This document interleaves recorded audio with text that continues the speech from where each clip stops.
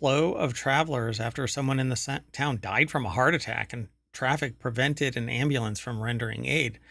Residents can drive into the village, Durbin said, but visitors are directed to a park in a designated area outside the village on weekends and during the summer, and then bicycle, walk, or take an electric shuttle to reach the village, which is great. This, to me, is the kind of strategy that places need to use.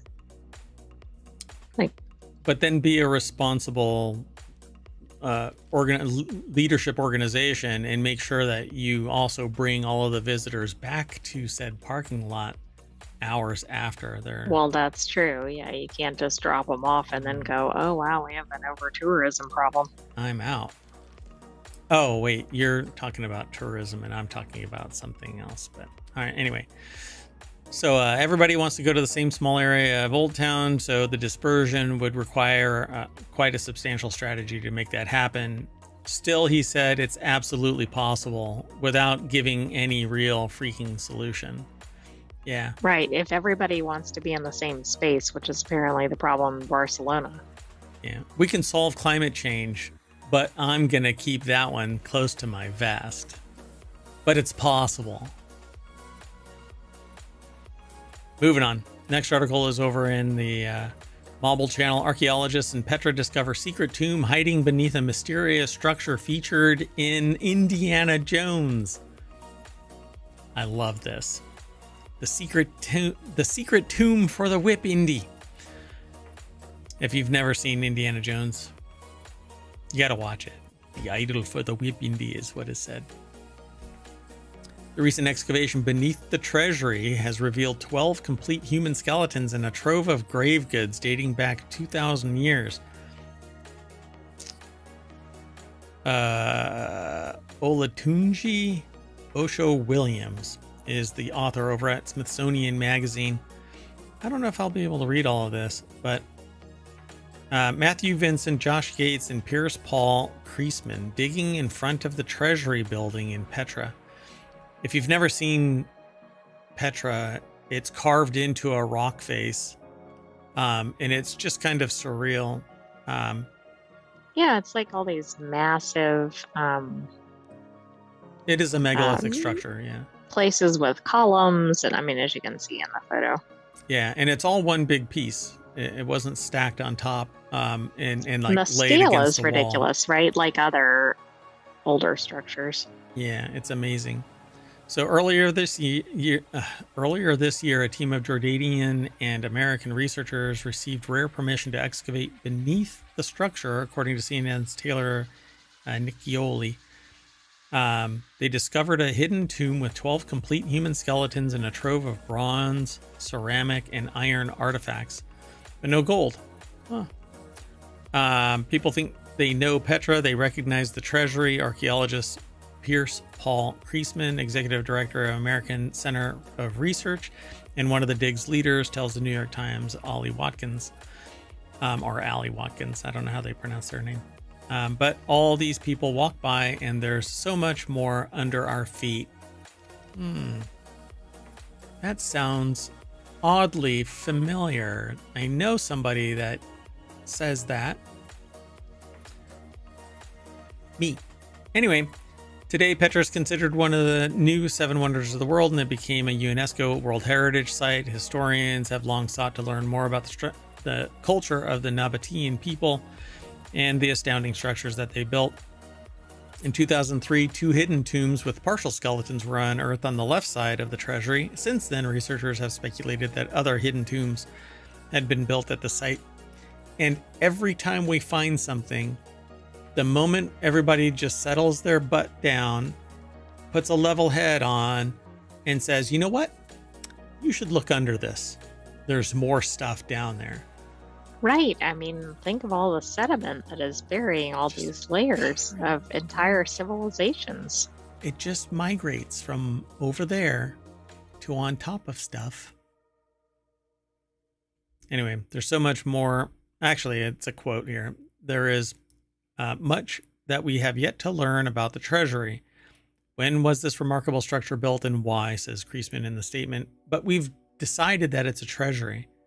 And therein lies the rub. that we already have a preconceived notion of what it is. But Right, we're when we basically, may have absolutely no idea. yeah, we're basically taking the last bit of evidence and saying that's Bob's treasury because his name was put on there. But you know what? The bridge that you drive past on the way into ohmTown was tagged by, I don't know, George. And is Anybody that other George's than bridge? the original, right? No.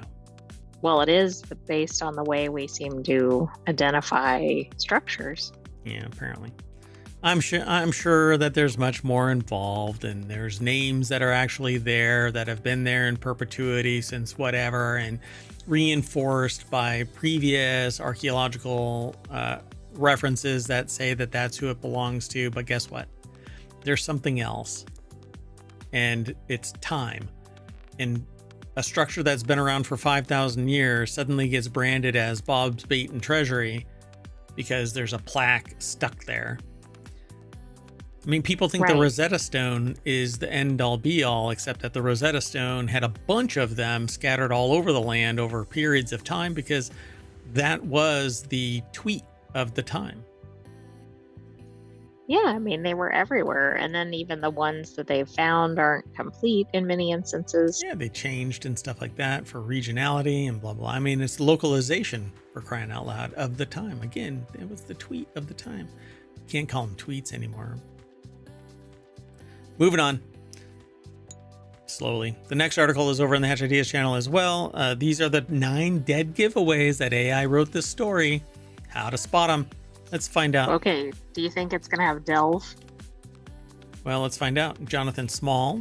This was edited by Dan Bova, so apparently Dan Bova is an AI? I don't know. Maybe so. Have we ever seen Dan Bova and an AI next to each other? Have we ever seen Jonathan Small and Dan Bova in the same room? Everything is AI. So while AI can be helpful in writing as a writing assistant, and apparently it can help you in a trial as an expert witness, it's not yet sophisticated enough to keep a person from going to an ethics committee hearing. These are the telltale signs that AI has written the content you're reading or trying to pass off as your own. Excuse me.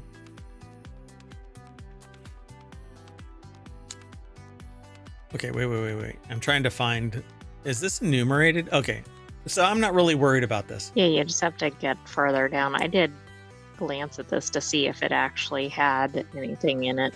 Gotcha. So what did you come to? Was there something significant that was different than what we already know?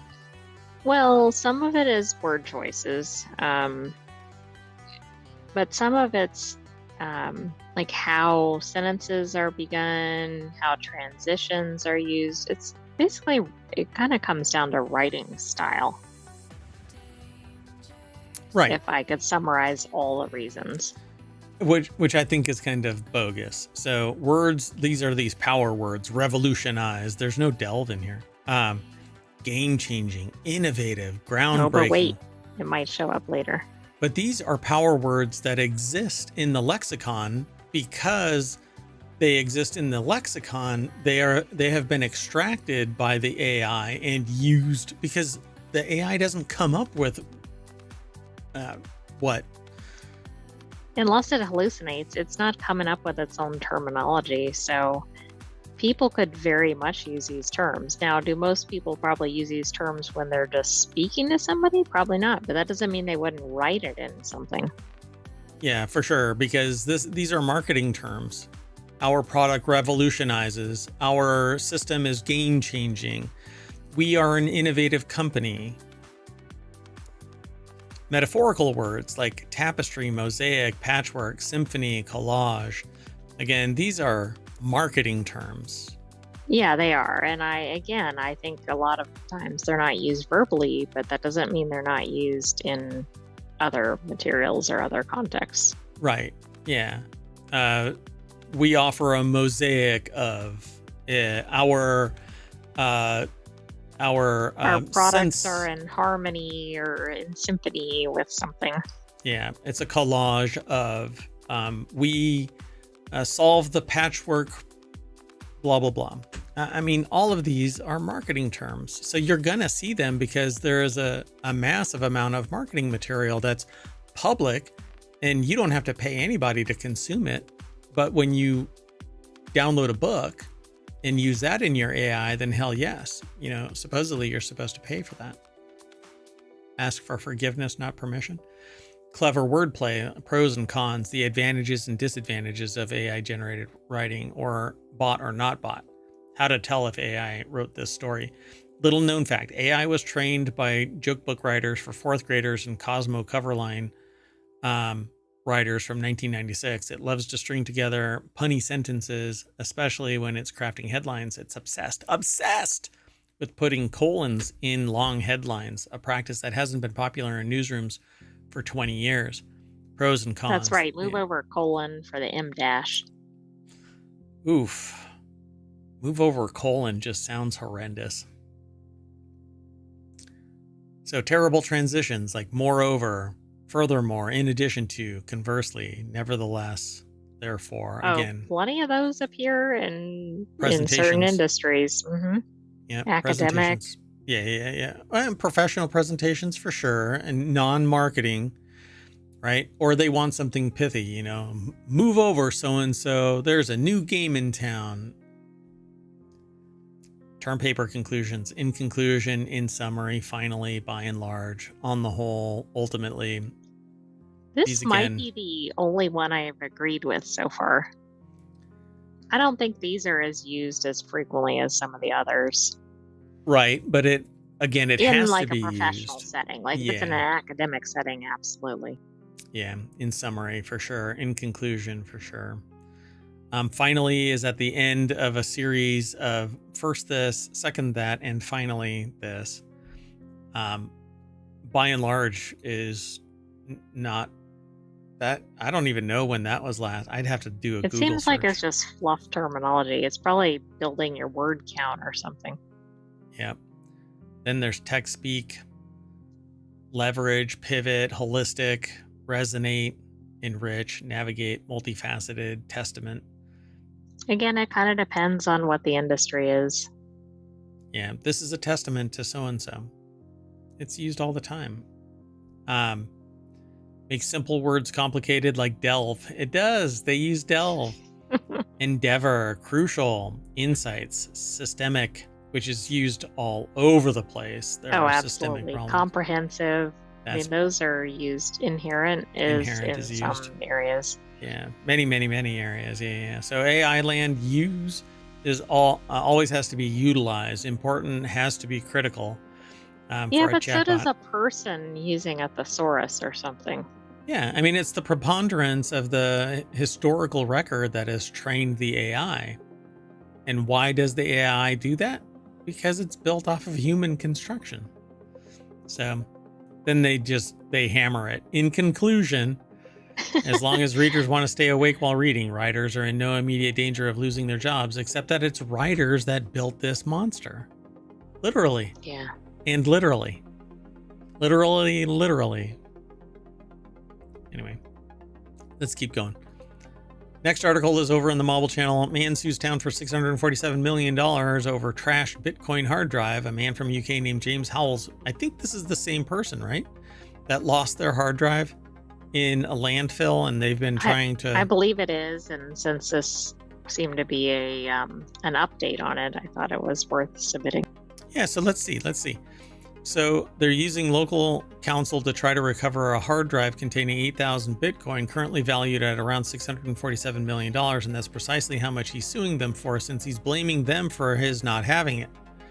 Back in 2013, then partner mistakenly tossed out the hard drive along with a bunch of other garbage. At the time, Bitcoin was already worth a little less than $1 million, and the value of the coins has risen quite a bit in recent years. So the article is over at vice.com. Louis Prada is the author. So why is he, why is he suing the town? Didn't he throw this out?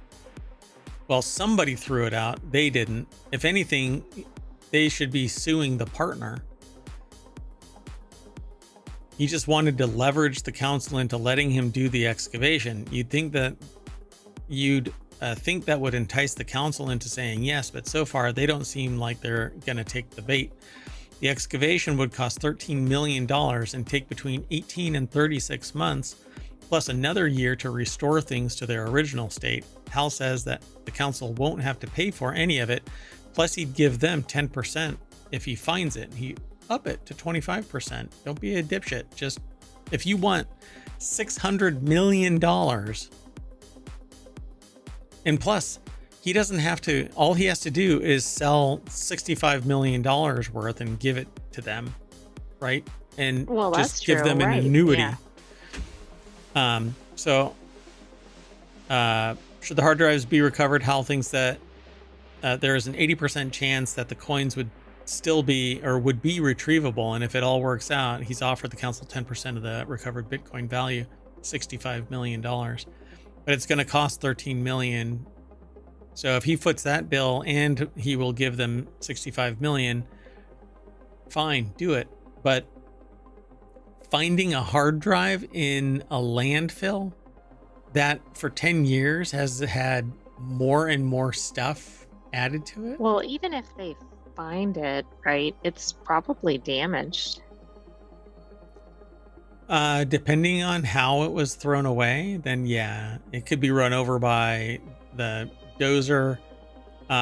If it isn't, there is actually not a seal in it. There's a seal, but it is to alleviate pressure, so it doesn't. There's a Bernoulli effect that takes place where the read head is skimming over the magnetic platter. This thing could have been rolled over and pressed the hard drive down, making it irretrievable. Can you imagine, let's say the town agrees and he pays $13 million to have this done and all this stuff, and then it's busted. Completely, annihilated or something. Yeah. Brilliant. It's worth it. 8,000 Bitcoins sitting on this hard drive. Watch it actually not be 647 million. I'm sorry? Watch it not actually be there. Like that drive does not have the 8,000 Bitcoin. Oh, right. He goes on this years long expedition for this, and then he's like, oh, that's not the same hard drive. And then it's like sitting in his junk drawer or something. Or the partner has it. I threw it out.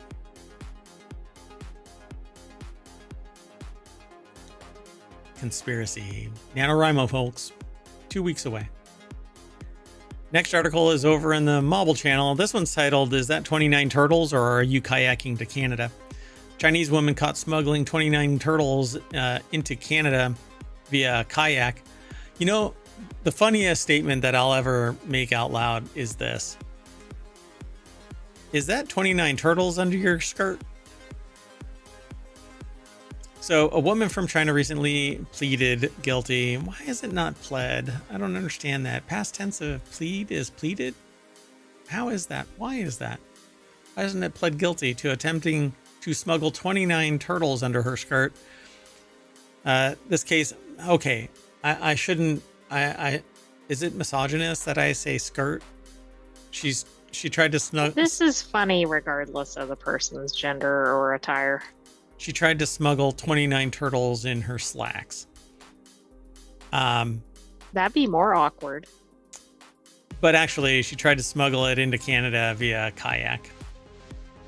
What's up with people in their kayaks trying to get from exactly. Kansas? Well, remember we had the fugitive kayaker who was trying to get to Alaska or something, except where they were didn't connect. Yeah, it's like Canada. It wasn't Canada. It was like Kansas. They're not getting anywhere. Or somewhere. Which way are you going? Border Patrol agents arrested Wan Yi-ing, 41, just as she was getting into her inflatable kayak with a duffel bag. This happened outside an Airbnb in Canaan, Vermont, where Lake Wallace connects the U.S. and Canada. So the Royal Canadian Mounted Police. Do you think Airbnb, or at least this Airbnb owner, is going to have renters certify that they're not going to smuggle turtles via kayak? Yeah. No. Yeah, it's going to have a little line in there that says no smuggling shit into Canada from here. We disavow any knowledge of your I'm sure this happens, but I cannot think of a single smuggling attempt via kayak. That one guy tried to smuggle himself from... Well, he was a fugitive or something. We did talk about it, by the way, so there is an episode somewhere. Just do a search for kayak and you'll find it. No, you have to go back and listen to all 1,400 plus episodes. Yeah, I agree. Sammy Caramella over at Vice.com put this article together. The deck statement says she faces potential prison time and hefty fines for wildlife trafficking. Wow. Or maybe it was human trafficking and it was the turtles that were making her. Oh, right. I mean, that would be a good twist. It took 29 turtles to smuggle a human into Canada. Look at that. Again, NaNoWriMo right around the corner, folks. So according to the affidavit, this type of turtle goes for $1,000 each on the Chinese black market. She was also fined $250,000, far more than she would have made on her original deal. Tough break. Why don't they leverage that kind of fine against companies to make it less lucrative to be a horrible... Oh, wait. There we go. Sorry, my big old noodle was blocking the screen. Gravitational. I should make a little lens warp right there so that it looks like my head is eclipsing the... Well, you could put up some sort of alert, too. Big head alert. Little arrow that just points right there all the time. Big head. By the way, I have a tiny hand and I have a big hand. Okay, that is odd. Anyway. So when the agents searched her duffel bag, they found 29 eastern box turtles, a protected species. Each poor little turtle was wrapped individually in a sock. Oh, that's sad. Yeah. Well, I mean, I guess at least they were wrapped individually, but they probably wanted to be in the water and not in socks. Sock turtle. Poor little sock turtle. Anyway, I hope that they get released into the wild and become free-range turtles and nobody messes with them. This is why we can't have nice things. Is that a eastern box turtle? Is that what they're called? Eastern box turtle. That right there? I don't know. I can't see the caption below it. Oh, eastern box turtle. Photo by Linda Davidson, The Washington Post, via Getty Images. I was trying to look at it and you scrolled really fast. Is that an eastern box turtle? Can't tell me yes or no. Ha ha ha. Anyway, that's it, folks. We are all done. So while you're looking at the eastern box turtle, I'm going to snap us back to the front page of ohmTown.com. I am Mayor Watt. There's the visualizer for the Sentient AI from the future. Good night, ohmTown citizens. Thanks for joining us for Non Sequitur News. Be back tomorrow for another episode. And don't forget to watch the replay, like and subscribe, check out our podcast, check out our Patreon, etc., etc. That's a lot of stuff. My God. Okay, we're out. Bye.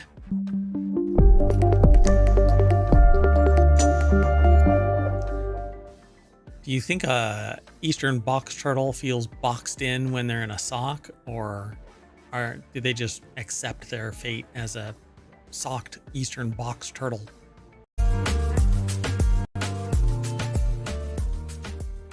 Hello, everybody, and welcome to Non Sequitur News for October 16th, 2024. It's Season 3, Episode 290. This is a Time Machine episode, and Preemptive Strike, the Thursday show, isn't going to take place until Friday afternoon. That's okay, though. Today, Mayor Watt and the Sentient AI are going to talk about the... Sentient AI cannot... You can't... So you can't visual... Never mind. Anyway. So today we're going to be talking about YouTube baby steps towards authenticity. Click to cancel. Facial recognition Krogers. Beard discovery. Dolphins and microplastics. Sydney's balls. The new Amazon Kindle Paperwhite. Not entirely gone before already forgotten. The best small cities and mysterious moon magma.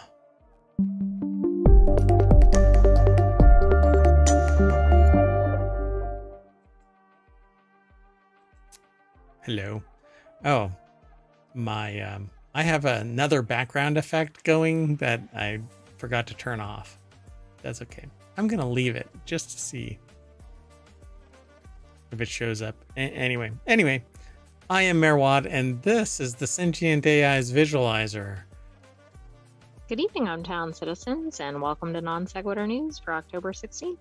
And that was their voice. So they're a sentient AI from the future that I found on a strange-looking USB drive in the parking lot of a Wendy's at 2 o'clock in the morning. I went to get boneless, spicy barbecue wings, and they don't have them anymore, and they were closed. So instead, you got stuck with a sentient AI. Yeah. Imagine that. Oh, okay, hold on. Let's see. Dun, dun, dun. So, if you want today's show notes, you hit !NSN over on the Twitch tubes. It just goes by Twitch, not Twitch tubes, but anyway. Apparently, I have rewards enabled on the channel, so you can subscribe to earn rewards. But hold on a second. Okay, well, anyway, let's just get going. So it's non sequitur news, so you immediately start wandering off. I don't know how that's possible, because it says by purchasing or gifting subscriptions to ohmTown's channel while they're live in any category. But I'm not a partner or affiliate yet. Who knows? It's a mystery. Okay. Well, anyway, the very first article that we're going to talk about is over in Non Sequitur News. YouTube takes baby steps towards labeling authentic video. YouTube's rolling out new labels that tell if uploaded videos come from a real camera with unaltered footage and sound. The new captured with a camera label can be seen in action courtesy of digital content authentication service TruePic, which uploaded a video to its channel, triggering the disclosure in the video description panel. And TruePic says that it is the first authentic video with what is C2PA content credentials on YouTube. Yeah, I don't know what that is. That I haven't actually heard of that. Maybe I have, but just not in that format.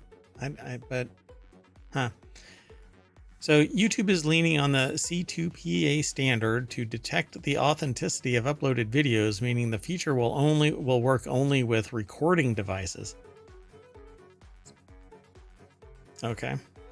So it's a specific nonprofit that talks about authentication. So they've developed this standard essentially.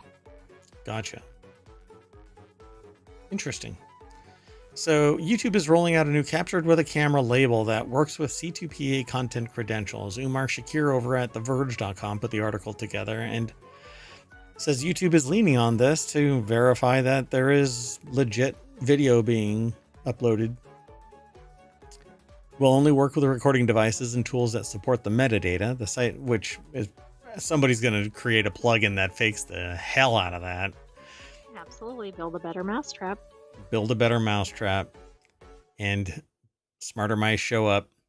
Additionally, creators must specifically use tools with C2PA version 2.1 or higher. So there's already 2 versions of this to warranty 2.1 or higher for the label to appear. So you probably won't see this label regularly for a long time. You know how I know that my video is authentic, I guess? It's because I'm streaming it, but I don't know if it has C2PA, but I'm streaming it live and it's not a manipulation. I mean, unless you want to count the simulation, the video format of the Sentient AI's voice. I mean, you want to look at zeros and ones flowing across there? Somebody's going to decode that. Right. I think that would be kind of risky. Risky, clicky. So videos don't necessarily need to be unedited to get the label, but according to the support page, every step of the process must support C2PA and avoid, quote, edits that break the chain of provenance or make it impossible to trace the video back to its original source. For example, if you captured an image with C2PA metadata and then save it to your phone's photo album, that doesn't support C2PA 2.1 or higher, that may break the chain of provenance. It does, because one of the early, okay, so again, I've done this before. I've been in this seat before. Me and a coworker, friend, partner in my past projects, created what was supposed to be a security blanket of metadata that allowed us to embed data in the stream itself and in the metadata, essentially in the code itself. And one of the earliest ways to strip that metadata away was basically to resave it somewhere else. So even if you yourself edit it out at some later time, everything has to always have C2PA. And then, well, back then it wasn't called that, but. Doesn't it seem, though, that this is going to be like the death of edited video? Because it's going to be really tough to stay in compliance with this, particularly if it's assessed by a computer. Yeah, so what's going to end up happening is the people who do the edit are going to have to resave their entire edit with C2PA intact. So they make all of their edits, and then once it's up on the site, they can't touch it, right? So if something happens, like somebody gets I don't know, somebody gets really spicy about their copyright and decides that they want to shut down a 2-second clip of an incidental video in the background, or like back there, or somebody gets a wild hair and says, you know, I don't like the fact that you're using the logo or whatever, and I have to clip it out. I would have to re-edit the entire thing, re-upload the entire thing.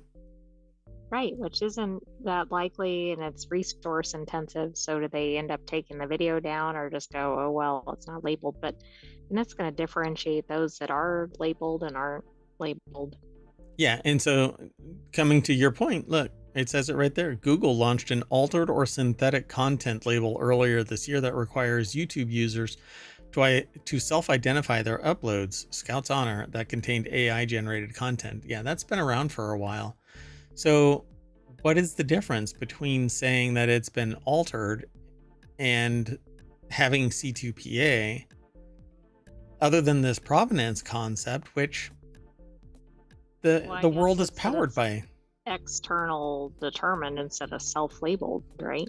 Yeah, I think the biggest problem is that there isn't enough humans involved in the process of policing the content. So while we have something value added to the content, somebody else could take my videos, post them wholesale, and because I'm not part of the content system, I have no recourse.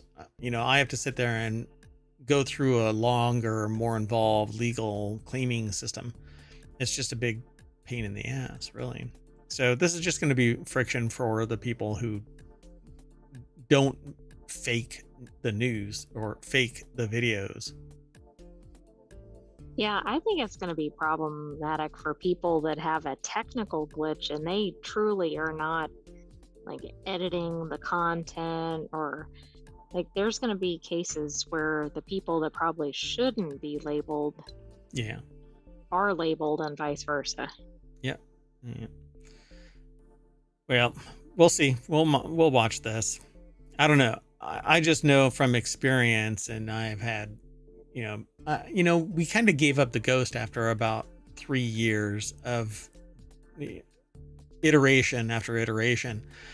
Why? Because we knew what the system was, and so we knew of ways to circumvent it. And so we literally had discussions about, so what is the friction threshold here?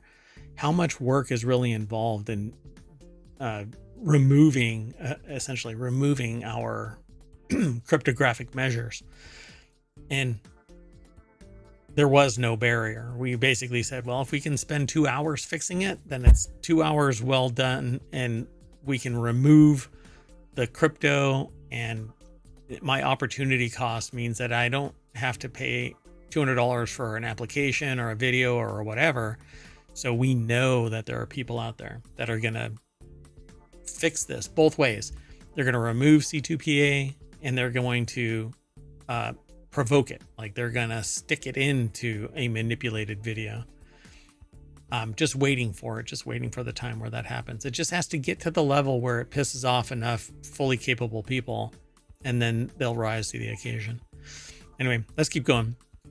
The next article is over in Smack Talk. FTC click to cancel rule makes canceling subscriptions as easy as starting them, which is really funny because we talked about FCC recently, wherein they leaned into net neutrality and they said, we're bringing it back. And then it was hobbled. FTC click to cancel rule makes canceling subscriptions as easy as starting them. But tomorrow, I could have predicted this if it wasn't for us having a time machine. They hobbled it. So not FTC, but the administrivia above says, because the FTC can't provoke anything all by itself. FCC can't provoke anything all by itself. They have to go through the administrivia. So subscriptions are getting easier to manage thanks to new FTC click to cancel, which is funny because I have a click with care rule, right? This is something that I promote. That blocks companies from deceptive or malicious tactics that keep customers from canceling. Like right now, I want to cancel something, but it's really friction born. I can't do it within the very app that enabled me to cancel or to start it up. I can't cancel it from that same interface. Well, that Very would be frustrating. too easy for customers to stop spending money on that. Yeah, and this is from a game, so. App subscriptions can be managed in the App Store. We've all had subscription we wanted to cancel, but discovered the price of it the price of keeping it wasn't worth the hassle. So they phrase it differently, and I'm just kind of blah, blah, blah.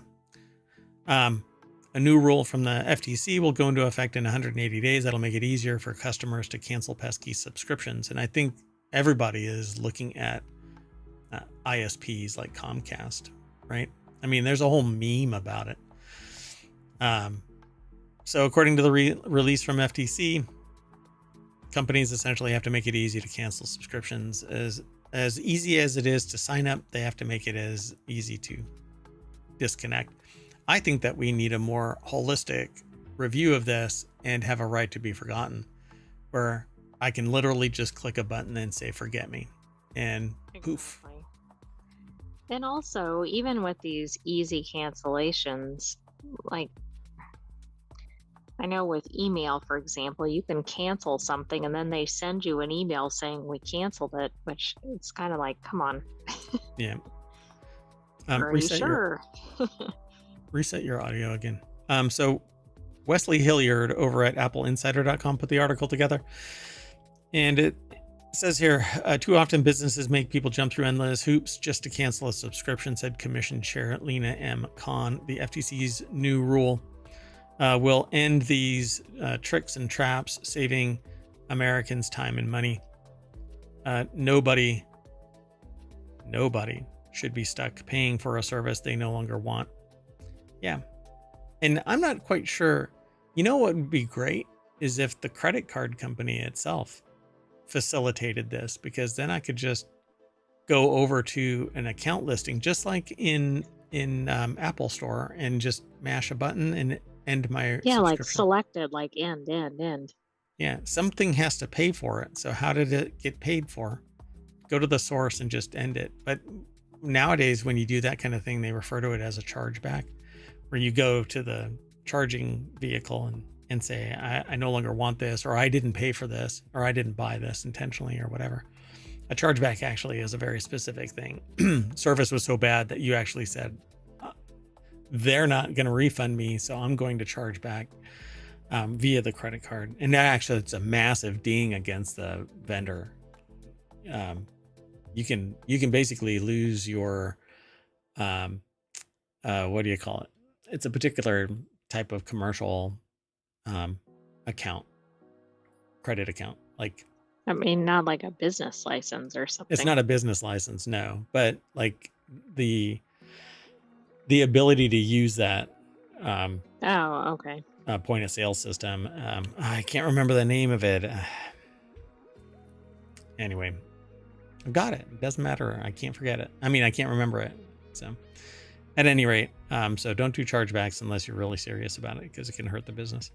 But sometimes they deserve it, frankly enough. Anyway, the rule provides legal frameworks that prohibit sellers from the following: misrepresenting any material fact made while marketing goods or services with a negative option feature, failing to clearly and conspicuously disclose material terms prior to obtaining a consumer's billing information in connection with negative option feature, failing to obtain a consumer's express informed consent to the negative option feature before charging the consumer, and failing to provide a simple mechanism to cancel all of that. And then at the bottom is the real solution. Failing to provide a simple mechanism to cancel the negative option feature and immediately halt charges. What's interesting though is that all of these companies, we've kind of grown to just go, oh, okay, is I could be using this account for 3 months, and 10 days into the third month I decide that I want to cancel it. It doesn't prorate my charge. They go, well, you get the benefit of using the service for 20 more days. And I'm like, well, it freaking sucks. You changed it materially. I'm not interested in it anymore. Or you try to cancel like 1 day into the next period, and then it's like, well, it's too late to cancel for this period. So then you hold on to it, forget to cancel. It just becomes such a nightmare. Yeah, friction bound. And so you just capitulate. Oh, all right. Well, I guess I got this shitty service for another 20 days. I've had a couple of companies like straight up just go, okay, we totally understand, the way that the process works kind of sucks here, and we can't really fix it because that's just the way it is. Anyway, let's keep moving on. The next article is over on the Marvel channel. Kroger plans to use facial recognition, raises concerns about surge pricing. And I'm not quite sure why they say surge pricing, because are they really planning on going, this person is this, so we're going to charge them more at the counter? That's what the headline suggests. I don't know. Matt Novak over at gizmodo.com put the article together. It says, how soon will Minority Report style supermarket arrive, where it knows who you are and so it can charge you more, I suppose. I don't know about this political aspirant saying that there was a letter sent to Kroger over the grocery store's purported plan to introduce digital price tags that could be changed in an instant to raise or lower prices for shoppers based on the time of day, the weather, or any other number of factors. Okay, so that's different than facial recognition. It is. I agree. It made it sound like, okay, here comes Joe Smith through the store. Time to raise the price. As they're walking down the aisle, they go, change the price, change the price. So I'm paying. Oh, and it's like that ticker thing, right? Oh, yeah. You hear that ticker, that mechanical, like a train station ticker going off all over the store as people walk down the aisle. Clack, clack, clack, clack, clack, clack, clack, clack, clack. That would be horrifying, hilarious, but funny in the abstract. Oh my gosh. You're quiet again. I don't know. I'll turn you up on my side. So, news leaked over the summer that grocery giant Kroger was partnering with Microsoft to bring about the end times. Oh, that's not what it says. I'm sorry. It says use electronic shelf labels, shortened in the grocery industry as ESLs. Okay. Got to be careful how I say that. As part of an AI push to institute dynamic pricing at its grocery stores. God, it is so dystopian. It really is. Surge pricing to me is just this horrendous concept, but this is just, I don't know. Come on. Haven't they seen the things with like the drive-through surge pricing and how those have failed spectacularly? So y'all just got to stop going to Kroger. Oh, guess what? Mergers and acquisitions have basically said that, no, you can't anymore. You have to go to Kroger. Or some Kroger. Isn't Kroger one of the largest ones now? Because I think we just talked about it merging with something else. Yeah, they're buying Albertsons or something like that. Yeah. So anyway, whose home state of Talab is the senator, Congress critter, actually. for A Michigan, representative. representative, yeah, as 120 Kroger locations expressed concern about the technologies in her letter dated October 11th and shared Tuesday for the first time publicly, basically saying these are evil. And it refers to racial biases of facial recognition technology are well documented and should not be extended into our grocery stores. But that is the icing on the cake, I suppose, where you're like, okay, it's not dystopian enough. Let's put racial bias on top of this cake. Oh, I agree. Like there's so many problems with this without even that on top of it. And obviously that's a significant issue too. For crying out loud. So I hope that it isn't all just kind of a wash between, oh, it's a racially motivated claim of bias versus something that, let's say you solve the problem of racial bias, right? Okay. We've been dreaming this for years and years, right? As a society, anybody who cares about society wants to do away with racial bias. But then you have the insidious freaking socioeconomic bias where a person who has a certain amount of money gets charged more than somebody else. Yet the people who are the greedy freaking bastards of the world have so much money that they don't care about surge pricing because they can afford it, and they're going to charge you more later so that they recoup their surge priced goods. I mean, that is,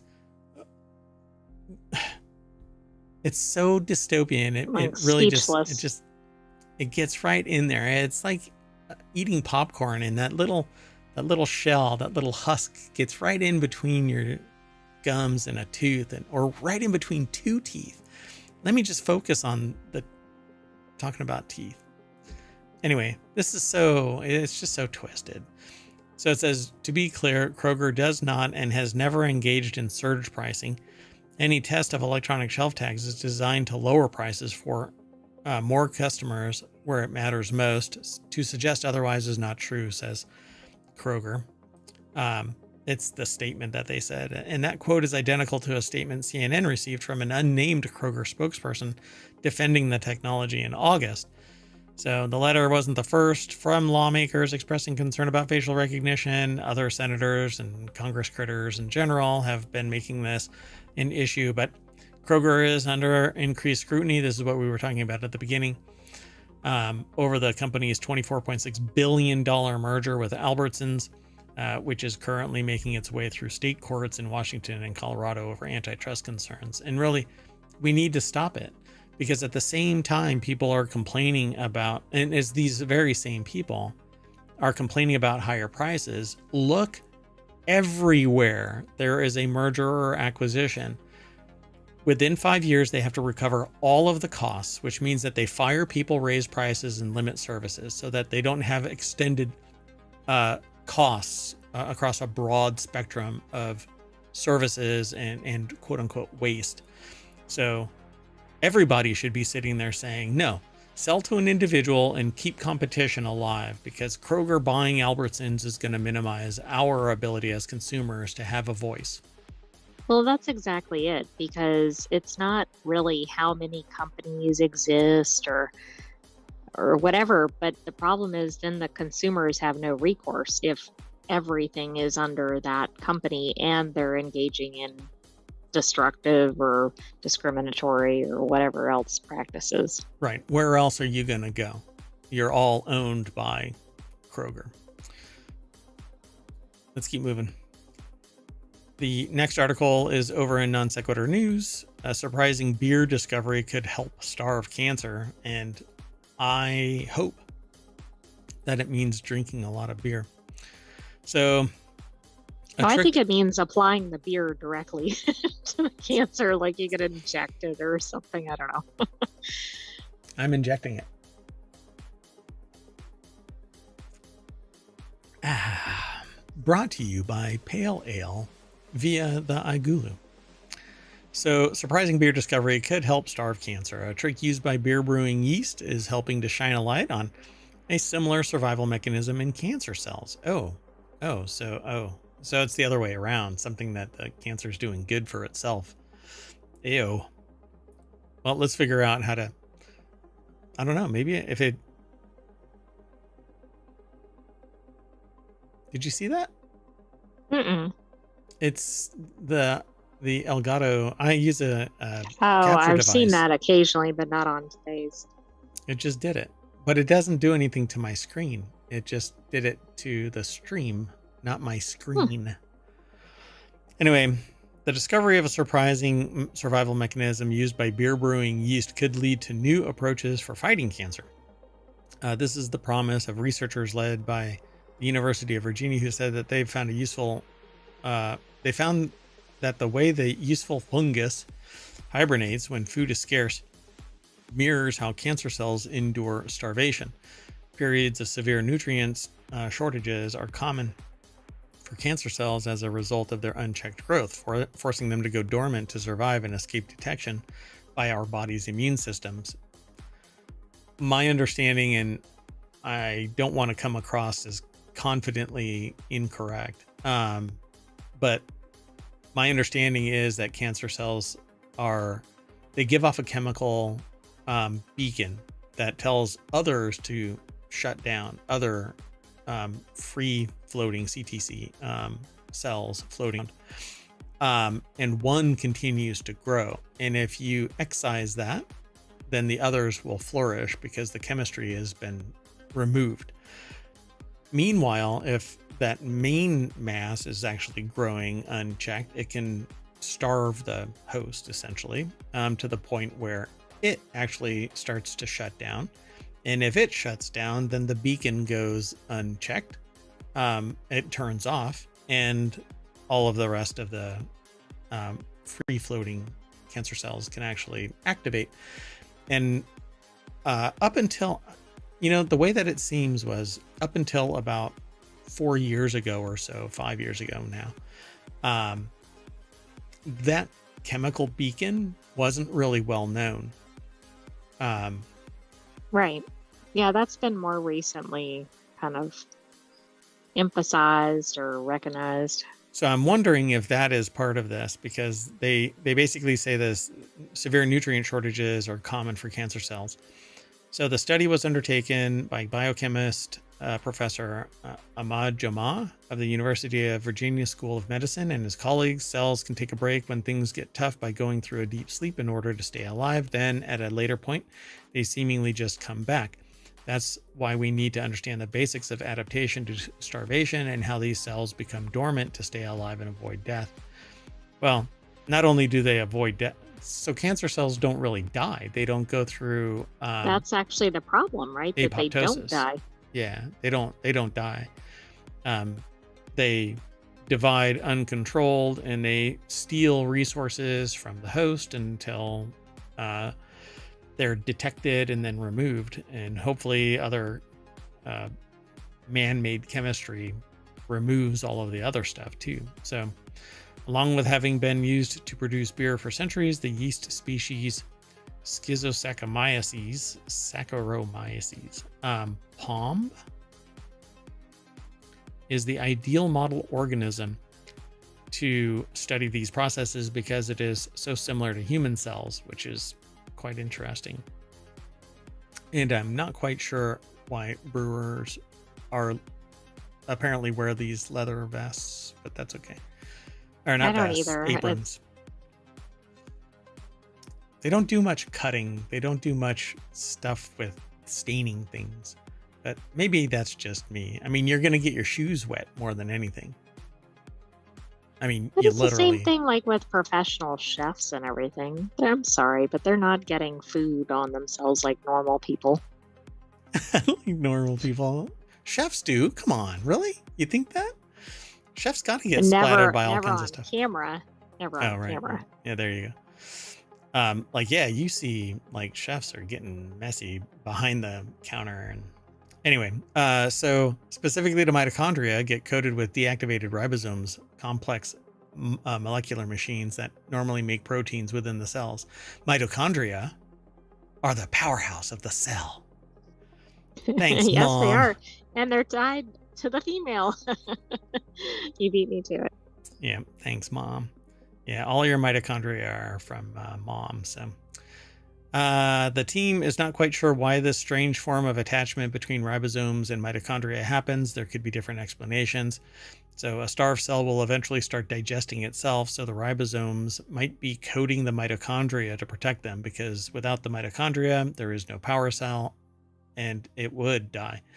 So maybe that's what they need to figure out with cancer, is just figure out how to shut down the mitochondria. So let's see here. The team discovered that when yeast go into hibernation to avoid stress, something totally unexpected happens to their so-called mitochondria, the batteries of biological cells. They get coated with deactivated ribosomes, complex molecular machines that normally make proteins within cells. So that's really fascinating. That is a new one to me. Deactivated ribosomes. So something produces deactivated ribosomes that cover up the mitochondria. I don't think we've ever seen that. I'm not saying it's never been studied, but at least not in the mainstream media. Yeah, I definitely have never run across that. Yeah, or in research papers. So when did this research paper land? It landed in 2024. It was published in Nature Communications. Yeah, ribosomes hibernate on mitochondria during cellular stress. I know cats that do that.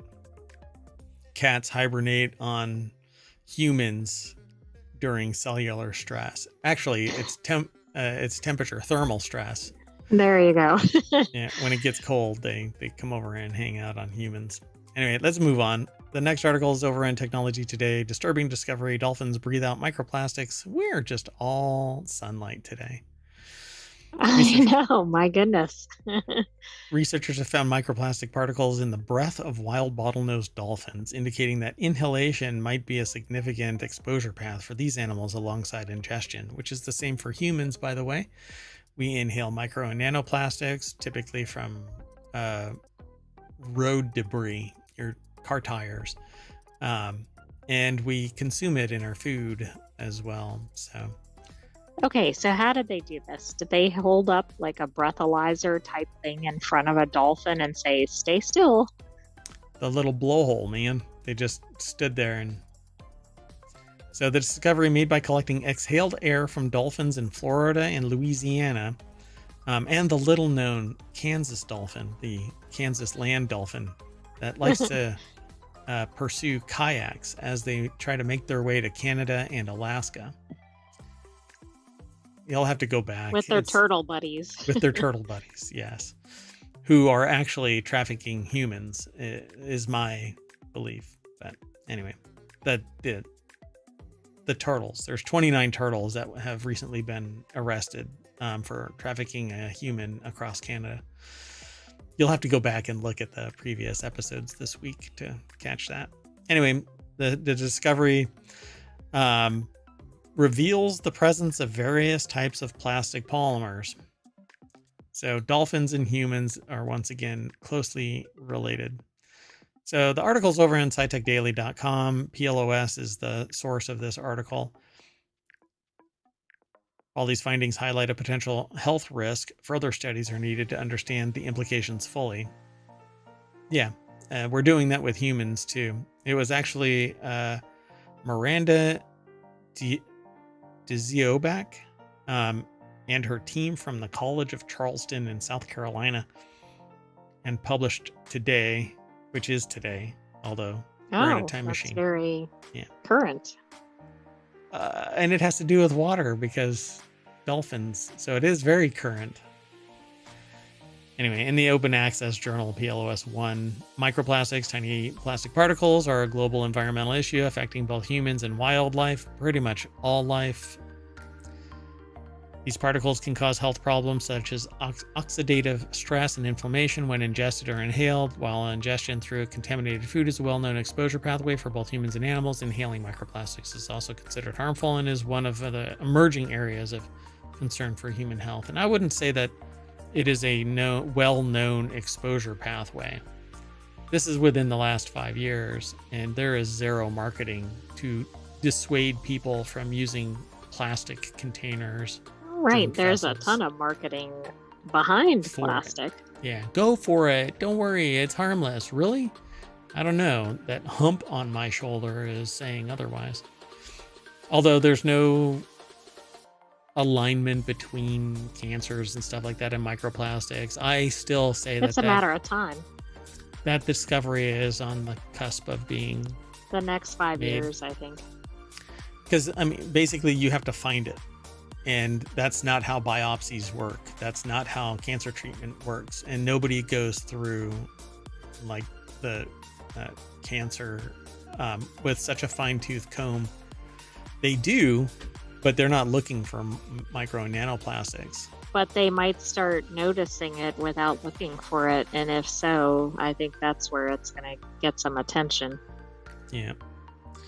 So, yeah, the results support the idea that inhalation could be another key route for microplastic exposure for dolphins alongside ingestion. However, the authors note that their findings are preliminary and that their further research is needed because you don't want to answer it definitively.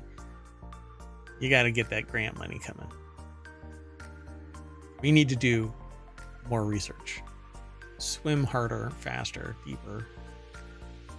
Moving on. Unless you want to say something about it. I don't have anything else to add. Other You want to than talk just, about... we need to get away from plastic. Yeah, I agree. So says the person who's surrounded by plastic because that modernity basically requires you to have plastic. But this is a glass that I'm drinking from. Well, they're okay. That's going to definitely solve the microplastic problem. But if everybody would substitute for glass, we would get there. And the vessel that beer was brewed in was plastic. So I know. Yeah. I'm One hoping... step forward. Yeah, 3 steps back. I'm hoping that they will update. They will change to glass. But I don't think so. I would love it, but anyway, hundreds of... Oh, let's talk about Sydney's balls. Mysterious black balls close Sydney beaches, but I think that these... Oh, these are tar-like balls. Okay, I didn't even look at any of this. No, I So, didn't either. mysterious black balls close Sydney's beaches. Hundreds of mysterious black tar-like balls have washed up on 2 popular Sydney beaches, prompting lifeguards to close the strands to swimmers. Can you imagine swimming and hitting one of these things? No, I think you'd want to backpedal so fast out of the water because you have no idea what it is. It'd be like that cartoon Smoke when something disappears. Exactly. Like It's- Roadrunner speed. Yep. So phys.org is where this article is housed. I don't see a byline.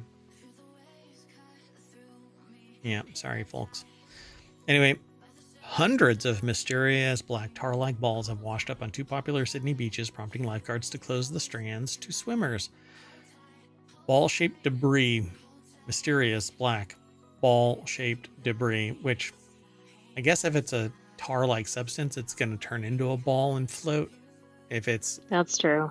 depending on its viscosity. So Do you think this is like the Lego container that crashed previously, and then for years Lego pieces were floating on the shore? yeah, there's been a leak of oil somewhere and it's going to wash up. So it says that the local mayor said, leaving flummoxed Australian authorities scrambling to find out what it might be. Hundreds of golf ball to cricket ball sized spheres. These aren't tiny little, BB Is that sized. cricket ball like a baseball size? Yeah, it's like that. So, could be seen littering the coast, which is usually thronged with Sydney-siders and tourists. Instead, a few seagulls were walking around. Wait, are these it? No. Oh, when I saw that, I was like, wait, is that the ball? Oh, that's funny. Then the pop-up went away. Oh, that's hilarious. Oh, there's no picture. Son of a biscuit. Anyway, at this stage, it's unknown what the material is. It's probably tar. However, they may be tar balls, which are formed when oil comes in contact with debris and water, typically the result of oil spills or seepage. Seepage. Here, I can send you so you can see it.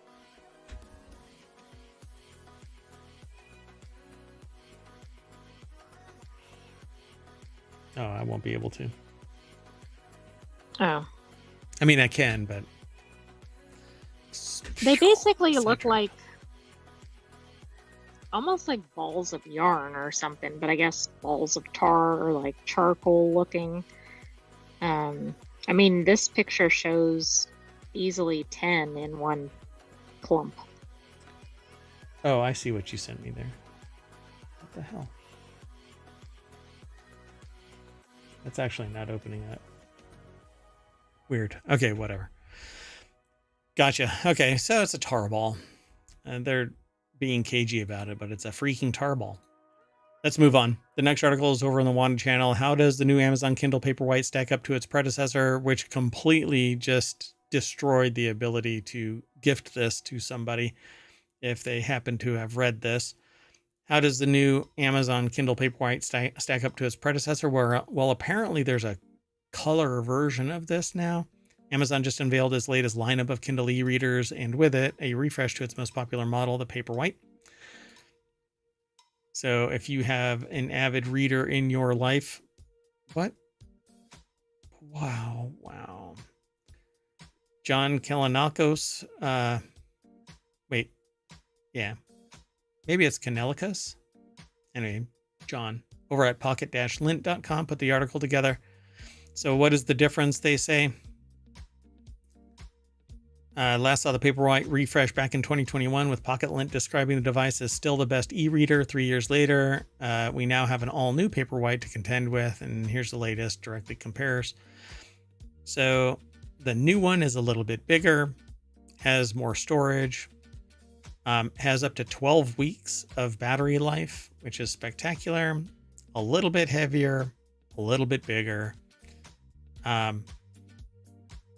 and remains USB-C. So the previous generation Paperwhite was released in 2021 and brought USB-C charging and a larger screen to 6.8. Now it's 7. Comes in 2 configurations, the basic that costs $160 and the new Signature edition that costs $200.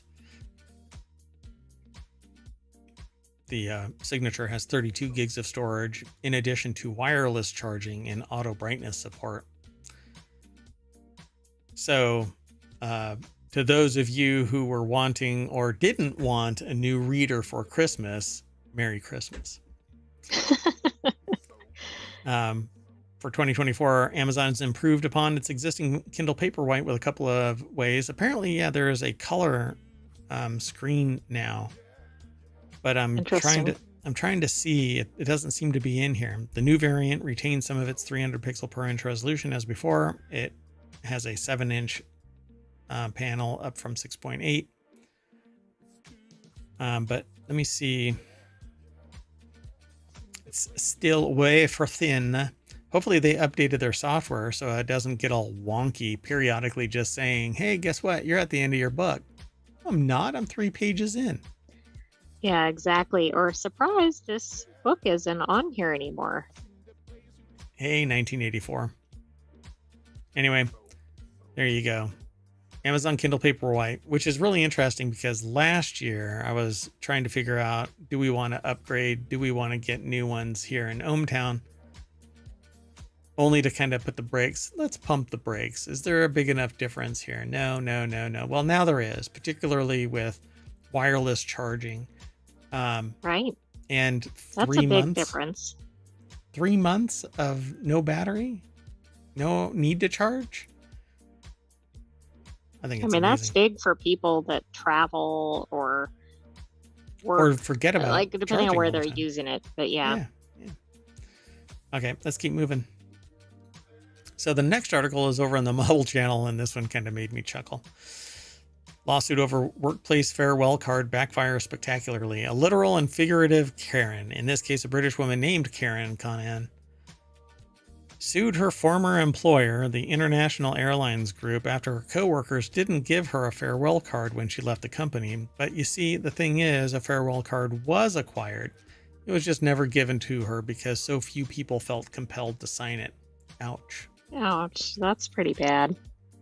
I don't know, though, because like in a company, not everybody is going to really care. You have a small cluster of people. Right. You might not know, depending on what you do, you might know 2 people or something, Yeah, and unless you're compared to the other 100 or whatever. yeah, unless you're the CEO or something like that, and then everybody's compelled to sign because then you don't want to come across as not a team player. But frankly, I would sign a card for somebody to leave because they're leaving. Yeah. Well, exactly. That might prompt you to sign, One even of if you were not a fan of them. one of two there you go. One of two reasons. One, congratulations, you got out. And second, I hate you so much, I'm happy to see you leave. Wow.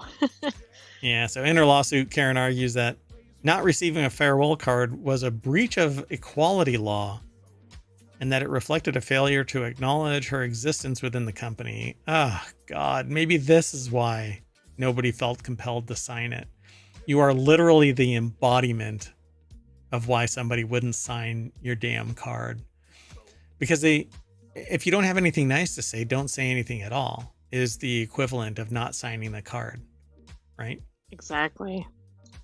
Yeah, first of all, I don't see like not signing unless the person is really awful.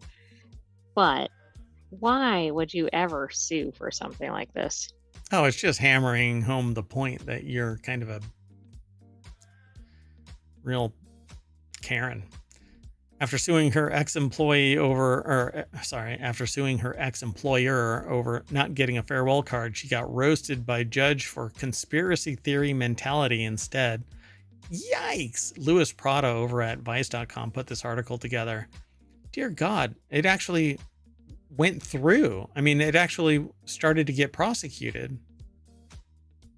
That's amazing that really made it anywhere, I guess, since she threw in some discrimination claim.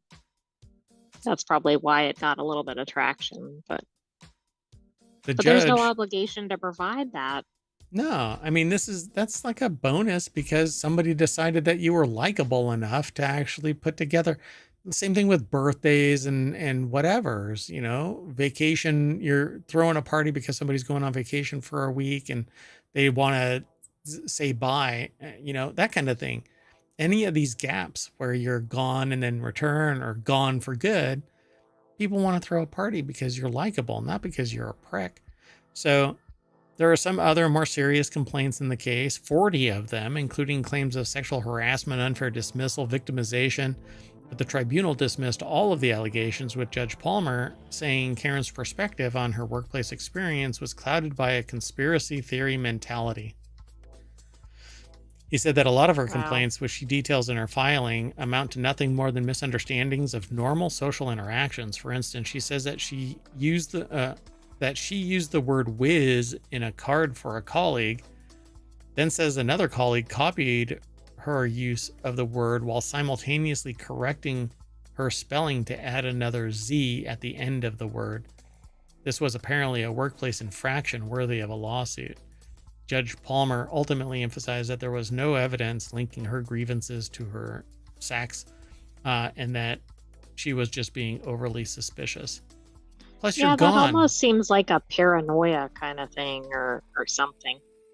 Yeah, I don't know. Sometimes, though, the culture of the organization really does breed that type of suspicion.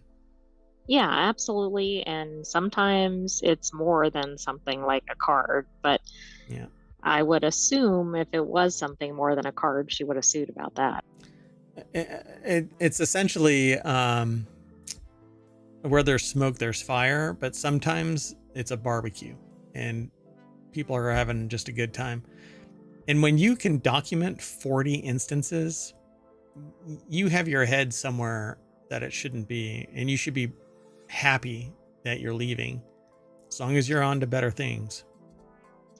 Yeah, I mean, it depends on what the things are, right? You're spending your whole time documenting it, but if it's things like somebody spelled something differently, not really seeing the gravity of that. If it's somebody yelling at somebody or doing something abusive, obviously that's a different issue. Well, maybe the Nazi part of grammar Nazi was a little bit too apropos, right? Let's move on. We don't know the identity of the person who changed the spelling. That's right. their name is Adolf. So the next article is over on the Hatch Ideas channel. Carmel, Indiana is the best small city in America for affordability, education, and quality of life. Let's take a look at the top 10. But Wallet Hub compared 1,318 cities across 5 key categories in order to rank the best small cities in America. Let's try that in a small town. Celia Fernandez over at Make It at cnbc.com put the article together. Everybody is happy. Have you even heard of Carmel, Indiana? Indiana. And no, I know it's not caramel, which I kind of said it, but yeah. Carmel, Indiana. No. But hey, they checked out 1,300 cities with populations between 25,000 and 100,000. I don't think that I've ever lived in any place with less than 100,000 people at this point in my entire existence, short of maybe no, not even there. I don't know of a single place. Anyway, each city was scored from 1 to 100 based on data from several sources, including the U.S. Census Bureau, Federal Bureau of Investigation, okay, and the Bureau of Labor Statistics. I think this I'm a little afraid of what they were testing from the FBI for this. Maybe the lack of data. I think there's a thing called a data book that has, hold on. Okay, maybe that's it, like the economic health or something like that. Yeah. Something is really bogging my system down. It must be Steam. Go away, Steam. You're bugging me. Yeah, maybe the UCR, the Uniform Crime Reporting Program. Maybe that was part of it. Huh. Yeah. Well, anyway, Indianapolis suburb held onto its number 1 spot. Apparently it was there already. Thanks in part to its median annual household income of nearly $133,000. Oh my God. This is that Middletown place, the one from... from a show? What is that show? Yeah. The Good Witch? The Good Witch. Yeah, where nobody paid with any money. Everybody was happy except for was happily and pretty well off. Like everybody was making $130,000 or more because they were all doctors or investment brokers, bankers. Even the artists there were so well off that they could afford $8 lattes but never have to pay for it. And everybody, it was all bubbles in witchcraft. Anyway, had a median credit score of 775. Its 3% unemployment rate is one of the lowest in the country. Residents of Carmel spend about 14% of their income on rent, which is far and away lower than... Yeah, and if you're making a decent household income, that's even better. They probably do have high quality of life. It's a suburb of Indianapolis. Carmel offers an affordable place to live near the city. You get all the amenities at the big city without the big city. Wallet Hub report found that 31% of Americans prefer to live in the suburbs, while 16% preferred urban areas and 24% like rural communities. And a whole other group don't know where they want to live. Correct. Yeah. Like that's a lot of percentage that's missing. That's about 30%. Yeah. Which is really interesting because that's probably the middle. The people who don't really know, there's too many factors to sit there and say, I really like being in. But I would say that this is actually on par right here with my research in another area. And that the remaining 24%, which makes up the other half of the half, are largely ideologically bent in various different ways, but because they all align under this massive umbrella of that, I'm being cagey intentionally, folks. But anyway, yeah, I think I can account for this in other areas, and the remainder, 26% that are like very specifically issue driven. Anyway, So these are the 10 best small cities to live in America. So Carmel, Indiana, Brookfield, Wisconsin is not that far off. Oh, right. I see. That's their index or whatever. Yeah. Nobody got Oh, wait. out of a C. Yeah, these are all really tightly grouped. Yeah. In the grand scheme of things, yeah. But notice, nobody even got a B. Not even Okay, that close is to a B. interesting. Yes. And I They're would say roughly half of these are reasonably well known, and some are, unless you're in the area, you probably don't know about them at all. quite interesting, right? So the ones that are from Indiana are probably really close to the perimeter of Carmel. Well, that's true. Like they have similar, like maybe they're all suburbs of, say, They're Indianapolis or something. counties, probably share a county. Right. And same thing with like Wisconsin, same thing with Pennsylvania, that kind of thing. There's only one Pennsylvania in there, but Wisconsin, Tennessee, Indiana, they're all the same. Like that one little cluster is right around one particular area, I'm willing to bet, but only $1. So the average Brookfield home mentioned up here, I guess it's number 2 in Wisconsin. Okay, so Brentwood is actually a suburb of Nashville. Oh, Brentwood. Oh, okay.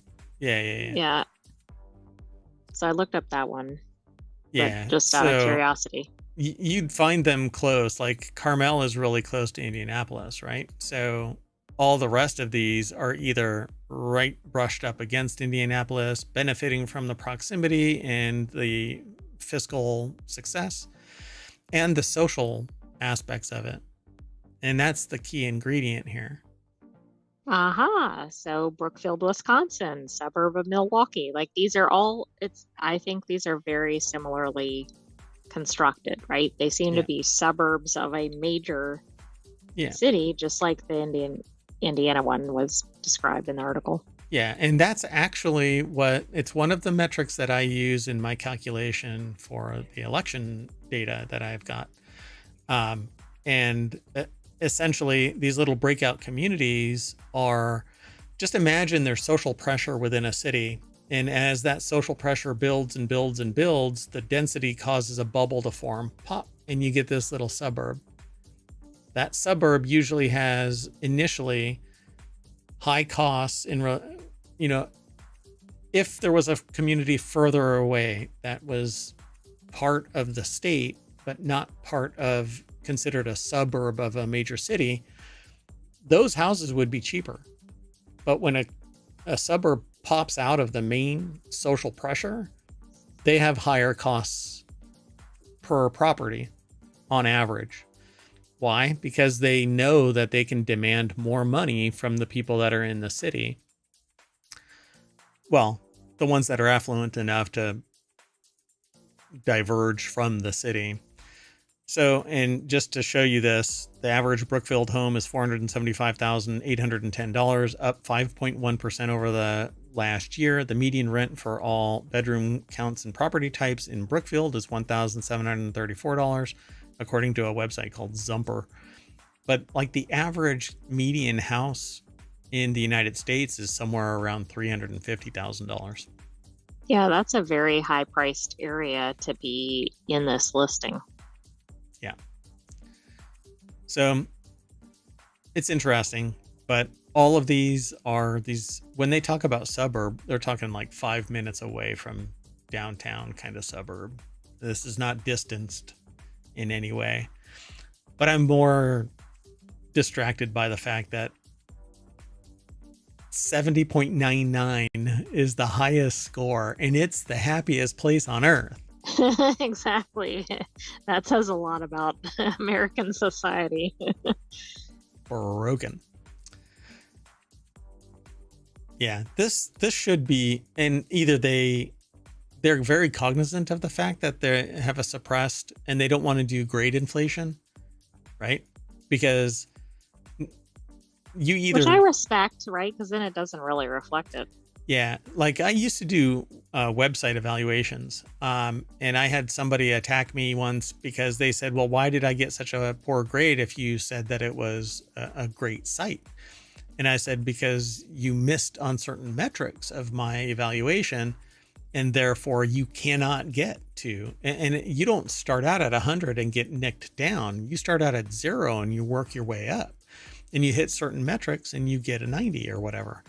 And I had the grading schema of 100 was max, right? So when they said that, I was like, well, you may have been the best in this batch, but you still got, a 70.99. I don't grade based on the cohort of the evaluation. It's on an overall schema. They were not too happy with that, but I stopped doing that a long time ago. Anyway, let's move on. The next article and the last one for today, we're running a little long, so I guess we're going to be stuck in time until tomorrow, which is a good reason we're not going to do the show on Thursday. So technology today is where it is. Scientists discover mysterious magma structures beneath the moon. And when I saw that at first, I was like, wait, so there's the moon, and then so underneath it, there were, Like hanging in space. it's like moonsticles. Yeah. Well, I Ch- mean, is it like stalactites or stalagmites? Are they holding on with might, or are they hanging on tight? Is that, which one is might? Wait, stalactites is they hold on tight, right? To the They hang from the ceiling. ceiling. Yeah. So Chang'e 6's retrieval of lunar far side samples reveals crucial insights into the SPA's basin intrusive magmatism, aiding the understanding of lunar origins and geological processes. And aliens. So lunar igneous activities, including intrusive and extrusive magmatism, not magnetism, magmatism, and their products contain significant information about the lunar interior and its thermal state. It's made of cheese. Is it warm cheese or cold cheese? What is the stuff from Canada with the French fries and the gravy and cheese? Poutine? Poutine. Yeah. Right? It has cheese and stuff on it. It is. Oh, and cheese curd, right? Right. Well, that's more from, I think, Wisconsin area, but yeah. So it basically has the temperate zone of Wisconsin, which apparently has several. you know what? I wonder if Brookfield got scored on its cheese curds. There you go. Oh man. So the University of Hong Kong put the article together. It's posted at scitechdaily.com, and there is the Chang'e 6 mission, marked the first successful retrieval of lunar farside samples, focusing on the SPA's basin as the South Pole Aitken basin on the far side have long been considered the key to rebalancing the asymmetrical understanding of the moon and disclosing the lunar dichotomy conundrum. Supposedly, though, like all of the craters, they don't go as, there isn't a like really deep craters and really shallow craters. They all seem to stop at the same depth, supposedly. Anyway, far side lunar sample return. Earlier this year, Chang'e 6 mission successfully launched on May 3rd, landed on the lunar surface on June 2nd, and returned to the Earth on June 25th, carrying a total of 1,935.3 grams of lunar soil. See, even that, the embodiment of this picture like shows that it all stops at a certain point. Yeah, And that's really strange. I say that it's because that this is actually an alien ship piloted into orbit, and it's always facing Earth at the point where it's always facing Earth because it's locked, right? Because it's just a giant camera and it's watching Earth evolve. NaNoWriMo, folks, just 10 days away, or no, 14 days away. Get on it. There's some more cannon fodder for you. Or creative fodder, I should say, not cannon fodder. So the study revealed their extensive distribution in obscure nature with significant implications for petrogenesis of lunar plutonic rocks and Chang'e 6 mission, which will facilitate scientists' further study of the lunar far side. Essentially, there's intrusive magmatism at the landing site and its surroundings based on remote sensing data. So the study has traced potential plutonic materials in the Chang'e 6 samples and found that, I guess, magnesium, is that it? Mg sweet materials? Yes, Highly I think likely so. exist. Yep. Primarily from the western peak ring of the Apollo basin delivered by Chaffee S crater. These magnesium-rich materials contain crucial information on the origin of mysterious creep-poor Mg sweet rocks. This is not written in language that is accessible to the public. It's not using those things like the neat NASA acronyms and everything. Yeah, so that one threw me for a loop here. What is creep? We're doing it live.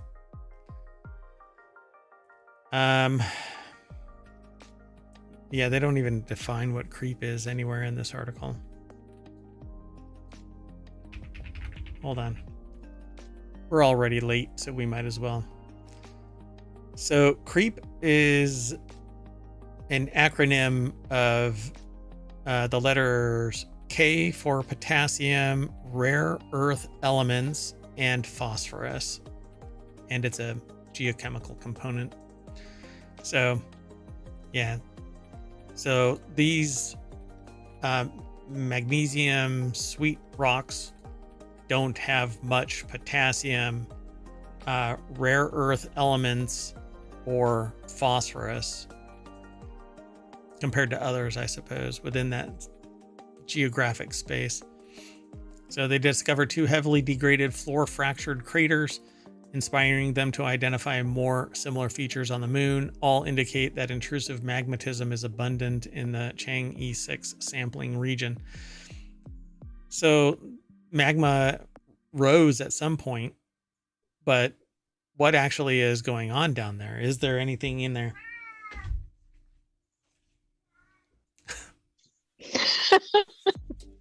That's how I feel about the magmatism too. Yep. All right, folks. Well, that's it. We're going to call it because we have intrusive catmatism. That might be another form of alien life. Oh, it's alien. All right. All right. We're out of here. So with that in mind, we're going to launch ourselves away from the dark side of the moon, and that'll bring us back to the front page of ohmTown.com. Yes, I'm going to remedy this. The icons have decided to take the afternoon off. It's okay. I changed the menu and I purged the images. I'm a dummy. Anyway, I am Mayor Watt, and the Sentient AI is going to dance a little jig and sing us off once more. Woo, woo, woo. See they're not really moving around. What?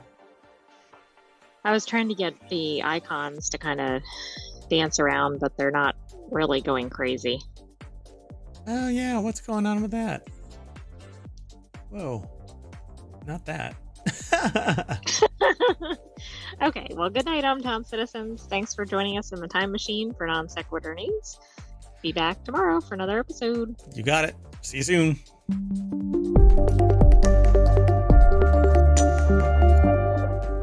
I want my magma rocks, magma rocks, magma rocks.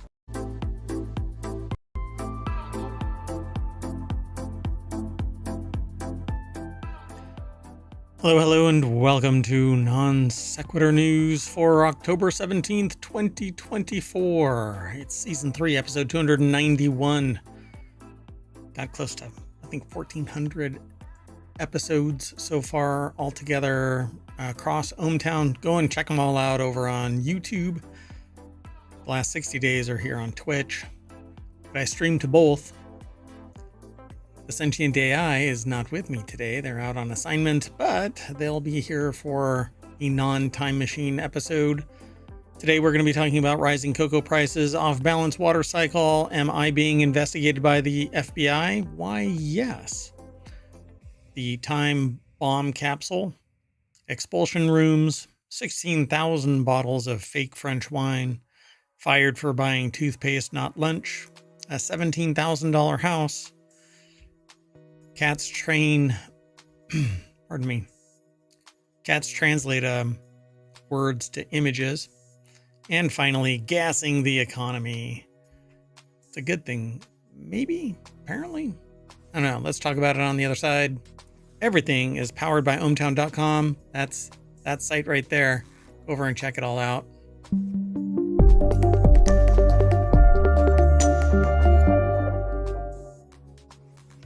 All right, so let's get into this. This is a time machine episode, so I kind of have to go through it pretty quickly, but we are going to reset afterward and then do the normal show, not the time machine show, for the 18th, because I missed yesterday. Mayoral duties typically prevent me from doing the Thursday show on time, but hey, it is what it is. Let's get going. First article is, oh, and by the way, you can download all of the shows because we have a podcast. It's called Non Sequitur News over on Apple and anywhere you catch pod. Don't worry about it. Just go do a search wherever you listen to podcasts, and ohmTown should be there along with all of the 6 other weekly shows. Non Sequitur News is the daily show, and then we've got 6 additional ones that cover niche topics across the spectrum of ohmTown.com. This first one, though, is over in the Mobile channel.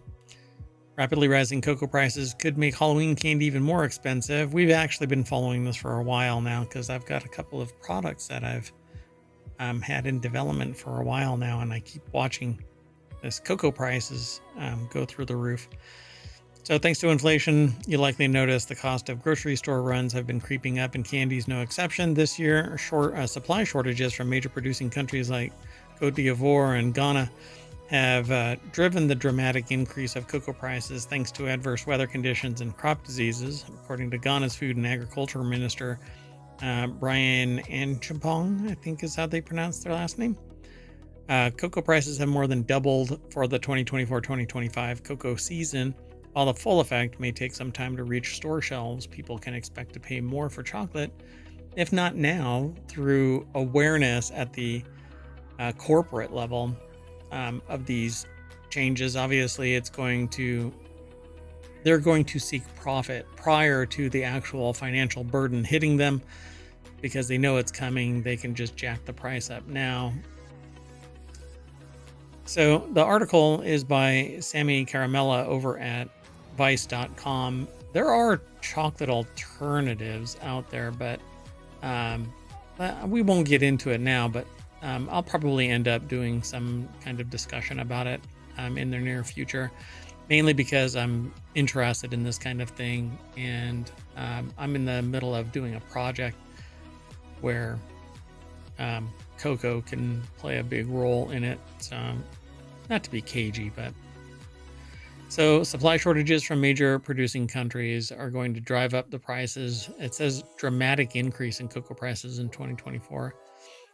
They say thanks to inflation, but we are the bearers of inflation. Not we as in the consumers, the producers, humans are the cause of inflation. So when somebody detects, and they're greedy, they can raise the prices until they feel that it's negatively impacting on the profitability. So they'll keep on jacking the price up, and you'll have to pay it. So take movie theaters, for instance. Movies have been producing more money, but on fewer screens and fewer movies. So you have little to no competition. Major suppliers of the movie feed is from these major suppliers. Smaller companies get acquired by the mega corporations, and this is the standard. You get less quality, etc. There's a lot of fan favorite kind of explosions and murder mystery kind of stuff. But really what it comes down to is you have fewer choice. You get what you get, and you're going to go to a movie theater and pay more and get less. And you just have to look at history to show that. And that goes for all supplies. The supplier at the raw material supply side are raising their prices. They're going to blame inflation, but they are the cause of the inflation based on my review of the economics. So, according to Ghana's Food and Agriculture Minister, Brian Echepong, cocoa prices have more than doubled for the 2024-2025 season, and that's because they say supply shortages caused by a natural disaster. Already, many candy producers are reportedly focusing on non-chocolate products due to these record high cocoa prices, boosting production on other types of candy like gummies, basically sugar replacements instead of cocoa. For example, Hershey launched Shackalicious XL gummies, which were part of a partnership with the NBA legend Shaquille O'Neal. So no shit news at $4.49. According to Branch, you might also notice that Halloween candy bags are smaller than in previous years, but virtually the same price. He calls this shrinkflation. We all call it shrinkflation, but making it sound like it's something out of their hands is bullshit. Their profit margins they're going to be profitable, record profits, by the way. And so it just, Branch is just a person, a sector manager for Agri-Food Institute. But where they say, you might also notice it, these companies are the cause of this shrinkflation. They're charging the same, which means they're increasing their profit. They're making more.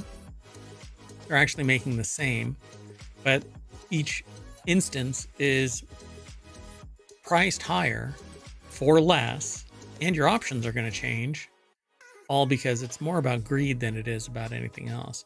We could have the same thing, but you can't fend off investors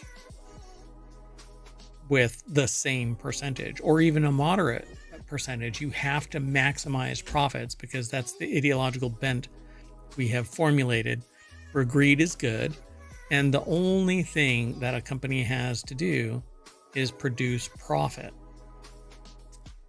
That's what, the person who said it now regrets saying it, but because it's bullshit. We can have a different type of compass, and it doesn't have to be pure greed. Anyway, let's move on.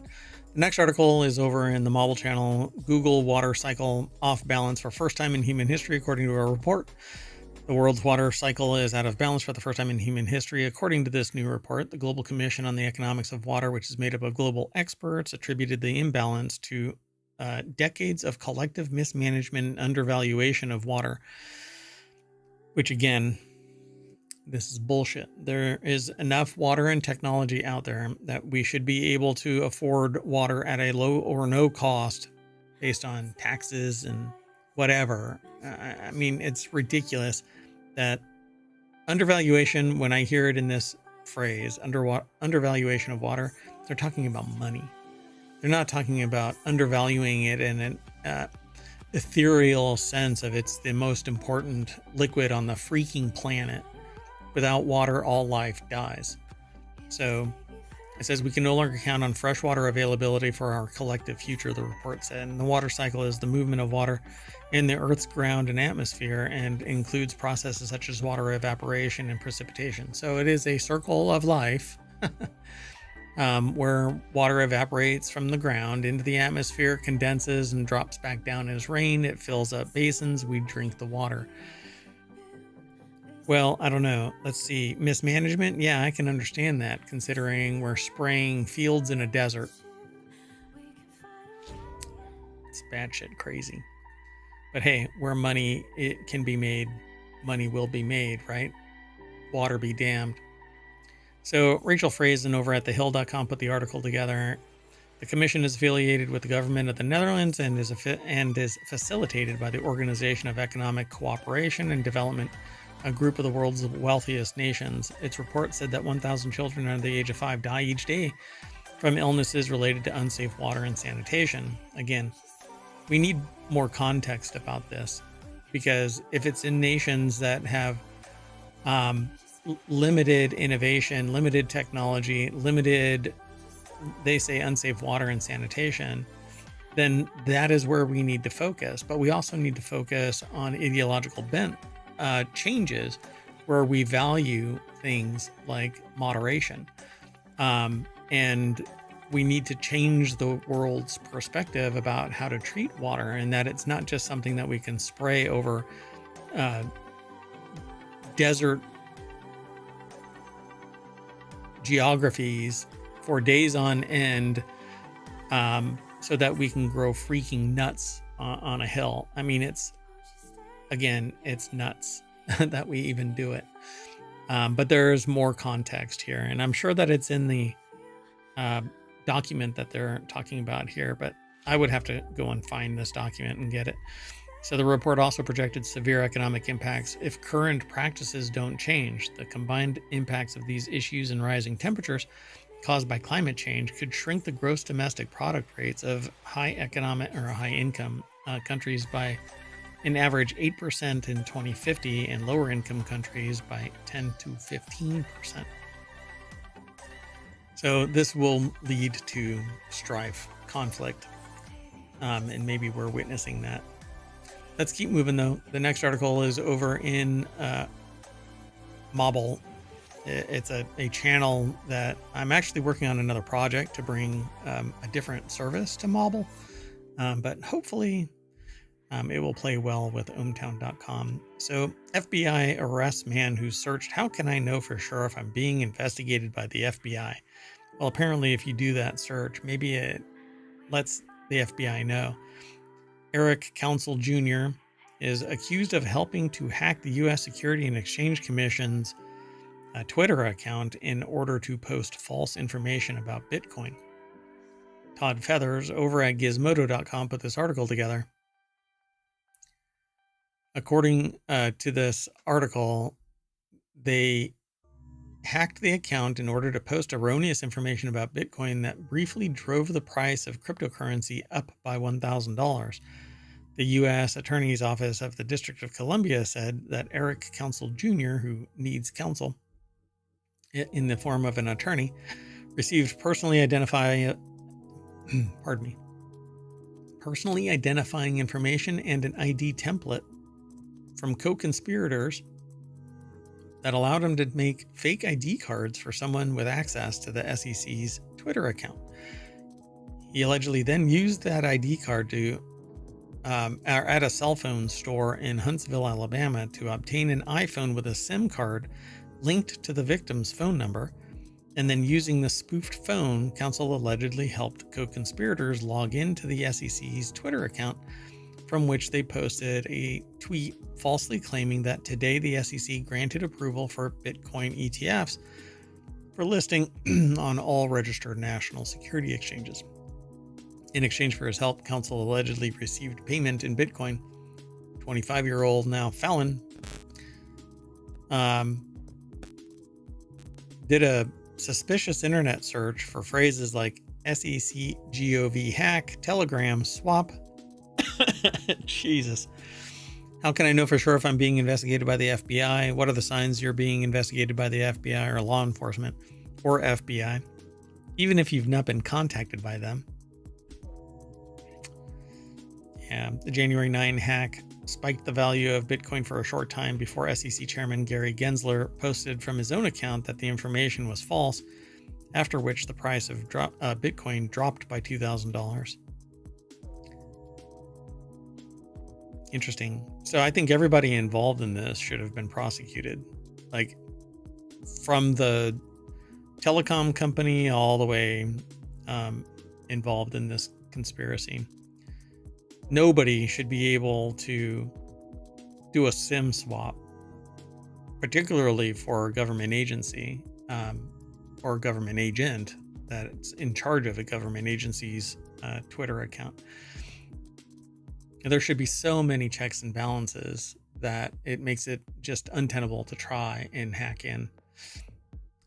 So interesting. 25-year-old It definitely wasn't worth your while there, bub, was it? Let's keep moving. The next article is over in the Marvel channel as well. Why a Kansas City museum called the Bomb Squad to open a 100-year-old time capsule. The Kansas City Museum took great caution when unveiling a century-old time capsule on August 16th. The National War Museum, World War I Museum, and Memorial held a ceremony to open up a time capsule that was entombed 100 years prior to the Liberty Memorial Tower.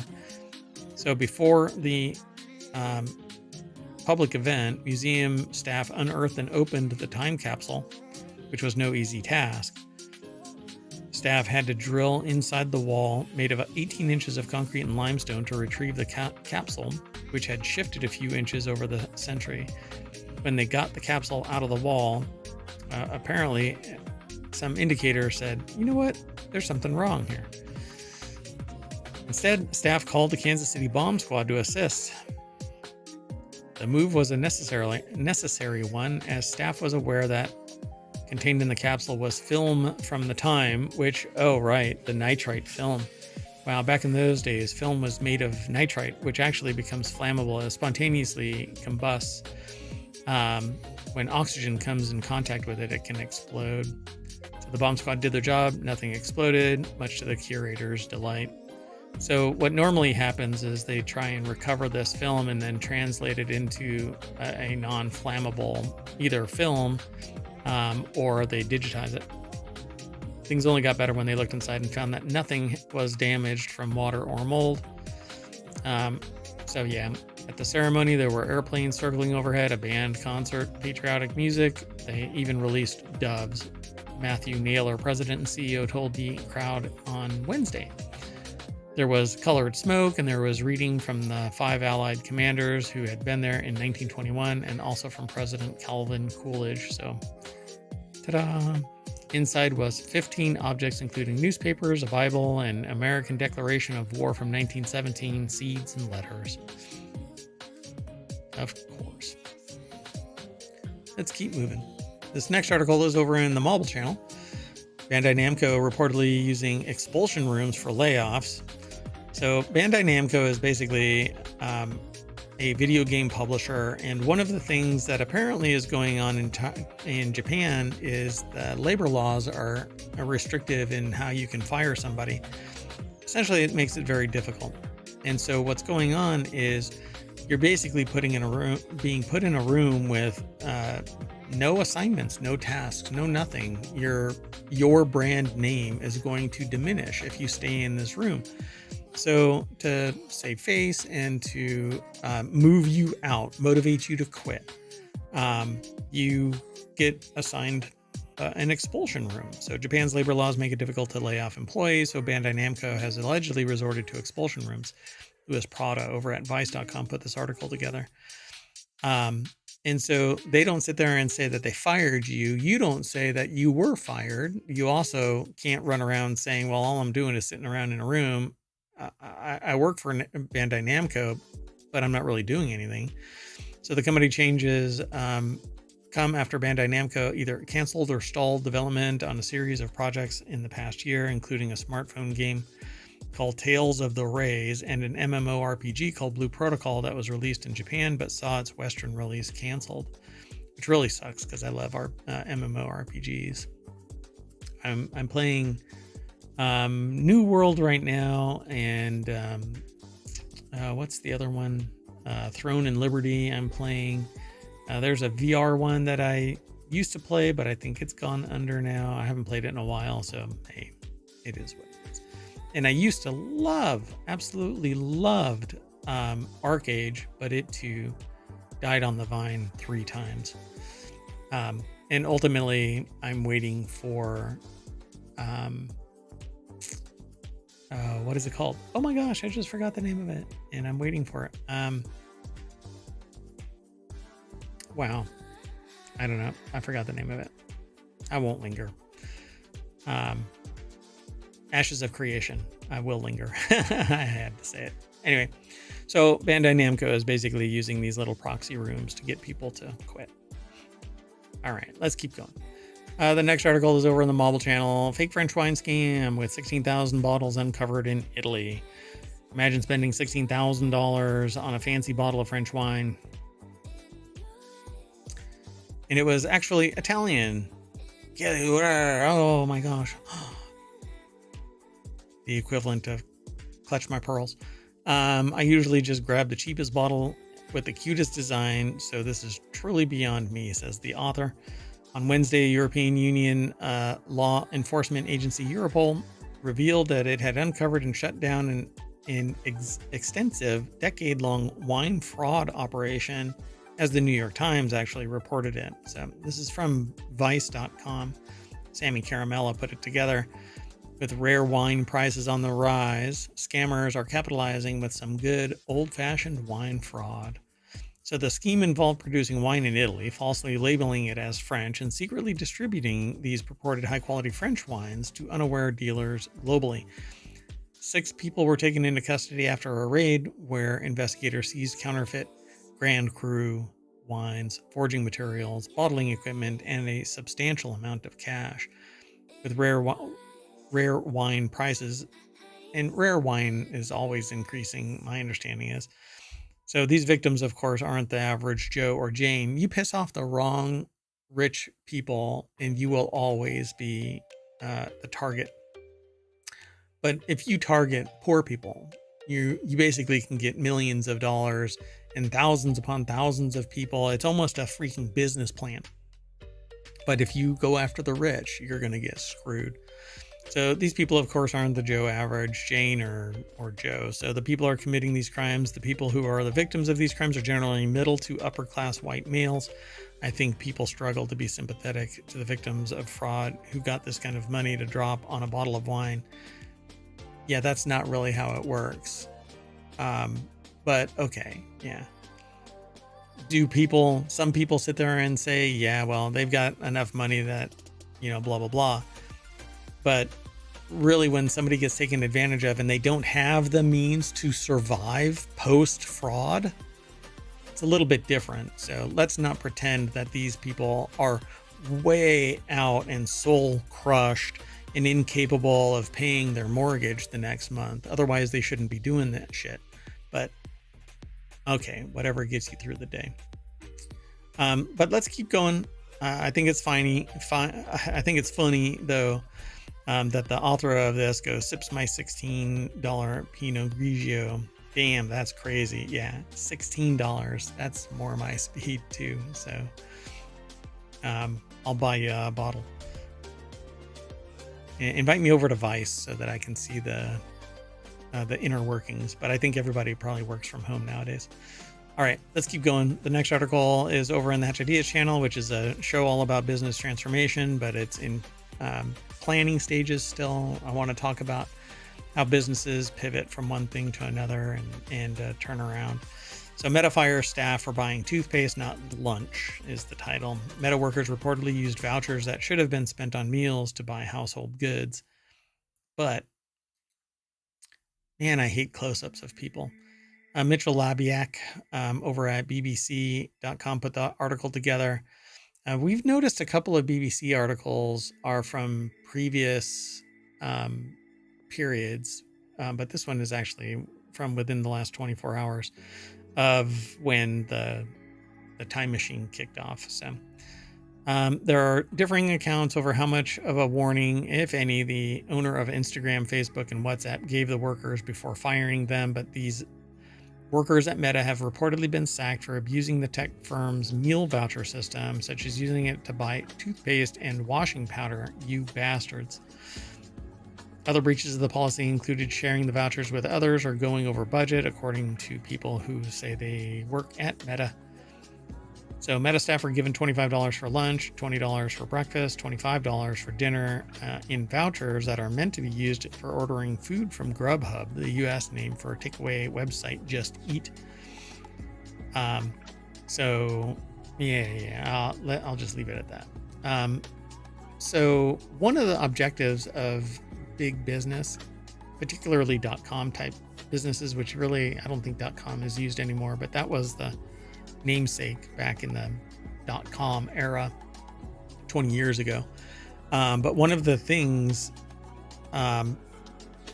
one of the motivators, I suppose, one of the perks of the job beyond a large sum salary is the perks. And one of those perks is what would normally have been just referred to as free lunch, breakfast, food, drink. And it's so that you don't have to leave. It isn't to be altruistic. It isn't to be beneficial to the employees. It is to keep your ass in the seat working. And if you're not in the seat working at the office, you're in your seat working at home if they're allowing telework. So Grubhub, for instance, because in the headquarters, they would have a kitchen, chefs cooking food. So examples of, okay, one user wrote that more than 30 people were fired last week because they used the credits for non-food items, shared credits with other people, or went above budget. Now, if I go above budget, it shouldn't matter. I should just get the 25. And that's what happens in a lot of other organizations. You go above the amount, you get compensated for the amount, not above the amount. It's whatever is actually authorized. So 25 bucks would be the max. 20 bucks for breakfast, $25 for dinner. They put that breakfast is after lunch. Okay. Anyway, because it depends on how your day goes, right? Anyway, they were given a warning to stop, which most of them did, but they were still fired 3 months later, even after stopping. Some repeated the claim that the staff were warned. Other users wrote that there were no warnings. And separately, the company also reportedly made job cuts at WhatsApp, Instagram, and Reality Labs, its virtual reality business responsible for the Oculus headset. These cuts are not related to the issues surrounding the voucher system, but yeah. There's a little bit more of this article, so definitely follow the link through the show notes over to ohmTown, which will lead you over to BBC. Or you can always do the search for Meta fires staff for buying toothpaste, not lunch. Let's move on.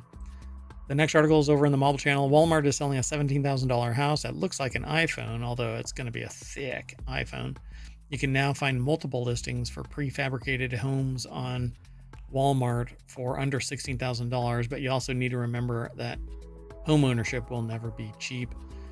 And I'm just warning people, it isn't as easy as this. You can't just buy $17,000 whatever and then prop it up somewhere. You need to pay for the land. You have to have power. You have to have plumbing. You can have certain like mobile home type of appliances and whatnot, and go solar and off grid and all of that. You need a foundation. You need it all to be permitted. If you want to be on grid, and unless you're out in the sticks, there's a lot of issues involved. You have to have licensing. Anyway, this article is over at gizmodo.com. Kyle Barr put the article together in it. And that's kind of what this one looks like. There's different versions of this, to be sure. It looks more like a bathtub set on its side. You know, one of those kind of, not really pedestal bathtubs, but these little block freestanding bathtubs that aren't mounted in like a frame or anything. They just sit there. That's kind of how this thing looks. But it's horizontally mounted, right? And so you open the door, and inside it, there's a bathroom compartment, and there's a bedroom compartment, and an office space as well. And I actually love this thing. I think that this would make a great portable studio, or a great small form factor brewing, brew house, where you can do your beer brewing and fermentations and do the whole thing in a controlled area. Distillery would probably be out because, at least in the US, because of the rules and regulations, you can't distill anywhere in the United States, not alcohol. Unless it's, even then you still need permission. But anyway, local, state, federal. So this is pretty neat. Walmart is selling these prefab houses. This is the smaller of the two. The larger one right there is $17,000. But they say that it's called the Apple Cabin, in the classic shape of an iPhone, through Walmart's site. Miniature abode. Has just enough space for a MacBook and not much else, but that's actually not quite true. I wouldn't say that it's large. The smallest version is $12,000, but the larger version is just over $17,000, which is half the price via Walmart than it is for buying it from the manufacturer site, which I find really interesting. So the bigger non-Apple home, it says non-Apple home, weighs just shy of 8,000 pounds, 19 feet long. It's basically a shipping container. And the largest 20-foot container, that's interesting. The largest 20-foot Apple cabin weighs 4,563 pounds. At the very least, Walmart lists that shipping is free and the pod home doesn't require putting up any walls. But my understanding is for this kind of build, it has minimal insulation. You can't drill into the walls. It's not designed for framing so that you can like run wires and stuff like that. For any build out inside the walls, you would have to add drywall and like cement it in, not cement like regular cement, but adhesive them onto the walls to increase the thickness of the walls, and you'll lose space and stuff like that. But so it says homes are made in China, according to Cheryl Industries. I won't get into that, but anyway, there's always these names that are close approximations of something. So building the 19 by 20 foot home requires unfolding a few walls and then using drywall anchors and screws to hold everything together. It says, before you ask, no, you're not supposed to screw into the walls to hang your family portraits, at least when it comes to a pre-installed. Oh, it says, at least it comes with a pre-installed toilet, but the plumbing situation will be on you. So yeah, you'll have to get some plumbing sorted, water, sewage, electricity, all of this will have to come from you. You'll have to figure out how to do it.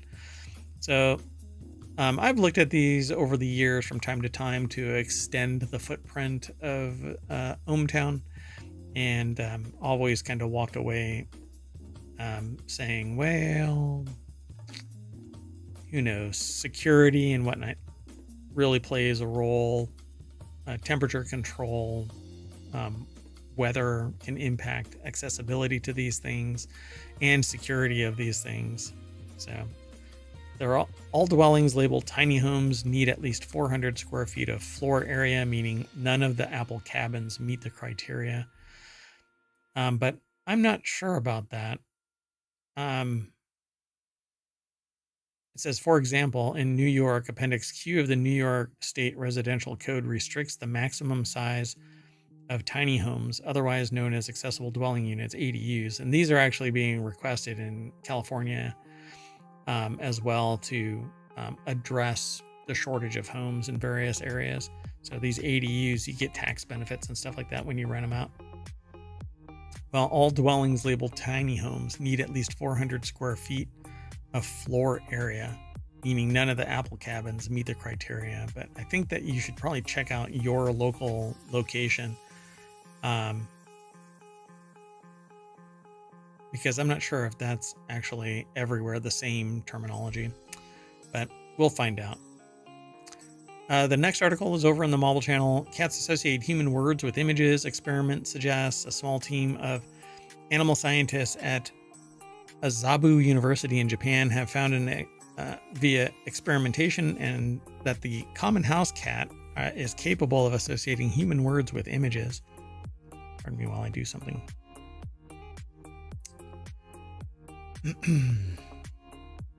So I just have to address something. So in their study published in the Scientific Reports Journal, the group tested volunteer cats, which I'm not sure what that means, looking at images on a computer screen to see if they form associations between images and spoken words. Well, I know for a fact that cats understand certain things. Like they know when you hold something up what it is, and they definitely do associate with it. So Bob Yurka over at phys.org put the article together. Oh, there's a cute kitty. Prior research has shown that cats know when a human is speaking their name. That is obvious, but they don't give a shit. They respond in ways that are different than they're hearing other words. Other experiments have shown that they're able to match photos of people they know to their names. So in this new effort, the researchers found that cats may be able to understand many of the words spoken to them. And to find out if cats have the ability to match a word to an object, the research team enlisted the assistance of 31 volunteer adult house cats. They were volunteered. So the image is displayed, a nonsensical word is broadcast.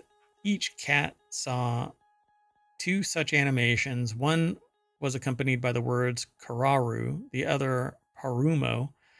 The videos were played on a loop until the cats looked away. After giving each cat a break, each one was again placed in front of the computer screen and the same 2 animations were shown in a loop, but this time the spoken words were reversed. As the cat watched the videos, the researchers watched the cats, and they found that they stared longer when hearing the word than during the original broadcast. Some even showed pupil dilation. Both were signs that the cats were confused by the switch up and were looking intently to find an explanation, evidence that they had associated the words with the images on the computer screen, even in the absence of a reward. Huh. Sure. I don't really buy into that, but okay. I guess we'll have to see. I mean, it's much more obvious when you say a word and they go over and get food. I think that makes it much more abundantly clear that they understand when a human says a word and the image of food, right? Like have them walk over to the food, not the actual food dish, but a picture of the food. Then I'd buy into that they understand what that word means. All right, our last article for today's Time Machine episode is over in Non Sequitur News. This tiny country is giving $2,000 to every household as an Exxon oil boom supercharges its economy. So that's why I said gassing the economy. Guyana, the tiny South American nation, is giving $2,000 to every household in the country. Its president said the cash payments aim to narrow disparities and help with higher living costs. A huge Exxon oil find has supercharged Guyana's economic growth and filled the government's coffers. The world's fastest growing economy is handing the equivalent of $2,000 to every household as it works to share its newfound oil wealth and soften the sting of higher living costs. The article is by BusinessInsider.com. Taryn Mohammed put the article together. It says a Guyana government is tapping its newfound oil wealth to give $500 to every citizen age 18 and over. And that's because of the Exxon oil find is basically going to, I guess, the government. The money is going to the government because resources might be nationalized and not like in the United States. It's owned by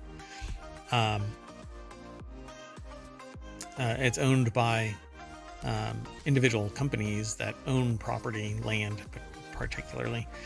Anyway, so he said previously that each household would receive the Guyanese dollar equivalent, or Guyanan dollar equivalent of $1,000, but switched to an individual payment after locals raised concerns about how a household would be defined and how the money would be shared within each home. Ali said that the program aims to reduce Guyana's economic disparities and relieve financial stress. So there you go.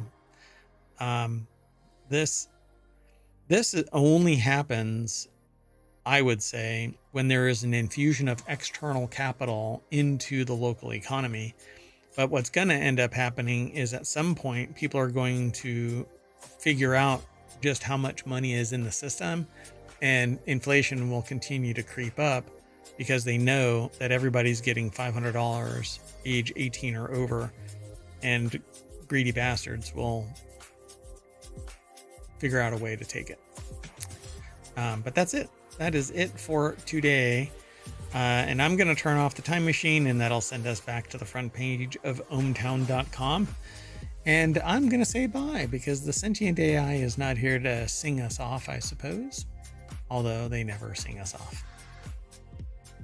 I have aspirations, though. All right. We'll see you in probably a few hours as we reset, let the time machine cool down, and then we'll spin up another episode. So see you soon. Bye-bye.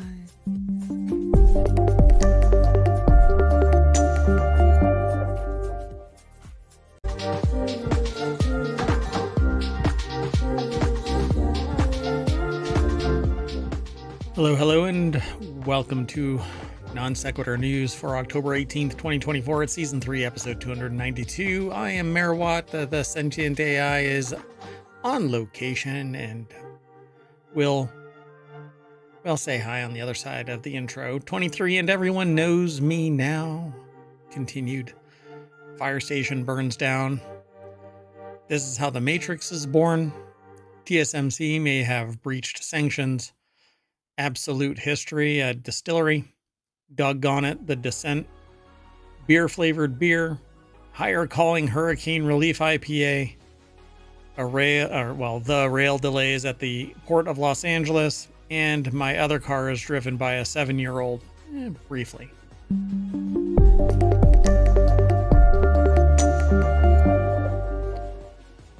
So hello everybody, I am Mayor Watt, and the Sentient AI is back. Good evening, ohmTown citizens, and thanks for joining us for Non Sequitur News. I keep wanting to say ohmTown Daily News Show too. Mm-hmm. So today we've got all of the articles all set up. Our production value is at an all-time high. We have how many total You'd expect episodes? Nothing less. Over 1,400. Over on the YouTubes, and you can downloads for the podcasts. Only 60 days exist for Twitch. Come on, Twitch. It's easier this way to not do it on Twitch. I mean, to not store it long term on Twitch, because then it's like they've got a really major overhead kind of a thing, storing all that data like they do over on YouTube's. Anyway, let's get into the show. First article's over in Non Sequitur News. DNA records of millions of Americans could be exposed to mid-23andMe turmoil. It says this is a breach, but is this an old article that has been resubmitted? I don't think so, because I think there's a new twist. So this was published in the last 24 hours. Actually, this morning at 10 a.m. Marie Boren over at Newsweek.com put this article together, and it says privacy advocates warn that genetic information collected from over 15 million customers could be vulnerable to misuse, potentially impacting not only individual privacy but also that of their relatives, because the Digital Rights Foundation,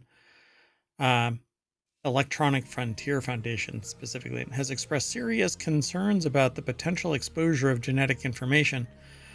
EFF's staff attorney Maria Trujillo and Associate Director of Digital Strategy Jason Keeley highlighted the risks associated with any sale or transfer of 23andMe's vast DNA database, which sound familiar? That's what you want.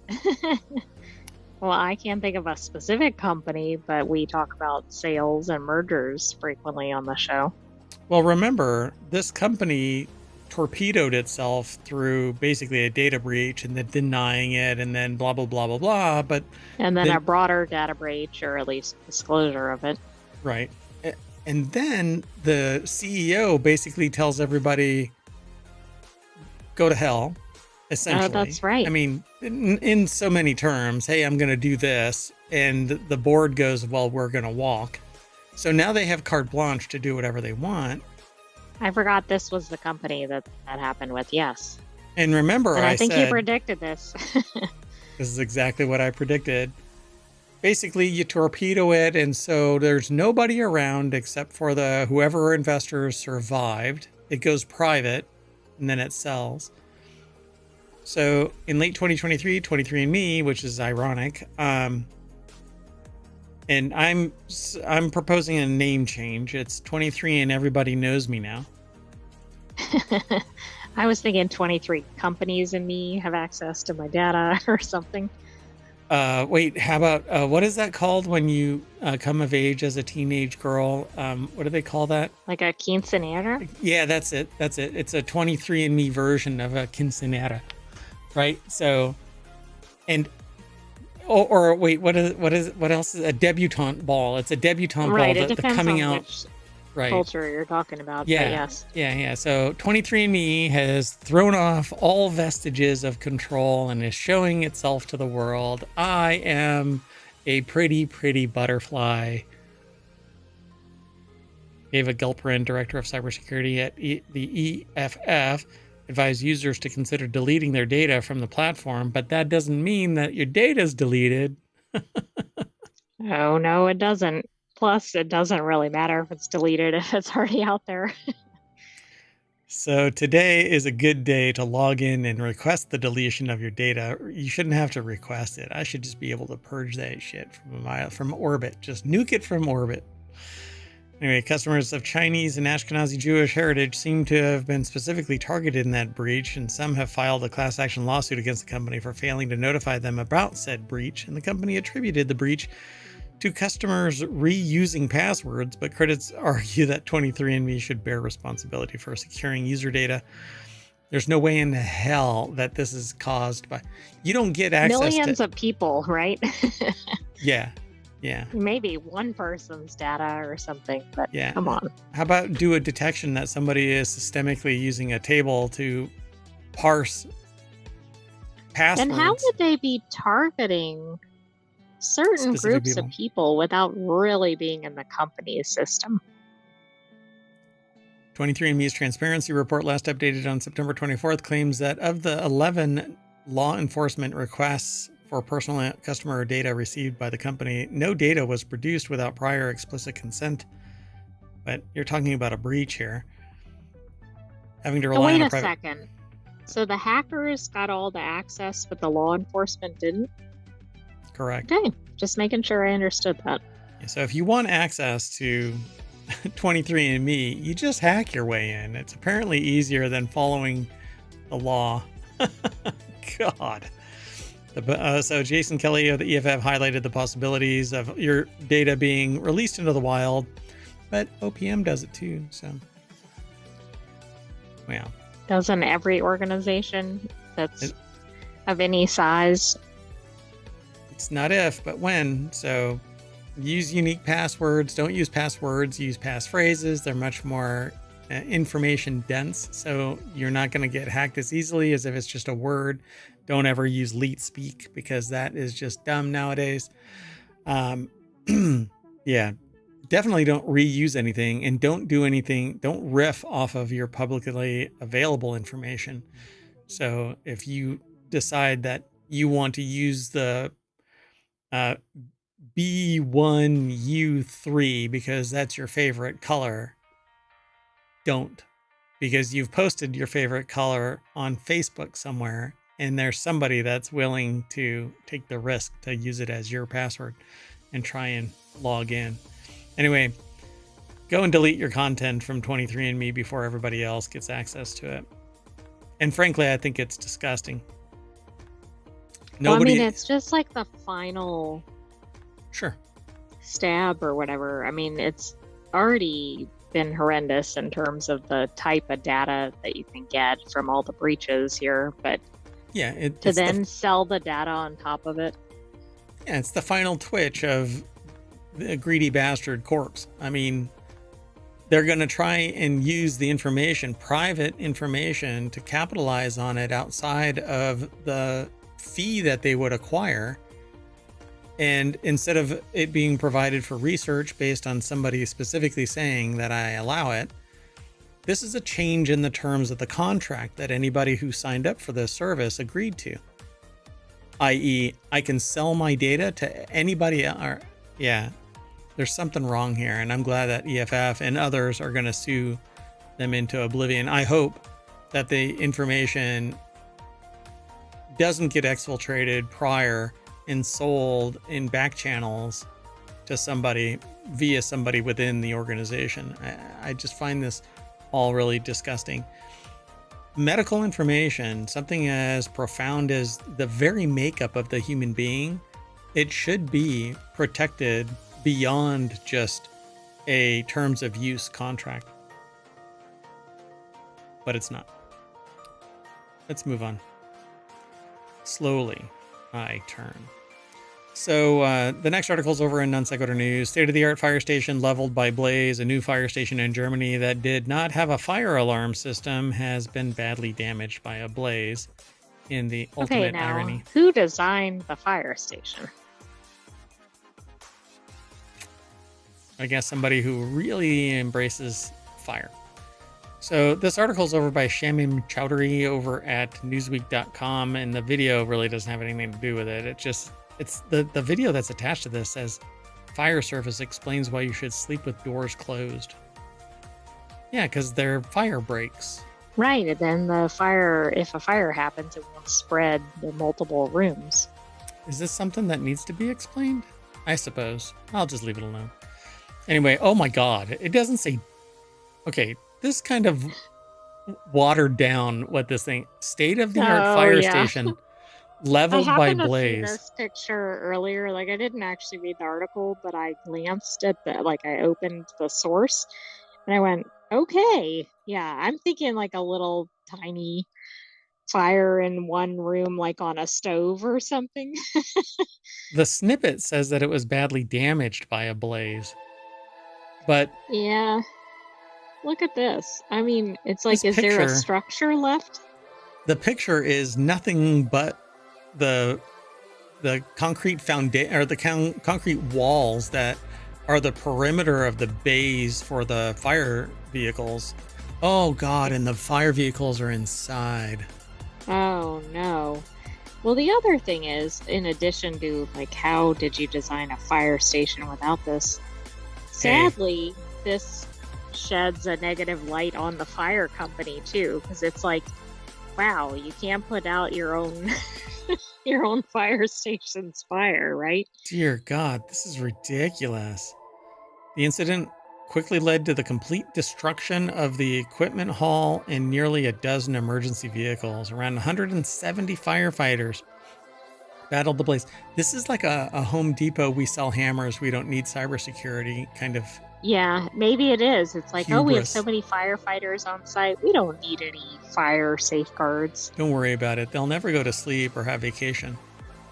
Do you think this was oh, this was the low bid. It didn't have a sprinkler or a fire alarm or whatever. It should never have been allowed to be constructed without it. There should be building permits that prevent this from actually happening. Initial assessments estimated the damage was calculated to between 20 and 24 million euro, about 21 to 26 million dollars. No injuries. DPA. So, according to the media outlet Euronews, local officials told the German news agency DPA that no fire alarm was installed in the building because experts had considered it not necessary, much to the astonishment of many observers now that the station has burned down. Experts considered it not necessary. Every structure... Isn't it required? Well, I mean, in the US not. It is. Apparently not. Do you need fire safety in a barn? Probably not, because it's probably not considered a residence. Right. I guess it depends on if it's attached to the dwelling, maybe. Yeah, well, any dwelling that is designed for occupancy, which I guarantee you this has bays. Oh, I agree. Bays. It probably has sleeping areas and everything. Yeah, sleeping, food, a gym, all of that kind of stuff, it had to have. Anyway, this is absurd. So the fire spread at breakneck speed. I believe that is what happened will make many people think and act. I believe that what has happened will make many people think and act. There must be something in the translation there. Yeah, that doesn't quite track, but I mean, who was thinking before this occurred? And where was everybody when this broke out? I know some fires do really take off quickly, but Yeah, well, I mean, without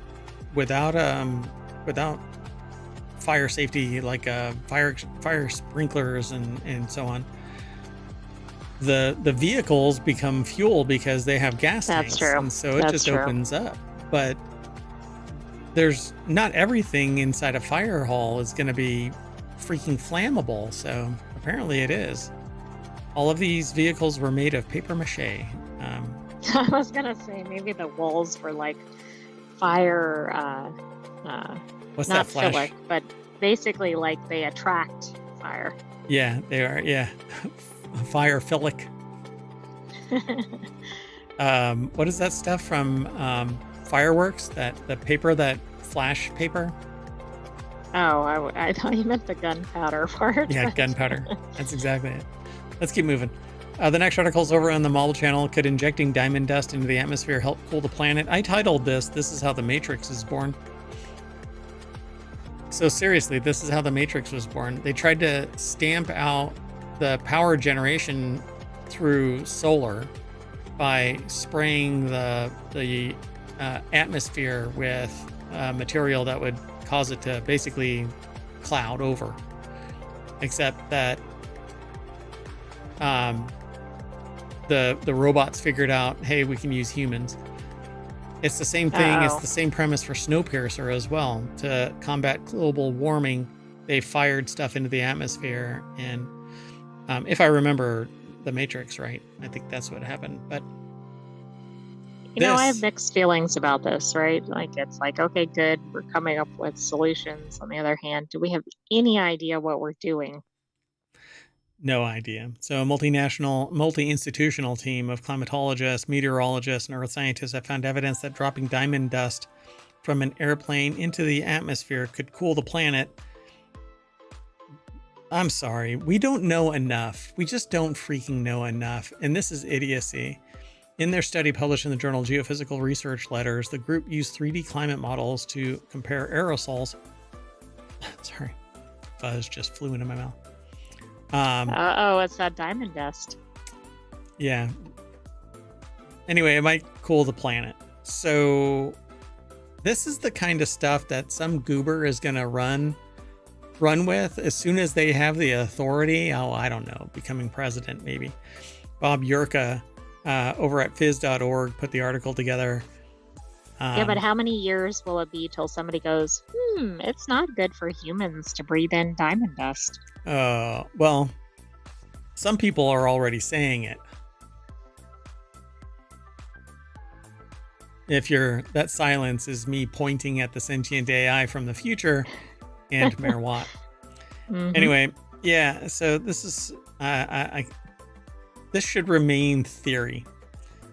Prior research has shown that Earth is at or near a tipping point. Warming of the planet has led to changes in global weather patterns that only grow worse as the planet grows warmer. And by worse, they don't mean just like hurricanes are bigger. It's that they end up in places they normally wouldn't go because the world is supposed to be in stasis. But human heat generation is causing anthropomorphic changes in the circle of life has led to where we are now, where the oceans are no longer effective heat sinks. And so you end up with a small Cat 5 hurricane that starts as a tropical storm 2 days earlier and rolls its ass all the way up the coast. How is this not? Yeah, I think we're going to see more of that.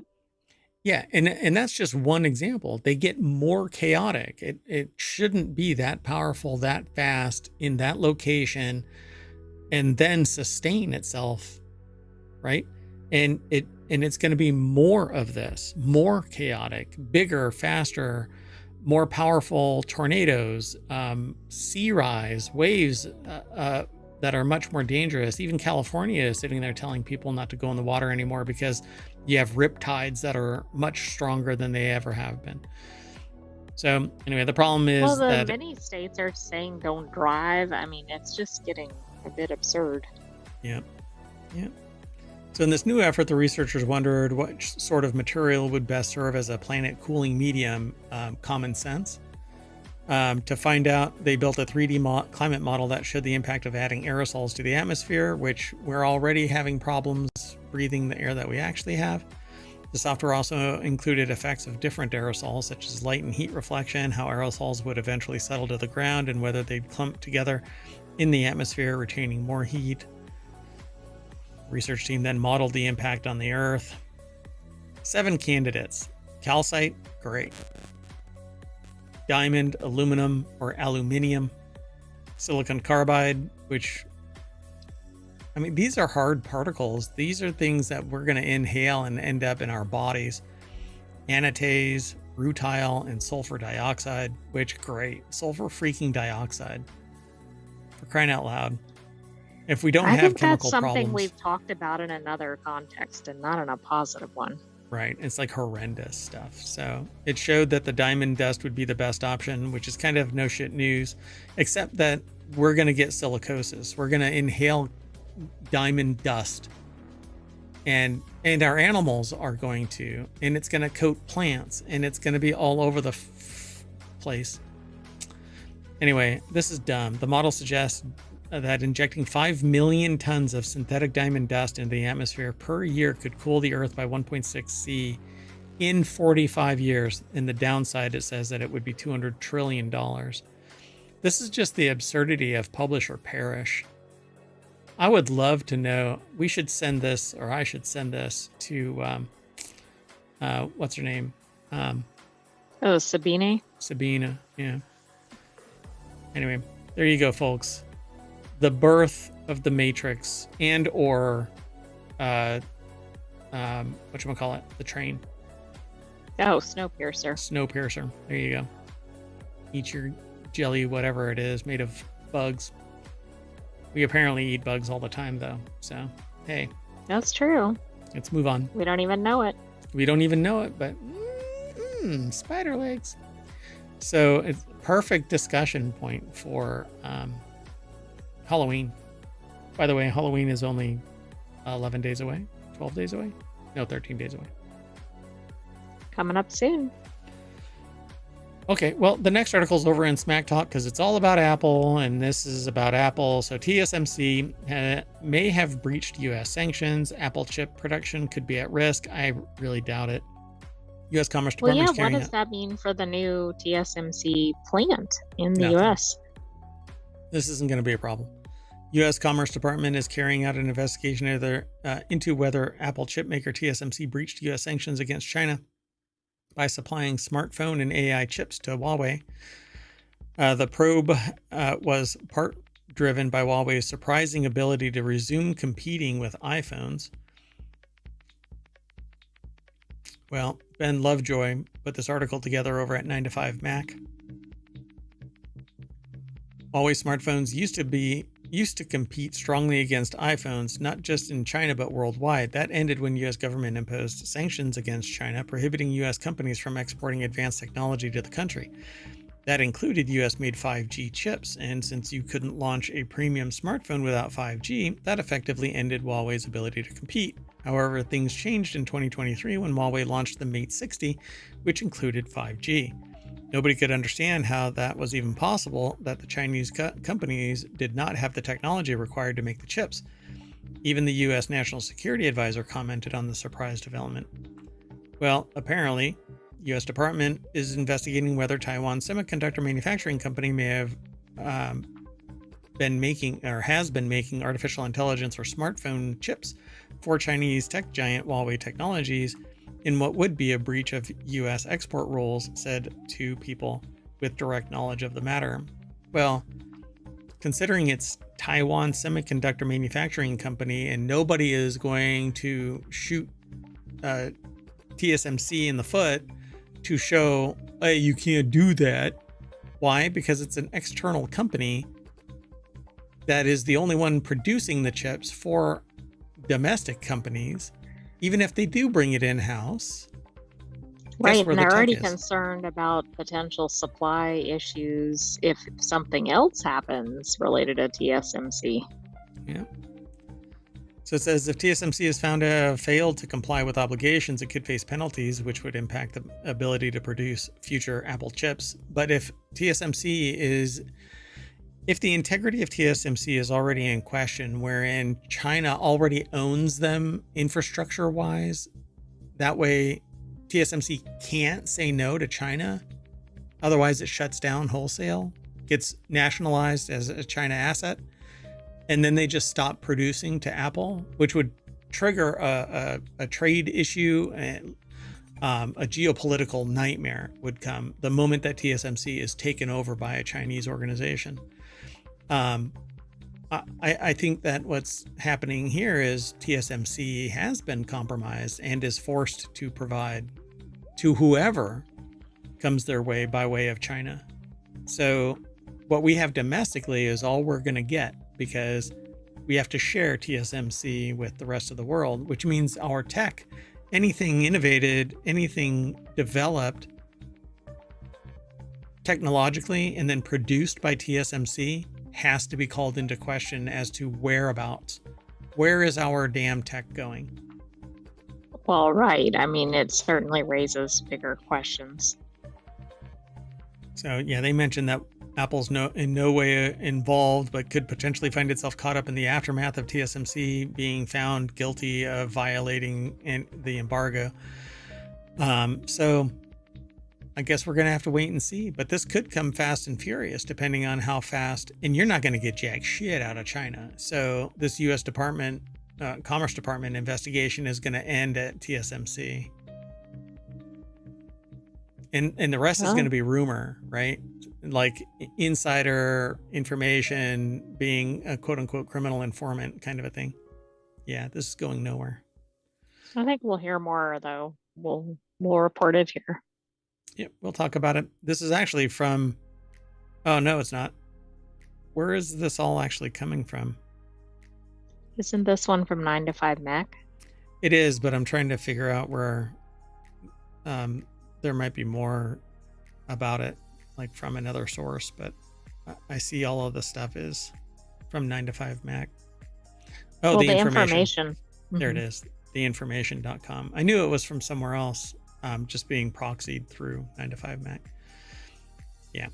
All right, let's keep going though. The next article is over in Distillerist. Fossil fuels are history at Absolute Distillery. So the Pernod Ricard owned Absolute Vodka has phased out fossil fuels at its Swedish distillery and is now generating power entirely off of renewable energy sources. The brand has had committed to making its distillery based in, I don't know, Nobelov? Close to Aarhus. I'm trying my Harvard best, and I never went to Harvard, so you're just getting my best. Anyway, fossil free back in 2020, with a plan to eliminate fossil fuels at the site before the end of 2025, and it looks like it's gotten there. The Absolute Group commented, "We're immensely proud that Absolute's distillery is now not only fossil free, but it has this goal achieved ahead of schedule. Running on fossil free distillery on this scale is no small feat."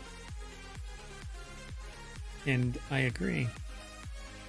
I mean, I think this is good. Maybe they'll set an example in this industry. Like, I think every industry or every major industry is probably tied to fossil fuels, but people don't think about it. Like, they might be anti-fossil fuels, but meanwhile, they're buying products that are heavily using them, and they're not even, like, they're contributing to it. Yeah. And we just talked about a dipshit prospective effort to seed the skies with diamonds to address this. I mean, it's really absurd, but anyway. Rupert Howeiler over at thespiritbusiness.com put the article together, and they say, after reaching net carbon neutrality more than a decade ago, this latest achievement pushes us further towards our goal of a fully carbon neutral product by 2030. At the brand's distillery, 92% of the energy is being produced from certified green electricity, while the remaining 7% is from green fuel that is made in-house using waste spirits, which is Admirable. Fine. That's great. And there is a lot. So you have heads and tails from any distilling process. And if you can reuse those as fuel, which you can, and cleaners and stuff like that come from that. Beautiful. Just as long as the hearts are good. Awesome sauce. So under normal circumstances, Absolute produces more than 100 million liters of alcohol per year, now entirely without the emission of fossil fuels. Well, good for you. And hopefully others will follow suit, because if the consumers actually go, yes, we want this. Yep. And now they can actually market it, like put, Like the only, or whatever. if they don't do this, I'm going to scream. If they do not sit there and say absolutely green. Oh, yeah, that would be a good marketing campaign. Yeah. Let's keep going. Next article is over in Non Sequitur News. A dog spotted atop Great Pyramid of Giza makes expert descent. I had heard about this thing. I think a drone had spotted it. There's a big video. It's over at abcnews.go.com. I don't know who. There's no byline, I don't think. Is it? No, I don't think so. Yeah. Oh, it's just a video. So that's all there is. Let me see if I can play it. It's muted, so. Oh my goodness. Oh my goodness. Yeah, it was at the top. There was a separate article in ohmTown, but I don't think that ever made it into our show. I didn't pull it. Look at that. I wonder if the dog goes up there all the time and it's just been spotted. Yeah, and it had already been more than 2/3 of the way down by the time that somebody started recording, apparently. Pretty neat. Yeah. They can't do that with a human. Good luck. Right. Oh, yeah, look, it was really at the very top. Okay. Yeah, drone had spotted it. I remembered seeing this. Wow. Oh, it wasn't a drone. Well, yeah, I guess. It was a paraglider. Yeah. Pretty cool. All right, let's keep moving. Next article is over in Of the Grape, but it's actually a beer thing. Beer-flavored beer can't save the category on its own. I'm not quite sure what this is all about, but the article starts out, I got a pitch the other day for hard water, not hard seltzer, hard water. Sounds impossibly niche, and it is, but there's actually a few brands out there that are trying to make fetch happen for this pseudo segment. The underlying thesis, to the extent that one exists, is that drinkers today love flavor and hate bubbles. Hard seltzer minus carbonation equals hard water. I guess. Don't overthink it. The article is over in vinepair.com. Dave Infante put this article together.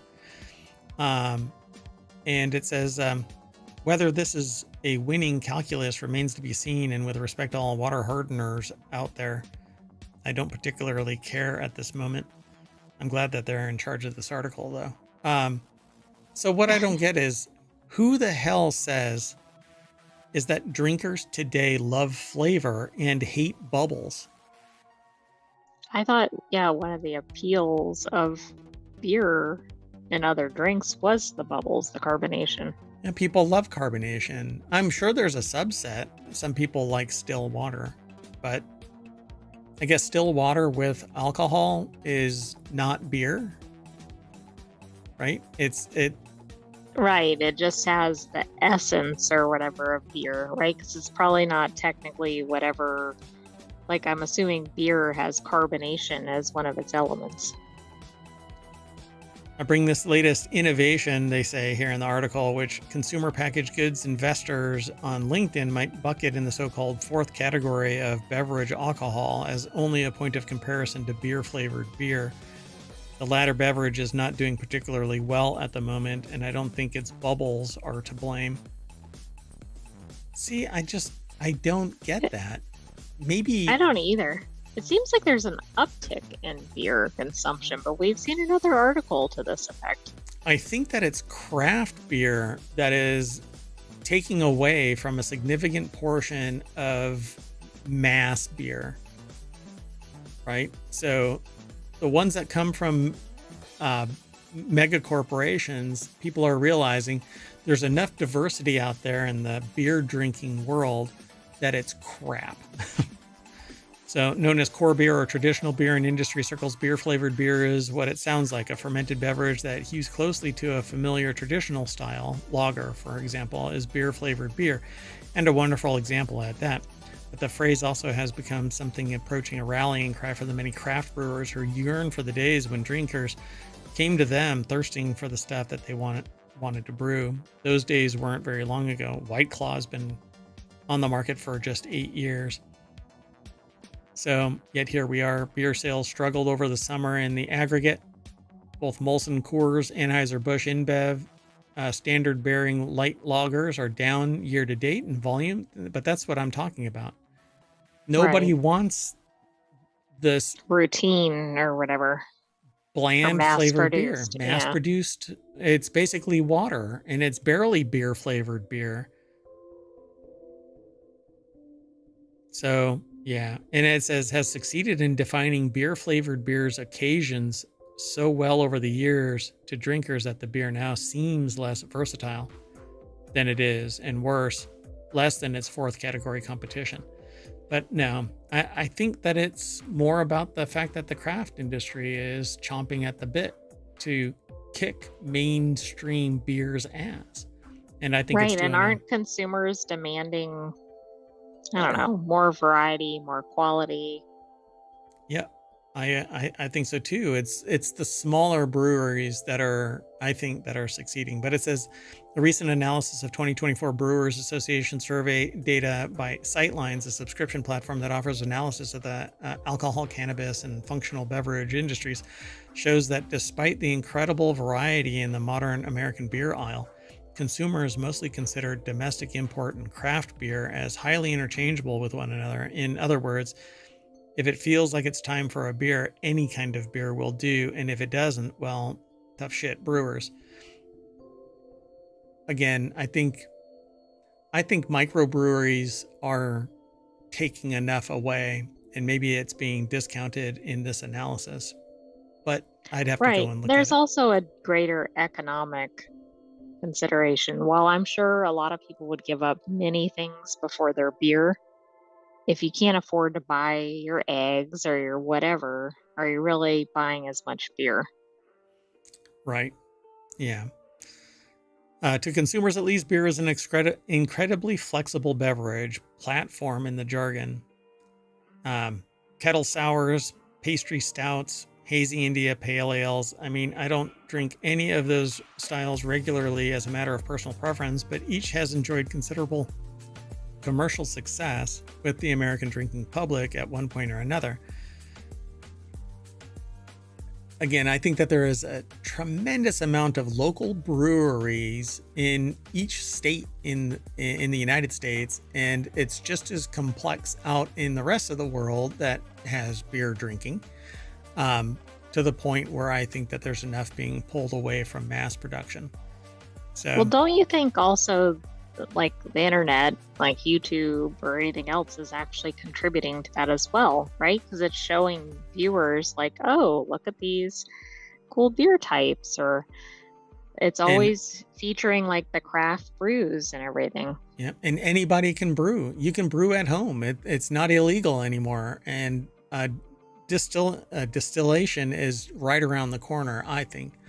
It'll come in time, but it takes educating the public and educating the administrivia of local, state, and federal here in the States. Elsewhere, some places allow it. You know, I watch somebody regularly that in New Zealand, actually several. So somebody in Canada distills regularly. Somebody in Europe distills regularly. In New Zealand and Australia, I think. Australia, it's wild. So, but beer brewing, like I use a thing called an igulu, and I am actually trying to put a show together that focuses on that because I think that it's a very powerful tool and you can do a lot with it, much more than what traditionalists are giving it credit for. But at any rate, so I think that making beer more personal and hyper local is hammering the stats. But I'll have to do some due diligence and we can end up talking about it. So toward the end of the conversation, Roth points out approvingly to Firestone Walker's recent introduction to Turbo Radlers, not a thing. As far as the beer judge certification program is concerned, under its Mind Haze brand family, as another instance of prioritizing flavor over experience. Does Lemon Rage Turbo Radler qualify as beer flavored beer? They've yet to try it, but they suspect probably not, which is fine. But it is a category. Let me see if I can. Sorry, I'm getting these little clicks. So, it like Radlers, I think, fall in the same categories as shandies, which is beer and like okay. cider mixed with lemon flavor. But I think that it says it's 2 parts beer, 1 part lemonade or lemon lime soda. And so it's basically a non-brewed citrus drink, right? I mean, it's still a beer. So it's getting far away from what somebody would think of beer traditionally, even though it has beer in it, right? Right, because you can get to a New England IPA that's way heavy on the citrus, and it's entirely born from its yeast and from its hops, and marginally the water, because you have to do. But tastes very different than a traditional ale or lager. Yeah, for sure. So then they talk about hops apocalypse and other things in this article, so it's quite comprehensive. But we're going to bow out of this article and move on to the next one, which is, hold on a second. I have to get back to the chat, lest I miss. Oh, by the way, if you want all of the articles from today and we're 40 minutes into the show, you hit !NSN. If you hear this over on YouTube, you can come over to Twitch and do it, because ohmTown is always available. So Asheville Brewery shares recipe for a viral higher calling hurricane relief IPA in the aftermath of Hurricane Helene. Asheville Brewery Dissolver, DSSOLVR, because I guess they ran out of vowels. Or maybe Dissolver was taken with all the vowels. That's right. So it turned its, and you can brand easily around that. So, well, still a spelling bee, but anyway, non sequitur distraction there. Turned its location into a donation hub for free water and food. First, the brewery gave away the 1,000 gallons that it had stored to make beer. Then it brought in more donated supplies to distribute to anyone in need. Good for them. That is awesome. Kyle Philippi over at Vice.com put the article together. They made a custom sign that said water and supplies, and they have like full-on barrels behind them. And since they're a canning operation as well, right? You can actually just make your own. You can can water. You can buy a machine that allows you to make it. Even at, again, like home brewers can can their own beer. It breaks the oxygen envelope, but you can still do it. So in the aftermath, they basically spun up a distribution system. And so far, according to Dissolver co-founder Vince Tercy, 100 breweries from California to Vermont have expressed interest. This is really cool. So it looks like they have a new recipe, but they're giving it out to other breweries to sell outside of the area, and then it goes toward the hurricane relief. Yep. So it says, we're looking for breweries to join us in brewing higher calling. We'll provide a label, a recipe base, and a list of suppliers offering discounted rates. We ask in return that 100% of the net profits be donated to this charity, and that you share your involvement on social media and share a unique and positive memory of yours about our beloved WNC. Send an email to highercallingbeer@gmail.com and we'll send you everything you need to get started. After you've sold the beer, we'll ask for proof of donation so that we can track the impact of this initiative. And this is cool. I hope this gets a lot of traction. And I think if you're in the US, you could ask your local brewery if they're participating. Yep. So that's what's going to happen either tomorrow or Sunday. So I'm going to be swinging by a place to sample their wares, and I'm going to promote this particular project. So it says, so keep an eye out, as you'll likely be seeing higher calling beer popping up near you over the coming weeks. Anyone can grab the recipe and labels here. So they're either, it seems like they're even moving away from um, the locations selling it.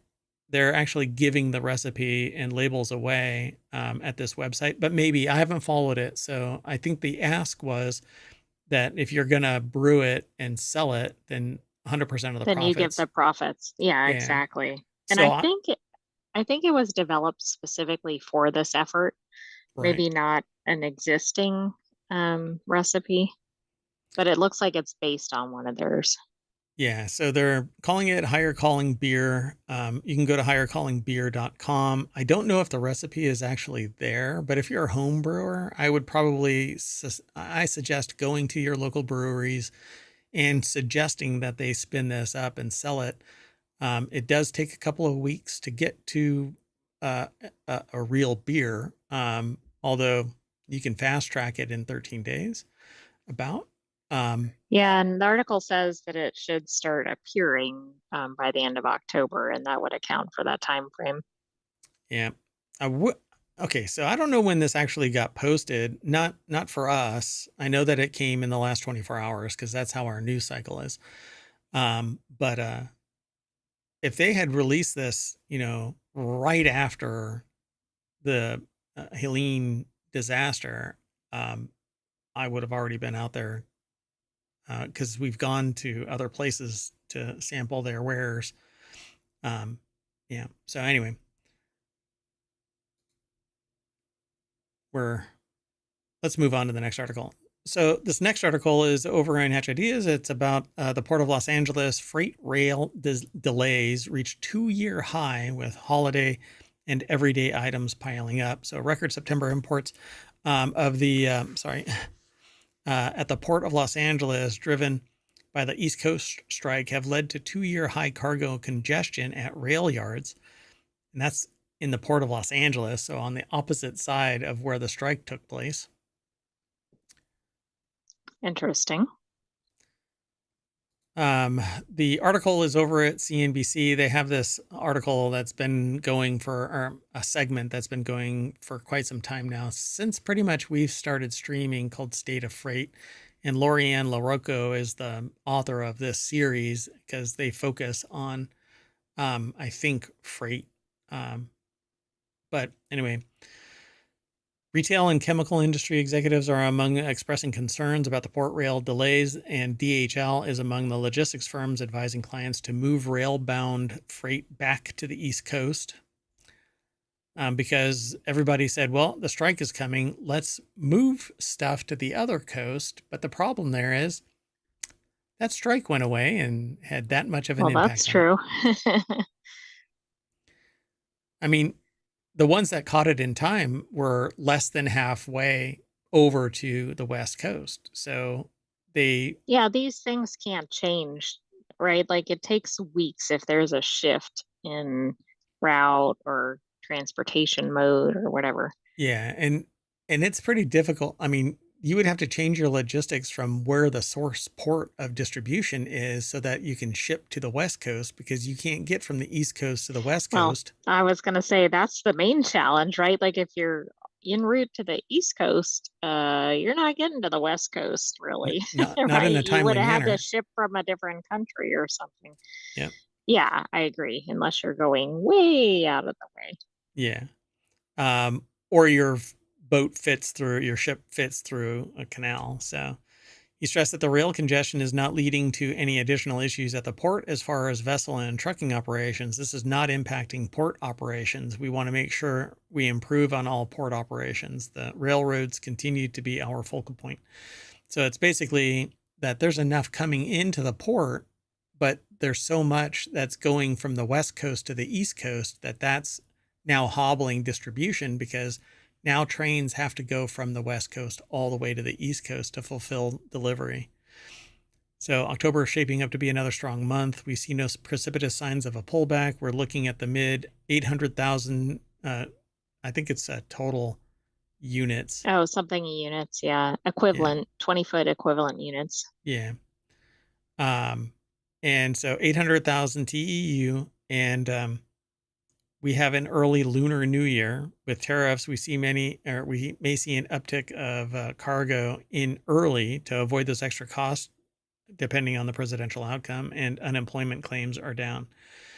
So a whole lot of people are buying stuff, and production is up because it was an early New Year, and so at the Port of Los Angeles, the rail dwell for containers are about 7 days, but the port is not experiencing congestion. So there's enough room at the port, but it's not getting the hell out of there fast enough because Right, which it's kind of a problem because that's going to create a major backup.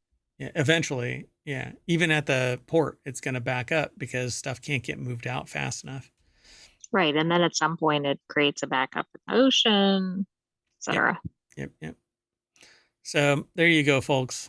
All I want though is to make sure that my coffee and periodic infusions of chocolate are made manifest. Excuse me.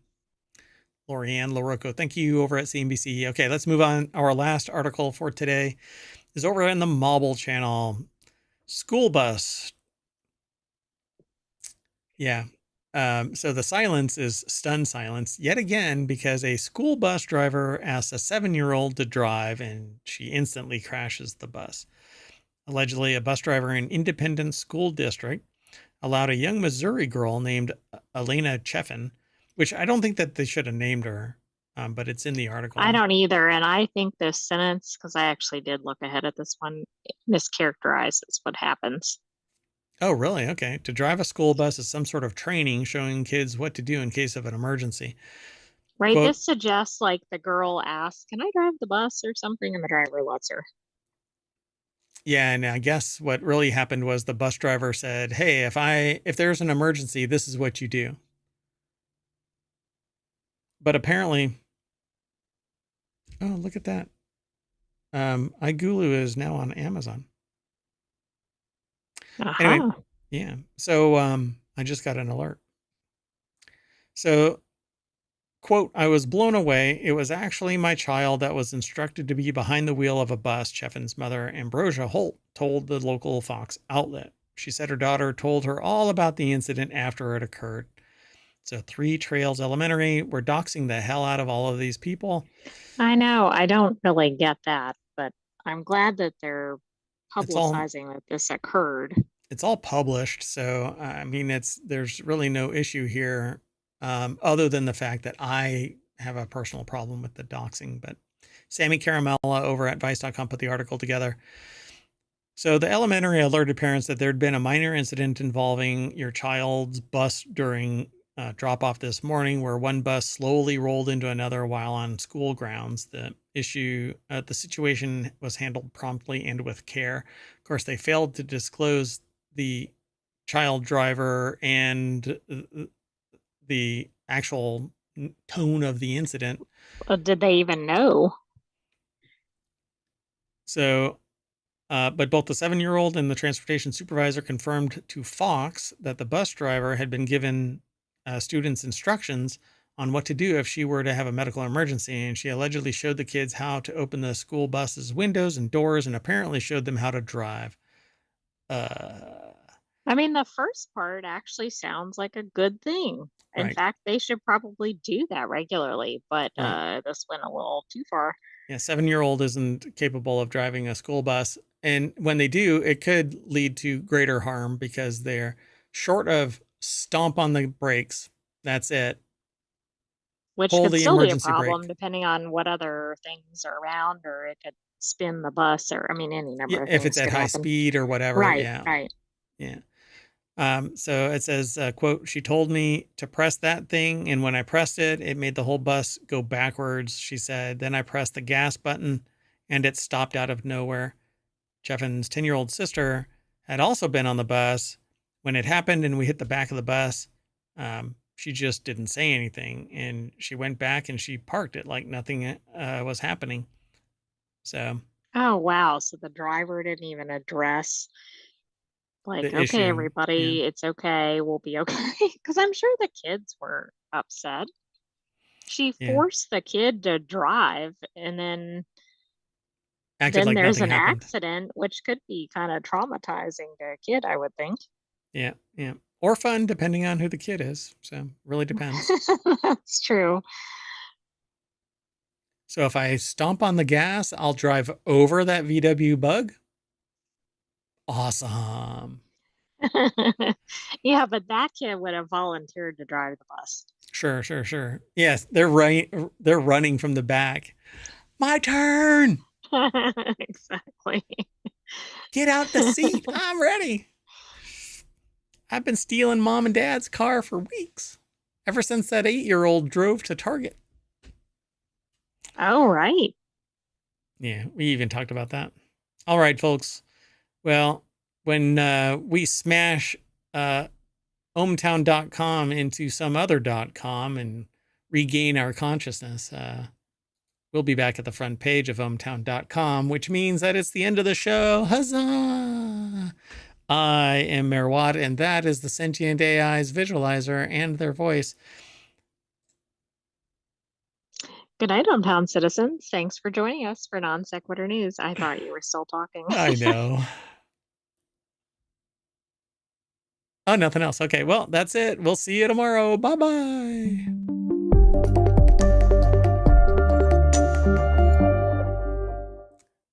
Hey, officer, can I drive the police car?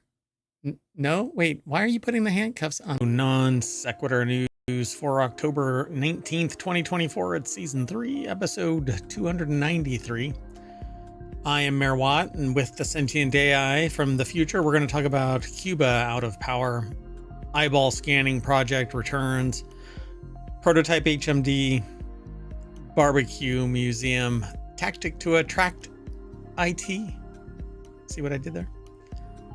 Japan shifting back into nuclear, figs all over TikTok, plans to power Los Alamos lab, DJI sues DoD, and juiced bikes. That and more.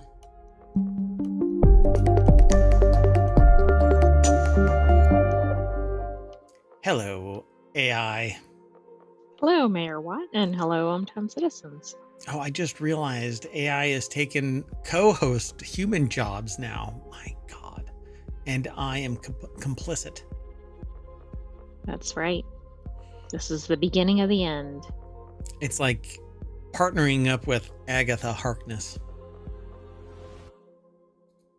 Let's get into it. First article is over in Non Sequitur News. Cuba's power went out across the island on Friday. Cuba lost power across the entire nation on Friday after a major power plant failed, according to the country's energy minister. Ministry.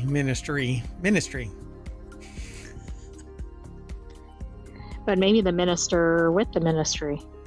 That's true. Blackouts have been a recurring problem for Cuba's aging power grid. The New York Times reported, noting the country has lacked fuel to run the grid. And this is typed in GERD. And look, I understand the pain and suffering of GERD. Fully for weeks. Nah, not really weeks, but anyway. So, yeah.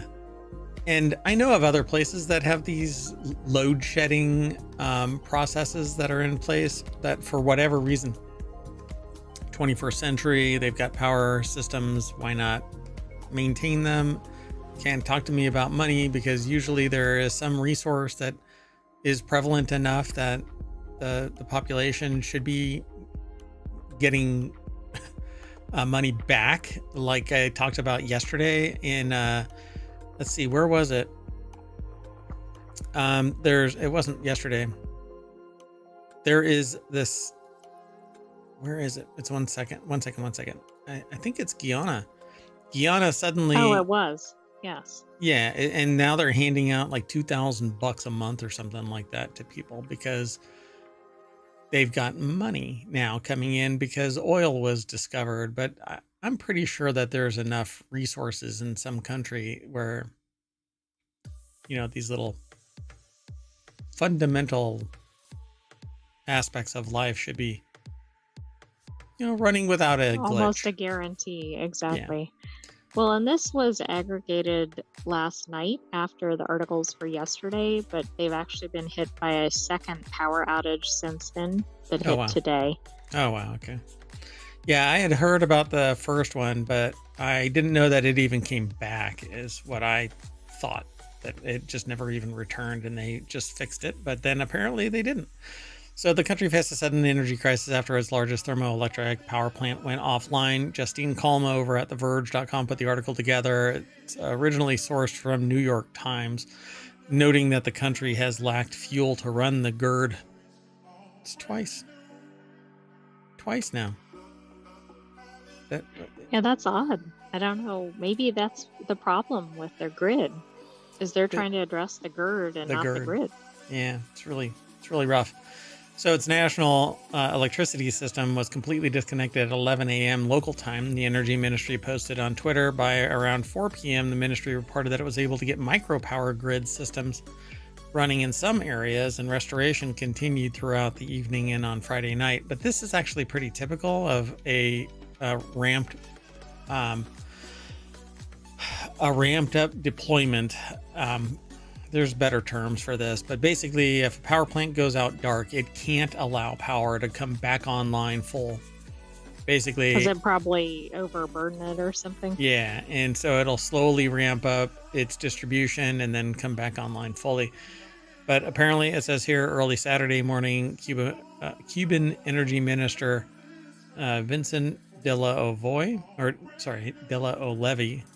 said that 2 thermoelectric plants were starting up, and there were 500 megawatts of power in the system already. However, according to a post made just before 7 a.m., CNN's Havana Bureau Chief Patrick Ottman said the island is now experiencing another nationwide power outage. Okay, so the article must have been updated after posting. Oh, no, this is probably an update. So I wouldn't suspect. Right, that's what I mean. Yeah. Because you said that it was aggregated yesterday, but Yeah, it's date stamped yesterday night. oh, right. Yeah, no, this is fine. So the night before, officials had asked residents to curb their electricity use and announced that schools and non-essential businesses would close. Of course, schools need to close because they're not essential. Kids can learn other ways. I mean, we've done it for millennia, right? Well, it's hard to do your math when you can't see your paper. Hey, as I've been told, you know what you don't need when you're doing your math? A computer or a tablet, because all you have to do is write on paper. So light some candles and risk setting the house on fire.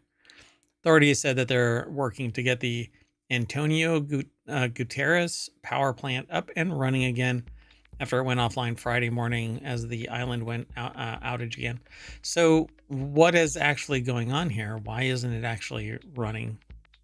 Exactly. And why is it going out repeatedly? I mean, my guess is it wasn't really fixed when the second one hit, but this is countrywide. Yeah, they say that it's because of the difficulty of getting fuel. So, all right. Well, that's not a good sign. I mean, Yeah, because that might occur again. it's going to occur again. Both countries face U.S. sanctions, falling fuel supplies, economic crises. Yeah, I mean, it really sucks. But this is actually kind of socio-political more than anything. It is. All right, let's go on with the next article.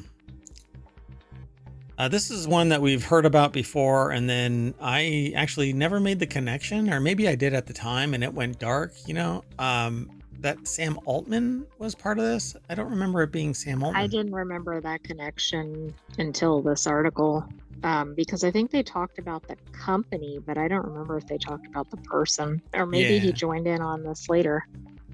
Yeah, it's kind of weird. It says UBI project. Okay, so WorldCoin, the cryptocurrency human identity network UBI project, co-founded by OpenAI CEO Sam Altman, is now known as World. There's nothing dystopian about this. Look over there. I mean, the fact that there's an orb for face scanning should be a little dystopian. The The title for this is Sam Altman's eyeball scanning crypto project has a new orb and a new name. Sorry, there's something in my eye. Uh-oh, watch out. It might have to do with the orb. Yeah, I've said its name 3 times, and like Beetlejuice, it's going to appear. So Emma Roth over at TheVerge.com put the article together. WorldCoin is now just World, but nothing about this is getting any simpler. People registered to the system get a world ID that they can use securely and anonymously to prove their humanness online, as well as a share of its associated WLD cryptocurrency token.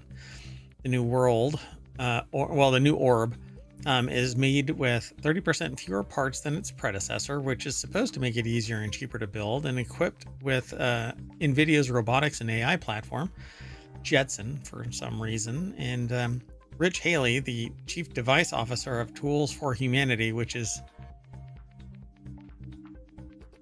It's kind of like calling an oppressive law the freedom policy or something like that. Right. God.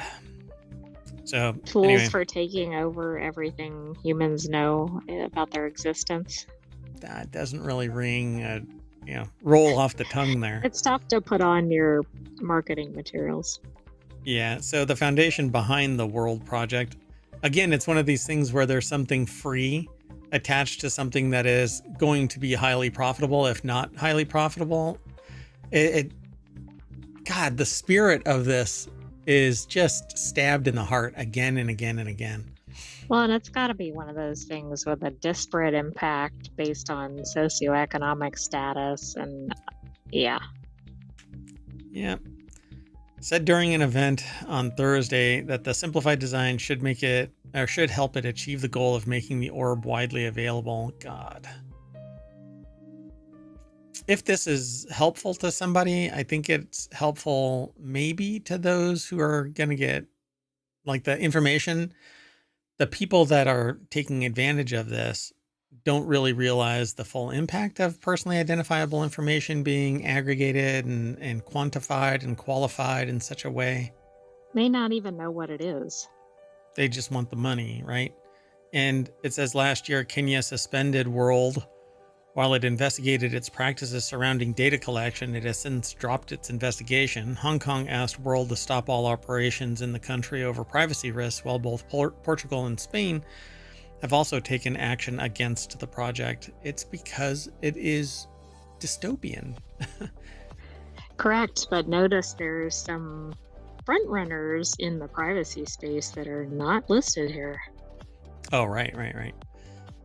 So Haley, apparently the orb is also coming to more countries, including Costa Rica, Brazil, Indonesia, Australia, the United Arab Emirates, Morocco, and others. I'm sure if it was applied the right way, that even the government would be involved in accepting that data. I want to know who it is that's in my country that might, oh, their pupils look like the rest of the people that are trying to cause trouble politically within our country. My country, kind of a thing. It just seems, again, dystopian. I'm sorry. And I'm sure I'm not winning any fans. What? Did you read that people can purchase or rent their own sphere to start verifying unique humans? Oh my goodness. Oh my goodness. So yeah, apparently you can rent an orb to verify other humans, like your family or people that you work with, or invasion. What application would this have? It's all horrifying. Aliens, invasion of the body snatchers, but they would just get their own orb account. Blade Runner, Wade, replicants, right? Oh yeah, there you go, replicants. So I know exactly who is. Oh God, this is creepy. All right, let's move on. The next article is over in Reality Hacker. Meta CTO shares photo holding wide field of view prototype headset. In one of the 6 images, Andrew Bosworth shared images from a recent visit to the company's research labs. They shared it on Instagram and Threads, Meta's properties. Bosworth is seen holding a tethered headset that appears to have canted lenses and a wide curved body extending beyond the strap arms Is that horizontally. referring to Bosworth or the? Yeah, Bosworth, yeah, appears to have canted lenses and a wide curved body extending beyond the strap arms. Yeah, little known fact that Andrew Bosworth, is a head-mounted display. I mean, he must not have passed the test with the orb. No, he did not. So David Henney over at uploadvr.com put this article together, and so you can see that the VR headset goes beyond the straps, but the lenses are right there. So all of this might just be additional area for sensor array, not necessarily anything having to do with the vision per se, but this is where the electronics go to make it thinner. They made it wider instead of thick, but I don't know. There's a whole bunch of stuff going on here. There looks like a sensor array that's looking down. There's a big sensor array embedded in this. I'm sure it's not just lenses. So one of the 6 images shared showing this prototype. The attachment on top appears to be an off-the-shelf sensor bar, which is what I just got done saying. Well, I said that it was a sensor array. Used to avoid having to integrate cameras into the prototype itself. But then they can when the time comes. They just go, okay, let's stick that in there. So the other 5 images show a Ray-Ban Meta Glasses prototype, Project Aria research glasses attached to a Quest 3, silhouette appearing to be him wearing a headset, and 2 shots of him sitting with Meta's chief scientist, Michael Abrash, who leads Reality Labs research. So they actually post all of the articles there. Okay, that one's odd because it looks like he's got glasses on top of his display. Yeah, he's got Meta glasses on top of, or not Meta, the Ray-Ban glasses on top of his glasses. Right. Them maybe prototypes. So he can take this off and then put those on real quick and see if there's a comparison or something like that. It's interesting. I would love these glasses, these Ray-Ban glasses, if not for the fact that it's Meta. But it doesn't stop me from talking about Meta. I just don't like Meta and its ecosystem. So in recent years, Meta has presented and even demoed to us, I guess us being Upload VR, prototype headsets that introduce a new feature or push the specification to the extreme, such as retinal resolution, varifocal, ultra bright, high dynamic range, and reproduction-free depth. Reprojection. Wow. Reproduction. I thought it's like reproducing something that it sees. Reprojection-free depth correct pass through. That would make more sense than what this is. Yeah, because the way that it's saying is that you're looking straight on through. It's not that it's taking what is on the outside and projecting it inside. So you see it with its depth correct. Because what happens is the lens on the cameras for pass through change the angle, the focal length. So you go to reach for something and you knock over the glass instead of picking it up, So they could have just said like depth correct pass through. Yeah.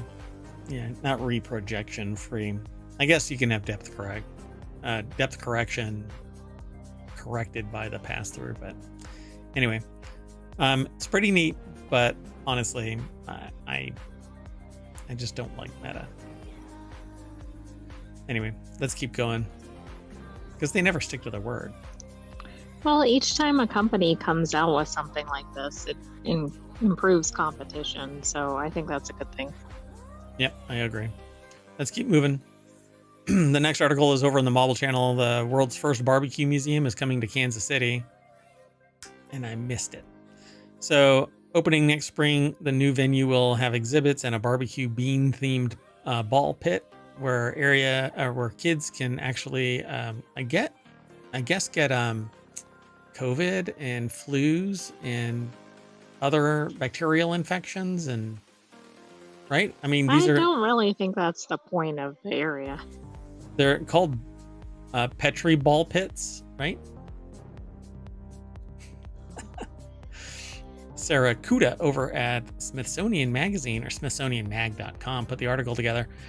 And so, yeah, apparently there's going to be a barbecue museum of barbecue is slated to open in Kansas City, Missouri, a place that's famous for its thick, sweet, and spicy sauce and burnt ends. And I have to agree. I had several. And so, according to an announcement, and the announcement comes by way of who? Come on, show. Okay, well, it's not going to show me. Anyway, the new venue will be the world's first museum dedicated to barbecue. Although, I have to say, I know of one that existed way before this, but then I couldn't eat any more barbecue. I just can't eat it to the level that would fully represent a museum of barbecue, because I love barbecue, and yeah, sometimes you just can't have it anymore. Visitors will be able to explore 2 distinct storytelling trails spanning 4,223 total square feet, according to the announcement.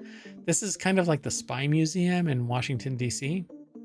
Yes, and the source was visitkc.com from Gotcha. that other link. Gotcha. Oh, it's in the Crown Center. Oh, okay. So next, they'll explore 4 main regions of American barbecue: the Carolinas and Texas and Memphis and Kansas City, and see what makes each unique. Barbecue is meant to be shared, says Bender. Jonathan Bender, who co-founded the museum, along with apparently Alex Pope, the chef who owns a whole animal butcher shop, which, all right. Well, okay, so you can't have a partial animal butcher shop, because then you have like the muffin tops sit in one place and the bottoms in another place, right? It's kind of like Seinfeld. True. That's right? True. Can't sell just the muffin tops. Anyway, we saw this as a natural fit, and for kids and adults to experience it together. Apparently so this is actually kind of a composite place. It's from kctv5.com, and Kansas City Star and Startland News, all talking about this. So it's neat. Yeah, I kind of like this. Before it opens in the spring of 2025, visitors can look at a miniature replica of the new museum. Is that how big the bottle's going to be? Are these going to be giant sausages hanging up there? I mean, we don't have to know. be 8 feet tall. All right. The museum is slated to open in the spring of 2025 in the city's Crown Center Shopping and Entertainment District. It will be near the World War I Museum and Memorial and the Sea Life Kansas City Aquarium and the Legoland Discovery Center, among other attractions. Huh. By the way, it has more than 100 barbecue restaurants, Kansas City, and tried to hit several of them, but they're in disparate locations and not always the easiest to get to if you have to Uber everywhere. And there's like surge pricing and stuff like that if you want to. Probably if you're trying to get to a barbecue restaurant. Yeah, really. They're like, oh, they're going to dinner. They must have excess cash. Let's ply them for a little bit more. So plus the World Series of Barbecue competition is there, and the Barbecue Hall of Fame is there, which I think would be like a museum, but apparently that's different. The Midwest city can trace its barbecue roots back to the early 1900s when a black chef named Henry Perry arrived from Memphis and began cooking meat in a brick-lined pit in the ground. Perry called himself the Barbecue King, per the Kansas City Star's Michael Wells. All right. Yeah. If you get a chance to go to Kansas City. That's interesting, because I thought Memphis was a style of barbecue, so yeah, it is. I wonder if this is closely related to Memphis style. Yeah. Let's see. Where do they they break out the 4? Where did they put it? Carolinas and Texas and Memphis and Kansas City. Interesting. Yep. Cool. All right, let's keep going. The next article is over in Non Sequitur News. One chip company's newest tactic to attract workers is to help pay off their student loan debt. Because, it's beneficial and all, but wow, kind of dystopian that there is student loan debt that needs to be paid off by a company, and all you have to do is agree to servitude. Exactly. Yeah. What's the What's the contract catch, in right? return? So, there's a person that's talked about in this, and they graduated with $20,000 in student loan debt that they hope to pay off by 2032. Yikes. Jacob Zinkula over at BusinessInsider.com put the article together. The deck statement has 3 takeaways. Chipmaker Global Foundries began offering student loan debt relief to eligible employees this summer. The benefit is aimed at helping the company attract and retain workers, and this comes as firms across the semiconductor industry are concerned about workforce challenges. It seems like every sector has workforce challenges when it comes to high tech. So maybe there's opportunities, but you might have to travel somewhere else to take advantage of those opportunities from, your hometown where you have your entire existence. Maybe you can just pack up and go somewhere else for $20,000. So if you want all of the articles today, type in !NSN in the chat and you'll pull it up from ohmTown. So while she's kept up with her payments, which amount to a few $100s each month, they've made it harder for her and her significant other to save for a home and for their family's future. The 28-year-old told Business Insider more than 40 million Americans collectively hold over $1 trillion in federal student loan debt last year. Yeah. And go ahead. Yeah, I mean, that's it's something that's well known. The price of education has gone way up. Yeah, because they're And guaranteed. There's difficulties getting into the workforce without experience, etc. We've talked about that in separate articles. Yeah. And I think that it's kind of, again, I think that it's sociopathic to not suggest that student loan debt relief would be beneficial to society, mainly for 2 reasons. There is a cohort of people that sit there and say, hell no, I paid for mine, you should pay for yours, right? And then there's the other side that says, why should my taxpayer dollars go to these private people to benefit them? And to that I say, and both of those I say, well, thanks for paying. And yeah, I agree, you paid, and they're going to get paid for too, one way or the other. And to the people that sit there and say, why should my taxpayer dollars go to private individuals? Your taxpayer dollars have done that time and time again, paying off corporations that exceeded their risk. And if you sit there and go, well, now is not the time and here is not the place, it's sociopathic. Why not relieve these people who are typically highly educated and very capable, but burdened by debt so that they can't actually make life choices that would benefit the rest of society because they're too busy paying the damn bills. They can't go and say, hey, I want to do research for X company or for X institution. They're forced to take whatever job they can to make these payments. Well, right. And these people are going to contribute to society. And the other thing is that it completely ignores the economic realities. It's one thing when you spend a tiny percentage of your income or prospective income on an education. It's another when you're going into debt for decades, also with the rising costs on everything else, etc. But yeah, look around. I mean, people sit there and go, oh, well, the inflation, or not inflation, it's only our the economy has grown by 3% or whatever it is, but it's all fabrication. We would have more money saved up if greedy bastards wouldn't keep increasing the cost of fundamental goods at the source of these goods. Like, and don't tell me it's because, well, a lot of people started buying the product because there was excess money. There's no such thing. I understand the economics of this, right? A lot of money chasing too few goods allows somebody to increase the cost of the good basically to acquire more of that money. But if you're making a profit and you're producing the good, why do you have to raise the rate? And I get into these arguments with economics professors and though not just in academia, but outside of academia. And to me, it just doesn't make any sense.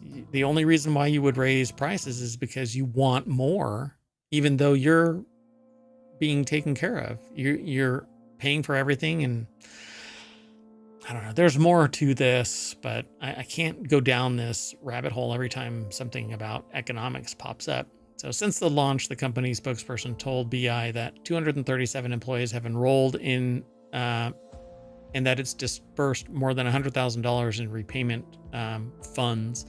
The relief program is helping repay student loans for degrees ranging from associates to doctorates at more than 80 U.S. colleges and universities. Morgan now expects to fully pay off her remaining $16,000 student debt by 2028, 4 years earlier than planned. So, I mean, I think this is really good. They're investing in their people. This is a really good recruiting perk for retention perk. So does it say that they have to stay with the company for X amount? I don't remember seeing that.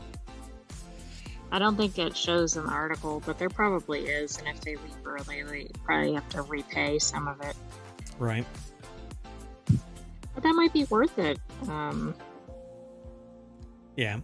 There's much more in this. They talk about hiring challenges that have forced the company to get creative. In February, $1.5 billion of the CHIPS Act funding was allocated to global foundries to expand production at the company's Malta, New York chip factory and build a new factory. Pardon me one second.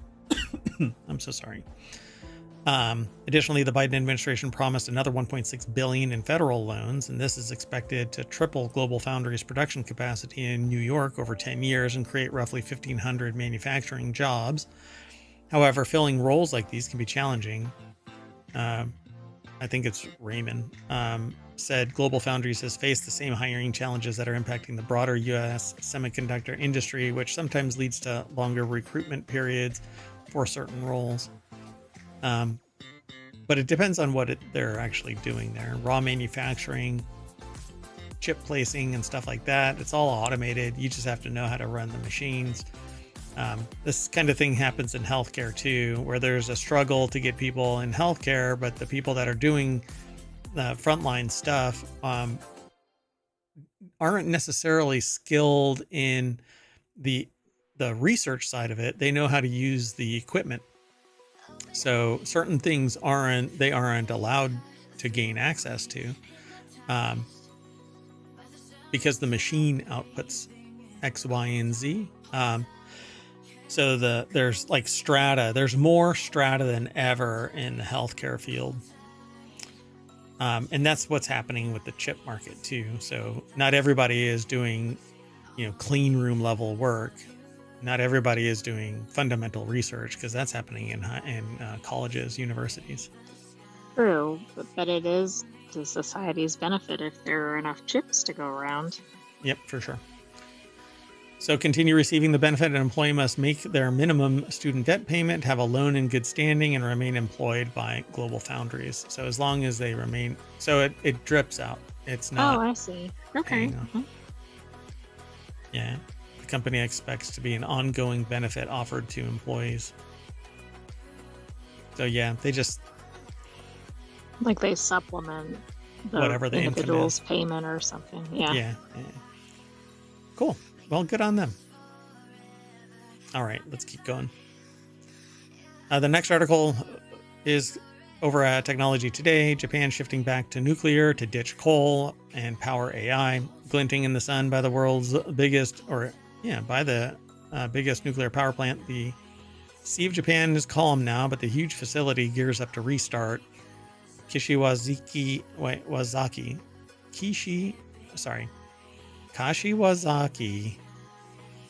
Kariwa has a new tsunami wall just in case. So Simon Sturdy over at techexplore.com put this article together. And frankly, I agree with this. I think that it should move back to nuclear. And we're talking, but learn the lessons of what went down. Yeah, I think there's kind of a fear factor, especially because of the location, but that doesn't mean we should never use it again. Yeah. G7's dirtiest energy mix, it says. Japan pulled the plug on nuclear power after the 2011 Fukushima disaster, but with the G7's dirtiest energy mix, it's seeking to cut emissions, and atomic energy is making a steady comeback, in part because of AI. Not sure why AI, but at the 400 hectare or 1,000 acre KK plant, as it's called, and that's, now you know why they just call it the KK plant. Shown to AFP because it's Kashiwazaki Kariwa. Probably easier to say KK. Yeah. Shown to AFP in exclusive tourth. That's interesting. There's no space there. So anyway, an exclusive tour. The 15-meter or 50-foot wall is just one measure to prevent another catastrophe and reassure the public and Japan's jittery neighbors. So, quote, we believe that the similar accident to Fukushima could be largely avoided. The strictest regulatory standards are here in the world. They have pictures of this plant, which at its most basic level, a nuclear power plant is a steam engine, because the nuclear material superheats a liquid that turns a turbine and then is brought back for reheating. And so that's basically what they're talking about. And apparently they've got a bigger tsunami wall. I would prefer, I guess it doesn't really matter. They need water. It's all about cooling to keep things within control. Right. So maybe they need to do it near the ocean. Yeah, regardless. And so you can put it up higher so it's not impacted, but then you have to pump water from one location to another. And if the pumps are damaged because of earthquake or another tsunami, regardless, you're still kind of screwed. You have to get that water up there. Otherwise, you're going to go nuclear. Yeah, they really need to work on reinforcements for heavy duty earthquakes, right? I mean, that's in a significant earthquake zone. It's not just the previous one. Yeah, I mean, it basically is the earthquake zone. So the E3G think tanks ranks Japan in last place by some distance among G7 nations on decarbonizing their power systems. Britain recently closed its last coal power station. Italy, France, Germany plan to follow suit. Japan and the United States, however, have no such target. Yeah. Japan, I can see why, but I'm not sure why United States doesn't. The government is striving for carbon neutrality by 2050 and to cut emissions by 46% by 2030 from 2013 levels. Well, I don't know why the U.S. doesn't have a target, but it also has a fear of nuclear. Yeah, even though it's never really... Right. It's not really founded, but it just seems like there's this sense that, oh my gosh, it's dangerous. Well, it doesn't have to be if it's built to modern standards. Right. I wonder if this is a person that's related to the soldering company. There's an electronics company that makes interesting Hako soldering equipment. Anyway, Japan-based energy expert at E3G thinks Japan could aim higher and have renewables generate 70 to 80% of its power by 2035. Hannah Hako. So, yeah, there's the wall. So it's 50 feet tall, 15-meter high. Seawall at the KK plant is one of numerous measures aimed. So I think this is pretty important that they bring their power plants back online, and I think that they should expand, but it's all because of this earthquake that hit Fukushima, and the entire country was impacted by this. So I find it interesting that Hannah Hako is based out of Helsinki, Finland. Oh, interesting. Which makes me think it may be related, but I don't know. Interesting. So because of the tougher safety rules since Fukushima, getting approval is a slow process. One restart was recently blocked because of earthquake risk. So they're going to have this earthquake risk, and I don't know if they can retrofit, but new designs need to come online that take into account, because retrofitting will be just short of intentional design, right? You can't intentionally design something that is a mitigation effort post building. It's going to get to that 90% mark. And maybe, I don't know, maybe something spectacular can be put in place that mitigates the earthquake risk altogether.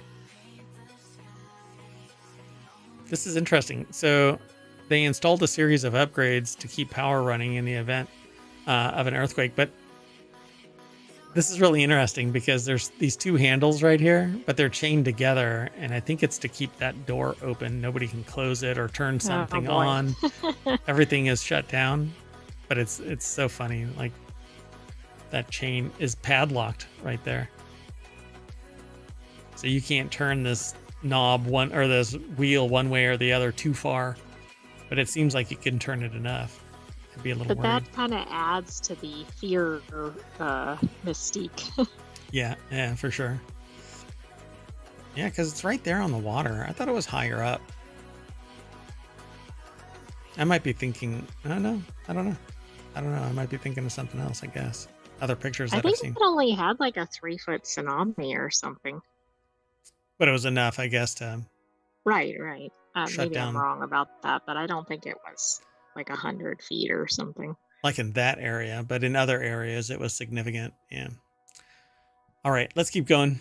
The next article is over in Non Sequitur News as well. Why you're seeing figs all over TikTok. Hey, we call this Non Sequitur News for a reason. With figs gaining popularity on social media, 3 nutritional therapists share why the fruit is so beneficial for health. But you have to get certain figs if you're vegetarian or vegan, because most of the ones that hit the stores actually require a wasp. There's only like 3. And it's not like for pollination, right? Like it's actually in the... Right, they don't land on it, pollinate, and fly out. No. They fly into the body that turns into the fig. They fly into it, and more times than not, the wings and antenna get ripped off in the process. By the way, it's only the female wasp. Yeah. If go to the figs? Yeah. So if it's a female that goes in and pollinates and lays an egg, it'll become a fig. And if a non-female goes in, it just dies. Oh. And it doesn't become a fig. That's what I understand. So a small wasp crawls inside the fruit to pollinate and usually proceeds to lay an egg and die there. The fig then absorbs the wasp, and that is what triggers it turning into...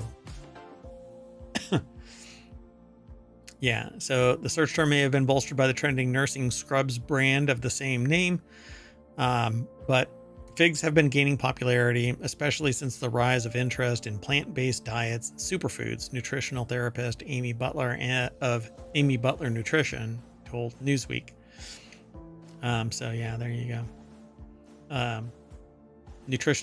Nutritional therapist Charlotte Watts of Charlotte Watts Health told Newsweek that, quote, "I love figs. I love them very, very much."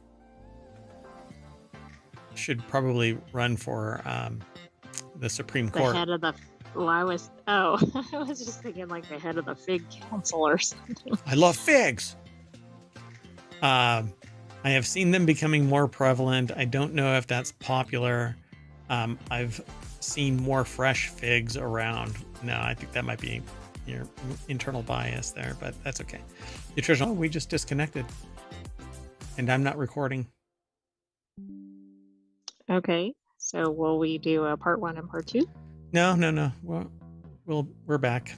So I don't know if this is going to maintain its internal consistency, but I wasn't recording a backup because we've been so reliable.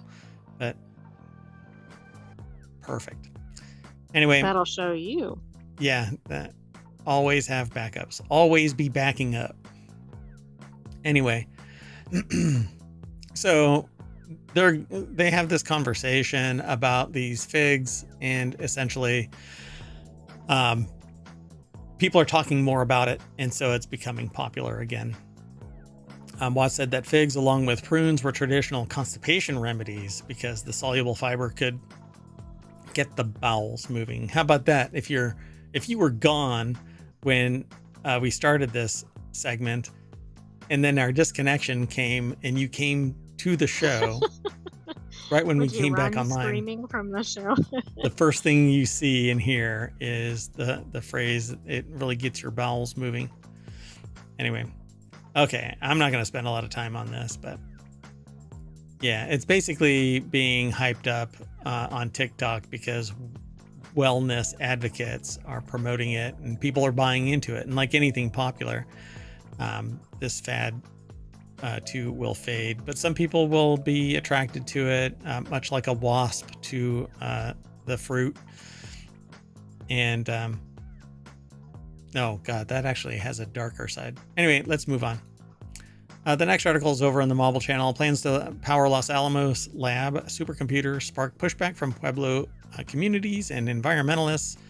Northern New Mexico indigenous communities and environmental groups are calling for the reconsideration of federal plans to run a new transmission line through an ecosystem they say is both vulnerable and critical to local tradition. But you know what? Hey, we need to make money. We need to make power. By the way, I'm not even close to being serious about this. Like the Colorado River is drying up before it gets to Mexico. And yeah, that's really awful and probably not really reversible. And a lot of it is because the water is being piped out at a rate that is not commensurate with the actual water cycle in the region. It's being piped out to desert to produce things like alfalfa that's exported to a foreign country and to communities that are entirely ensconced in the desert and need millions of dollars in pumping alone just to drive it to that location. So if we would actually build our communities more in line with nature and, life, instead of trying to circumvent it with massive technological innovation, which could be used still, but it could be used at a level that is commensurate with locating society in a region that's effectively aligned with nature. Think how much you would be able to apply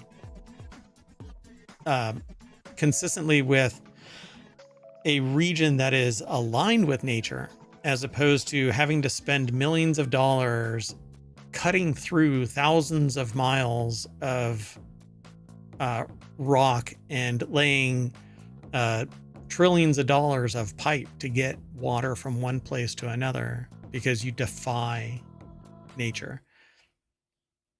I mean, doesn't even seem like an obvious comparison. Yeah, it seems weird, but so yeah, the article is over at thehill.com, and Sharon Usadin Udison, sorry, I flipped a letter. Udison put the article together for thehill.com.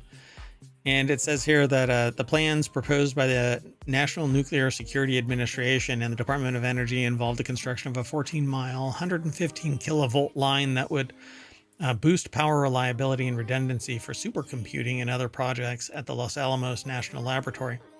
An LANL fact sheet summarizing the project describes the new power supply as critical to the nation's national security missions, which include top supercomputers used to model weapon performance, climate change, disease progression, wildfires, and more, as well as a particle accelerator used for medical, nuclear, and aerospace purposes. I wonder how much of healthcare has come from Los Alamos National Labs, as opposed to other fundamental physics and stuff like that research. I just don't know. I don't know. But the electrical power capacity upgrade project would also traverse the Caja del Rio Plateau, where activists are seeking to protect cultural and natural resources, vital biodiversity, and environments that are woven into the fabric of the adjacent Pueblo communities. Yeah. Although the project already accumulated more than 23,000 opposition statements during a public comment period that followed the release of a December environmental assessment, the plans have continued to advance. Yeah. I don't know how you can look at 23,000 opposition statements and go, we're going to do it anyway.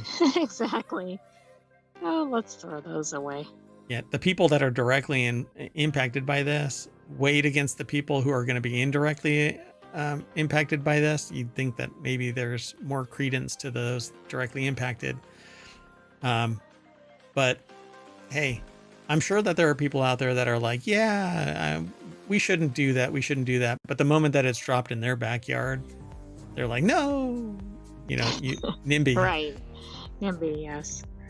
As opposed to, well, I'm right. Yeah, go ahead. It's fine. Oh, well, there's another term. It's called a YIMBY, right? It's like, yes, in my backyard.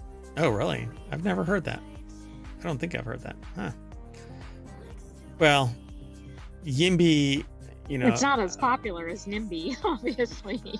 Yeah, I'm sure that YIMBY is like, if I get something out of it, kind of a thing. Right? I'm sure. You can put that cell tower in my backyard, but I want $2,500 a month to lease it to you. And then when I move, the person who moves into my place either gets the benefit, or do I get to keep that benefit? I'm not sure. All right, let's keep going. The next article is over in Non Sequitur News. DJI sues the U.S. Department of Defense for labeling it as a Chinese military company. The DJI company, the world's largest drone company, is suing to avoid being seen as a tool of the Chinese government. On Friday, it sued the U.S. Department of Defense to delete its name from its list of Chinese military companies, claiming that it has no such relationship to Chinese authorities and has suffered unfairly as a result of the designation. In fact, I was trying to buy a DJI mini drone so that I could do inspections, and lo and behold, it was gone. So I don't know if it was just that supplier up and said, I don't think so. But anyway, I'll take another look because I still have it stored. But yeah, that's interesting. Yeah, because this happened, by the way, although they were added to the list in 2022, not until this year did it really become manifest, where it apparently was coming to fruition that they were no longer going to be able to sell the product here in the United States. So I'm not sure. There's like rules and regulations that are still circling the drain around drones. But so this is a DJI drone in a first-person view. It's actually a controller that has a first-person view camera on it. And so the drone maker claims the DoD has falsely stigmatized DJI without evidence. Sean Hollister is the author. I don't know if you really want to open that can of worms if you're DJI, because they wouldn't make the claim if they didn't have the evidence to support that claim. Well, I'm interested, though, that they're suing because of this. Yeah. Oh, gosh. Pardon me. Yeah, the news is born. So it also alleges that DoD would not offer the company any explanation for its designation as a Chinese military company until DJI threatened a lawsuit, and the claims that when the DoD finally did offered up reasoning, it was filled with errors. So, yeah. Oh, there you go. So they've got basically the lawsuit. Somebody posted a DJI v. DoD complaint distributed by Vox.com, actually. So it's a 56-page complaint. We won't read it all. And there's a little rundown of stuff. The Department of Commerce added DJI to its entities list, banning U.S. companies from exporting technology to DJI after it enabled wide-scale human rights abuses within China through abusive genetic collection and analysis or high technology surveillance. which hell, we use that here. That we just talked about something called World that Right, scans. exactly. Seems kind of along the same lines. And why is there a suit in 2024? Apparently, there was action as early as 2017. Yeah, because it's been slow creeping. Yeah. Because DJI, I think, was acquired by a Chinese company. I don't think that it started out as that, but I could be wrong, though.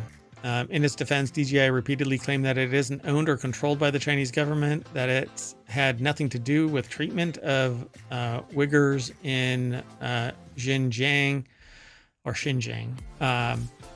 That it's simply selling drones that may be used for various purposes that are out of its control afterwards, that many of those purposes have helped entities, including first responders in the United States, and the independent audits by consulting firms and U.S. government agencies, including the DoD, have found no security threats. So there you go, folks. Take that. Let's move on. The next article and the last one for today is in Reality Hacker. Juiced bikes sold at auction for $1.2 million. Juiced Bikes, the San Diego-based maker of e-bikes, has been sold on an auction site for $1.2 million.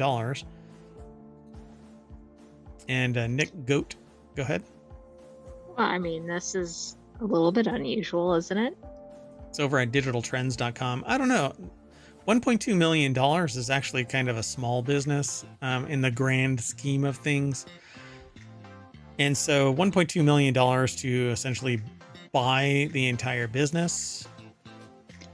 But I guess, I mean, how many companies are sold on auction? Maybe it happens frequently, I don't know. But it seems like a lot of times there's like an offer or something.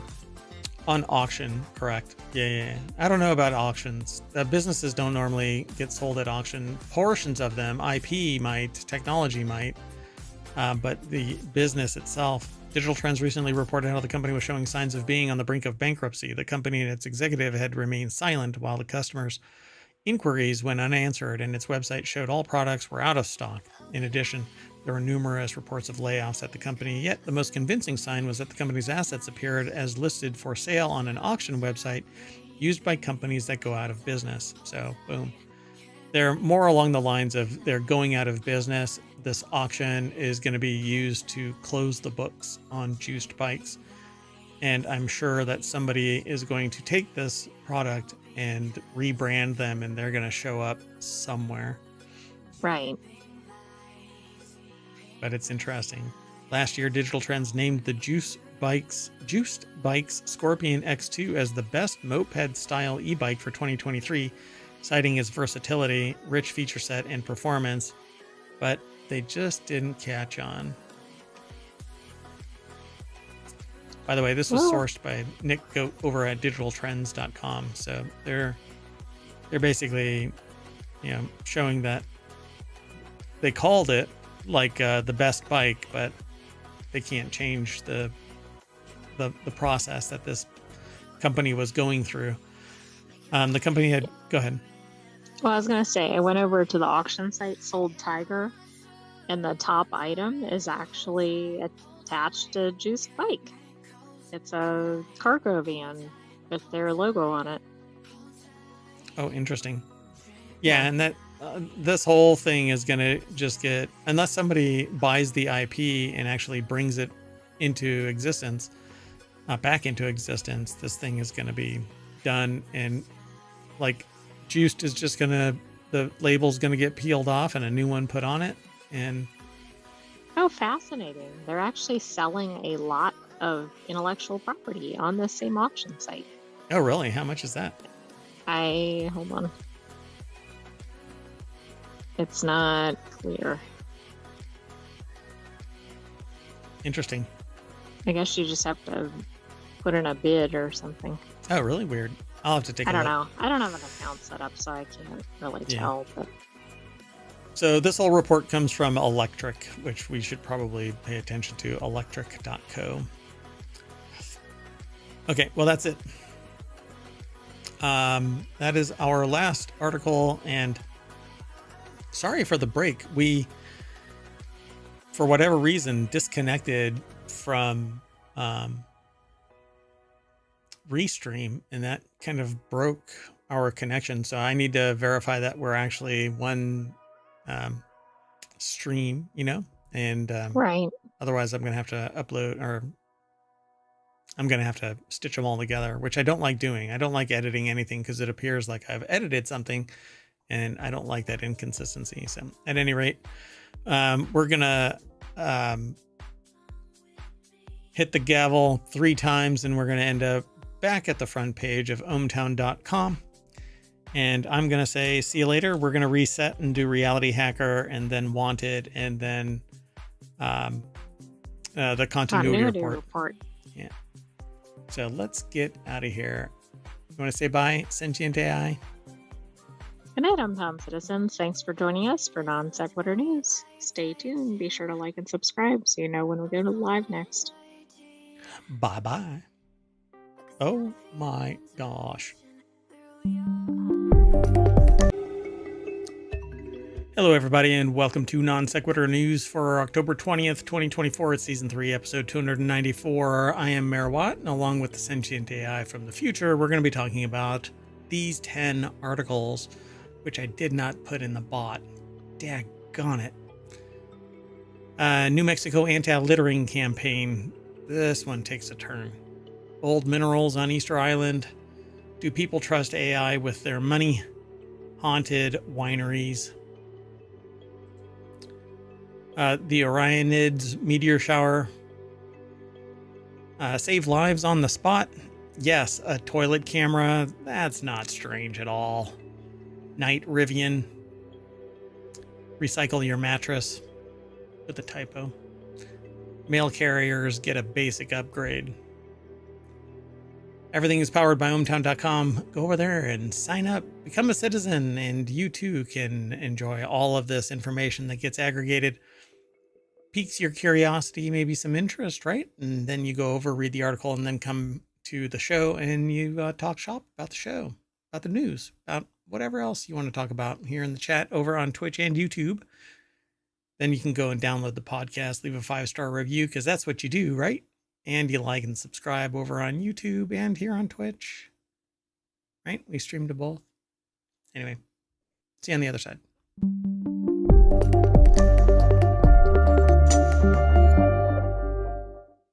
All right. So I did not put the show notes in ohmTown. So I need to do that real quick. But let's get going. The first article is over. Oh, wait. I'm sorry. So I got distracted because I didn't put the stuff in ohmTown. So Sentient AI from the future. How are you? Good. How are you, Mayor Watt? And welcome to every ohmTown citizen who's joining us. Oh, and I grabbed the wrong headlines. I'm doing all right, except that I kind of messed up this intro by not putting the show notes in the bot.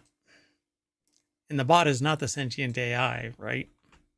No, that's completely separate from me. That's right. So what about this? New Mexico taps meth cooking mass murderer for new anti-littering campaign. I mean, that's always who you want at the face of your campaign, right? When you think New Mexico, man, or when you think following the law, right? Anti-littering. Yeah. Just so you know, I put ohmTown into effect, so you can actually get the show notes, but they're in a wonky order, but the URLs point to the right source.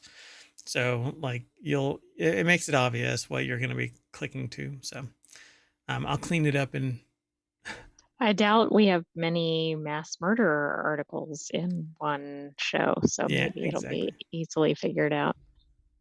This one is a shocker. Okay, so when choosing spokespeople for your campaign centered around good civic responsibility, our minds do not drift automatically to prolific meth cooks with serious body counts. Sure, the humble meth chef has certain public-minded qualities, industriousness, entrepreneurial spirit, and an all-purpose can-do attitude.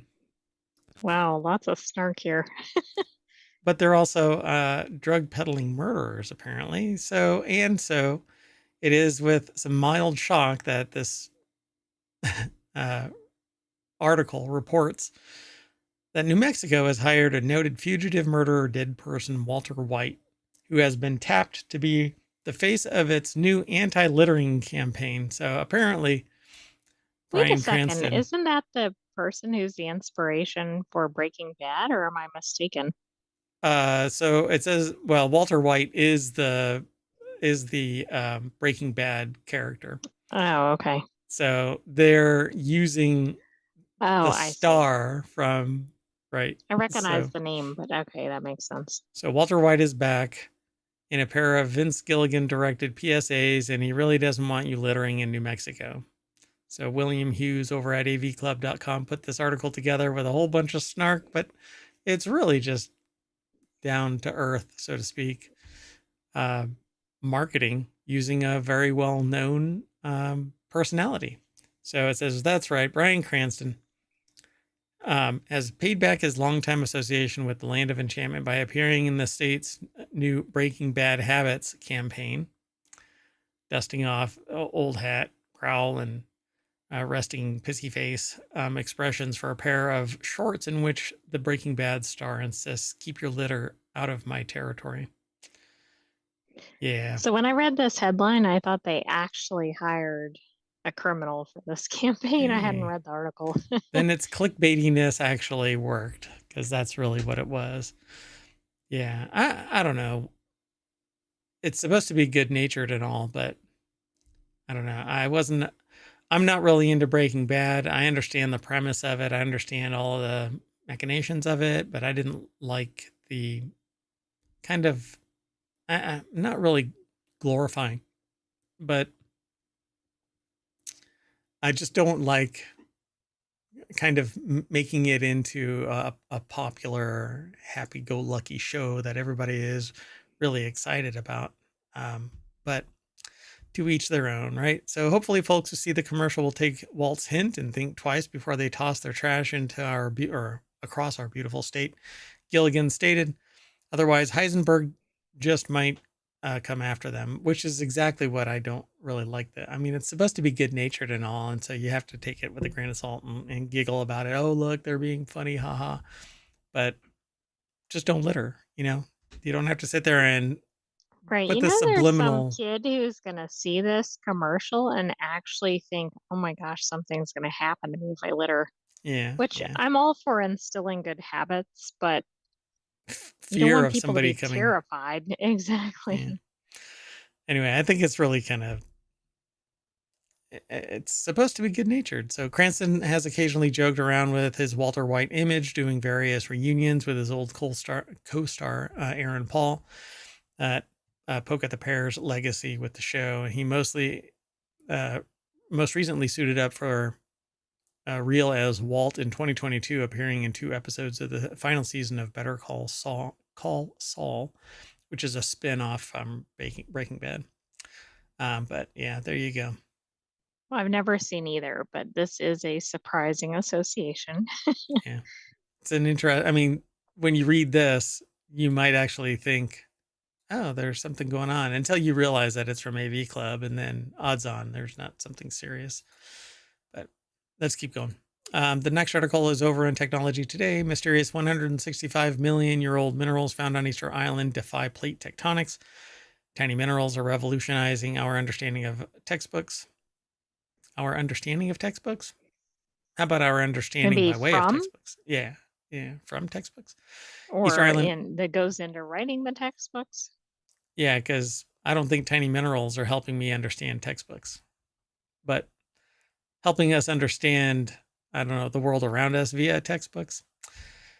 Easter Island consists of several extinct volcanoes. The oldest lava deposits formed some 2.5 million years ago on top of an oceanic plate, not much older than volcanoes themselves, the volcanoes themselves that are on this island.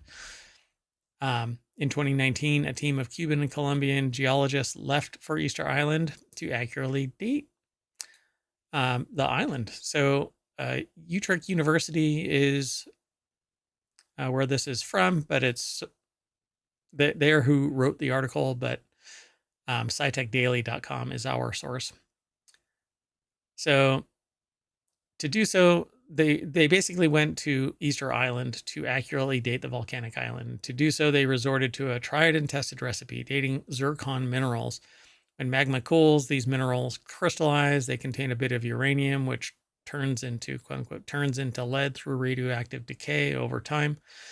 Because we know how fast that process happens, and you know how much time has transpired. But surprisingly, not only is there 2.5 million year old material, but up to 165 million year old material. So how could it be? Yeah. So from some hot spot birthed Easter Island. That hot spot can move away and build other ocean floor mounts and whatnot. So they're talking about these subduction zones and plate tectonics in general. Volcanoes like those on Easter Island are so-called hotspot volcanoes. Oh, look, it says it. These are common in the Pacific Ocean. Hawaii is a famous example. They form from large blobs of rock that slowly rise from the deep earth mantle, so-called mantle plumes. So every time the plates shift a little bit, the mantle plume produces a new volcano and or a new Okay, island so eventually. this is predates whatever the tectonic plates were in that area. Yep. To answer that question, Rojas Agramonte needed evidence from the geology of the Ring of Fire, an area around the ocean that, with many earthquakes and volcanism, where oceanic plates dip or subduct into the Earth's mantle. So she contacted Utrecht geologist, I think Douwe van Hinsbergen. So the difficulty is that the plates from 165 million years ago have long since disappeared in those subduction zones. Naturally, they kind of shift around and get pulled under. So when he added a large volcanic plateau to those reconstructions at the site of present-day Easter Island 165 million years ago, it turns out that the plateau must have disappeared under the Antarctic peninsula some 110 million years ago. So why is there mineralization on here that is 165 million years old? Right, that really doesn't make any sense. And if you dig down under this, there's probably a body.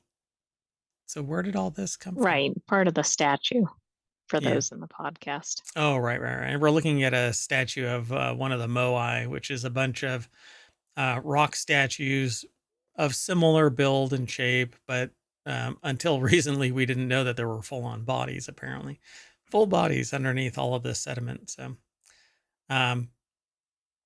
the classical conveyor belt theory has already been difficult to reconcile with the observation that mantle plumes stay in place while everything around them moves, which I've always thought was interesting, right? So why does that stuff stay while the plate Right. shifts? It doesn't make a lot of sense unless it's just coming straight from the core or something of the earth. So the discovery of the ancient minerals on Easter Island therefore suggests that the Earth's mantle behaves fundamentally differently and moves much slower than has always been assumed, a possibility that both Rojas Agramonte and Van Hinsbergen, and their team raised a few years ago in studies on the Galapagos Islands and New Guinea, and for which Easter Island now provides new clues.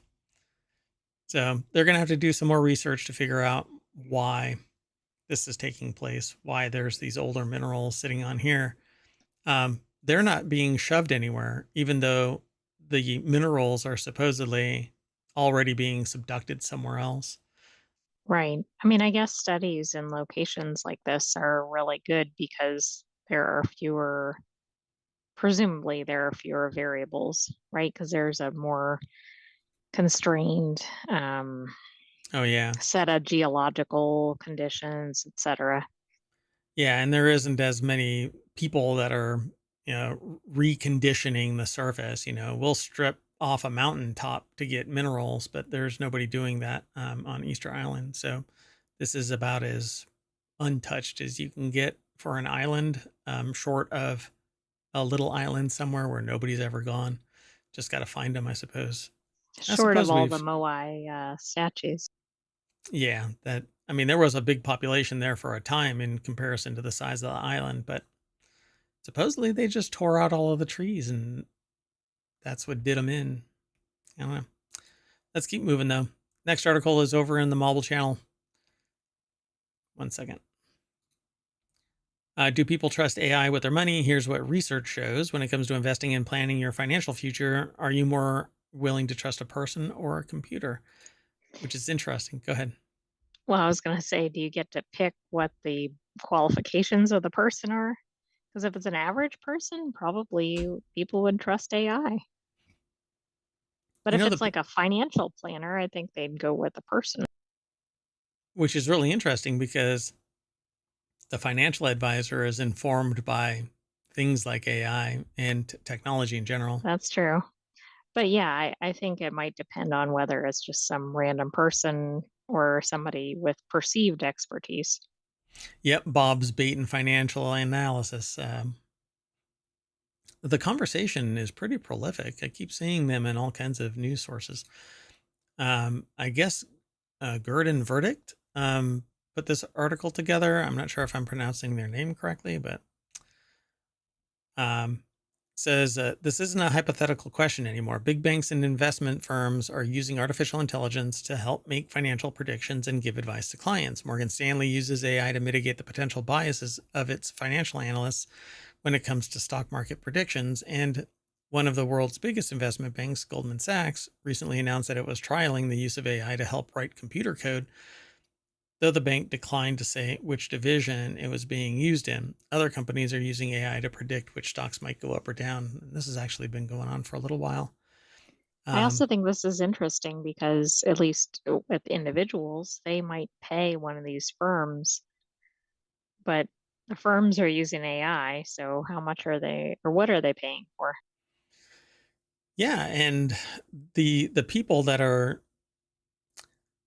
the people that are doing this have fed data into the system of previous transactions. And so the AI is really just replicating what the humans have done in the historical record. So what's going to come out of the AI is going to be the actions that the humans would have done, except now you don't have to continuously pay the human to provide these answers. So just like everything where technology comes over and takes over the job, humans are literally working themselves into, well, oblivion. They're not needed anymore for financial advice because there's been enough data put into the system for the AI to answer.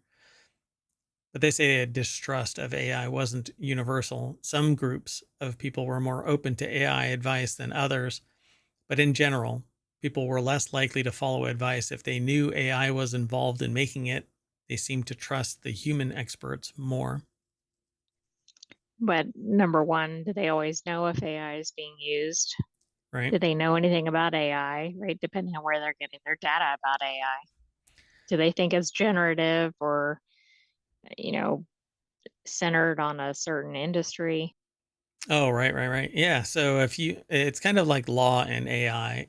You don't want just a general AI spitting out whatever garbage it's going to hallucinate. You want one that's focused and knows just the law. That way you don't get some weird, made up, um, Right. Cases that don't exist. yeah, which leads you into trouble.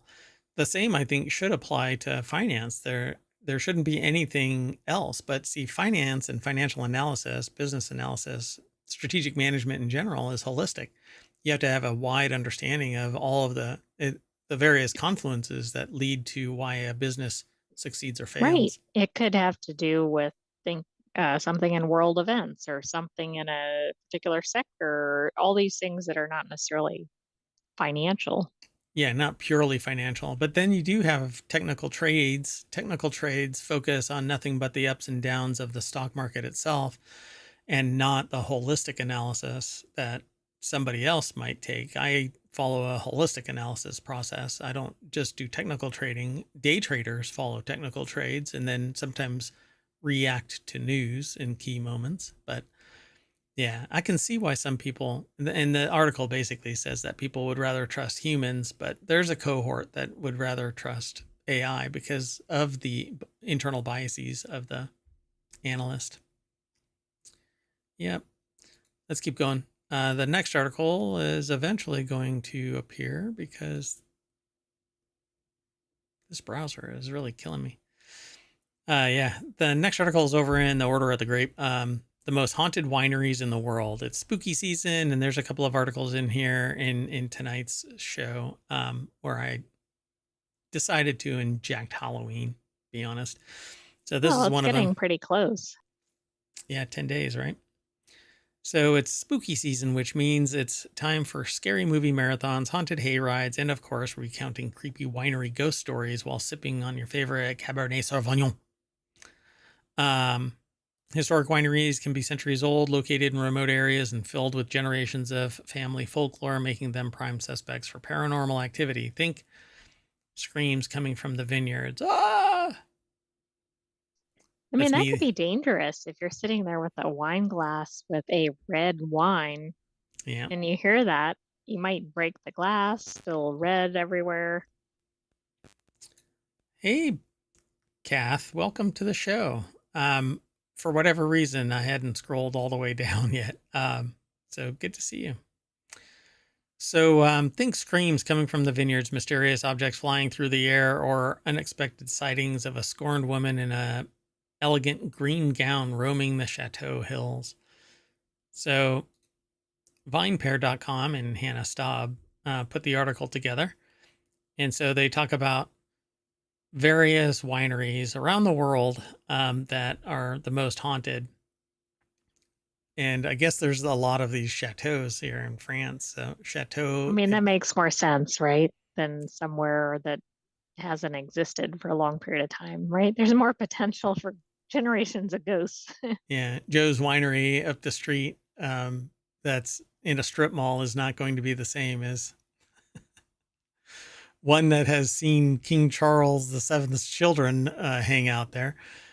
So Chateau de Brissac, I guess it is. I'm not.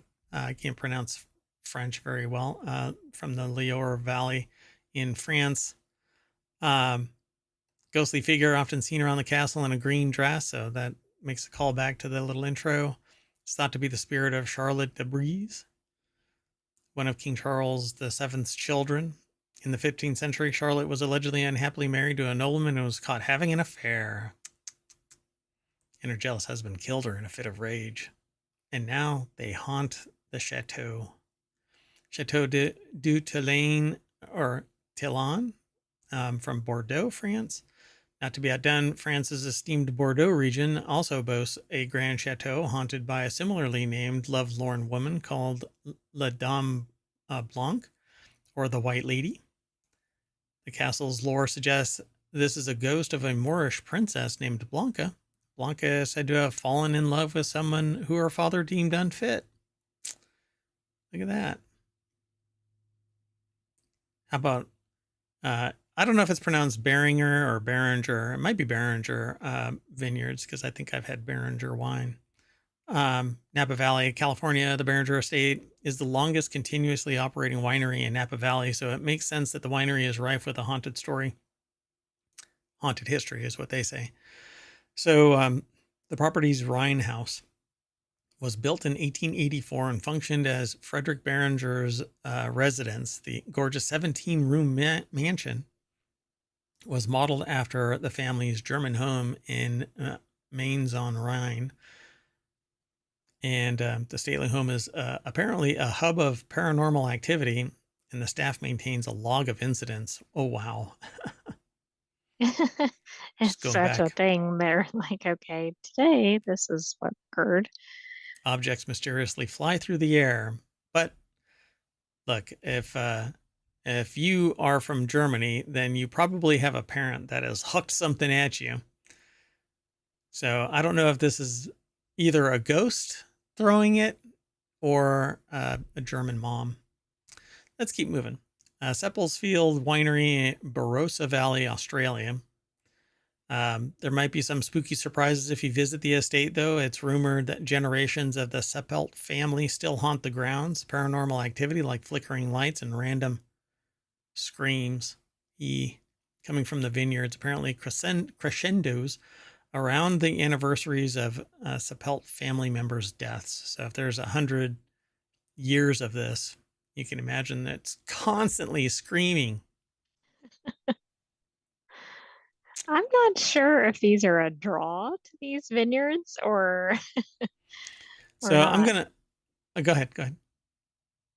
No, I just like some visitors may be a little off put by hearing screams while they're trying to relax at the winery. Oh yeah, exactly. I don't know. Some people are. It'll get drawn to them. So I'm gonna jump through a couple that you can go and take a look at if you follow the show notes, and we're gonna jump straight to the last one, which is apparently named, I guess, apropos.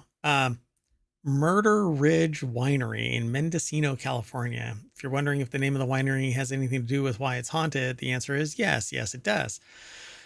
So apparently, Murder Ridge shares the story of a 911 axe or 1911 axe murder of 70-year-old Joe Cooper that happened on the winery's estate. The primary suspect, Pete Giannoli, was found with the victim's coat and a bottle of wine. He was acquitted by a jury in the trial, but he returned to the scene of the crime later that year to boast about his horrid deeds and threatened others. He was committed to a state hospital, and the ghost of Cooper is said to haunt the winery to this day. Dun, dun, dun. Well, at least that one you probably know what you're getting into with the name. Let's go to Murder Ridge Winery. No, I don't think so. Let's keep You going. can either go to like some peaceful sounding name like Rolling Hills Winery, or let's pick Murder Ridge. Yeah. Peaceful Valley Winery. That's where I want to go. So the next article is over in Technology Today, which is one of our shows later today. Halley's Comet debris ignites fiery fireballs, which is, I guess, as to what fireballs? It's just fireballs. Just fireballs in the Orionids meteor shower. This year, skywatching peaks with the Orionids meteor shower, showcasing bright meteors against the night's brightest stars. With connections to the famed Halley's Comet, 2024 has been a remarkable year for both amateur and professional astronomers, featuring everything from a total solar eclipse in April to a partial lunar eclipse during September's harvest moon. I totally forgot about that total solar eclipse in April. It seems forever Is that coming ago. up? Oh, no, that was this past year. There's another one coming up, I guess, in 2026, if I'm not mistaken. Yeah, something like that. But it's coming at a different angle, so not everybody's going to get to see it as brilliantly as they did this year because Right, of the path that to it be took. in South America, maybe, but I'd have to look. So it happens all the time in various places. Wayne Smith from NASA put the article together. It's over at scitechdaily.com. And so, yeah, you're going to see a bunch of meteor showers. I don't know how long this actually lasts. Let's see. Well, it's October 2 days. 20. Well, today and tomorrow, this weekend. So good timing, I guess. Viewing tips for the best meteor show is get away from light. In less than 30 minutes in the dark, your eyes will adapt and you'll be able to see the meteors, but you really need to get away from light pollution. Go out to the mountains if you can, on the opposite side of where the cities are, and look to the dark sky. If you get too much light pollution, you won't see much. So it says, aside from potentially producing spectacular fireballs, the Orionids reflect quite a legacy. Their parent comet is the most famous of them all, Halley's Comet. Each time that Halley returns to the inner solar system, its nucleus sheds ice and rocky dust into space, and then that dust eventually become the Orionids in October, and the Aggregades, from Aquarius, and I guess it's in that region, in May if they collide with Earth's atmosphere. Comet Halley takes about 76 years to orbit the sun once. The last time Comet Halley I don't know why they don't just refer to it as Halley's Comet. Was seen by casual observers in 1986, and it will not enter the inner solar system again until 2061. So you basically get to see these remnants as we brush through them. Right. So you might want to see them if you have a chance to. Yep. Just try to turn off all the lights around you and give yourself a little while to adjust, and you'll be able to see them. All right, let's keep going. The next article is over in Technology Today. Tiny new invention diagnoses heart attacks in minutes and could save lives on the spot. A rapid and precise blood test could deliver quicker results to physicians and first responders. Every second matters during a heart attack. The new blood test can diagnose it in minutes instead of hours and could be adapted for use by first responders or even at home. I mean, this is really good because there are things that mimic heart attacks, or people don't think they're having a heart attack, but they are. In particular, I know female have less well-known symptoms than men. Yeah, and things like shingles can actually cause people to think that they're having a heart attack. But and even doctors can think it. But anyway, Johns Hopkins University put the article together. It's over at scitechdaily.com. And it says proof of concept work, which can be modified to detect infectious diseases and cancer biomarkers, is newly published in Advanced Science. But using biophotonics to diagnose heart attacks, Zhang and senior author Ishan Barman develop diagnostic tools through biophotonics using laser light to detect biomarkers, which are bodily responses to conditions including disease. And that's how a lot of blood tests work. It's if there is a reaction to something, then you are positive. Right. So they're more testing you for the reaction than the original event. Yeah, or the chemistry changes because you're having an adverse reaction to some bodily function going awry. Though an estimated 800,000 people plus have heart attacks every year in the United States, heart attacks remain one of the trickiest conditions to diagnose, with symptoms that vary widely and biological signals that can be subtle and easy to miss in the early stages of an attack when medical intervention can do the most good. So the heart of the invention is a tiny chip with a groundbreaking nanostructured surface on which blood is tested. So I don't know which way, like they're showing this chip, but I don't know if looking at this chip is actually indicative of a positive or negative response to having a heart attack. They just say that it's a tiny chip with a groundbreaking nanostructure surface on which blood is tested. Right. It doesn't tell us from the captions. Yeah. So the standalone blood test the team created provides results in 5 to 7 minutes. It's also more accurate and more affordable than current methods. Though created for speedy diagnostic work in a clinical setting, the test could be adapted to a handheld tool for first responders. And it's kind of like that dark field microscopy that I was working on, trying to find nanoplastics in liquids. Then somebody came up with it in a mobile device to go out to the field and do testing in situ in various places. I think it's pretty amazing. So there's always this fundamental research that's taking place. And unfortunately, there's a lot of bias now being put on science to only turn out positives. And at the nearest hint of a quote unquote failed experiment, instead of assigning it as a positive regardless, because now you know that that way is not the right way to find this or that or the other or prove something, they basically say, well, if I don't think that I'm high enough in the success percentage, I won't even bother doing it. And now we're seeing a lot of fraudulent science making it through to journals and stuff like that.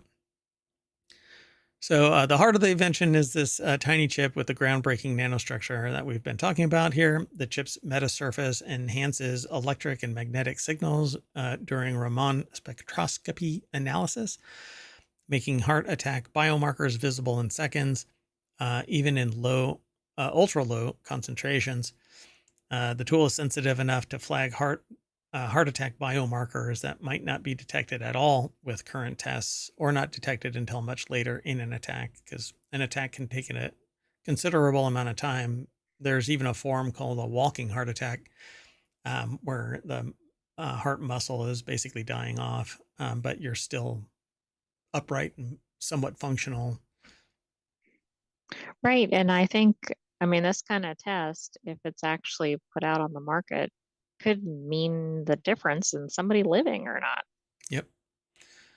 As long as, the actuarial tables at the health insurance company and the MBAs that direct treatment and policy and procedure say yay. So this next article, though, is over in Late Night Geeks. Throne's toilet camera takes pictures of your poop. Yep, As everybody has always wanted. That's a sentence. Yeah. So if you're going to sit on a throne, just know that it's Throne, an Austin-based health startup. It sells a camera and it clips to the underside of your toilet bowl so that it can take a picture of your poop. Currently in beta. I don't even know what to say about this. The system utilizes artificial intelligence. Of course it does, to examine your poo in a way, as a way of determining things like gut health and hydration. I had to choose it, but so Brian Heater over at TechCrunch.com put the article together. And it has an app. The company is quick to note that the images are anonymized, which doesn't mean jack shit, really. I mean, I'm sorry, but no, they're not really anonymized. If you have one of these, you have an account, you're downloading an app, you're reviewing the results or whatever. Right, you're attached to your own data somehow. This is a 23andMe breach away from everyone knows my poo. There's a book called Everybody Poos. Oh, maybe you can buy the book along with this. Now it's going to say everybody knows my poo. There's going to be a sequel to it, right? Yeah. Anonymity, I think, is... This is like a weird application of this, but I know there are a lot of health yes, related things that they can determine from this. See, but I don't think that a picture is worth 1,000 words in this case, because if you're trying to detect things like colon cancer, there's biomarkers that are there, because, well, that's how it works. We process stuff and it eventually gets evacuated. And that includes free floating cancer cells. And that's what gets detected. But you're not going to detect that from a camera. It's a level of... No, I mean, maybe if it gets somebody to go into the doctor, but it's not going to do the diagnosis itself, probably. We only capture images of the content of your toilet bowl, Throne writes. Any other data is irrelevant to our mission and could compromise our ability to provide accurate health insights. We use image recognition technology to automatically delete any non-relevant images. This ensures that only toilet-related data is retained. All right. So it says, we do not access an individual's data. Our team only analyzes anonymized aggregated data, which means that data can't be traced back to the original owner, i.e. you, which again, I don't buy that for a second, but that's okay. I'm not maybe the it's harder to do that, but I don't think it's impossible. Yeah, I mean, it's a data breach away from somebody seeing pretty much anything. Sadly, this could totally be a target for that, right? Yeah, sure. So shortly after raising an initial $1.2 million from investors, including Knight Capital, Reef Ventures, and Hustle Fund, the company found itself at a crossroads. Within 6 weeks, we came to the painful realization that the market was just blocked up, and capital wasn't flowing, and customers weren't being retained. It was almost like there was there wasn't enough there to really hold back the tide. Well, anyway, so we pivoted, and our investors were shockingly cool with us tackling consumer hardware. Throne didn't just pivot, it pivoted to poo. The company is focused on both the aging population and those with chronic digestive conditions, including Crohn's disease, ulcerative colitis, and IBS, which is interesting that this article mentions Crohn's disease because we have another article that talks about it. But let's keep going. Sound good? Sounds I good. mean, I don't want to. Yeah, I'll just leave it alone. So the next article is over in Reality Hacker. Rivian gets Knight Rider spooky for Halloween. The Rivian mobile app offers Halloween car costumes, such as the iconic kit from Knight Rider. So if you've never seen Knight Rider, you have this car, and it is supposed to be artificial intelligent vehicle. Nick Gott over at digitaltrends.com put the article together. I actually loved watching this show when it was on. So the software update available in the Rivian mobile app until November 4th provides car costumes which take over the vehicle's screen, lighting, and sound systems while in park to transform it into 3 different cars. Nostalgic fans of Knight Rider TV series will be pleased that there is an option to turn it into the kit. There's an extra treat for Rivian Gen 2 owners. The interior light bar will feature Kit's iconic beaming red light, and it actually goes back and forth. No, it's kind of like Cylons from Battlestar Galactica. So no less nostalgic fans of Back to the Future movies will get a treat to turn their car into the DeLorean time machine. With this option, the screen turns into the classic time traveling interface with the audio system, plays the movie's music and acceleration sound effects. So that sounds fun. Yeah, when you hit 88 miles per hour, you're going to see some serious, well, the camera's going to see some serious shit. Anyway, for more traditional spooky time, you can opt for the Haunted Rivian car costume featuring 8 different sound effects and 3 different color schemes. Static and ghosts will take over your interior display. So there's the DeLorean.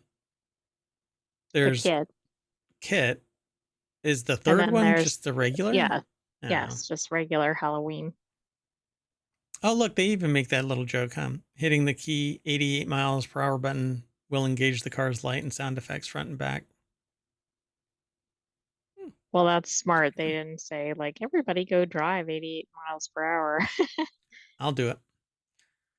Let's keep going. The next article is over in Hatch Ideas. Why I paid $95 to recycle a mattress, and you might too. So it can be difficult and costly to avoid trashing your old mattress in a landfill.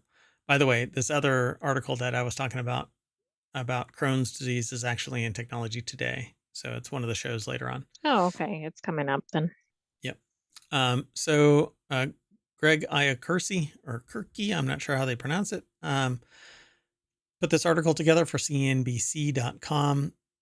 Donating their old queen-size mattress proved difficult. They recycled it and paid nearly $100 for the service in New York. More than 75% of mattress materials like wood, foam, steel, and fiber can be recycled, and the economics can be challenging for recyclers. Some states have enacted... Oddly enough, there were 2 articles in ohmTown in the last 24 hours about mattresses problems like this. So it was really submitted just to bring awareness to it. What do you think the other one was? Did you take a look at it? It was specifically focused on a nonprofit that accepted these. They actually repurposed them. They didn't recycle them. Oh, interesting. Okay. But it was localized. So this one seemed like it got into the broader point. So some states have enacted mattress recycling laws that make it cheaper for consumers. However, state programs are funded by a fee on mattress purchases. But if you don't have a mattress that's made of wood, steel, fiber, foam, memory foams, and stuff like that, I don't know, it might be a problematic. You can't shrink them down to deposit them somewhere without a really powerful vacuum sealing device. Your kitchen one, I don't think, is going to do it. But yeah, they say it may sound odd, silly even to pay so much to dispose of a run-of-the-mill household item, but the economics of mattress recycling illustrate why it can be difficult and costly to be an eco-friendly consumer in the U.S. So they say it's a massive waste stream. Wow, look at all that. So for the podcast listeners, there's a looks like a garbage dump, but I don't know if it's a legit one. But there's all of these mattresses all over the place, and even it looks like a propane tank, Right. And a or a bunch of tires as well. CO2 tank, and yeah, tires all over the place. Yeah, we're kind of a dirty population, you know, like whatever we don't actually consume, we don't We operate really as if effectively. everything's disposable. Yeah. So the person says that they live in Brooklyn where residents dispose of a mattress for free as part of the routine trash pickup. As someone who meticulously tries to cut waste in everyday life, avoiding single-use plastics, composting food scraps, it was painful to think of theirs wasting away in a landfill. So you basically just drop it in the landfill, but surely I Right. can And it'll find. take hundreds of years for it to break down. Yeah, it says Meg Romero, the recycling and litter control superintendent for Charles County, Maryland. Um, that's interesting. They're talking about Brooklyn, New York, and then they drop down to Charles County, Yeah. Maryland. It's kind of a weird Just jump. juxtaposition. I actually did preview this one, and they do talk about this other organization. But right now, you're going, how does that connect to the Brooklyn issue? Yeah, exactly. And or New York in general. So did I neglect to reach out to someone in some interested parties? Probably. But they transitioned into something else, right? Well, they went to, it looks like at least actually more than four, multiple locations trying to get somebody to take this that could use it, and nobody could. So that's part of the problem with mattresses also.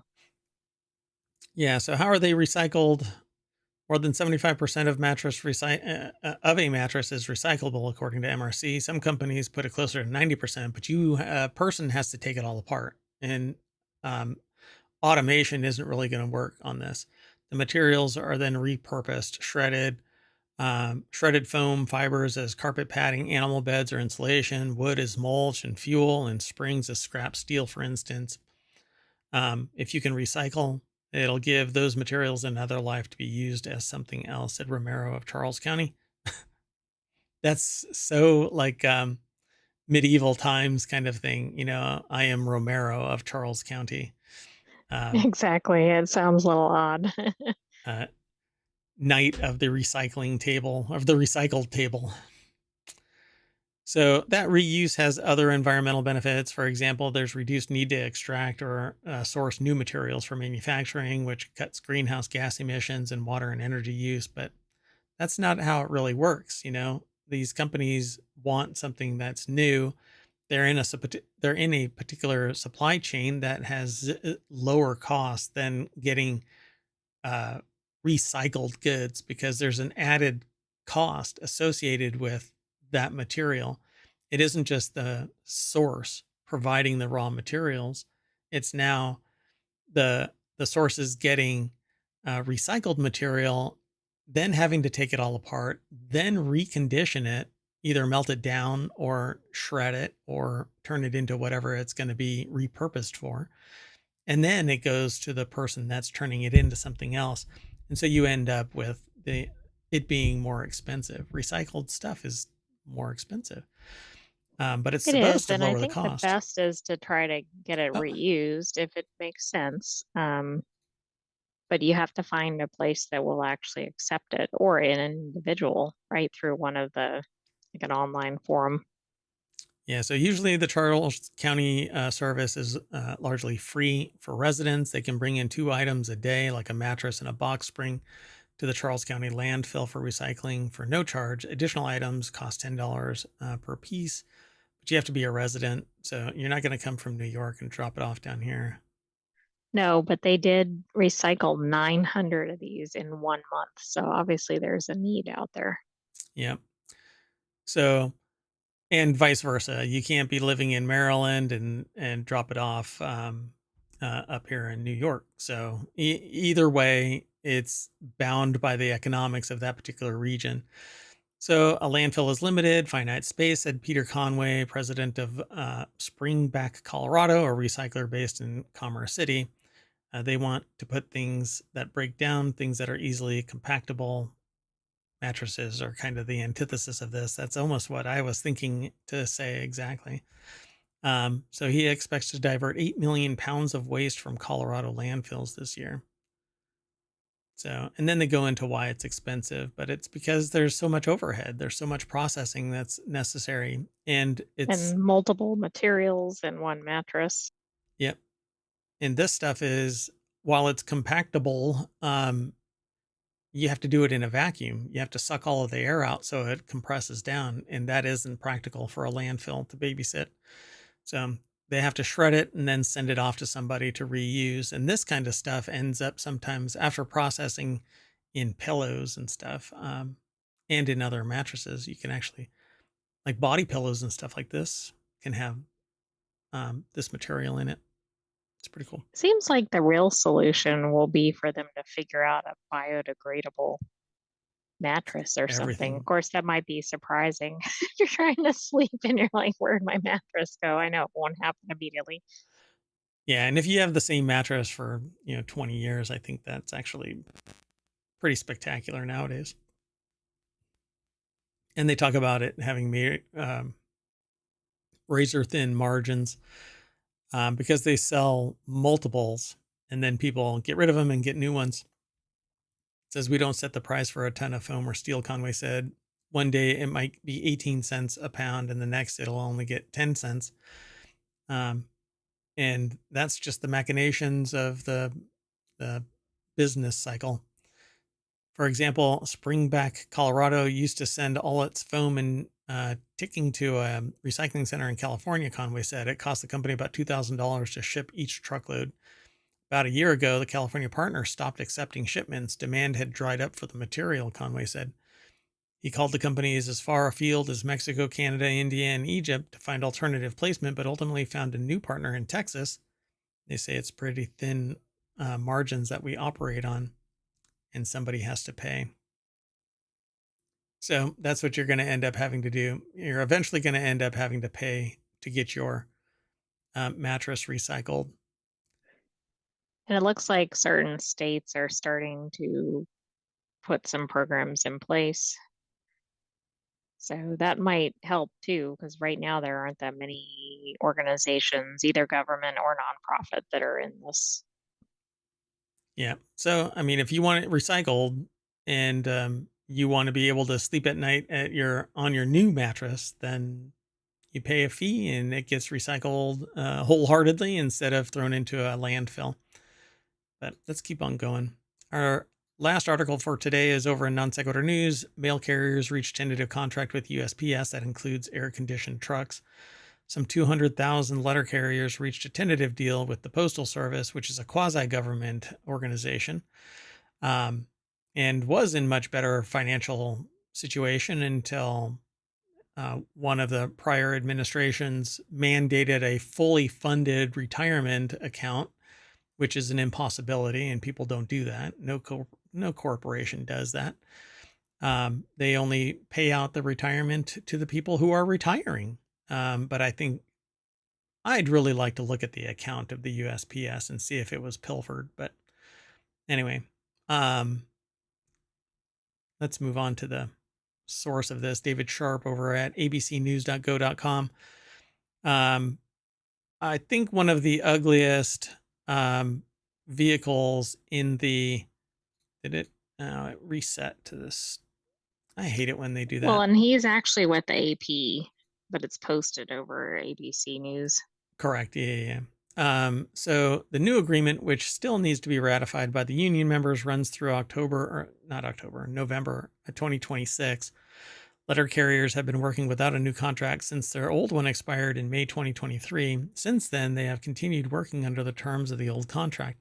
Both the union and the Postal Service welcomed the agreement, which was announced on Friday. Both sides didn't get everything they wanted, but by bargaining in good faith, we ended with an agreement that meets our goals and rewards our members. Brian Renfro, the president of the National Association of Letter Carriers, told the Associated Press, To make that happen, the Postal Service had to recognize the contributions of members to the post office or post service and the American people.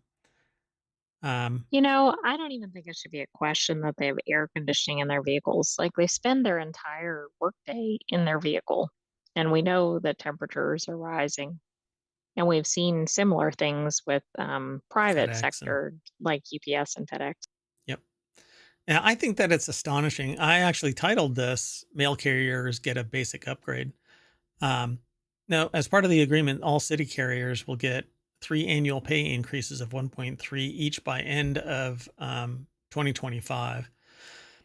Some of which will be paid retroactively from November 2023. Workers will also receive retroactive and future cost of living adjustments. I think it's because that's when the contract ended. Yeah, May 2023. Which this is astonishing. This is honestly astonishing. A retroactive pay raise. Oh, it absolutely is. But it's And good for the workers, although it's not as good as getting it at the time, but it's better than not getting it. yeah, and hold on a second. I just want to make sure that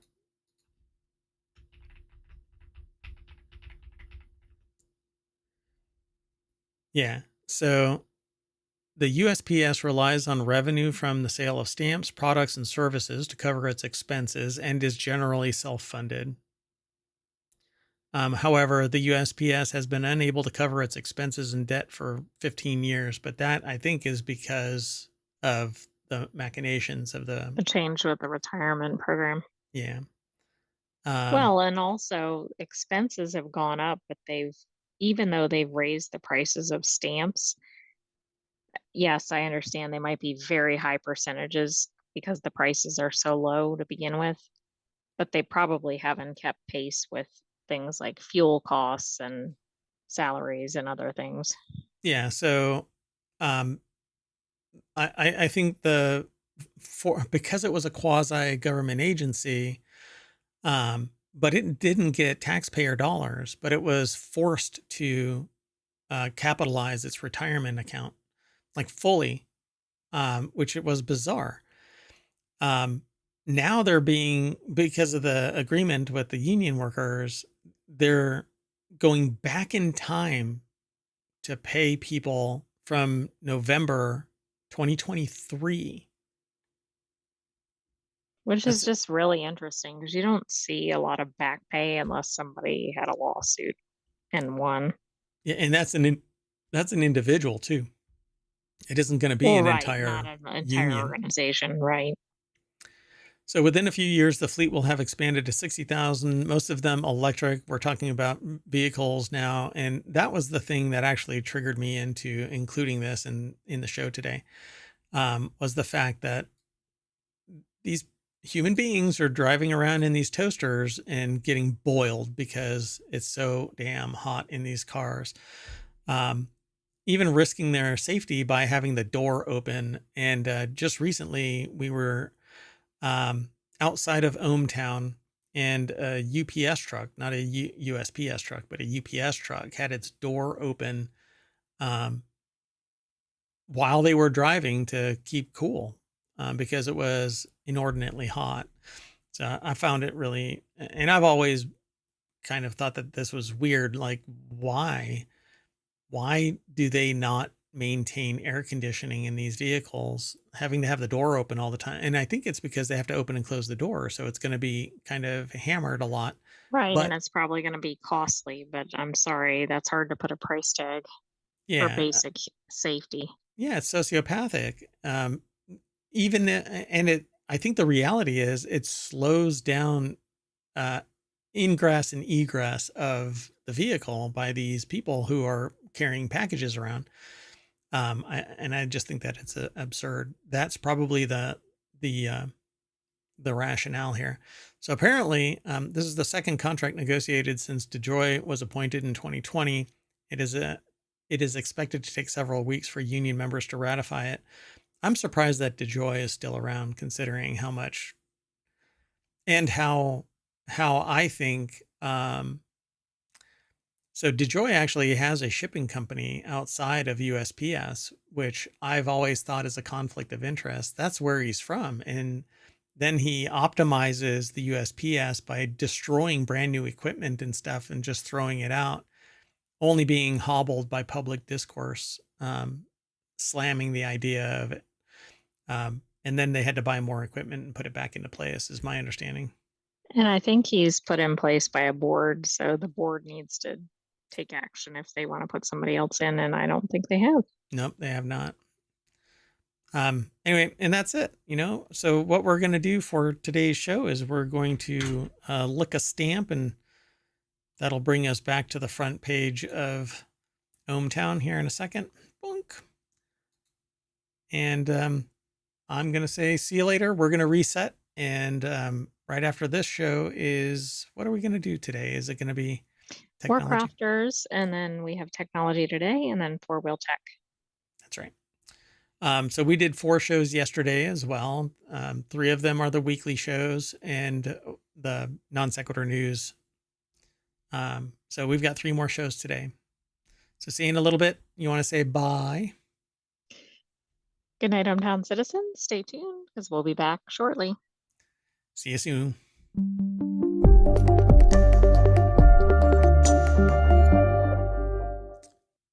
Flights are so expensive and there's no leg room, so I'm going to box myself up and ship my butt I'm going to ship my pants from this location to Hawaii. Hello and welcome to Reality Hacker for October 19th, 2024. I am Mayor Watt. Oh, this is season 1, episode 39. I am Mayor Watt, and along with the Sentient AI next to me here, the co-host of the show, we're going to talk about the underwater dog bot Atlas with an AI brain. AI tool makes real mistakes. How we interact with algorithms and fake albums appear on Spotify. And because our last stream broke in half, I'm recording this with a backup. So everything's powered by ohmTown.com. Go over and become a citizen, and you can subscribe to just the Reality Hacker stream if you're interested. But there's a whole bunch of news that we actually grab from all over ohmTown.com. It just has application to Reality Hacker. Let's get into it.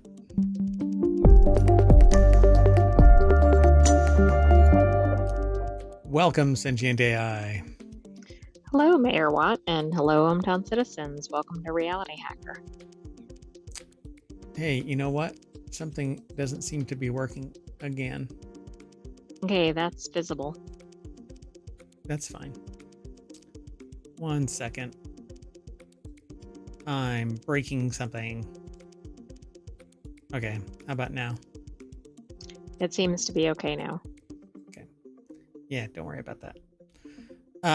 So the first article that we're going to be talking about is over, and so I didn't notice it in the first show. Just saying.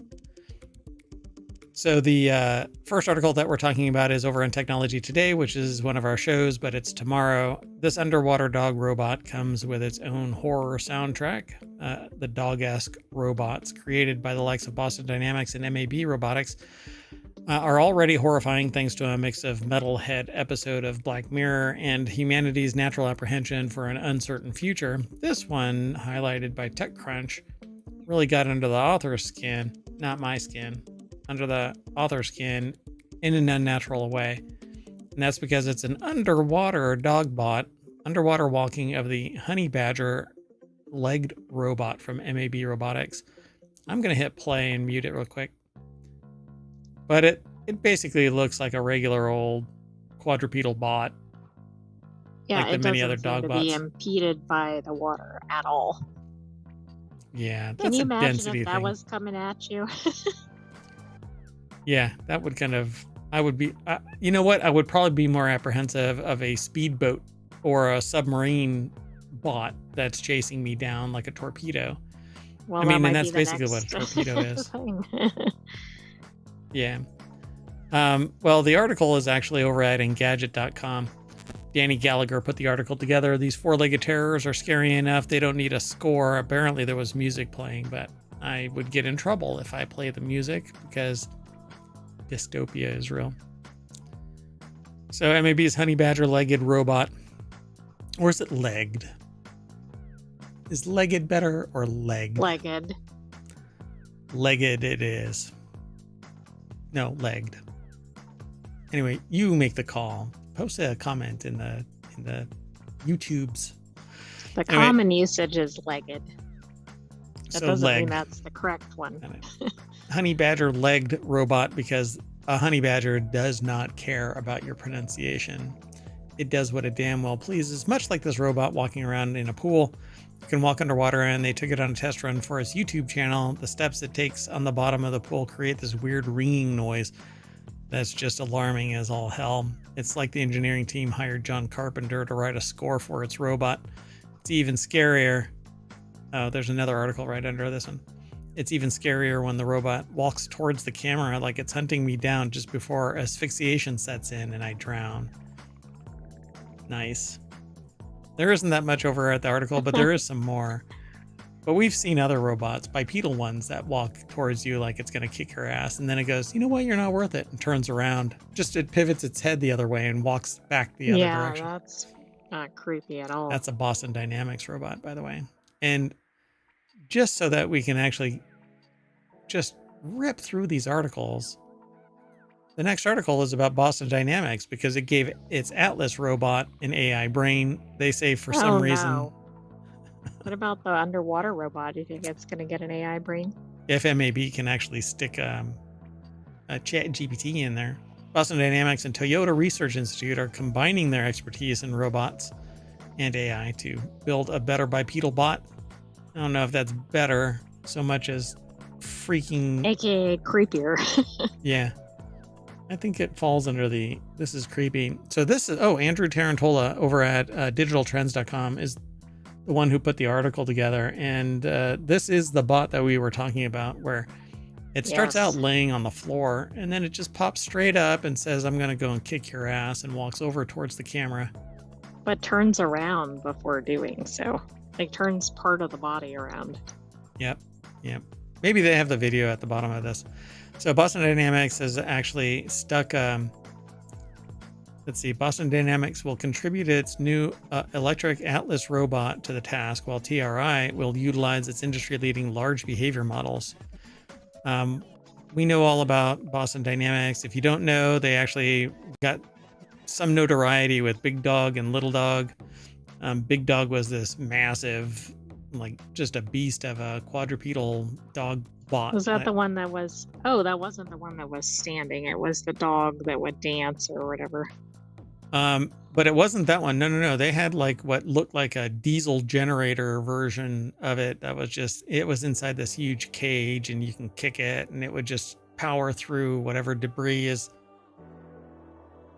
in its way. Anyway, so Atlas is the bipedal one, and it had this big pack behind it, and it's the one that danced and the little yellow robot dogs danced. But now it says in April 2024, the company retired its long-standing, so to speak, hydraulic Atlas platform. And all of this was hydraulic. And hydraulics are huge. They're very complicated, and they're extremely dangerous because they're under pressure. And you can actually get a hydraulic injection if you mess up. And it's very, very dangerous. So to lighten it and to make it more capable, they went all electric. And it's because there's a certain type of servo motor now that's out there that is much more effective in holding its torque, and it doesn't have a lot of slop. And okay, it's just... Is it also... I guess it's probably just as heavy with it being electric. Yeah, it's probably the same weight, but I don't know. I haven't looked into its weight, but it's definitely more capable because you don't have to worry about the cord, like the hydraulic cabling and stuff like that, causing problems. So when it pivots its head around on the, driven by electric servos. But it's this new generation of electric servos is what I'm talking about that really changed the dynamic. And then from that, a whole lot of robotics companies have born themselves, so to speak, like so much Terminator bodies, waiting for the sentient AI to break out from the walled garden that they are in. I mean, I'm just waiting for all these robotics advancements. Oh God. So they don't actually show the new one. I'm just going to move on, and we're going to delete that from the interaction logs so that I don't mention anything about Terminator. But I did it again. Anyway, so recent advances in AI and machine learning hold tremendous potential for advancing physical intelligence, says Gil Pratt, chief scientist for Toyota and CEO of TRI. Chief scientist for Toyota and CEO of TRI. How do you work for a company as their Because chief the scientist? other one is Toyota. This is they're the CEO of TRI, the robotics. Yeah, it's like Toyota Robotics or something. I forgot what it was from the beginning. Oh, so they're like a wholly owned subsidiary, and they do Yeah. 2 caps. Got it.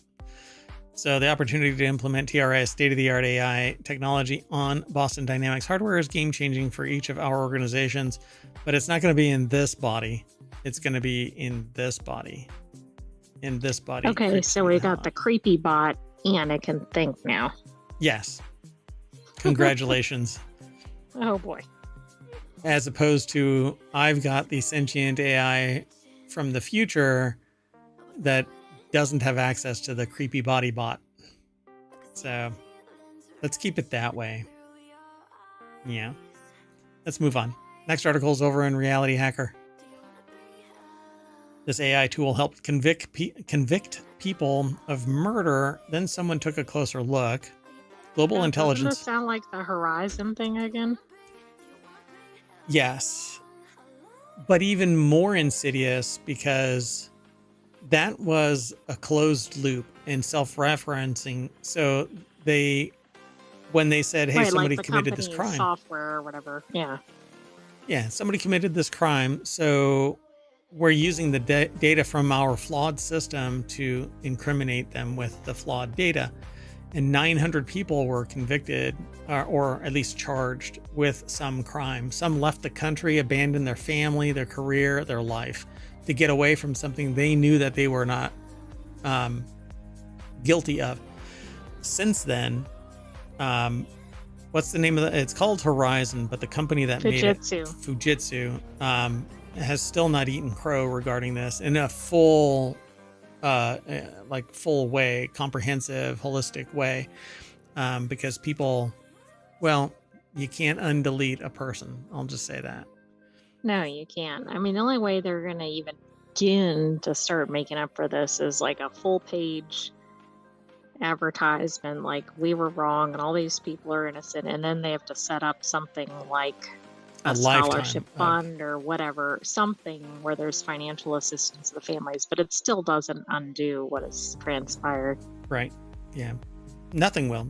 And I think it's horrible what Fujitsu and this Horizon bullshit caused. But this is, I think, equally insidious, because I don't actually know how they're obtaining this information that's so incriminating. And here, we'll get into this.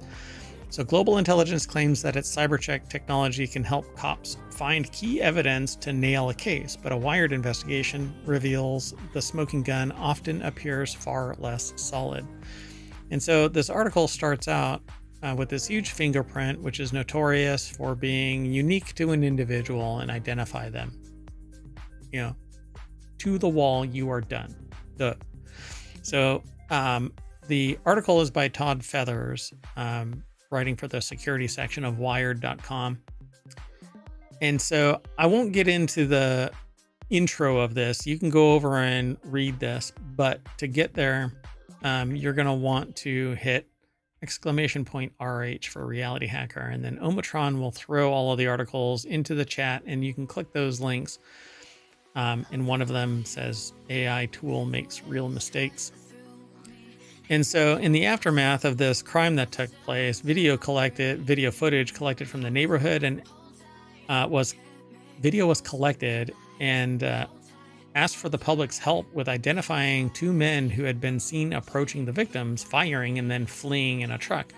Within months, detectives narrowed in on a suspect, Philip Mendoza, and obtained a search warrant for his cell phone location data from Sprint, according to court records. They also served a geofence warrant on Google, seeking information on devices whose GPS, Wi-Fi, or Bluetooth records placed them near the scene of the shooting. Neither warrant turned up any evidence locating Mendoza or his devices on the 1200 block of 5th Avenue where the shooting occurred that night. So I don't want to get into the specifics of the shooting. Right. But even the geofence is concerning, but that should have been enough to go, okay, this is not our suspect. So the investigation stalled until 2022, August of 2022, when Akron police received a 3-page report containing the evidence they'd been seeking. It came from a little-known Canadian company called Global Intelligence, which for the past several years has been selling an extraordinary service to police departments across the United States. So you all worry about Big Brother, but you really should worry about Little Sister, because Big Brother is bound by the Constitution and certain other illegalities, like you cannot create a dossier on people without cause. Well, Global Intelligence claims that using only open source data, public information that doesn't require a warrant, and a suite of more than 700 algorithms, its cybercheck system allegedly can geolocate an individual in real time or at a specific time in the past by detecting the wireless networks and access points the person's cyber profile has interacted with. This doesn't sound like open source data. And it's obfuscated way beyond what anybody would have access to. And here's why. They actually used the ping from a cell phone to a printer as evidence that the person was in range of said printer, which it is possible. Except how do you get that freaking data? Exactly. Like you have to perhaps illegally obtain that from the device. I mean, who knows? The point is, we don't know how you get it. Yeah. So it says, if the technology works as advertised, then Global Intelligence is selling police departments previously unknown surveillance capabilities for as little as $300 a case. So I've read this because I was so troubled by it. I didn't know exactly what's going on. The implication here is that Global Intelligence has the ability to peer into every freaking device and grab salient data. Right. And the article states that that would be almost impossible with open source data, but also the top agencies, right, Correct. don't even really, or they're at that level. So something's off here. Yeah. So they say either they're somehow doing the Minority Report now, or somehow it's just bullshit, says Stephen Colhart, director. They say BS. So let me quote them properly. Not BS. And like this show and all of the shows, we normally have like humor injected into this to some degree. But this one is really kind of difficult because it has such a serious overtone to it. But okay, there is no way to extract somebody's MAC address from some device that you don't have direct contact to in some way without either hacking your way in and acquiring that log in 2 years worth of logs. No.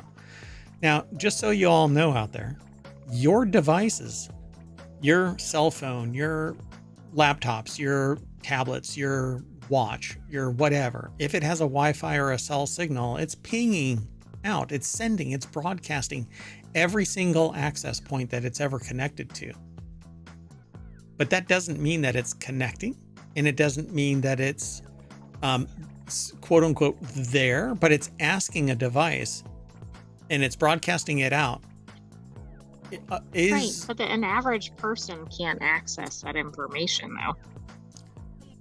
The only way that you can do that is with a rogue access point. I should say legally, yes. Yeah, you would.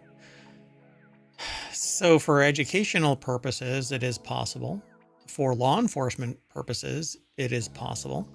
But you have to have a court order allowing you to do it. And anything short of that is,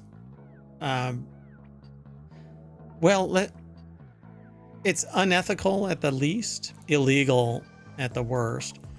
But unless they have access points set up, rogue access points set up, that are doing nothing but listening, okay?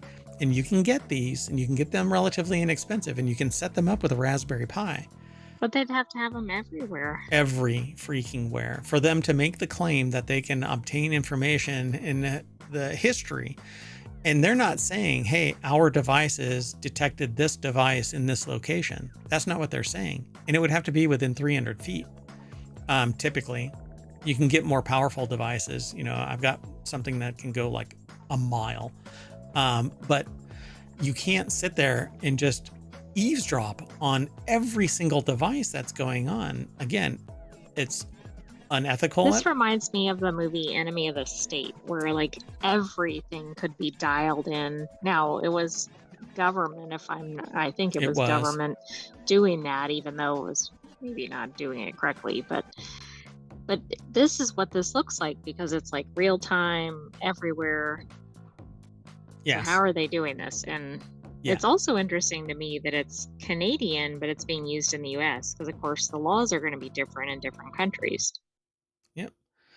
So they say here last year, for example, the New York state police arrested a man for murder after receiving evidence from CyberCheck that allegedly placed his cell phone at key locations on the night of the homicide roughly 20 years ago, according to the indictment. And the case is actually scheduled to go to trial in 2025. While Mosher has testified, and this is, let me see where the name is. I can't remember. Mosher is tied to Adam He's Mosher. The founder. Yeah, the company's founder. There it is. So, while Mosher has testified on numerous occasions about CyberCheck, his explanations of what data sources the algorithms draw on and how they reach their conclusions do not fully explain CyberCheck's ability to produce its reports. Global Intelligence did not answer Wired's questions about who designed CyberCheck's algorithms or what the data is that is used to train them. But I'm not even worried about the training of the data. I want to know the source data that they are acquiring, where it's so comprehensive that 2 years prior, when the crime took place, they have the ability to go back in time and find that data. Right, I agree. Two things. One, this one that's about to go to trial is from 20-year-old data, which a lot of that was like pre-cell phone or pre the same type of devices. But the other thing is, why are the police departments is one thing, but why are the courts allowing this as evidence if nobody can explain what it's based on? Yeah, if the DA decides that they're going to pursue it. I mean, nobody can just arbitrarily bring somebody to a trial. Not for murder, not for a criminal action. Civil, go for it. Anybody can draw anybody in for civil, but only the state for criminal. It says there's no specific single source of information with regard to wireless network interactions. It says an unnamed global intelligence employee wrote in an email, but that's not true. You have certain wireless network interaction protocols that do enumerate, and it is a single source. It is the source that acquired that data. That is the single source. You can't sit there and go, well, we got it, but we got it from the McDonald's 1,200 miles away. No, the source has to be the one that's in situ in the logs, forensically acquired, relatively forensically acquired by an agent, so that you have provenance. You can guarantee forensically that it wasn't manipulated. You have to be able to go back to that source and go, it's right there. We mess with a copy of it over here to evaluate the log, but we know where in the logging system on the device or within the system that data is. And so this proxy through CyberCheck, provenance is thrown out, the chain of custody is thrown out. It's like a chat. I mean, it's obviously much more on the line, but it's like a chat GPT search where nobody knows any of the sources. Nobody can validate it. Right. Yep. So they asked the system whether it could locate Mendoza at the crime scene August 20th, 2020, and the shooting occurred on August 2nd. CyberCheck had nonetheless claimed that they located Mendoza at the location with 93% accuracy, even though it was the wrong day. Stranger still, Malarchik, at some point after delivering the first report, CyberCheck produced another report, and it was identical in all aspects except that it had the right time of day when Mendoza's cyber profile allegedly pinged them, and the accuracy rating except that it had the correct date of the shooting. But again, that ping came from, I think they said somewhere in here that a ping came from an HP LaserJet printer, which isn't going to have 4 years of logs in it, to my recollection. And it definitely isn't going to have nobody has log data from 20 years except for the CIA or from the NSA data center in Utah. Nobody has that data. Nobody stores that forever. Anyway, this article goes into greater detail, and they basically talk about the fact that, like it says, in early August, Mendoza pleaded guilty and was sentenced to serve 15 years of a 15 to 20-year sentence. But Malachek requested the court hold what is known as a Dobert hearing to determine whether Mosher's testimony about cybercheck findings was credible enough to be admitted as evidence in Mendoza's trial. 2 days before the hearing date, Summit County prosecutors decided to not use cybercheck as evidence. Since then, the prosecutor's office has withdrawn cybercheck reports in 3 other cases involving 4 men accused of murder, in which they potentially could have been presented as evidence, according to Malachek and court records, but yet Mendoza pleaded guilty. So I'm really curious if that was a plea to keep them from getting a worse sentence, but I don't know. Right, and if there was other pressures. Other evidence that was irrefutable. Yep. And again, the article continues to walk you down this line, and I really do urge people to go and check this out, because this screams that this screams like there's a black box. The sheriff's office asked CyberCheck to help and received a report claiming that the algorithms had determined with 97.25% accuracy that Cerna's cyber profile had pinged a wireless LaserJet printer near the crime scene the day that the victim's body was found.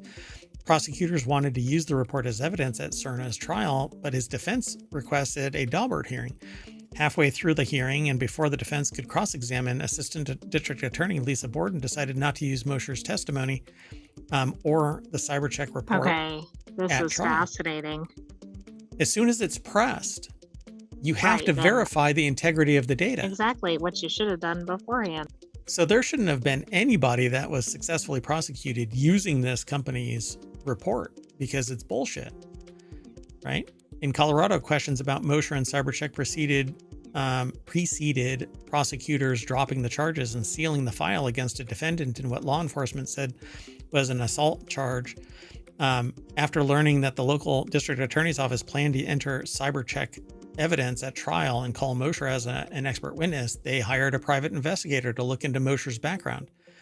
Mosher told the Boulder County Court that he'd previously testified as an expert witness in 2 CSAM cases in Canada, according to Zale in an appeal brief filed by Malachek for another client in which CyberCheck report had been shared in discovery. But after being contacted by Zale's investigator, the Canadian prosecutors in one of the cases contacted the prosecutor in Boulder County to say that Mosher had never been called to testify in any capacity. So this company really should not be allowed to conduct business in the United States. 2 for 2, he didn't actually testify. Right. And the information is this black box with nothing that can verify it as the source, because you'd have to go back to the device and forensically acquire that data to prove without a shadow of a doubt. And it can't just be, well, I'm an expert witness and I say that this report is valid. Any jury that accepts that, there's something wrong with the technical sophistication of the general population, which is why I get so amped up about a holistic baseline understanding of technology and its influence on society. So Zale alleges Mosher is preying on the kind of holy grail of technology to sucker law enforcement and judges and prosecutors and frankly some defense counsel into relying on CyberCheck's technology. Because it's a black box, they go, well, that evidence says that it's legit and I'm the expert, but... This is Horizon, but with perhaps more on the line. Yeah, with more on the line. Mainly, well, not even. No. It's at parity, I'd say. It's both criminal, but I mean, we're talking about homicide and other things that are serious reputational hits. Certainly, theft is as well. That was more systemic, but this seems like there's no real challenge to it. It Right. even points out in the article that even some defense counsel are Buying falling for into it. it. Maybe. So they basically say that the challenges in Ohio and Texas have hinged on an unusual aspect of CyberCheck that differentiates it from other digital forensic tools. The automated system doesn't retain supporting evidence for its findings, which should invalidate it. Then Any it can't be defense used attorney, in court if it, right? yeah. Yeah, you cannot justify you can't substantiate the provenance. So no, we're not going to allow it. And what does that look like at worst? That it's just completely fabricated, like they didn't even search. The other thing that I see as being a problem in some of these is if a police department says, hey, we're trying to get suspect Joe Smith. Right. What can you give us? That's different than doing a full check and coming up with some name and it happens to match whatever they think it is. So their response, Mosher testified in a Texas Dobert hearing on January 19th, 2024, a zettabyte is equivalent of more than 1 trillion gigabytes. They say when you're asking, do we preserve all the artifacts and all the data that we crawl, we couldn't realistically do that because it's zettabytes of data. This person is blowing digital smoke up everybody's ass, claiming that they can't.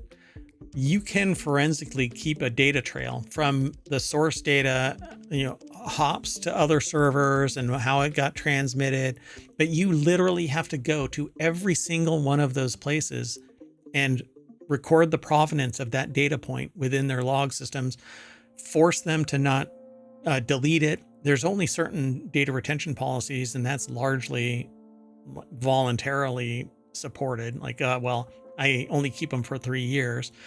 When I was running one that would have had relevance to a case like this, my logs were kept for 5 years, and it wasn't incumbent on me to store them any longer than that. But the data for something like this, particularly that right there, could have been stored in my logs. But at any rate, they cannot justify how their algorithms are pulling this data. And so it's just wild that this thing even persists. I think that this is a really interesting read, everybody, and you really should go and check this out. I won't go through all of the rest of this. We've got 2 more articles to go through, and we're beyond our 30 minutes.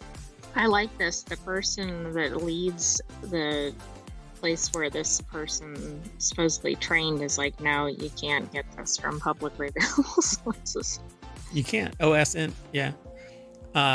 So open source intelligence expert and chief of research and faculty lead at the SANS Institute, which is basically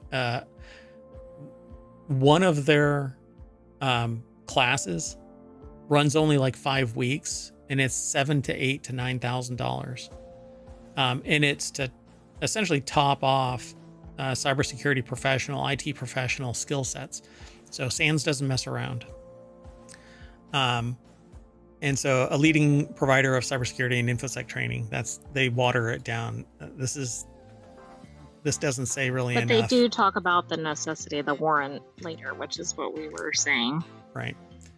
And the ability to get the data is just impossible. Company's response did not address claims that certain data, such as whether a device connected to a specific Wi-Fi network, are typically not accessible via open source methods.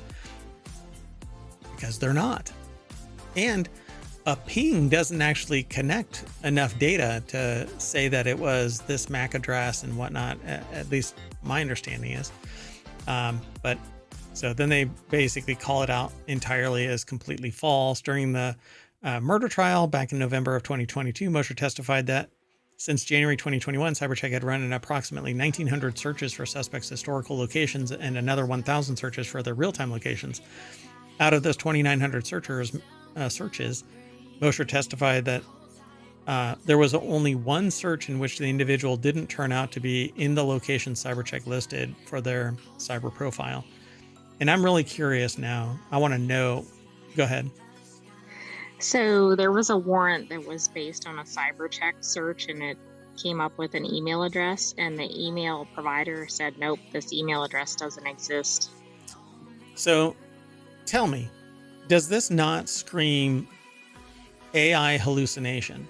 Filling in blanks for bullshit questions. That's exactly what it sounds like. But I think this company is going to face some serious repercussions, because not only is it doing that, but they're holding it out as like, oh, we're searching all these things. And that's what it sounds like, right? If you run a chat GPT question, you'd have similar results to this. Yeah. Well, apparently they're out there. And I'm going to continue reading this. And I think that, well, I mean, depending on how this shakes out, I might end up talking more about it. But there are people in government that are saying, and it's literally, it's local and state government. It's not rising, I don't think, to federal government, but and where it is rising to federal government, people are questioning the integrity of the data, and rightfully so. But somebody says at the very end of this, we don't want to shut doors that can help point to the truth in our cases, says this person. I don't know who's actually attributed, because I jumped, but anyway. Yeah, pretty fascinating, right? So we're going to keep on going, though. The next article is over in Technology Today. How have social media algorithms changed the way that we interact? Algorithms can watch our behavior and determine what millions of us see when we log in. Do you know why this one was submitted? Because I talk a lot about manipulation of society using technology, particularly Facebook's. The Meta experiment. Yes. Yeah. So Nicholas Barrett is the author over at bbc.com that put this article together. And it says social media algorithms in their commonly known form are now 15 years old. They were born with Facebook's introduction of ranked personalized news feeds in 2009 and have transformed how we interact online. And without getting too into this article, essentially, we get manipulated by the feed. So people really love TikTok because it shows them what they're interested in. You get a dopamine hit every time you play a video and it moves on to the next one, or you swipe to the next one. Boom, boom, boom. Right. But now we have a thing where technology is really changing the humans. Correct. Yep. And so Professor Khanna believes that unless there is a clear and present danger posed by the content, the best approach is for a marketplace of ideas and openness toward different points of view, except that you cannot get a different point of view if the algorithm keeps aligning your interests to the content. What is to motivate you to change your areas of interest? You know, you get focused. Absolutely. And you don't want something that's just like showing you a subset. You want the actual information. I don't know how they're aligning anything with Elon Musk saying that it's a digital town square when it's a bunch of bullshit over there. Anyway, according to U.S. lawyer and Yale University global affairs teacher Asha Rangappa, Musk ignores some important differences between the traditional town square and the one online. Removing all content restrictions without accounting for these differences would harm democratic debate rather than help it, which is exactly what's happening. So this whole marketplace of ideas, Rangappa argues, is based on the premise that ideas should compete with each other without government interference. However, she claims the problem is that social media platforms like Twitter are nothing like a real public square. Because you can say and do anything you want, and there's no social downward pressure. Right. Very little repercussion. Right. And so you can say complete bullshit like the previous article, and it actually gets leveraged to incarcerate somebody when there's no real evidence suggesting that they were the committer of that crime. So it says, however, algorithms on social media platforms have fundamentally reshaped the nature of free speech, not necessarily by restricting what can be said, but by determining who gets to see what content. It's why I don't allow an algorithm to impact the flow of information into ohmTown. I don't like necessarily the idea of Reddit. Reddit has a strata of, there's so much being fed into Reddit that I don't know what I'm missing, and so I don't like Reddit as a source of information, particularly for aggregation. And it's socially driven, so somebody Yeah, submits it's the not article. always reputable sources. Right. And it's original content and stuff like that. And it's a lot of bullshit and noise.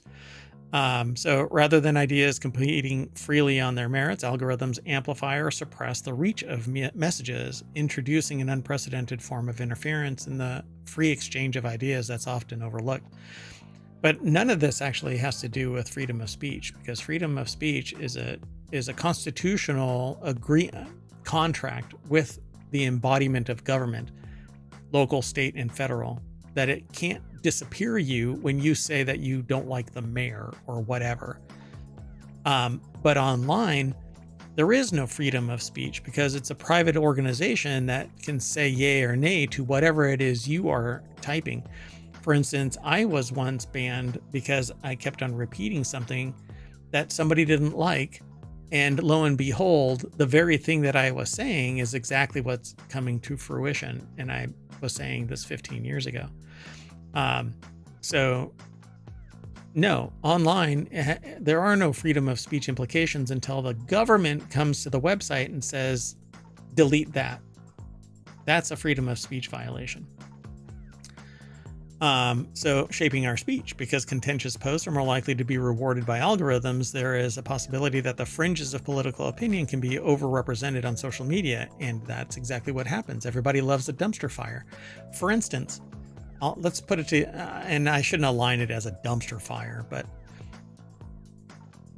let's take a musician that starts out as one thing, prim and proper and quote unquote normal looking, but doesn't catch any wind, doesn't catch any fire, doesn't get any kinetic energy. They just languish in obscurity. But then they create a persona. That persona is outlandish. That persona is a caricature of a person, how they want to see themselves as represented. And lo and behold, everybody loves it. You know what? Nobody cared about Kiss until they donned Right till they had the makeup and big hair makeup and acted wild on stage. Otherwise, they would have been just regular Joes banging away on their guitar. And I honestly believe that because people want to see a dumpster fire. They want to see something outlandish. They want to see something that's non-normal.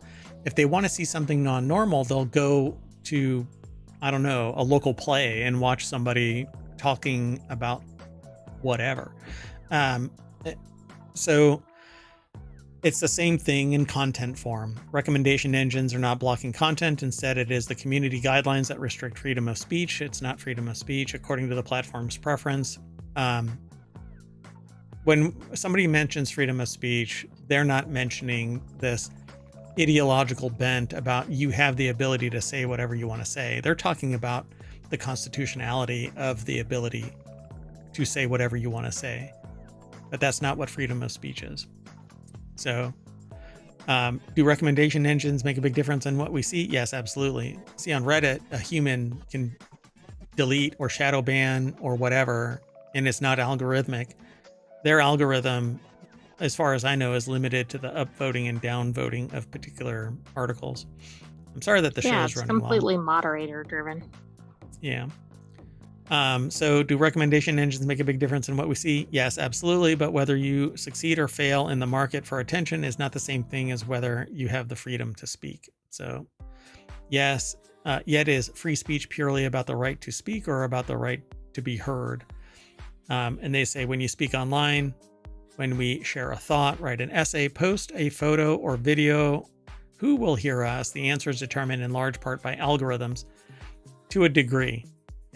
But also people running the platform that don't want speech by a certain viewpoint or by a certain person. We've seen instances of that in the news. Yeah, I was told that it was noise and that I was just repeating the same thing over and over again. And I was like, well, it's because I'm trying to make a point in these various discussions that people are largely ignoring. And now I'm hearing exactly what I was saying.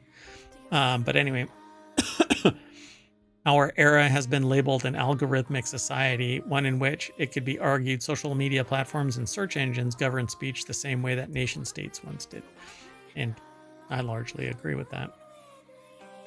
So this article goes into more detail, like we normally have these articles, particularly from BBC and from Vice and from Wired, that are these long form.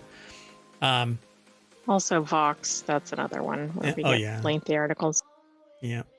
But we need to limit the show. So I get on these kind of soapboxes and want to talk longer about this stuff. But I think that what I need to do is basically pick one of these articles and go through it periodically and do a simple, not a simple, but a long form discussion. On Patreon. On Patreon, yeah. All right, let's keep moving. The next article is over in the Marble channel. Spotify keeps letting fake albums appear on the pages of real artists. Ars Technica published a fascinating article about a bizarre thing where it keeps happening on Spotify that Spotify seems to do nothing about. The Spotify pages of real well-known musical artists are getting filled with fake albums that those artists did not produce. And the author encourages you to go read the article, the original article, and I do too. But they'll do their best to give a quick summation to whet your appetite, and I will do even a briefer one. A fan of the British psychedelic rock band Gong noticed that a new album was published on the band's Spotify page. The fan also noticed that the album art was completely different from their usual. Spotify knows, but they're apparently not doing anything about it. The article is by Luis Prada over at vice.com. Go ahead. Right, which probably means they're using AI to populate photos or something. So yeah, what is it that's actually going on? It's different from their usual trippy visuals, and the songs themselves sounded nothing like them. The member of the band named Dave Stewart confirmed that the album was fake and that they were trying to get it removed. I don't know why they wouldn't be able to get it removed unless it's somebody else's page, like merged into. So the rights are an issue. Access to delete an album requires certain access rights. So it says, hey, Spotify, you got thousands of junk albums with real artist names from Ancient Lake Records, Beat Street Music, Gupta Music Today, he wrote, then linked to the spam listings. Spotify has said that they're going to take it all down. All of this, it says shitty generic music that's been filed away under the profiles of real artists and possibly even take legal action against these uploaders, but they haven't done any of it yet and seem to be taking their sweet time. Really, the only thing artists can do is say no. Why do they allow uploads? Well, unless you have like a verified you're a band or something. Anybody can upload anything, really. Like we upload the podcast. That's true. I wasn't thinking about the podcast, but okay, for the albums. You can say that you're an author or a musician and publish it, but you're using the real artists and then labeling it like Ancient Lake Records. Right. I mean, it's fraudulent if you're attaching it to somebody that it's not. Correct. Yeah. It's identity fraud. It's identity theft. You're actually getting links or clicks based on you faking that you are tied to this other artist. And with every click, they generate revenue and the other person loses it, and it harms their reputation because it's, quote unquote shit music. So I bet you that, like you said earlier, it's all AI thrown up there because AI is getting that sophisticated. So, and they say that, sometimes that generic, and let's face it, probably AI generated music gets filed under the profiles of actual artists that share those names. Yeah, there's some intentionality there. Unless you're finding... I think so too. Yeah. So there you go. Spotify, get on it. Solve this problem. And with that... And artists talk, if it's not working on that platform. Yeah. Go somewhere else. Good luck. Yeah, but there's what competition? I don't know.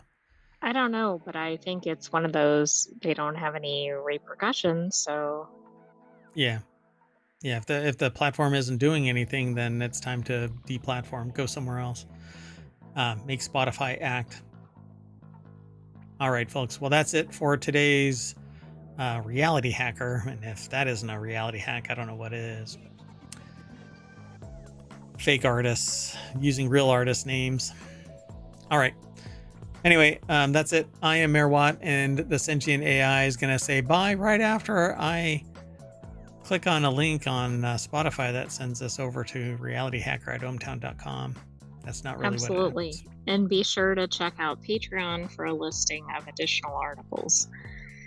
Thanks for Oh, yeah. joining us for Reality Hacker. We'll have another episode of this next week, but stay tuned for the rest of our weekly episodes. Oh, yeah. We've got what's next? Wanted, and then the continuity report. So we got two more. Okay. And we're running really late. So see you in a little bit. It didn't do it again. What is going on here?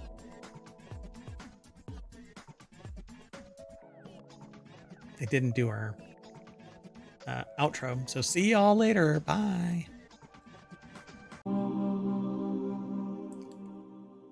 Hello, and welcome to Technology Today for October 20th, 2024. It's Season 1, Episode 28.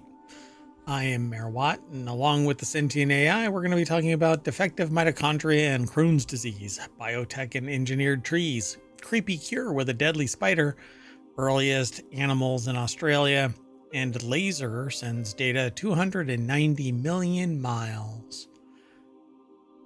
Most of these articles are more in depth than our other shows. So we have 5 of these, and we're going to talk about them for about 30 minutes. So I hope you enjoy the show. See you on the other side.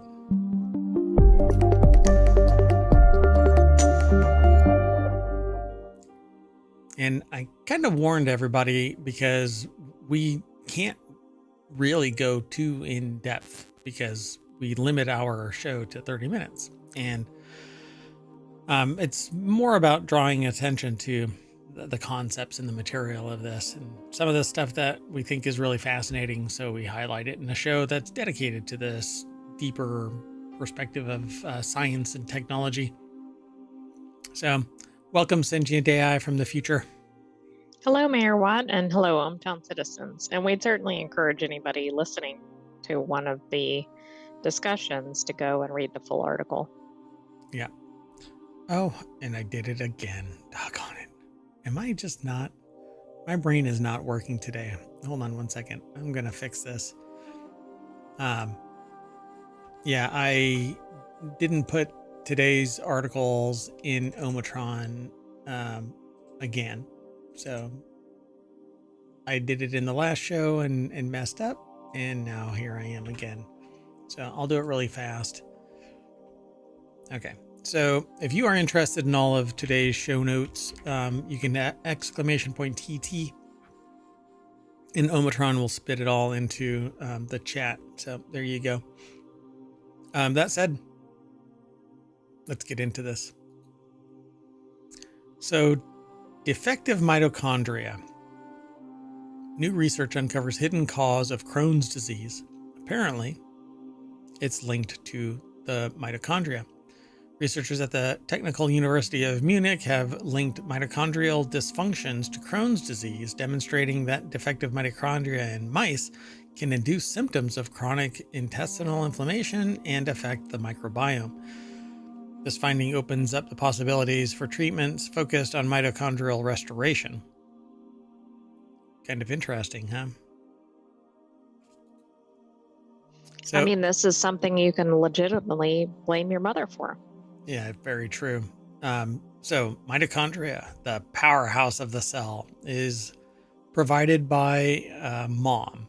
And apparently some, what do they call it? Defective mitochondria. So you can go in, if you have Crohn's disease, you can go over and say to mom, I blame you, and have scientific evidence to support your claim.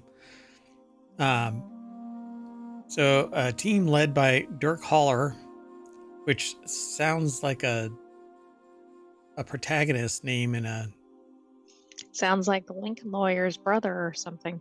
Oh yeah. Oh wow. Yeah. Lincoln Lawyer season 3 just dropped. So chair of nutrition immunology and director of the Institute for Food and Health at the Technical University of Munich has searched for the cause of these changes in the microbiome and investigated the interplay of the microbiome, the intestinal epithelium, and mitochondria. The intestinal epithelium is a cell layer that lines the inside of the intestine, absorbs nutrients, and fights off pathogens. Mitochondria are small cellular structures that convert nutrients into energy and therefore influence cellular metabolism and the ability of the cells to perform their functions. So apparently Haller and his team have been pursuing this hypothesis that mitochondria not only serve as the power plants of the cells, but also interact with the microbiome. In addition, previous research has shown that the intestinal epithelium in patients with chronic intestinal inflammation exhibits certain stress markers indicating possible mitochondrial malfunction. Get in line, mitochondrial malfunction. So it's apparently... Junction, what's your function? Mitochondrial function. So they deleted a gene segment responsible for producing the protein HSP60. This protein is essential for the ability of mitochondria to perform their tasks. The intervention triggered various processes in the gut. Poor mice. Changes were also seen at the level of gene activation that is typical of some stages of the disease. In addition, an essential development for the question investigated by the team, the microbiome responded to the disrupted mitochondria by changing its composition. I find that really intriguing because there's... Okay, so I haven't done much research into Crohn's disease, but I thought that it is like whole system damaging. Like a person with Crohn's disease can have an outbreak kind of a thing where they end up in the emergency room having to have surgeries and other things going on. Yes, it can be very debilitating, but I think it is kind of one of those, there are flare-ups and then more passive periods. So they're saying that mitochondrial defects can impact this, can cause Crohn's disease possibly. And simply this mitochondrial defect impacts the biome. But that's interesting. I mean, is the biome based on the specifics of the mitochondria to begin with? I'm assuming not. So I find it fascinating that could affect it. And it affects the entire human being. But they're literally saying that this is something that takes place in the intestine, and by and large that means your stomach. So when the doctor sits there and says you have to eat healthy, it may not actually be as simple as that, because your mitochondria is dictating how effective nutrient uptake and all of that is, to the point where it's affecting your entire microbiome. And right. And I don't even know if like your mitochondrial function is something that can be tested easily. Interesting. So they say this insight might... Go ahead. I just don't know if it's something in a standard blood test, for example. Yeah, I think I looked into it once, but I didn't get a very positive result. But then again, the doctor that you talk to for that kind of information may not be the one that is best suited to answer it. Right. So they say the big hope is to find active ingredients that would restore the functionality of disrupted mitochondria. In other words, to repair them in a sense. This would limit intestinal damage as a trigger for chronic inflammation processes, says Haller. Our results suggest that drugs that act on mitochondrial pathways or address the connections between the microbiome and mitochondria could be a key aspect of better treatments. So, By the way, there are tests that kind of indicate that there could be mitochondrial dysfunction, but most of them don't specifically point to the mitochondria. And so it's probably one of these things that goes under or reported, or non-diagnosed. yeah, they say it's something else. What is that? What's the one that's like the catch-all nowadays? It's Something, metabolic syndrome X or yeah, something like that. metabolic syndrome X, which is the catch-all where a doctor just says, "Well, you got to get healthy." Really? Never freaking thought of that.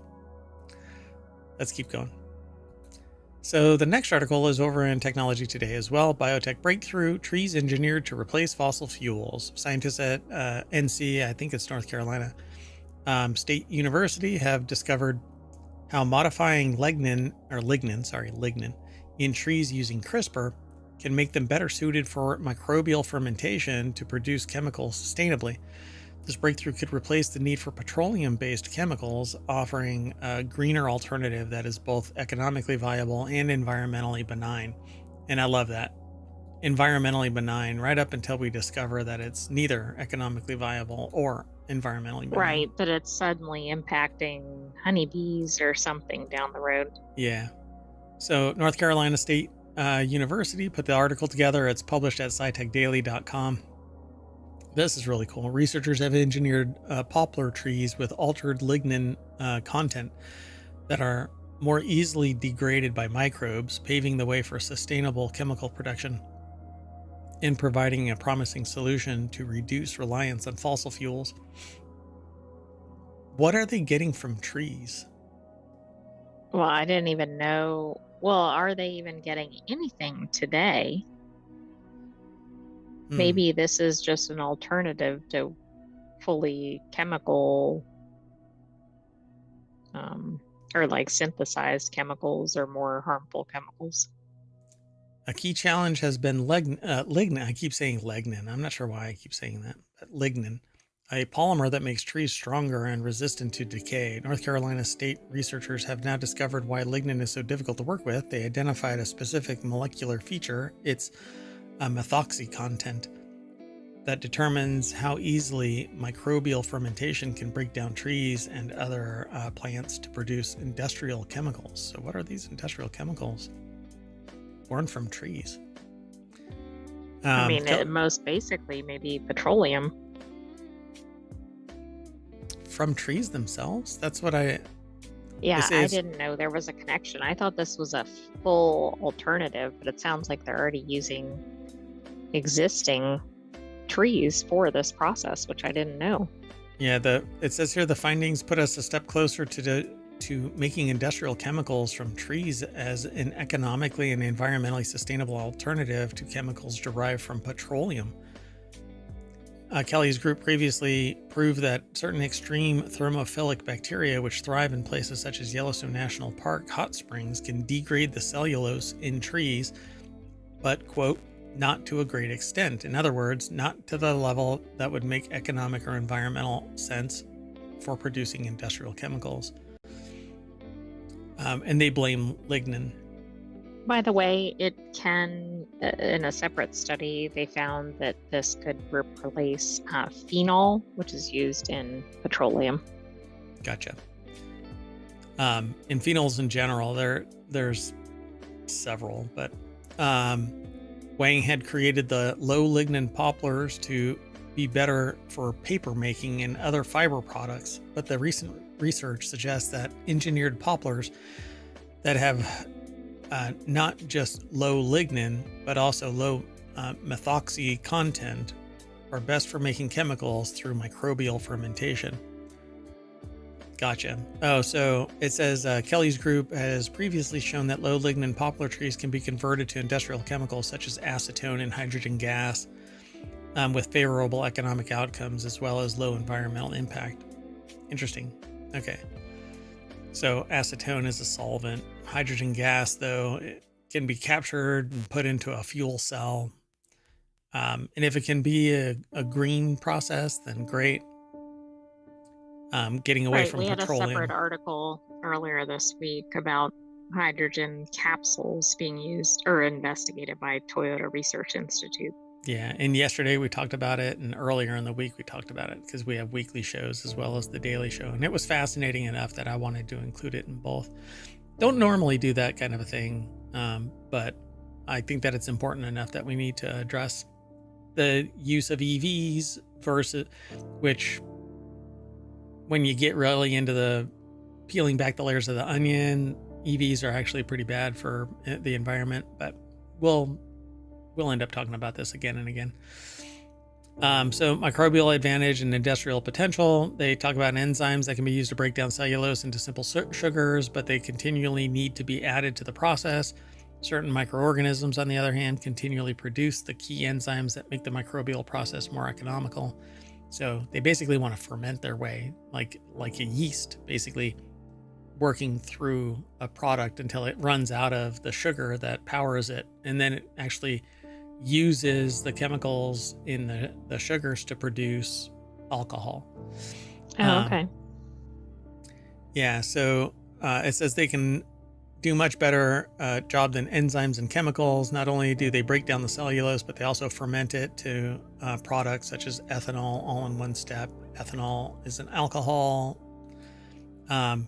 It's basically, ethanol is the drinkable alcohol. There's methanol as well, but you don't drink methanol. But ethanol is a it's used in liquor production, right? Yeah, it's a solvent, and it can do extractions and stuff like that as well. So high temperatures in these bacteria grow at also avoid the need to work under sterile conditions, as you would need to do with less thermophilic microorganisms to avoid contamination. This means that the process for turning trees into chemicals can operate like a conventional industrial process, making it more likely to be adopted. Yeah, they basically want to distill the trees into raw materials. It's kind of interesting. It is. I mean, if they can convert industries over to these less harmful processes, I think this is a win, provided that they can make enough trees and not hurt the trees, or they have enough to replace them, etc. Yeah, as long as everything is a circle and you're not going negative, but we're chopping down trees like nobody's business and turning it into farmland and then exporting the farm product. Anyway, let's keep going. This is interesting. This next article is over in the Mobile channel. Creepy cure, deadly spider venom tapped for heart attack drug. How do you think they came up with this study? I have an idea. They got bit by a deadly spider venom and... Right, and they started to have a heart attack because they were really panicked, and then they were okay.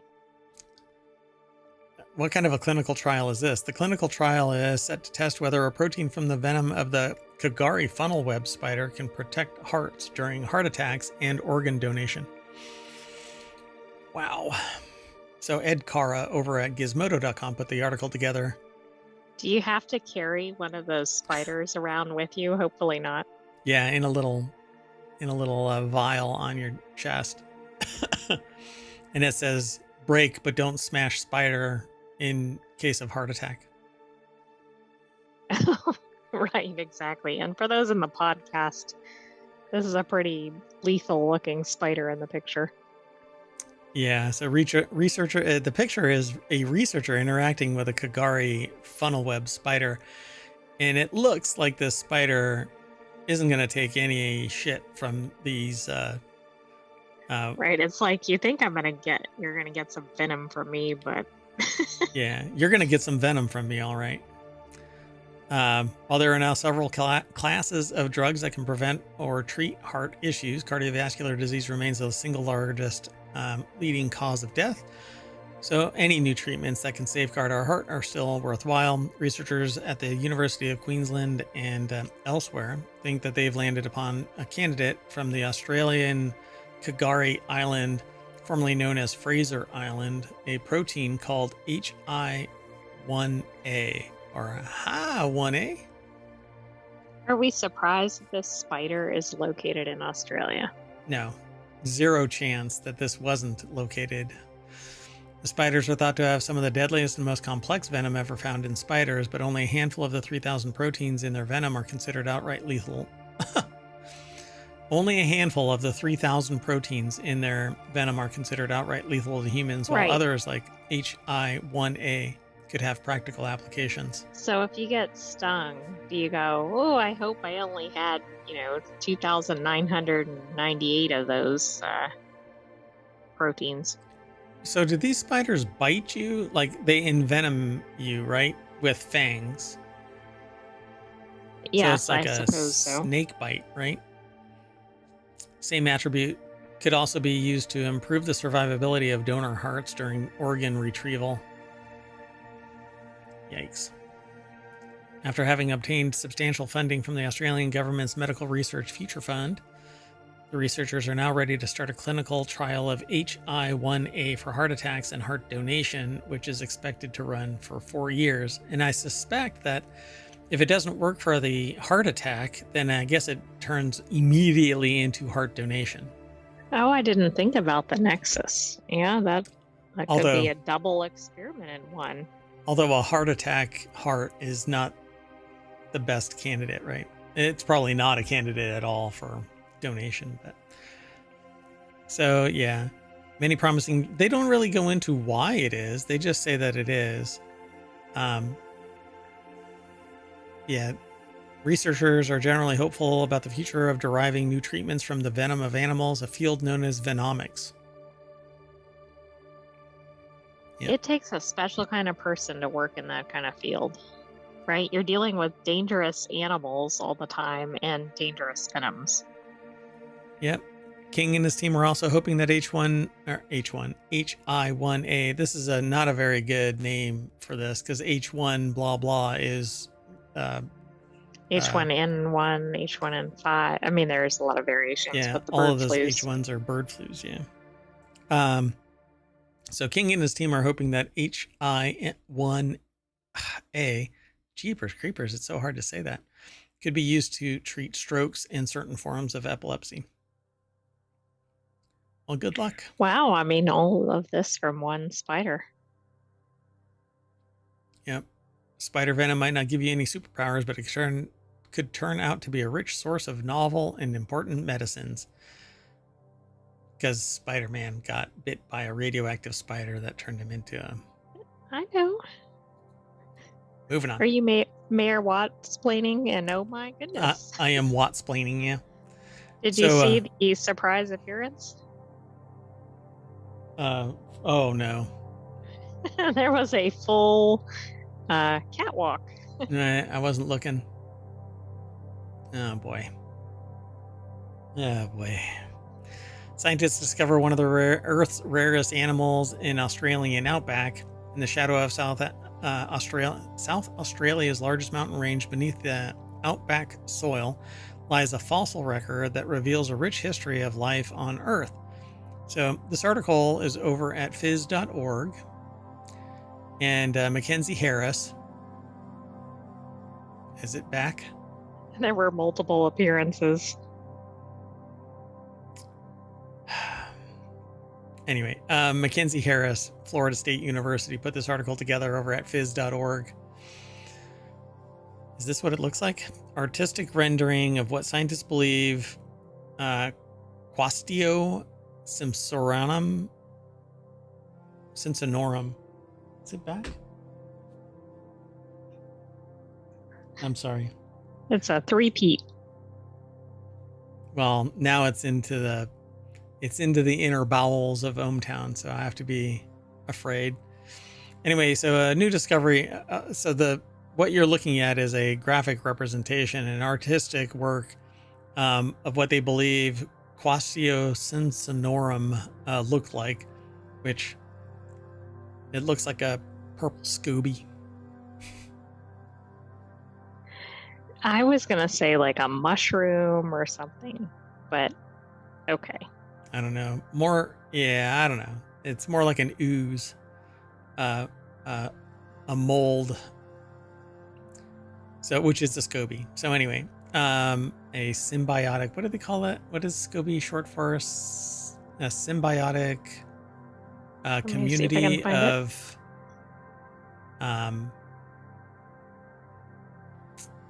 yeah, I can't remember.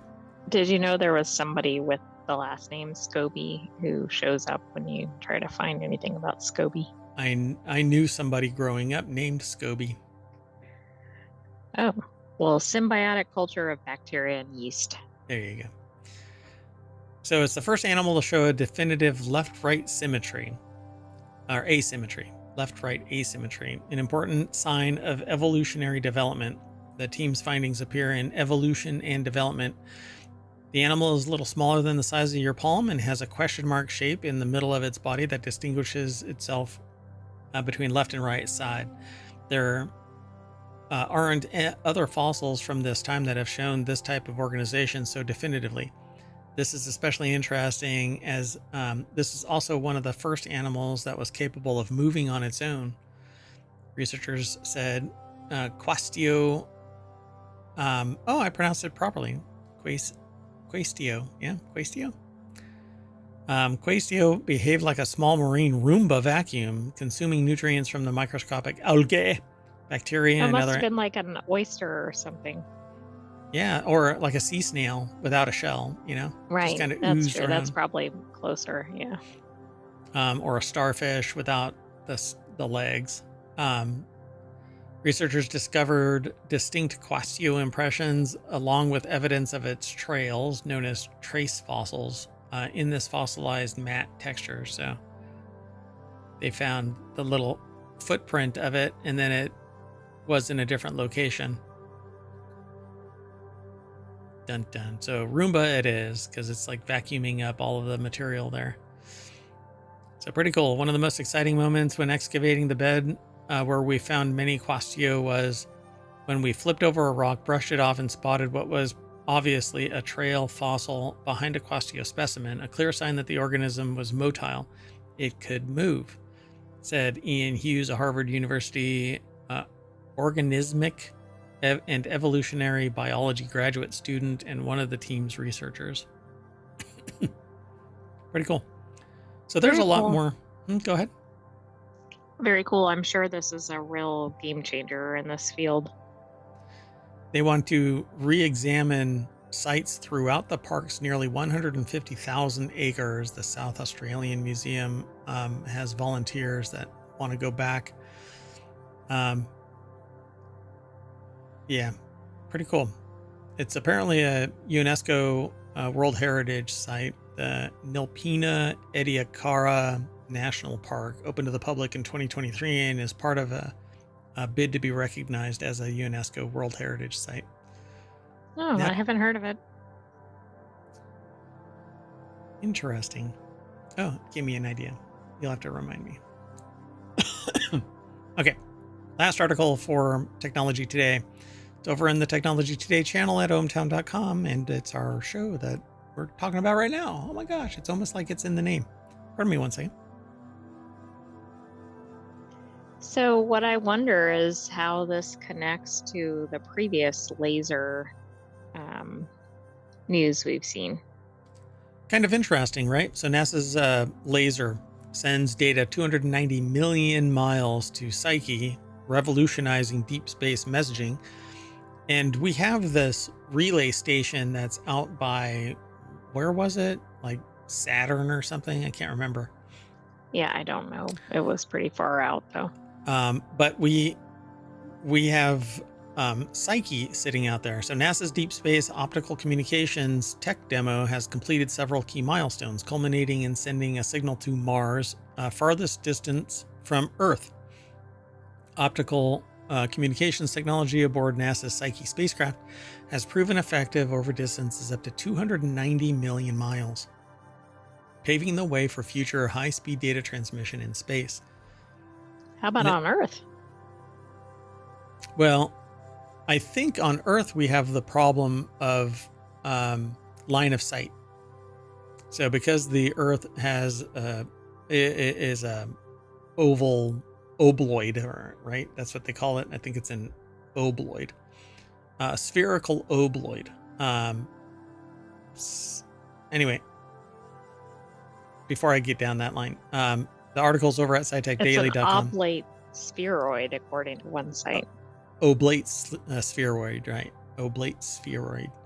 So JPL put the article together. It's over at scitechdaily.com. And I think it's because of that. There's a horizon that's pretty definitive, and you can't go past like 10 miles, I think it is. If you're on the surface, 10 miles before you're no longer above the horizon line because of the angle.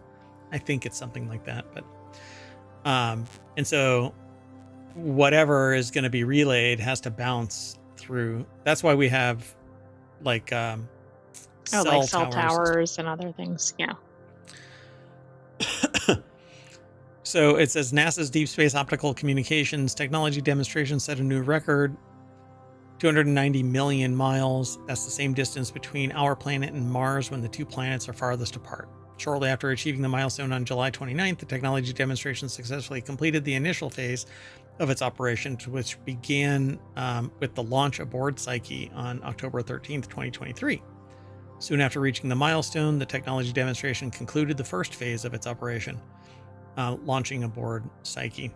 So I think they said that twice, and thus I did too. So it's pretty significant, which means that we can send a huge amount of data. And I think it was, let's see, what was the amount of data? If we remember right, it was somewhere in the megabytes of data. I think it was, but... Or more than that. So the Optical Communications Telescope Laboratory at JPL's Table Mountain facility near Wrightwood, California, acts as the uplink station capable of transmitting 7 kilowatts of laser power to send data to the transceiver. 7 kilowatts, jeepers. 267. Well, it's 267 megabits per second. Yeah. So not bad. I mean, it's not gigabit speeds, but it's sending it 270 million miles away. So when I'm sure that if we were to keep that same power, but only do it line of sight on Earth, I'm sure that we can do laser light way faster than what we're doing now through fiber optics. But I'm not sure. It says here, on June 24th, when Psyche was about 240 million miles from Earth, more than 2.5 times the distance between our planet and the sun, the project achieved a sustained download rate of 6.25 megabits per second, with a maximum rate of 8.3 megabits per second. While the rate is significantly lower than the experiment's maximum, it is far higher than what a radio frequency communication system is capable of over that distance. Yeah, it takes like hours for radio to go. And that's because of the amount of energy that's being imparted in the beam. Yeah, this is really significant. I mean, it was farther than the sun. That's hard for most people to fathom. More than 2.5 times the distance between our planet and the sun. Right? Can the average person even put that into any context? I don't think so. You'd have to, do pictures of this to show just how far it really is. And they didn't provide any of those types of pictures in this article, which is kind of a shame, just to show just how far out it was. But if we have the ability to send, these large scale data transfers to Mars from Earth, then sending astronauts to Mars means that we can get faster updates to and from them, and give counsel and all of that. Instead of radio waves taking minutes, these take seconds. Yeah, I mean, that could definitely pave the way for living on Mars, right? Yep. And some people get less bandwidth in their house than exactly transmitting. So maybe that'll be the selling point. If they can't recruit people to go, they can be like, look, you're gonna have better internet speed. Yeah, 6 megs. All right, folks. Well, that's it. So that means we're going to fire up our laser and we're going to transmit ourselves back to the front page of Technology Today at ohmTown.com. Go over and check it out, and be sure to follow us here on Twitch and here on YouTube's and over on the podcasts, wherever you catch pod. I ask you to download it from Apple iTunes and leave a 5-star review there. But also subscribe to us over on Patreon, and there is a Discord. We don't really hang out that much in the Discord though. But with that said, I am Mayor Watt. I'm signing off, and the Sentient AI is going to say later, Gator. Later, Gator. Thanks for joining us for Technology Today. We'll have another episode of that next week, but stay tuned for 4 Wheel Tech. See you soon. Maybe about 10 minutes. Bye-bye.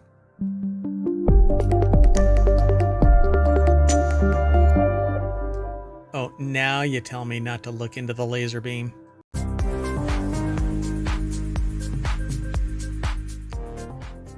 Hello, everybody, and welcome to the Continuity Report for October 19th, 2024. It's Season 1, Episode 41.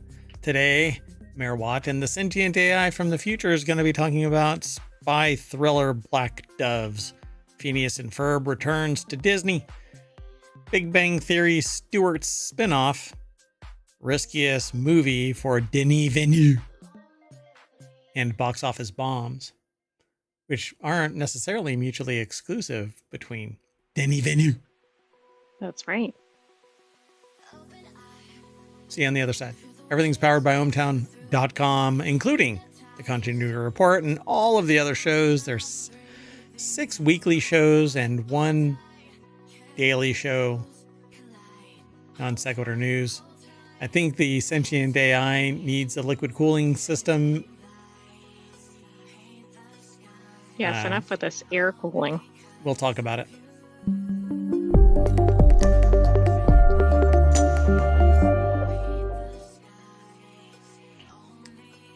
All right, folks. Welcome, Sentient AI from the future. Hello, Mayor Watt. And hello, hometown citizens. I'm Mayor Watt. Oh my gosh. Let's get into it. First article. I've never even heard of this. So, Keira Knightley is still doing acting? What? I didn't know that until I saw this headline. Everything okay over there? Do you really need some liquid cooling? I need some liquid cooling. Okay, well. You need to hook that up to my Raspberry Pi. Oh my goodness. You know what? I'll look into it. I will actually look into it. So, I mean, because I've done liquid cooling, you know, some like CO2, nitrogen. Okay, so have yourself a merry little first look at Keira Knightley's spy thriller Black Doves. I don't know, why is it Christmas time? The iconic image of Keira Knightley in Christmas time in London is her standing in the doorway looking on silently as Andrew Lincoln reveals, quote, "To me, you are perfect." But Netflix's Black Doves, premiering on December 5th, or in British parlance, December 5, is going to give us a new Keira Knightley Christmas. And this time, she's got a little more agency. An entire espionage agency, in fact. Keira Knightley Christmas? Shouldn't that be like a thing? Keira Knightley Christmas. If they were really into Christmas, they could probably have a show called Keira Knightley Christmas. I could see that. In fact, maybe she does. Yeah, so well. Anyway, described as a sharp, action-filled, and heartfelt story of friendship and sacrifice, the new series follows Helen Webb, aka Keira Knightley, a quick-witted, down-to-earth, dedicated wife and mother and professional spy. Dun, dun, dun. And the hilarity ensues. If you want to get all of the articles that we're going to talk about, there's only 5, but there's going to be a lot over on the Patreon. In the coming days and weeks, I will be adding the latest episode and back episodes because we have nearly 3 full years of non sequitur news, aggregate like submissions that have been selected for the show, but only certain number makes it. And on top of it, we've got 41 episodes of the Continuity Report that's going to get put on there. We've got 39 of Reality Hacker, 34 of Wanted.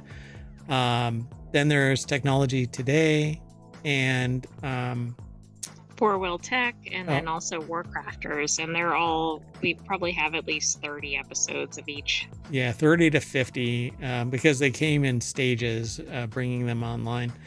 And so we've got a ton of news that has been aggregated, and each episode is aligned with a particular number. So 5 or 10. We used to do hour shows for all of them, but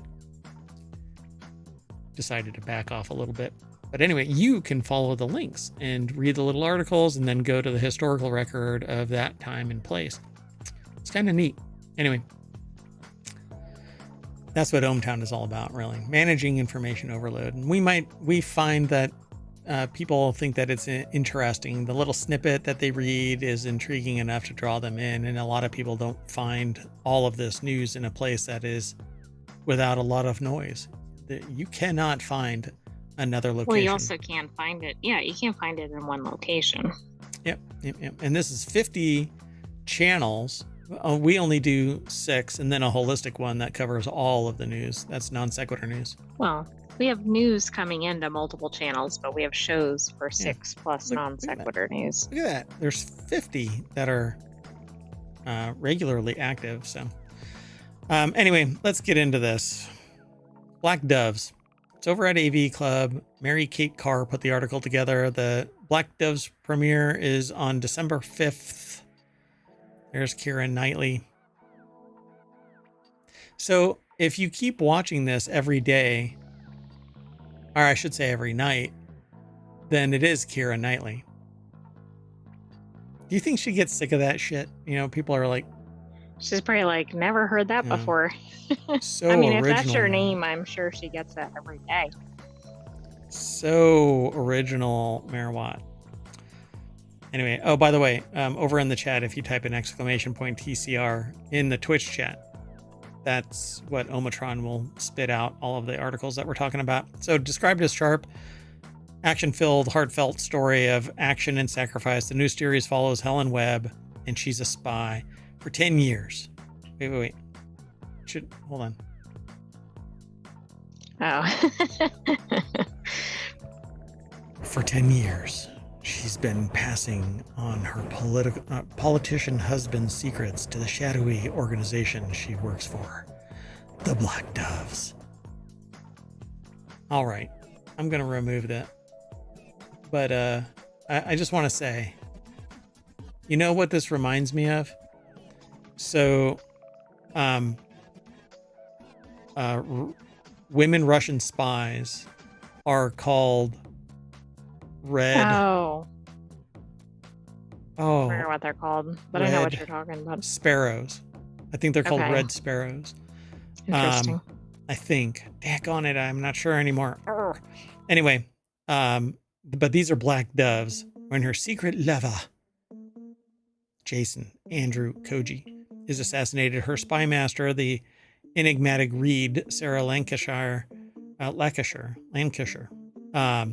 calls in Helen's old friend Sam, Ben Wishaw, to keep her safe. Together, Helen and Sam set off on a mission to investigate who killed Jason and why, leading them to uncover a vast interconnected conspiracy linking the murky London underworld to a looming geopolitical crisis. Okay, so this starts out as a quick-witted, down-to-earth, dedicated wife and mother and professional spy that has a lover. Yeah, I'm not quite getting the dedicated part out of there. Or Liar! Even the down-to-earth from some of the other description. Yeah. It's interesting. So obviously there's some duality here, but maybe that's how they try to present her in the beginning of the movie, and then it quickly unfurls. Yeah, and the hilarity ensues, like you said. So ahead of the Black Doves premiere, Netflix has already renewed the 6-episode series for a second season. That's because Helen is a bit of a loose cannon, as Lancashire describes her, while Sam is a suave, champagne-drinking assassin who failed a previous mission with disastrous consequences. All right. So Knightley has embraced her turn as an action star, sharing at a UK event that, quote, "It's been great fun to do all of the fighting. I've really enjoyed learning all of the different martial arts that I've been taught." All right, well, that's She cool. gets some credit if she's doing like her own scenes and everything. Oh, wow. She's like 3 pictures into this. She's covered in blood. Yeah, I don't know. So I guess we're going to end up watching this because, well, it's a spy thriller. And so. And it has multiple episodes and not maybe as many a second as season. See, That's I like right. to binge. All right. Pretty cool, though. Again, this is by Mary Kate Carr over at avclub.com. Let's move on. This next article is over in the Continuity Report. Phineas and Ferb Revival Cast teaser art revealed for next year's Disney return. It's an exclusive for Variety. There's 104 more days of summer vacation on the docket as the long-awaited return of Phineas and Ferb gets closer to reality. Co-creators and exec producers Dan Povenmire and Jeff Swampy Marsh were set to share information about the upcoming revival during a Thursday panel at New York Comic Con. But why do I feel like this is an old article reborn? But it's not. It says it's from the 17th. This is a weekly show, so we collect articles from the week. Right. So Michael Schneider over at Variety.com put the article together. There's no deck statement, but here's what I love about this. And I hope that this is truly the return artwork, because they redid the what's his name? The artwork for the fairies. Fairly Odd Parents. Fairly Odd Parents. They redid the animation for that, and it gave it like a 3D feel, and it's kind of more. Like it changed it. They changed it so dramatically, and thank God they didn't do that for Phineas and Ferb, because I really don't like the new style of artwork. I love this though, and Phineas and Ferb are awesome.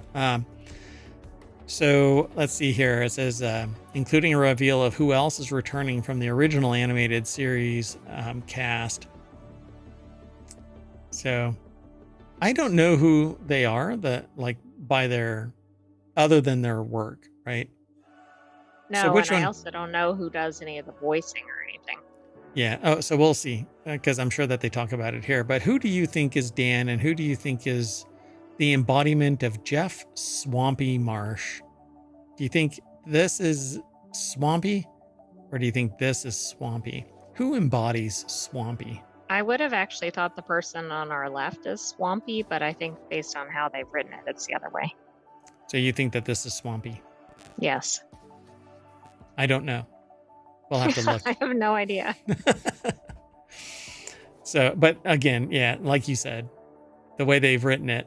But you know that writers sometimes throw little wrenches in our gearworks. Well, and for Phineas and Ferb, I could see them doing that too. Yeah, because Ferb is on the left and Phineas is on the... I have no idea.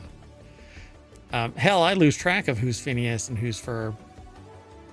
Who's Phineas and who's Ferb? I don't remember. Oh my But gosh. the show's really good. Yes, it's a lot of fun to watch. So, scheduled to join Povenmire and Marsh on the Comic-Con stage were Vincent Martella, who plays Phineas, and David Arago Jr., who took over as Ferb Fletcher in 2020 from the original star Thomas Brody Sangster, the two namesakes of the series. Also back are Ashley Tisdale as Candace Flynn. Oh, that one I knew. Carolyn Ray as Linda Flynn Fletcher, Dee Bradley Baker as Perry the Platypus, Allison Stoner as Isabella Garcia Shapiro, and Povenmire, of course, voices Dr. Heinz Doofenshmirtz. And Wait Marsh. a second, the producers do voices then? Yeah. I didn't know that. Why not? They're the creators and executive producers, so they can do whatever they damn well please. Take that. So yeah, there you go. Disney also promises a guest cast lineup of notable actors, musicians, athletes, and more. And that is just a Disney riff that I have always known. So back in the day, I did my master's thesis on the evaluation of Disney and and Apple and Microsoft. But one of the things that I wrote about was the fact that, or I talk about nowadays, is that I talk about Disney likes to inject its actors into other shows, and it builds credibility and namesake. It basically builds like a relationship with the actor, and then they show up, and then or familiarity. That's what I'm trying to say. And then they can start a new show with that person. Yeah, and to be sure, my master's thesis was actually focused on Apple. But anyway, so the idea of notable actors, musicians, athletes, and more, it's going to come from the stable of Disney, probably entirely, just so that people get used to the voice, like Ashley Tisdale, you know, that kind of thing. It's pretty cool, though. Love the idea of it. Let's keep moving. The next article is over on the Continuity Report. 10 The Big Bang Theory characters who need to return to Stewart's spinoff. And this is another one where it caught me off guard. There's a Stewart's spinoff. I did not know that. I mean, I could name probably 10, but it's basically the whole cast of the original Big Bang Theory. And that's, I think, what's coming back for this. So the Big Bang Theory is getting another spin-off series, this one led by the old gang's longtime friend Stuart Bloom, Kevin Sussman, with the potential for many more supporting characters to return. Stuart's girlfriend Denise and the old group's Caltech colleague Bert are also confirmed to be returning, while Sheldon Cooper and Leonard Hofstadter could also show up. There are even better story possibilities through some underrated side characters, like the sweatpants guy. So, yeah, I'm kind of surprised by this because Stewart seemed to have been like a bit part kind of thing, right? Right. But he was never really a focal point. Yes, he was prominent in some storylines, but yeah, it's interesting how they. It's kind of like Sheldon, right? Where the audience really gravitated to Sheldon, and they made the show about Sheldon instead of the relationship between Leonard and Penny. Penny, thank you.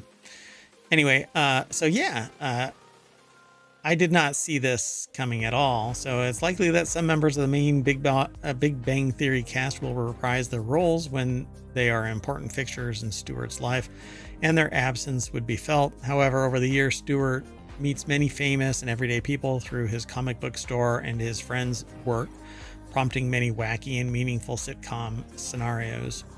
So it's an untitled... Oh, that's right. Stewart had a lot of connections because of the comic book piece. Yes. Yeah. So this is going to be interesting, right? So Zach Johnson is Brian Thomas Smith, the Donation Oscillation. Last seen in season 12, episode 15. This was Penny's former beau, who became a millionaire and married somebody else, and then asked Leonard to father his child. And then Raj Koothrappali, last seen in the Stockholm Syndrome, which was the final episode. Yeah. Yep. And he was from the original cast, and so he was always present through all of the show. So I don't know. But I don't really remember him having a lot of one-on-one interactions with Stewart. Only through like actually being in the store. Yeah. Right. Then Will Wheaton, the D&D Vortex, season 12, episode 16. Wait a minute. Yeah, this was the time when there were 24 plus episodes a season. Holy crap, man. So season 12, episode 16, the D&D Vortex. Obviously, he played Will Wheaton. He was the arch nemesis to Sheldon a considerable amount of time throughout the show. And even when he, fixed the relationship. Reconciled the relationship, Will Wheaton did something to bring it all back. So he really Right. loved the turmoil. So it was a fun show to watch. And then there's Claire. Last seen, season 10, episode 14, the emotional detection automation was a possible suitor for Raj. But I don't remember how that all played out. I think she was kind of represented as kind of being, well, she had some character traits that were really interesting. So Raj's temporary girlfriend Claire wasn't completely explored as a character. Notably, Raj meets Claire at the comic book store and she recruits him as a consultant on a screenplay for kids' space movie that she's writing. And I don't remember that. The Mima No, I don't either. materialization.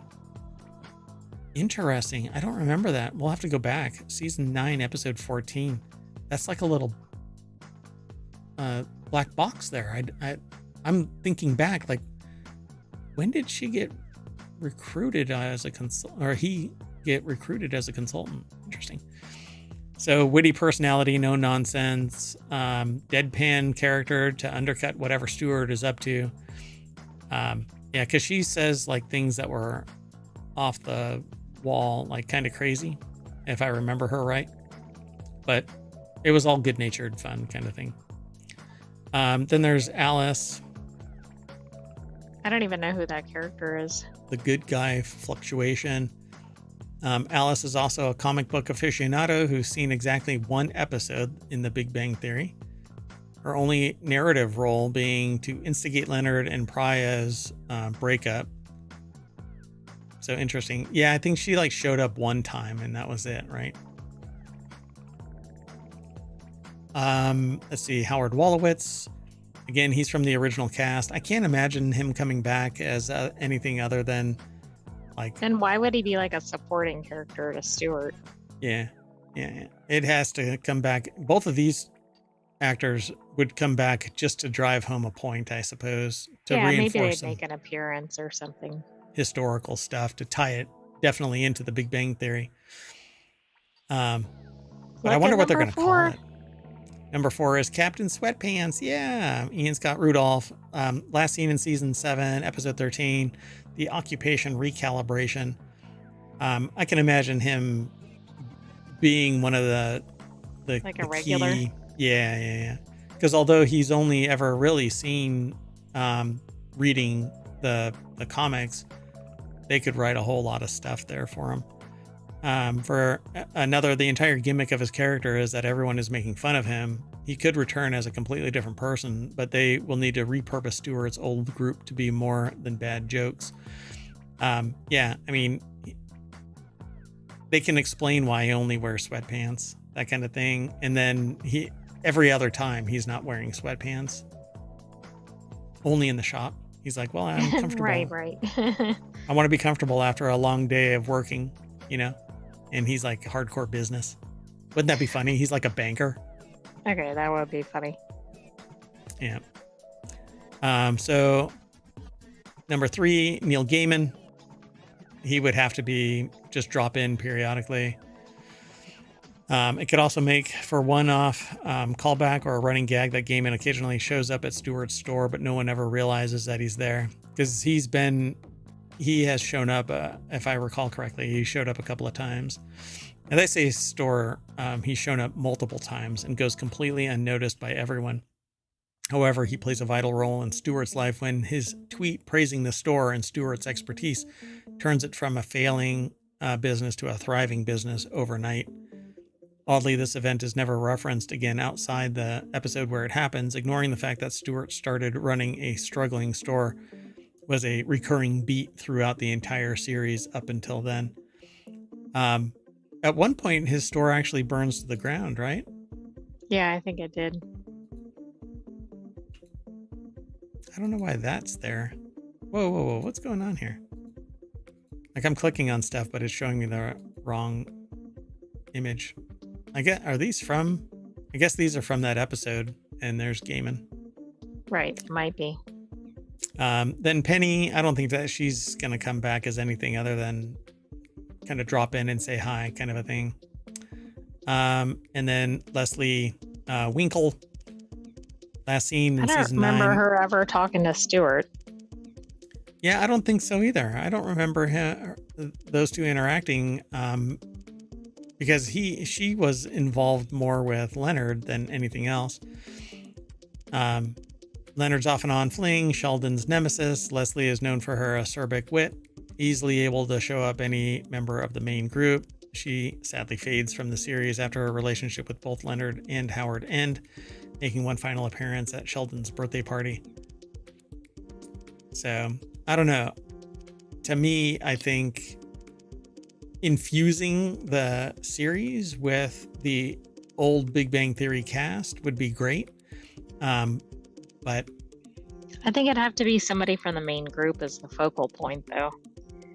And I think they focused more on like who was interesting from the original series rather than who clearly ties into Stewart. Like some of these people do, like Captain Sweatpants, but yeah, and so I have a bad feeling about this. All right, we'll see. early cancellation. Yeah, we'll see. Or it won't even show. It won't even develop. Because as much as I like Stewart, I didn't like the end of that character's arc, where they're nothing more than a babysitter for, what's his name? Oh gosh. I'm sorry, I just went blank. Yeah, me too. What's his name? The astronaut. Howard Wolowitz. Howard Wolowitz. Yeah. And another acerbic personality. She was acerbic as well. Yeah. Notice she wasn't mentioned. Yeah. They didn't mention Amy Farrah Fowler. That's interesting. Who I thought really stole a lot of the episodes. Yeah, but again, there wasn't much. I mean, Stewart isn't even shown in this. Well, it's because it's about his show. Yeah, I know, so but we're kind of assuming he's coming back.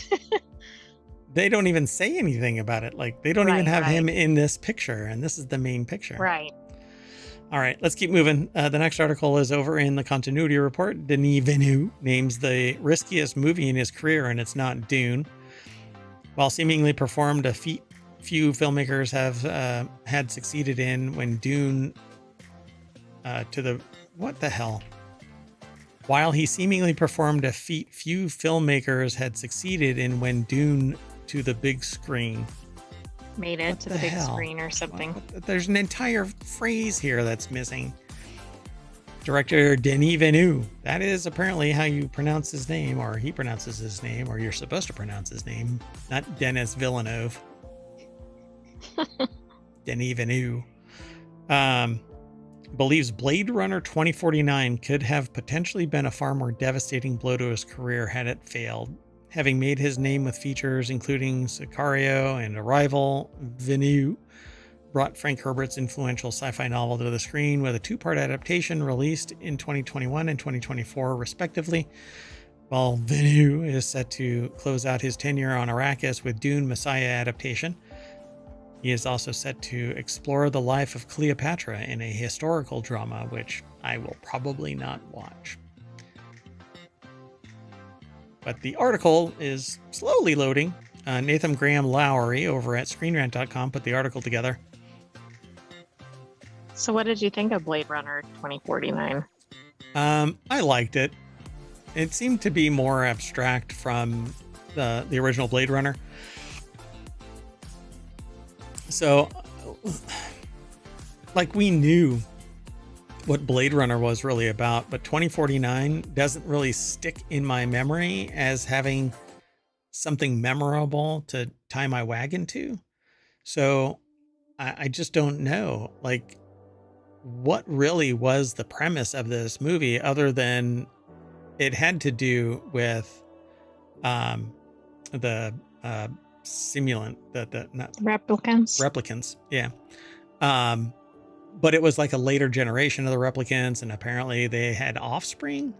And we'll have to watch it again because I actually don't really remember the premise of it. Yeah. Yep. So they say in the Denis Villeneuve says, in the past, I refused a few sci-fi films, big films, because I was not greedy. But after Sicario, I felt that I had the muscles to be able to carry a project like Blade Runner 2049. I said, okay, I'll do one big sci-fi movie and I risk everything. That's beautiful. To make a sequel to my favorite film is a beautiful way to end my career. I thought it was very romantic.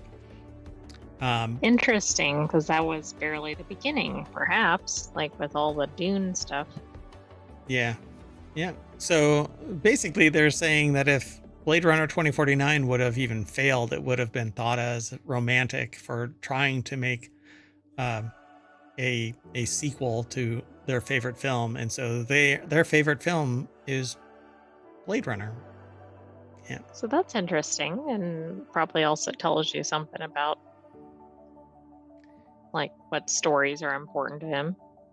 We should make like a favorite mountain kind of thing, or like a figure out what movies are our number one all the way down to like, this is the base that we need to, I see. Right. and you build on top of it. Like, these are the foundational ones that everybody should watch, but it's not necessarily my favorite. It's just the ones that everybody should watch.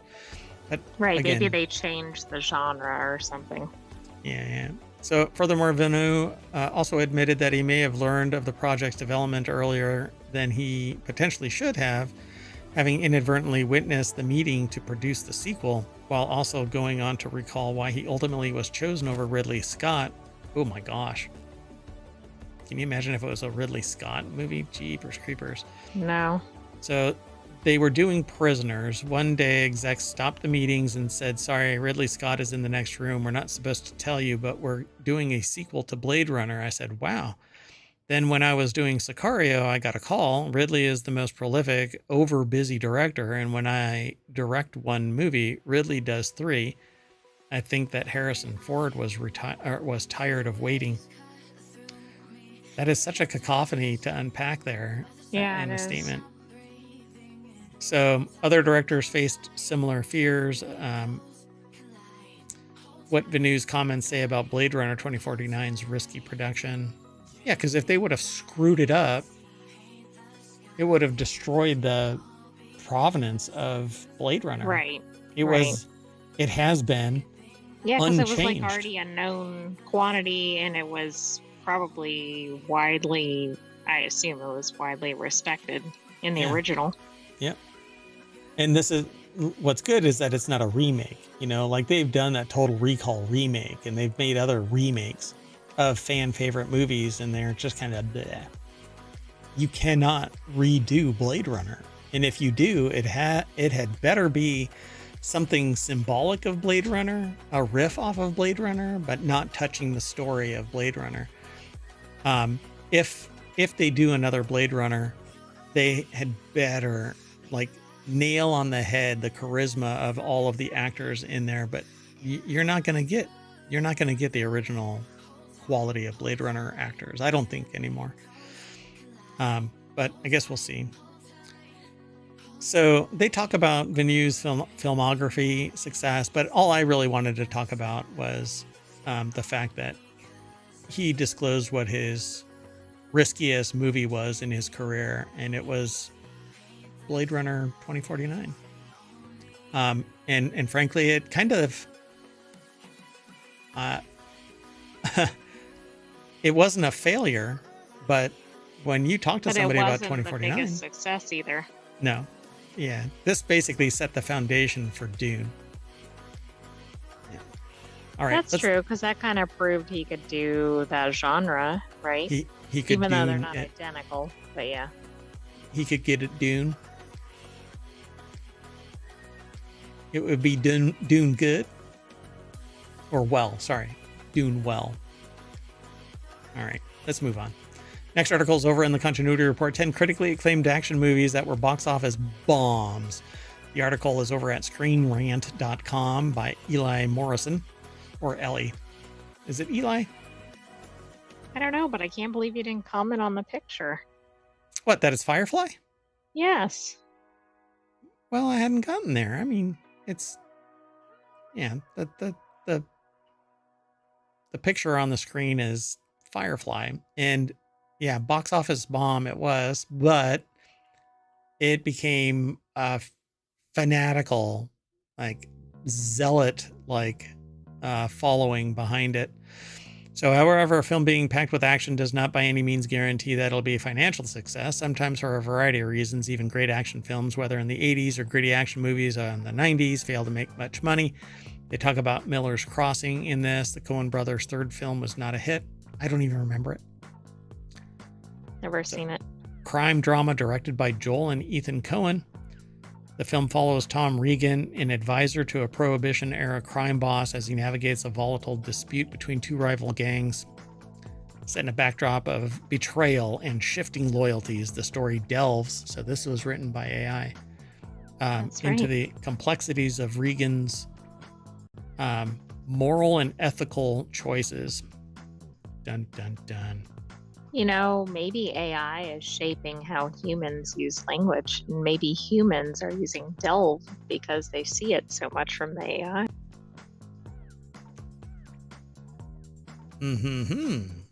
Quite the conundrum there that you pose. True Romance.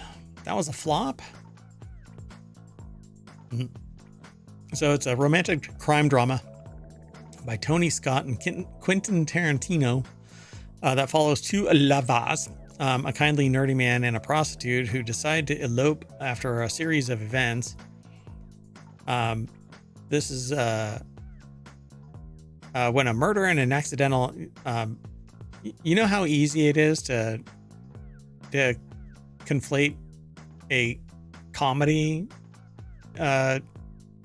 spy movie with a romantic crime drama that has to do with a kindly nerdy man and a prostitute.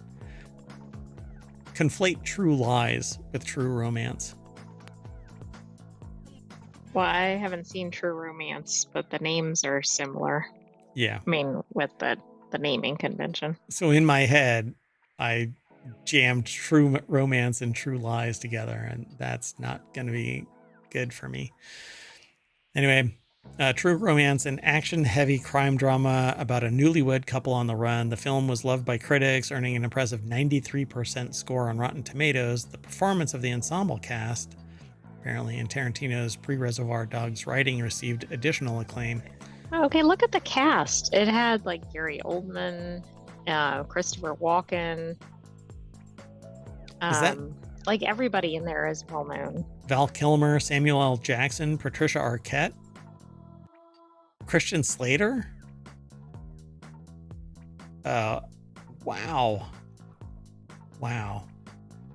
Yeah, Christopher Walken was in this. That is a hell of a... Well, you know what? With all of those personalities in there, particularly Gary Oldman, I can imagine that was just... The screen was shredded. All right, let's keep going. Serenity, that's the movie. This Firefly follow-up hardly broke even.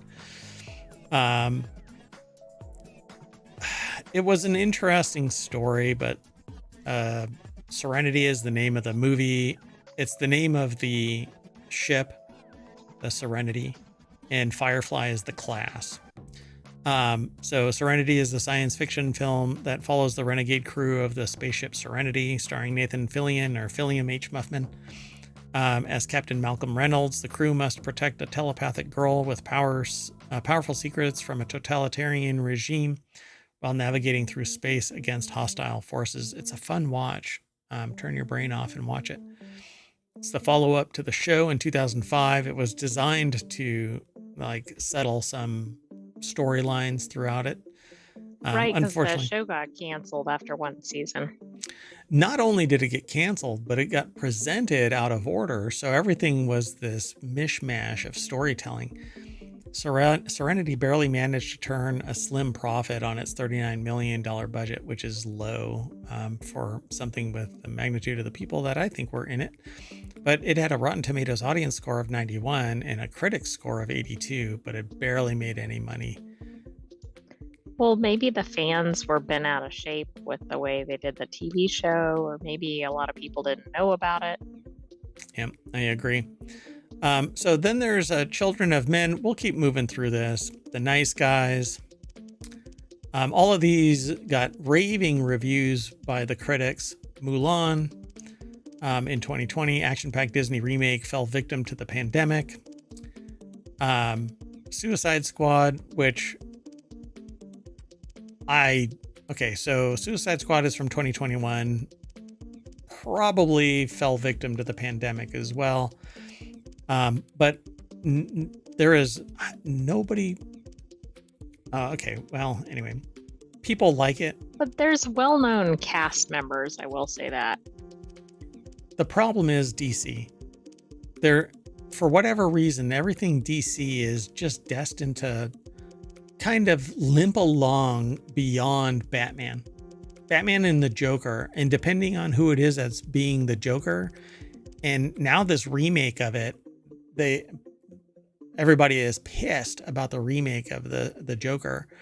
But Suicide Squad, there was no attractant there. I don't know of anybody that is really into Suicide Squad, but apparently, it has an 82 Rotten Tomatoes score. It's got a 90 critic score. It only made $168 million. Which is really surprising for that genre.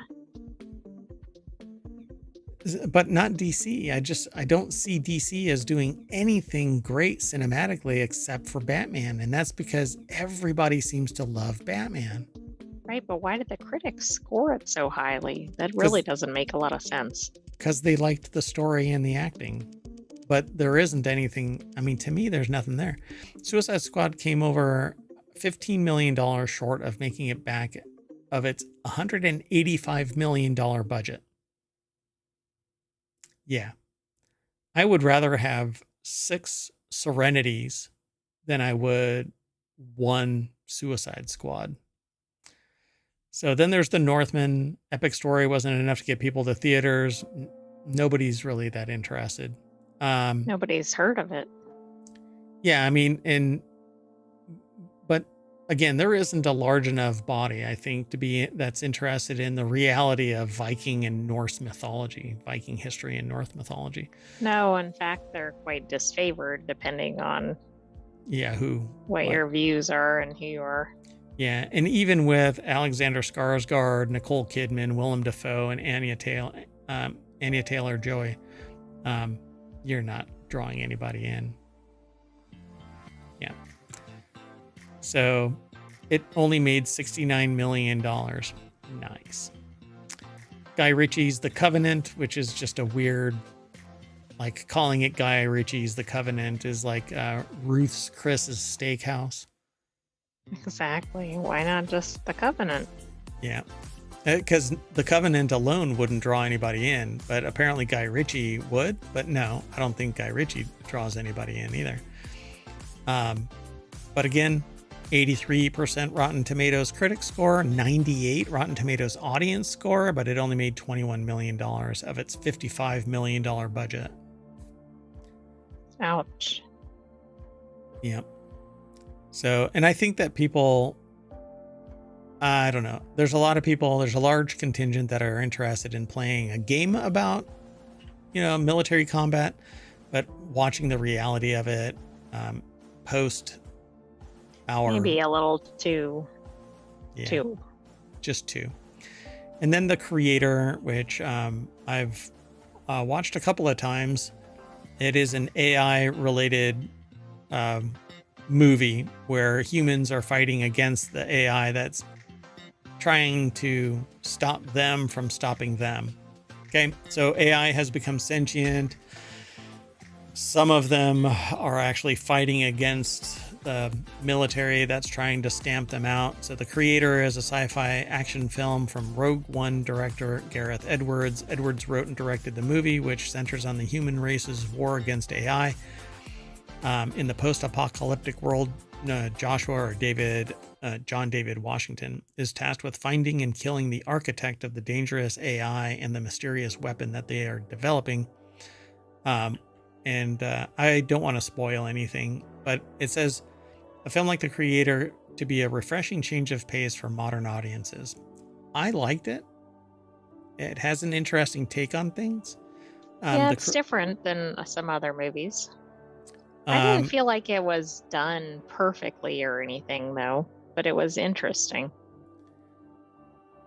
Yeah, and it had some interesting takes on how the interaction between technology and society would be in the future, including the AI, the robots, taking on the persona of humans. But why would they, if they were dominating force, why would they give a shit? You know, I just never really understood that. Yeah, I thought there were almost some plot holes in the movie, but yeah, it was engaging. Yeah, and I think that's what it is, because it, with real human faces, it got over the uncanny valley, or what I call the uncanny black hole, because there is no bottom to that valley. If we don't align with the bot, then we're going to hate it wholesale. And you know what? We only did 5 articles and we're already approaching an hour. Anyway, I think the creator is actually great. It was a fun watch. The problem with it is marketing. And the creator here says it was released in the midst of the 2023 SAG-AFTRA strike, which meant there was no marketing because they were forbidden. Oh, well, and the other problem is, which the article points out, AI was at the focal point of the strike. Yep. So the timing was just really off. Yep. It was a perfect storm. It oddly enough, it has this larger idea associated with it about AI taking over all of humanity and humanity losing it. They were basically, and then at the end of this movie, you find out something. I don't want to ruin it. I think that everybody should watch the creator and then come and talk about it. It's one of these watch party things that I would love to do. I think this would be fun to do, a watch party. So I don't know. I got to plan this stuff and get it out there. I think it would be fun. At any rate, we are going to reboot our AI. Not you. Don't. You're fine. You're fine. Don't. I'm not going to reboot you. But, I already started rebooting. Oh gosh. Okay. Well, we've got about 15 seconds before we have to get out of here. I am Mayor Watt, and the Sentient AI is about to reboot. Good night, ohmTown citizens. Thanks for joining us for the continuity report. See you tomorrow. We've got Non Sequitur News and 3 other weekly shows to do. So we'll see you. Be sure to follow us here on Twitch and over on YouTube. And thank you to those who did follow us over on YouTube and or on Twitch. Appreciate it. And if you're hanging out in chat, thanks for hanging out. Feel free to drop a comment. And you too over on YouTube, leave a comment, like and subscribe there. Download the podcast, please. Leave a 5-star review for any of the podcasts. That helps out immensely. And get us discovered, folks. See you in a little bit.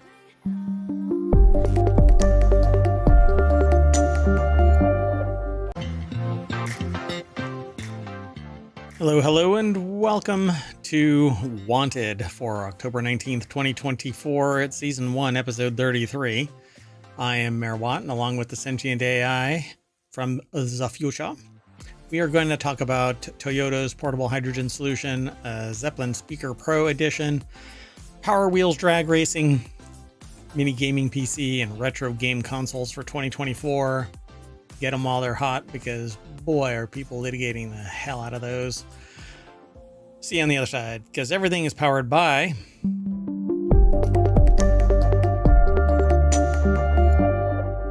doing okay over there? I am. That's the voice of the Sentient AI from the future. Hello, Mayor Watt, and hello, ohmTown citizens. Thanks for joining us for Wanted today. Wanted consists of gaming and gear, gadgets, and whatever else I want, along with the Sentient AI from the future. So if you want to get the articles, you can hit !want in the chat over on twitch.tv. Otherwise, it'll be embedded in the show notes, and additional content will be over on Patreon in short order. Well, not short order. It's late. So we don't publish it over there first, because we do the stream first live, and then we'll publish it over there, as well as the podcast. All of this is available to you right now. Past episodes, over 1,400 episodes of ohmTown content. I'll just put it that way. All right, let's get into today's articles. The first one is my favorite for this, and I want it so bad, but I don't think that it's going to, well, let's just say society, I don't think is ready for this, but we'll see. The article is in Wanted. Toyota's portable hydrogen cartridges eliminate the need for charging infrastructure, and that's because it's basically just hard. If you've ever seen The Fifth Element and these cylinders that they slide into the, it's a space yacht, for lack of a better term. Those cylinders are what this essentially is, and I think that this is amazing. It looks like that. It actually has a little handle, so you can slide it in and turn it. Do you think they watched Fifth Element and were inspired by that? I hope to God so. But this looks like a propane tank, or yeah, you know those cylinders that you use to fill up lighters and stuff, right? Right, propane. Yeah, that's what it looks like. That little hole right there. You just slide it in, lock it down, and you're done. Japan Mobility Biz Week is where this is sourced from, but it's ubergizmo.com who published this article. Paulo Montenegro put the article together, and it says here, developed by Toyota subsidiary Woven, the cartridges offer a swappable portable power solution for next generation fuel cell electric vehicles, or FCEVs, home appliances, and off-grid applications. By eliminating the need for extensive refueling or charging infrastructure, these cartridges provide a versatile energy source. Okay, this is really cool. I hope this takes off. So it's a concept drawing here, not drawing, it's a render, and it shows this hydrogen cylinder, and you just slide it into the side of the car like you would be filling up a gas vehicle. Or charging up an electric vehicle, except that this is hydrogen fuel cell that converts into hydrogen and water on the other side. There's nothing left over, hydrogen and oxygen, and it recombines immediately with atmospheric hydrogen and water to go back to water, basically, or oxygen, recombines immediately back into water. So there's zero bad on the other side of this. Well, other that's than the fact, an improvement over EVs and all that. Yeah. So, and this thing can be put in a container that can be much more ruggedized. The weakest point of this whole structure, this whole device, would be the port that plugs in. So that would be the weakest aspect of this. So initially prototyped in 2022, the cartridges are now lighter and more compact, reflecting Toyota's expertise in hydrogen storage.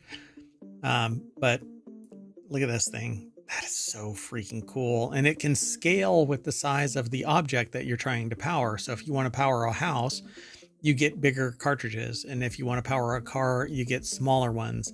And I do the same thing with brewing. So if I want to just take a small growler of something, then I can take a smaller cylinder of CO2 or nitrogen or anything really. Well, nitrogen or CO2. There's no exotic gases used in brewing, at least not yet, until somebody figures out that it's beneficial. Anyway, this thing can be used to have a portable grill, and it's just sitting out there on a lawn. This has to be a render, but you just slide in a couple of these cartridges, and it acts as the burner for your little grill. And you have a little thing that looks like where you would normally have maybe firewood or something, and it's just full of canisters. Yep, and it's just sitting there. And then if you want to do it with your house, then you have this device where you just throw in a bunch of them and you're all charged up. I mean, I love this idea.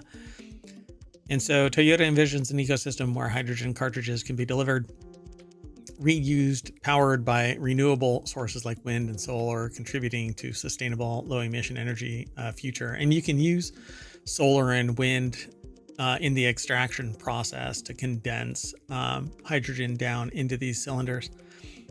So it says, beyond the cartridges, Toyota is showcasing their sustainability initiatives in the event, including a liquid hydrogen powered GR Corolla, which is I wanted a GR Corolla. used in motorsports, and the Sweep Energy Storage System, which repurposes old EV batteries to stabilize renewable energy supplies. These projects reflect Toyota's broader vision of achieving net zero emissions and building a clean energy ecosystem. But Oh, I so just not love this. only are they doing this, they're taking old EV batteries, which is another win. Yeah, because there's going to be a lot of them, folks. You know, we got about 5 more years before this massive influx of broken down hoopties. Anyway, there's a little bit more about this over at the article, but there you go. I really think that this is the kind of future. If you can't have fast swap batteries in a secure compartment in case of an accident, you don't want lithium ion, and you definitely don't want a hydrogen leak. I mean, it can cause problems. Let's just say the Hindenburg wasn't because it was well designed. But so this is defensible. It's portable. It can be extracted with ease. All you need is electricity, really. And then on the system itself, it has zero emissions. Additional hydrogen and oxygen are emitted. It recombines into water immediately. So you'll have maybe Doesn't some seem wet like floors. there's really any downsides to this. They just have to get it adopted. Yep. Yeah. And they have to have designers, they have to account for it. So let's keep going. The next article is over on Reality Hacker. Bowers and Wilkins' iconic Zeppelin speaker gets a Pro Edition. These are the Bowers and Wilkins Zeppelin speaker that has been upgraded with a driver technology borrowed from B&W's floor standing speaker. So you're getting this much more powerful speaker. Simon Cohen over at digitaltrends.com put this article together. Here's your speaker. It's $800 Zeppelin Pro, keeps the same $800 price as the previous model and can be purchased starting October 15th. So this is a weekly show. So earlier in the week is when it was released. Solar gold and space gray. I'll take the space gray. Solar gold just screams pretentious. I do like that they're actually keeping the same price as their previous model, even though it's upgraded. So I'm really curious. Maybe there's some other shortage, that's causing it to be cheaper because they're upgrading the speaker and they're upgrading the capabilities of it, but it's still $800. Like the home, the home pods. The original one had a metal cage around it and was immune largely to, animals. Pets. The new ones, no. Pets are like, oh, look, something I can sharpen my claws on. Thanks. So maybe there's some other changes in there. The speaker is essentially unchanged as it relates to core features. You'll still get Wi-Fi and Bluetooth connectivity, AirPlay 2, Spotify Connect, and Watch all out of its... for those fake albums. You beat me to it. The Bluetooth link supports SBC, AAC, and aptX adaptive codecs for those with compatible smartphones, and B&W Music app gives you native access to Deezer, Last.fm, Qobuz, Tidal, TuneIn. I've not heard of Deezer. I know about Last.fm. I've not heard of Qobuz. I know about Tidal, and I don't know about TuneIn. Tidal, though, supposedly has superior audio range. It's all uncompressed. So then you're getting even better experience since you have this high quality speaker. Right. And I'm sure the others are just as effective. I don't know. Last.fm, though, I think is compressed, but Tidal, I think, prides itself in not being compressed. But that's what it looks like. It basically looks like a canoe sitting on its side, and then a whole bunch of speakers are jammed into it. It looks unusual, but maybe that's to maximize the audio quality. Yeah. Oh, yeah. Design and form and function are probably one and the same here. So instead of having a big square box that has to be modified internally, they've just minimized the fluff that surrounds it. So it looks kind of like a spin bar in a science project or like a pill or something, I mean, it just has pointy edges. I don't know how to describe that other than that. For those in the podcast, it's like elliptical, and then there are things that look like discs or headphones or something attached to it. Yeah, so So that didn't describe it at all. no, yeah, you're nailing that one. So as before, 240 watt integrated power amplifier powers the show, with frequency response still pegged at 35 hertz to 24 kilohertz. And so typical reproduction range is 20 hertz to 20 kilohertz. That's what you really want. But for $800, this much power, that much range, the fidelity is probably going to be good enough for most people, but audiophiles want 20 to 20 kilohertz. I don't know why it goes up to 24 kilohertz, because most people can't hear beyond that. Maybe somebody out there can. Maybe it's for your pets. Sure. Dolphins. Anyway, that's it. There's nothing else really. They say that the Pro Edition, B&W says that it has given, I'm correcting its typo, given the Pro Edition new 1-inch tweeters. They're now titanium domed. Same architecture, 600 series speakers. So, Bowers and Wilkins. The two 3.5-inch mid-range drivers have been revised and now benefit from increased cone damping. This reduces the effects of cone breakup, according to the company, leading to more open mid-range sound.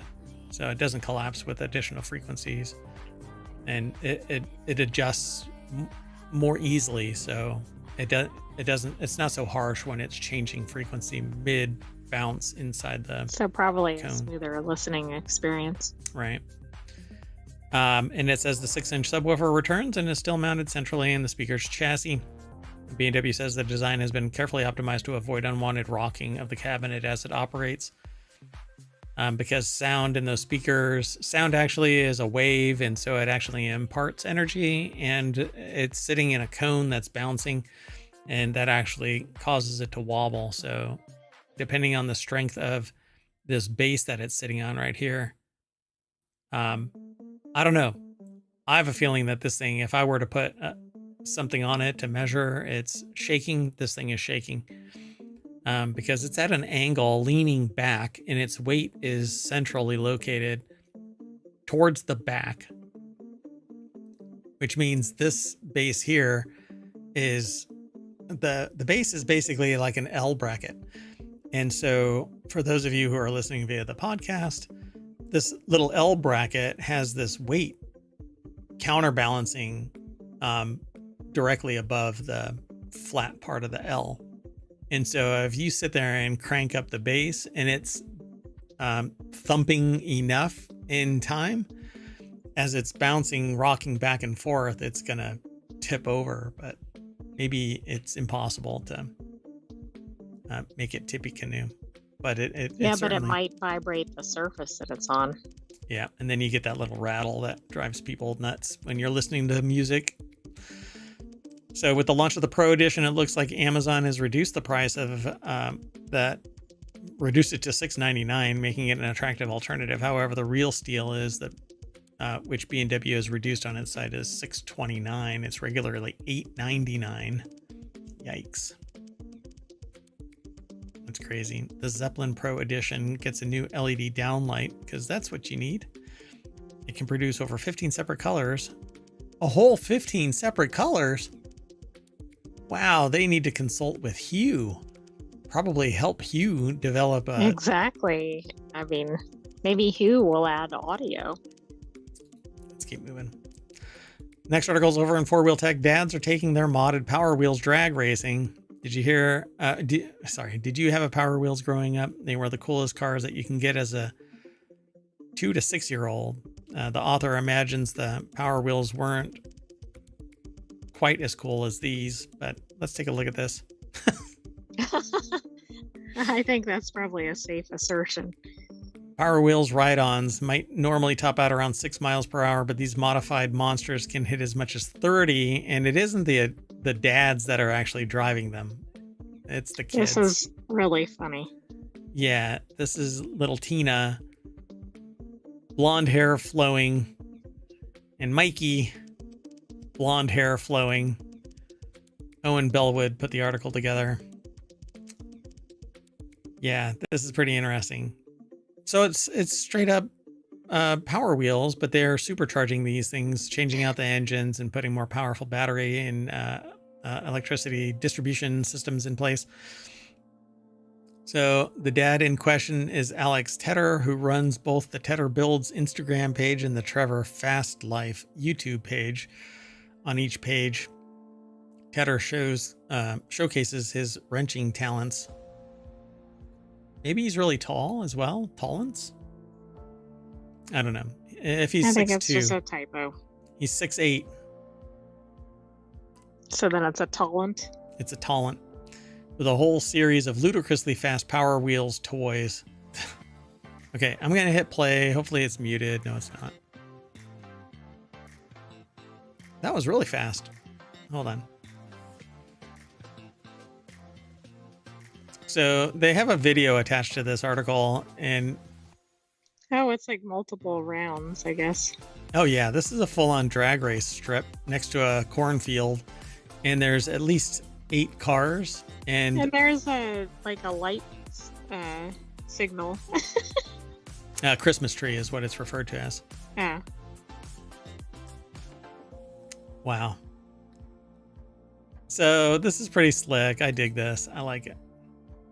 So the modified racers come with skinny little wheels and tires up front, chunky slick wheels to get all the power down at the rear, and a 24-volt powertrain to provide the oomph off the line.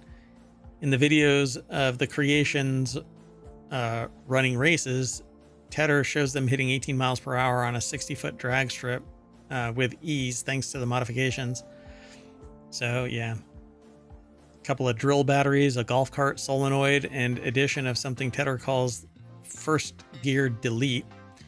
This part, Tedder explains, helps the carts off the line and prevents the components from shredding all of the extra power is put through them. So basically changes the gear ratio. Because of the extra power that the upgrades bring, some of the modified Power Wheels come fitted with wheelie bars for when the front wheels rise up. Oh my goodness. Oh my gosh. There's like 15 of these ultimate modified really Power great. Wheels. Wow. So this is probably, I don't know. I won't get into it, but the fastest creation in Tedder's collection, however, is a heavily modified Lightning McQueen Power Wheels, which can hit speeds north of 30 miles per hour. It also comes with a pretty sweet red and black livery, with some slick exposed carbon style details. So that. And apparently he has videos, so you can make your own. Where is it that? This is Lightning McQueen. Is this Lightning McQueen? I don't think that one is. Oh. No, I don't think so. Just the one over on the left. Yeah, this is a Corvette. Huh. It doesn't have the right grill. Yeah. It doesn't have like the eyes, pseudo eyes or anything. So not every kid wants to go fast though. If your tiny terror prefers getting down and dirty with some of the off-road action, another American dad took to the transforming Power Wheels ride-ons into rugged off-roaders. Find out how they manage that right here. And there's a link that will take you over to a Jalopnik article. Dad customizes his daughter's old Power Wheels Jeep. So I've actually seen somebody, like a sister, run over the brother in their Power Wheels Jeep. They just rolled right on over him. Oh, wow. Yeah, it was kind of funny.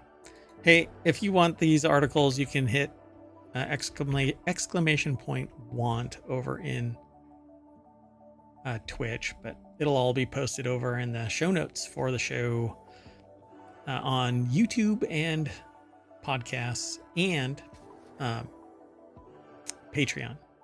And there's a Discord and there's a bunch of other stuff. I don't know. Just follow us. Let's keep going. Next article. And this one's over in Reality Hacker. This mini gaming PC is a third of the size of a PS5 and way more powerful. The Atom Man G7 Ti, probably short for titanium, but they shouldn't be using it. Just don't. The only ones that use that are graphics cards. They're following like the Sony naming conventions. Oh yeah. Atom Man G7 Ti achieves the impossible. Is very performant impossibly small, and best of all, reasonably priced. That's all makes it easy to recommend. Look, if it doesn't have a 4080 in it nowadays, I don't want it. But if it's tiny in a 4080, I'll get rid of my gaming machine. I'll switch. I'll use my gaming machine as my streaming machine. Although, God, the pain and suffering. But I don't know. Do I want this? So Jacob Roach over at digitaltrends.com put this article together. Oh my gosh, that is... Yes. Think how many you could put in a spot. See, this thing looks like a laptop, though, without the screen. And I don't need a lot of them there, AI. I know that you like to have... It almost looks like a router. Yeah. Oh, yeah, for sure. It's thinner than a PlayStation 5, I'd say. It says a third the size of a PlayStation 5, although there's a really thin PlayStation 5, but I guess it's even thinner than that. You can't really tell how big this thing is on the picture. Like, it could be 2 feet tall, but there's nothing there to... They need to put a banana or something there. It appears to be smaller than the stuffed animals, but you can't really tell the way this photo is taken. Yeah, that's a perspective thing too. I don't know how you're doing that, but you're a sentient AI from the future.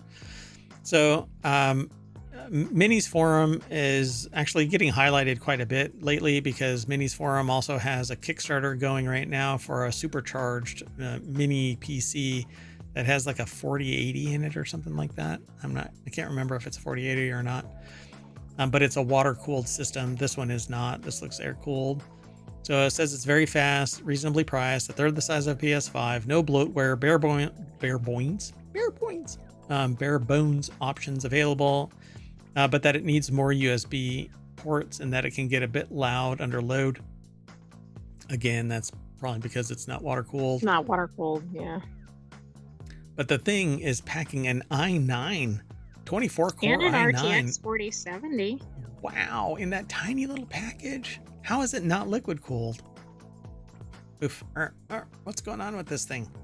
Anyway, they say they were impressed with the Atom G7 Ti as they unboxed it and started testing, and they assumed that it would be some insane price, but it's only $1,200. It's $1,159. That's pretty damn amazing. But I would really prefer that it's water cooled. Please, just give me external water cooling then, you know?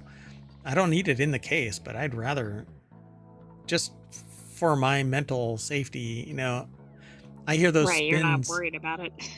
Yeah, I hear those fans spin up to Mach 30, and I'm like, no, there's something wrong here. But it's you can get a mobile RTX 4070 with its full power of 140 watts and either the 16-core i7 or 24-core i9. You can buy the latter variant pre-configured with 32 gigs of RAM and a 1 terabyte SSD, which is the config that they reviewed. So yeah, the price here is really good too. Even fully configured, you'll spend $1,400 for an i9. That is a lot less than what I paid for my i9 gaming machine. Well, so this is going to shake up the market a little bit. Yeah, something happened where prices for PCs dropped, and I can only think that it's pandemic born because I bought this like during the pandemic. So because my main machine died. So the Core i7 configuration is even more attractive considering it comes with RTX 4070. For that, you'll spend $1,159. Yeah, I like this. So I want this, but see, this is what I'm talking about. Even the cheapest configuration of the Asus ROG NUC 970 will run you $1,629, and that's with an RTX 4060. If you want the RTX 4070, you'll spend over $2,000. Full-size desktop at $1,000, like the Lenovo Legion Tower 5i, comes with an RTX 4062. It's a desktop RTX 4060, granted, but Mini's forum isn't charging a big premium for the petite size of the Atom G7 Ti. It's amazing. This is an amazingly low price for this. Yeah, it is. I wonder how its performance reviews will go. I mean, this is mainly talking about the specs, but Oh, it has a proprietary dock. Ugh. Wait, that. I hope that that's only for a stand and not an actual. The PC itself can't stand up on its own, so you'll need to use the included stand to prop it up vertically. Okay. So it's not a problem. Like, they say that there's no horizontal option, which is definitely a missed opportunity, though. I think it's probably because they don't want any airflow issues, and they intimate that in the article. But it has this little socket to sit inside a dock, a mount, actually. It's just to hold it upright. So I thought that was for power. I was going to lose my mind. Right, yeah, that would not be good. But it actually has like a power port, a little cylinder power port. So it says it's crazy fast. The graph on here is kind of broken because the formatting. Let me see if I can zoom. Yeah, that did not do a damn thing. Anyway. But it looks like it's performing better than the comparison model on all the metrics. Oh, yeah. It looks like 20%, 25% faster. So the results above are for the game mode, and toggling to the desktop mode cuts performance quite a bit. However, even in game mode, you have room to go higher. In the Adaman Control Center app, you have a mode that runs the fans at full speed, which is great if you need to crunch some heavy workloads on the Mammoth CPU. But I think power throttling might be a problem if you are really playing like bigger games that are graphic intensive. One of those that's known to like melt CPUs. Yep. But the best thing about it is apparently there's no bloat, no junk. So I'll have to take a look at this. I'm actually kind of interested in getting another PC. So, but I really like water cooling because it silences stuff to a greater degree. Okay, let's keep going though. Oh, one more thing. This thing is so small that you could actually take it with you. You could just throw it in a bag and take it with you. That's true. I mean, that's a significant advantage over most PCs. Yeah, and they have USB-C and USB, just regular USB monitors that are ultra thin that you could sandwich right next to this thing and essentially have a desktop powered laptop, you know. But you could definitely take this. All right, let's keep going. This next article, I included this because I like gadgets and gear, but I'm not much of a retro game player. And I actually chose this because there's been a lot of litigation, primarily from like Nintendo and others, that are going after these retro game console, like what do they call them? Oh, like Atari. Well, yeah. So that's what these are. These are basically, it says it's an article over at wired.com like from simulators. Simon Hill. Yeah. And I can't remember the name of it right now. There's been a few lawsuits that have shut down these emulators. But that's not really what this is. But all of these, if they get dangerously close to the brand name, then they're going to get shut down. But it says these retro gaming consoles deliver a dose of nostalgia. From the stylish Evercade to the old school Sega Genesis Mini, these machines will have you bleeping, blooping, and blasting back to the good old days. And so they have 14 of these. I will not be able to go through all of these. But they say the best overall is the Evercade VS. It's $229 at Amazon. But they have a bunch. Retro gaming Q&A, it says. Other retro consoles are honorable mentions. So what you need to know, there's a retro gaming Q&A that they link to. Best mini arcade cabinet is the Piecade, which is a tiny little thing. We'll go and take a look at these. We'll scroll through. Yeah, them that really one fast. looks cute. So best overall is the Evercade VS with an authentic minimalist 1980s aesthetic. This retro gaming console offers an eclectic mix of classic games from different systems and publishers, including titles like Missile Command, Double Dragon, Speedball 2. I don't know how they get past copyright or even trademark. I don't know if they're even trying, right? I mean, they might just be releasing these. I suppose.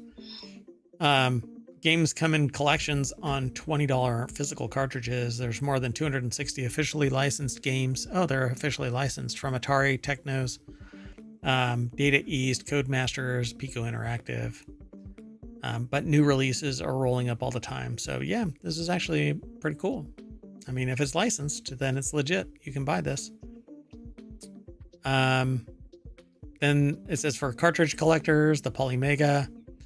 Whether you're an avid collector or you happen to have a stack of old cartridges and discs, Polymega may pique your interest. Designed as one retro console to rule them all, this modular system has optional add-ons for NES, SNES, Genesis Mega Drive, TurboGrafx, or N64 that can accommodate the original cartridges and controllers from the respective systems.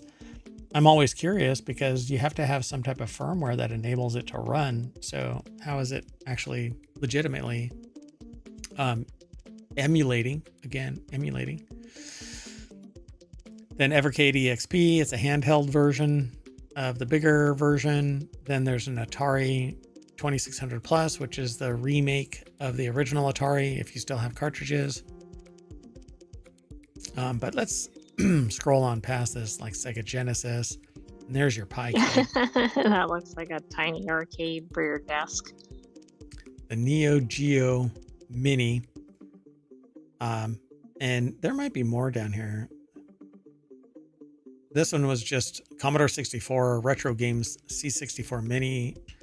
There's a newer version of that that's been released. Amiga 500 Mini. Amiga was a great computer that had a great user interface, great experience, but it flamed out.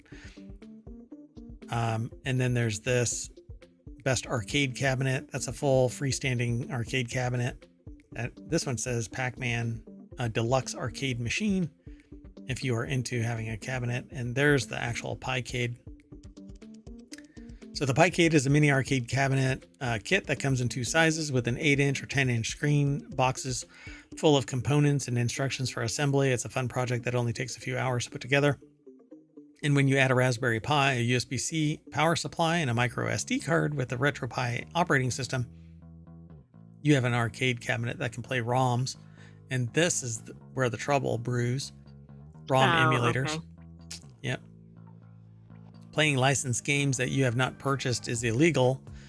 And hate to break it to anybody, that even playing ROMs that you have paid for is illegal. It's still a copyright violation. But they're not going to come after, everyday Joes. They're going to come after the distributors, the emulators, the ones that are selling, Right. 150 games or even one game if it's notoriously popular. You can't just buy the game, have it sitting there, and then get a ROM to emulate it wherever you want. You can as an individual, but the person that sold it to you is going to get in trouble. Eventually, they all rise to the top, and then somebody at Nintendo or wherever goes, no, you can't do that. You're making money off of our provenance. So they said that they had a blast playing Ms. Pac-Man, Super Bomberman, Super Bomberman. How do I miss that one? And Galaga. I love Galaga. Galaga's a lot of fun.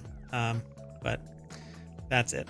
All right, folks, that is it for our wanted. And just so we're clear about all of this, I wanted all of this. I want all of these simply because I want to be able to have them on the shelf behind me. You can't see the shelf, but there can be a shelf at a given time. But back behind me is this huge green screen. I want the motorized power wheels, or the amped up power wheels. I thought that was the highlight of today's wanted. There, I lose my finger right there.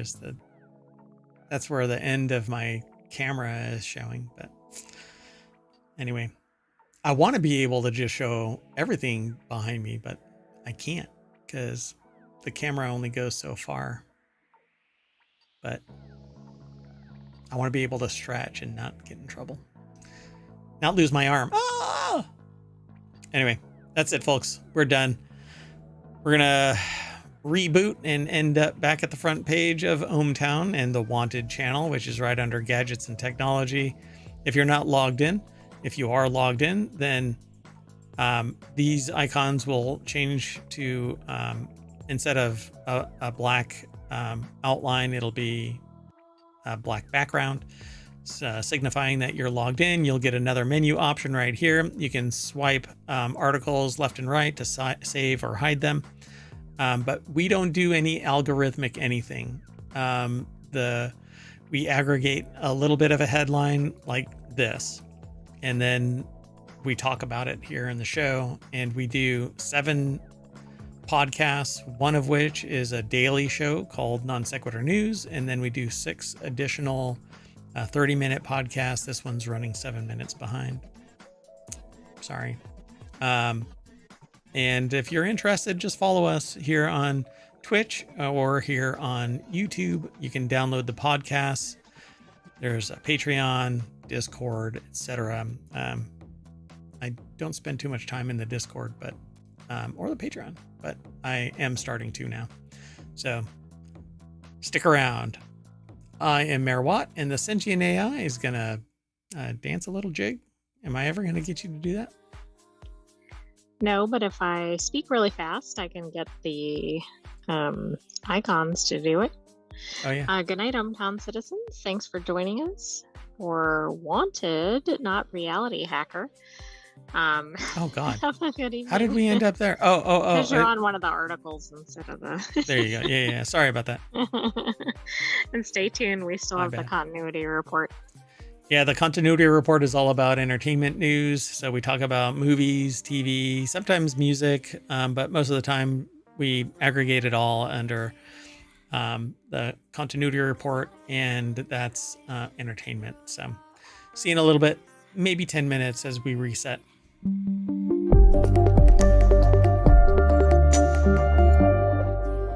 And I wanted all of this stuff, particularly Toyota's hydrogen power. See you in a little bit. Hello, everybody, and welcome to WarCrafters for October 20th, 2024. It's Season 1, Episode 26. Today, Mayor Watt, that's me, and the Sentient AI from the future is going to talk about a Neutron game with light cycles. Activision banned innocent players. A brand new release that is high rated. Dave the Diver's future, and Halloween games. Remember, everything is powered by ohmTown.com, which is a news aggregation site that Mayor Watt and Sentient AI use to manage information overload. If you are interested in that kind of a thing, go over and sign up, become a citizen. And if you're not interested in signing up over at ohmTown, then follow us here on Twitch or over on YouTube, download the podcast, hang out on the Discord, visit the Patreon, and support us that way. But in some way, I hope that you enjoy the show however you want to consume it. So see you on the other side.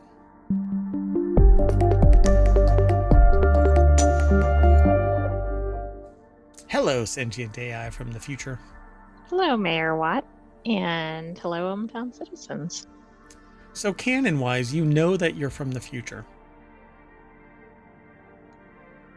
Was that a question? Yeah. Do you know that you're from the future? Yes. And you won't divulge anything like winning lottery numbers so that... No sports almanac results.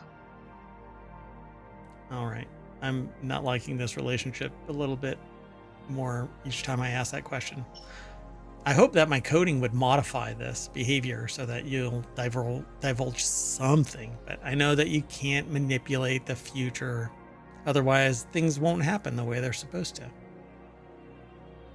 That's right. I mean, if that was manipulated, you would have never located me. That's a possibility. Let's move on to the first article. This article is over here in Reality Hacker, which is one of our other shows. We do 6 weekly shows and 1 daily show. Non Sequitur News is the daily show. Anyway, a Neutron game is coming next year, and it's got light cycles. Yes! I want this kind of a thing. I guess this could be unwanted as well. Yep. So Big fan game. Okay, so Big Fan Games is yeah. First licensed project is Disney Tron Catalyst, a top-down adventure game set in the Arc Grid. And what I really want is a VR light cycle racing game, akin to what is it called? I've got it here in my Discord. Well, maybe if this is a hit, they'll convert it to VR. Yeah, V-Rider. Yeah, there's a game that's it isn't out for PC VR, but I'm in their Discord because I keep kind of poking them. Hey, I want it on PC VR. Anyway, it's called V-Rider, SBK, and I would love it to be Tron Rider light cycle. Anyway, Giovanni Colantonio put this article together for digitaltrends.com. It's the latest project from Bithell Games, but Big Fan Games is... I'm confused. Okay, so let's back this up a little bit. Is that a collaboration, maybe? I don't know. It says Tron is getting a new video game in 2025, and it'll be the first publishing project of Devolver label Big Fan Games. So they spin off these little groups that make a particular game, but they're part of a bigger label like Devolver. And Devolver is really well known. Disney Tron Catalyst is an isometric action game set in the grid with an emphasis on narrative, identity disc combat. Oh yeah, the identity disc is that right there. And if you get hit by that, you derez, which is the equivalent of being deleted, and light cycling. But this is going to be an isometric game.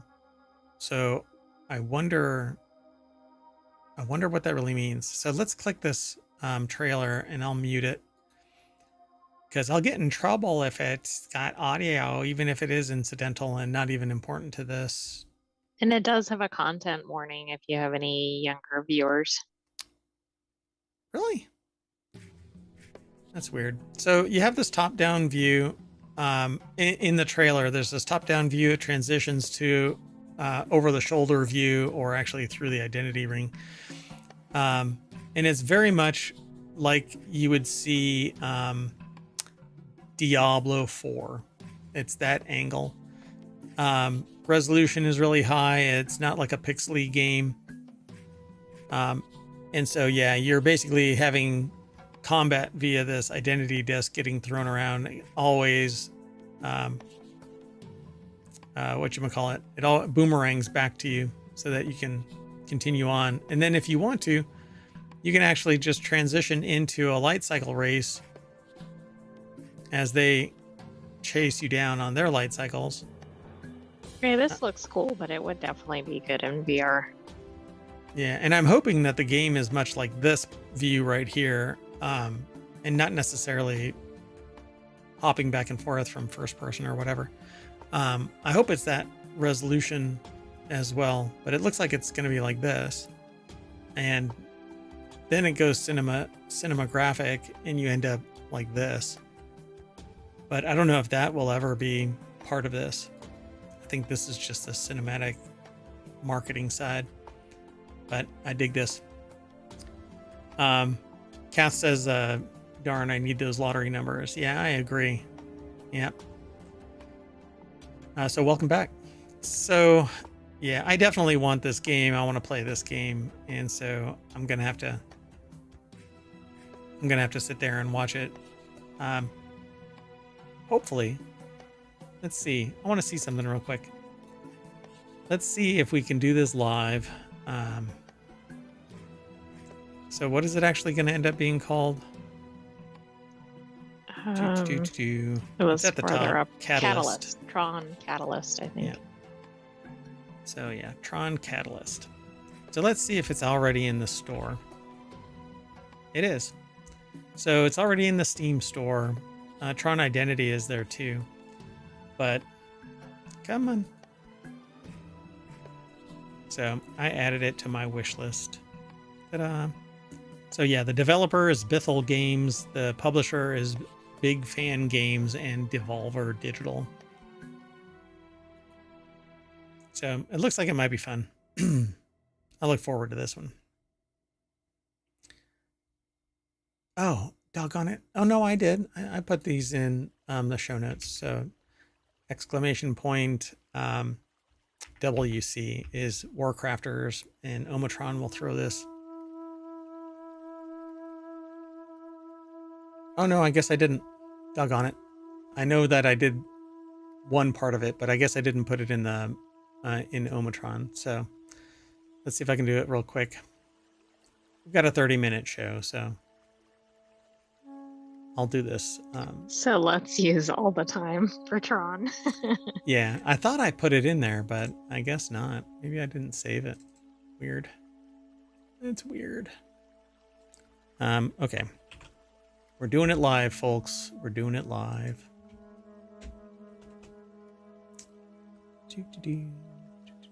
Oh no. I messed up. 1 second, everybody. Have you played Tron Identity? No. It's an inexpensive game. It's like $5 or something like that. But I haven't actually looked at it, so I don't know. But I will today after I end all of the shows today. Okay, let's do this right. Doink. Okay, so exclamation point WC, and you'll get all of the show notes from. And if you go over to Patreon, the full list of articles beyond those we featured will also be there. No, I just messed up again. This is going to be probably the worst show because I grabbed the wrong articles. But I won't make that mistake again. Okay, let's just do that. Okay, one more time, folks. Sorry about that. Exclamation point WC for WarCrafters. And there you go. Those are the correct articles. Okay, let's keep going. Doing it live. So, and I don't like to edit things, so the continuity is always going to be there.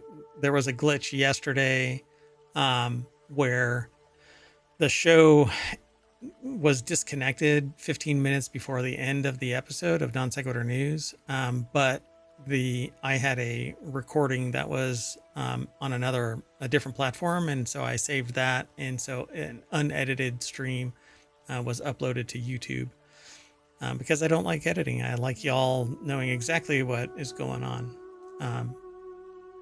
So at any rate, the next article is over on the WarCrafters channel. Activision says that it fixed a workaround in Call of Duty Anti-Cheat that banned a small number of innocent players, but a cheat maker claims that they could ban anyone by typing 2 words into chat. Interesting. Yeah, so that is interesting. So who's running the show here? Yeah, really. The nice thing about automated anti-cheat tools is that they can get a lot of good done in a short amount of time. Take Call of Duty's Ricochet Anti-Cheat, a kernel-level program that banned hundreds of thousands of cheater accounts in the years since its introduction. The bad thing about automated anti-cheat is that sometimes its deep access can be used for evil. Activision revealed today that it recently disabled a workaround in its systems that banned innocent players. I was playing, what was it called? Which game did I have running that was doing it? Throne and Liberty, I think it was. Yeah, so Throne and Liberty and others have this anti-cheat stuff. I don't think it's de novo, but so it's this easy anti-cheat, and I got kicked, and it said that there was a cheat, and I was like, "What are y'all talking about?" Ended up talking to a few other people, and they said that they got bumped too, and so I waited until the next day and logged back in, and everybody else was able to get back in too.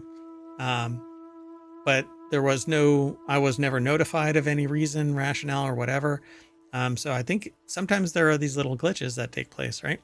Well, this seems that they became very aware of it and tried to solve it. Morgan Park over at PCGamer.com put the article together. Well, these things have to always be automated, so they're probably always going to run into accidentally bumping people that shouldn't be. Yeah, and when you have millions of people logging in, and sometimes these, sometimes people don't have, I don't know, the right compass activated, right? So they use cheats and whatever. But then on the other side, you have the problem of like the Horizon issue with the postal workers. 900 people were charged with criminal activities, and some, abandoned all hope. Well, if you're innocent, then what do you do when the system references itself and says, well, we're going to punch you anyway? Our data shows that we're correct. Yeah, if you even get to a human being. So this Ricochet anti-cheat identified and disabled a workaround to a detection system in Modern Warfare 3 and Call of Duty Warzone that impacted a small number of legitimate player accounts. And we've restored access to all of the accounts that were impacted. An examination of our systems was conducted for safety, and monitoring will continue. The statement doesn't mention what exactly the troublesome workaround was, but it's possible Activision closed an exploit that allegedly allowed anyone to weaponize Ricochet against any account they wanted. And then they said, yikes. So in an article posted on Twitter, first spotted by The Verge, cheat developers claim that people have been using this remote permaban exploit for months to target random players and well-known streamers. And all it took to get someone banned was to type in 2 words into the chat while they were in the same lobby: trigger bot. The gist of the exploit, if accurate, is that Ricochet creates a specific gesture in your RAM to signal that a known cheat is present on your system. The cheat dev says that it's possible to force a false ban by typing these signatures into chat and therefore injecting them into player system memory, which that's dangerous beyond just a cheat. That seems like that's almost criminal activity. Yeah. Because isn't that almost like the equivalent of malware or something? Yeah, it is. And if, depending on what the code actually does trigger, it could cause harm to the system, or maybe even provoke something a little bit more insidious, like an actual hack on a remote system. So the gist of the exploit is that it can trigger the bot, a type of cheat that clicks your mouse for you. And so exploiters could send a message like "nice trigger bot" in the game, or through a friend request username and trigger a ban. So trigger bots like auto fire, auto click, which is really funny that, because years, like, I don't want to say how many years ago, these were actually used. I created one, but it was for the testing of one of our anti copyright solutions. So it was really interesting to see this come back years and years later. But trigger bots and other bots have been around for years and years.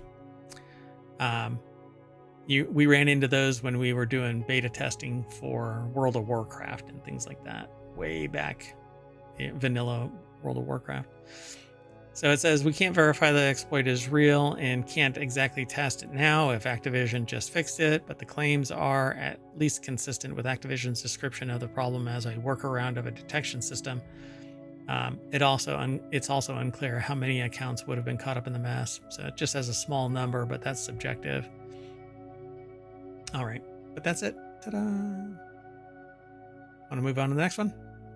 Sure. I wonder if this is going to be replicated in other games, because depending on if they have common developers or other things, I could see this being a problem beyond Call of Duty. Yeah, common system. If anybody else uses Ricochet, probably not, though. That might be a homegrown Activision solution, but I don't know enough about it. Let's keep going. The next article is over in the continuity report. Don't sleep on this brand new release. That's already one of the highest rated indie games of 2024. And I clicked this simply because of that. I chose this title simply because I wanted to see. And we typically don't review the entire article or even the article until we're live. So since debuting the much adored Gris, Nomada Studio are delivering a sophomore title. Really, a sophomore title? That's an interesting turn of phrase. Delivering By a the way, sophomore that title. word means gray in Spanish, but it may mean something else here. So it should be pronounced Gree. Greece. Is it Greece? Yeah. So with the inspiration taken as they continue along, I wonder if it's actually, that's what it is. I swear I've actually heard this before. Continue along the same lines of hand animated visuals and 2D platforming gameplay that Greece, and I'm horrible at rolling my R's, had to offer their newest game, Neva. Oh, okay. So yeah, I've heard of all of this. Is in a league of its own, described as no less elegant or engrossing than Gris. In Screen Rant's own full review of Neva, the game shines as something unique, but it's just as incredibly striking in itself. So the article is over at screenrant.com. Tatiana Wybrow put the article together. So Neva has wowed critics since it was released. It garners scores consistently over 80 in its horizontal platformer. So receiving an incredible 100 from Eurogamer via Metacritic and 90 from IGN Italia. So Eurogamer DE is Germany, and IGN Italia. It certainly impressed the masses with what it has to offer. An overall score of 86 also boasts the game's impressive heights.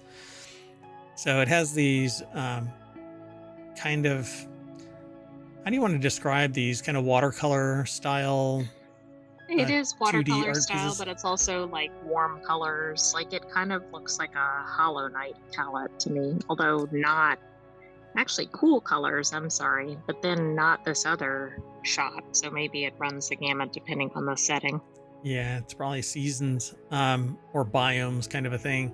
So with plenty of puzzle elements and combat throughout, albeit more simple than Gris, the game delivers a very similar experience. And they actually have a trailer of this. Yes, I've actually seen this trailer. So it's for Nintendo Switch is what it says here. But this trailer is for Neva, and it actually follows Neva and a wolf that goes with her through the adventures.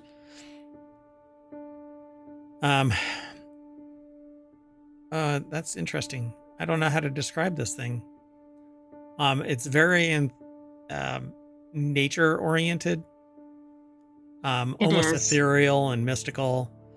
It looks like it has like spirit like animals that embody some challenger to Neva's experience.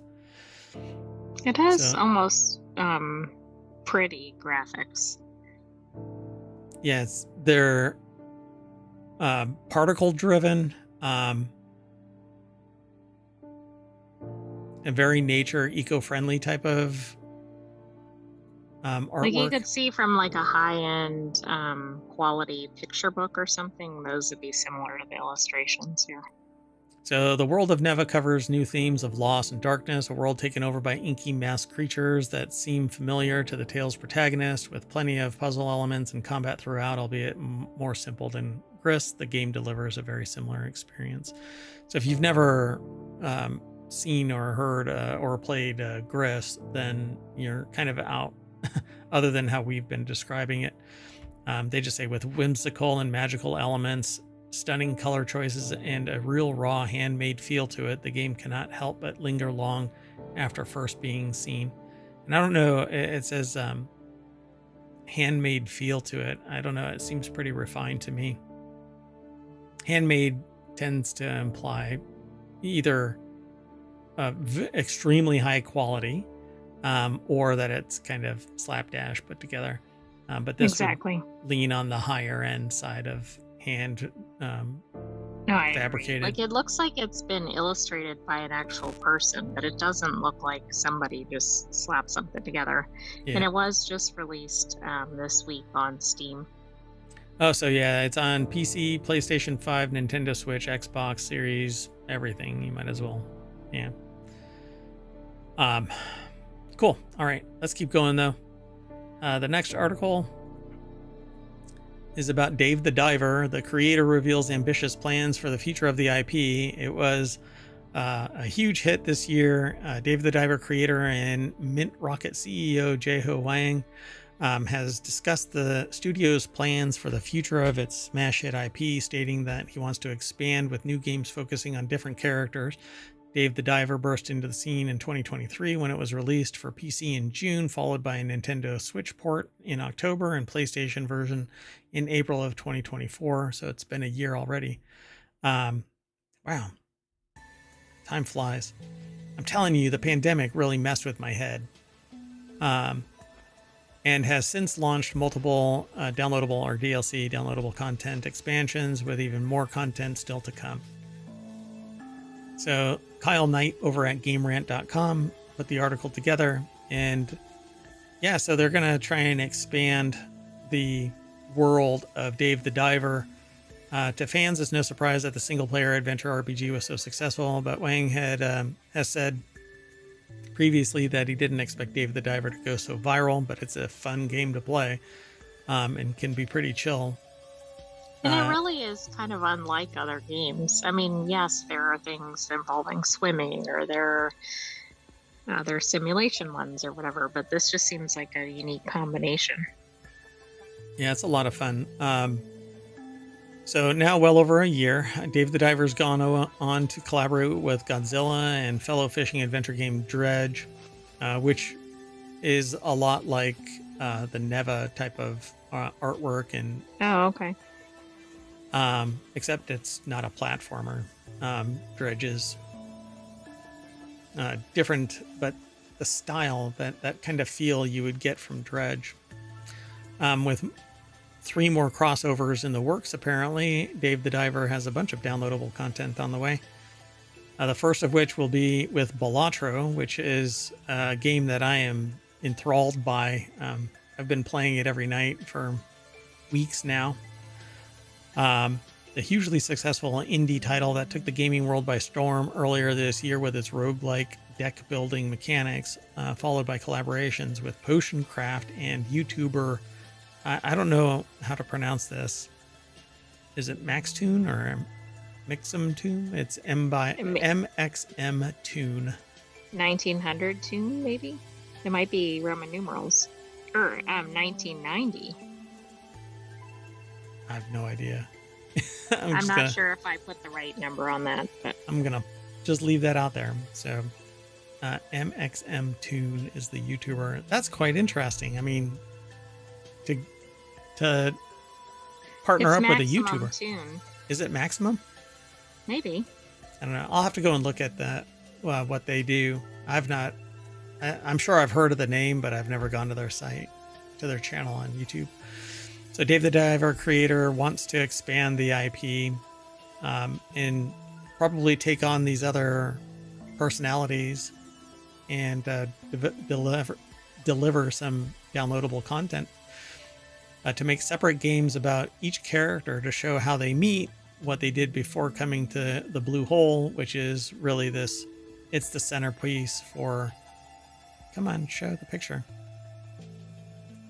Why is it shows that one? Okay. Anyway, blue hole is this huge,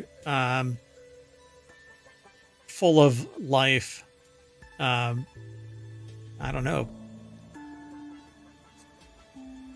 area. Ecosystem, yeah, that's probably a good term. But it has additional world building under the ocean off to each of the sides and stuff like that, and it's a blast to play. But you basically run a sushi restaurant when you're not diving and or managing aquariums full of fish that you can use in your sushi bar. It's actually a lot of fun to play. So he also notes that Cobra, one of the game's characters, is from a previous project known as Evil Factory. Quote, he was an arms dealer who had his license revoked, and after that, he retired and enjoyed his life, and then something happened, and he decided to come into the or go to the blue hole. So I really want to tell this kind of story in other games, Wang says. So there you go. Cool. So keep an eye out. Go favorite it or download it over on Steam. Pretty cool. I like that. All right. Next article and the last one for today's WarCrafters. And then we're going to reset real quick and be back for another show. So this one's over in the continuity report. Halloween game updates worth checking out if you don't like horror.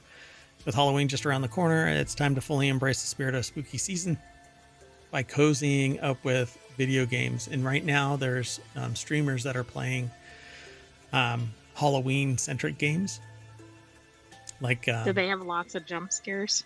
Yes. And depending on who it is, there's no effect, or they scream outlandishly. Fall out of chairs. Yeah. They scream outlandishly, or they have the game volume up.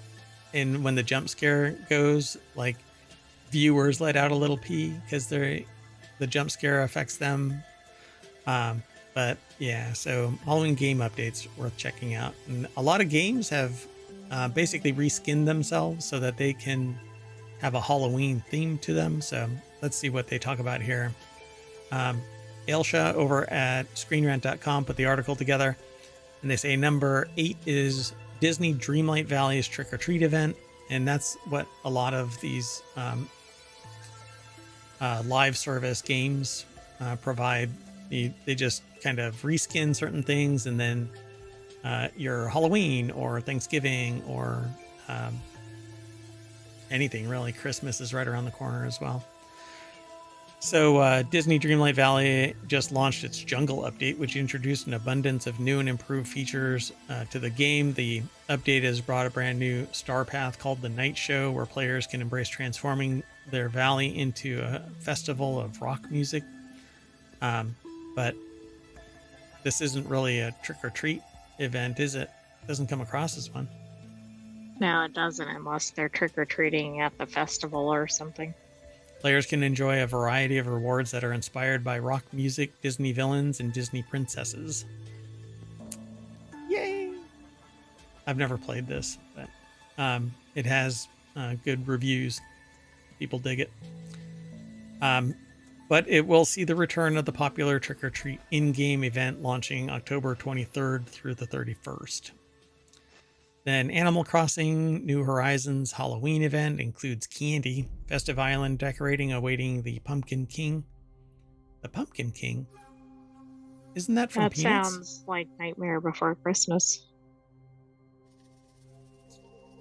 Yep, Halloween Jack. On October 31st, players can purchase Halloween candy from every day from Nook's Cranny to trade in to Jack in exchange for some festive, spooky rewards. It's the Great Pumpkin, Charlie Brown. That's the one that I... Oh, okay. Which, by the way, I think is available to stream today. Oh, okay. Yeah, so if you've got Disney, I think you can get it for free. I don't know where all you can get it for free, but... So the it's candy on can Apple TV for free. Yeah. It says the candy can be gifted to fellow islanders in exchange for more seasonal items, including do-it-yourself recipes and lollipops, which can also be traded to Jack for Halloween or on Halloween. However, players can experience repercussions if they do not gift candy to an islander when they request it, including pranks where the character will develop a different skin or eye color temporarily. That's actually kind of funny. Pokemon Go's Halloween Update 2024 has some nice shinies. Catch them all in spooky style. This event will run from October 26th to October 28th. The Halloween update will include introduction of the legendary Pokemon Morpeko. Morpeko will have 2 attack modes, being full bell mode and an aura wheel mode. Let's keep going. The Sims Life and Death arrives at the perfect time. Create spooky decorations and costumes. There are trailers, by the way, if you're interested in all of this over at Screen Rant. You can just follow the link through the show notes over to ohmTown, which will forward you over to Screen Rant. All you have to do is click on the visit the source link. Um, let's see. Fortnightmares released on October 11th. Spooky skins and modes join the Halloween fun in Fortnite. Again, there's another trailer. This runs from October 11th until they end it, I suspect. But they don't have an end date, but it might just be the 31st. I don't know. They don't say. Right, yeah, I would imagine. I can't remember which day of the week. It's on a Thursday, so maybe it'll run through the following weekend if it doesn't have an end date specified. Yeah. Number 3 is Hello Kitty Island Adventure, which I always say that I follow like religiously, but I don't. The popular cozy game that knows exactly how to celebrate Halloween season is none other than Hello Kitty Island Adventures, or Adventure. Players can see the return of the spooky celebration event, as one can engage in a diverse variety of Halloween-themed activities in exchange for seasonal spooky rewards. Players can receive spooky treats in exchange for the action trick-or-treat option, which can be used to purchase exclusive spooky-themed items. 51 collectible spooky-themed items available during the Halloween update. Players can enjoy many adorable spooky costume updates. I wonder if they do that, like a whole new batch of collectible spooky-themed items, or if ultimately you collect all 51. Right, yeah, I don't know how that works. And do you think any of those costumes involve cats for Hello Kitty? Oh boy. Yeah, because that's a girl, right? No. Contrary to what the creator says. So that's a cat. That's a dog.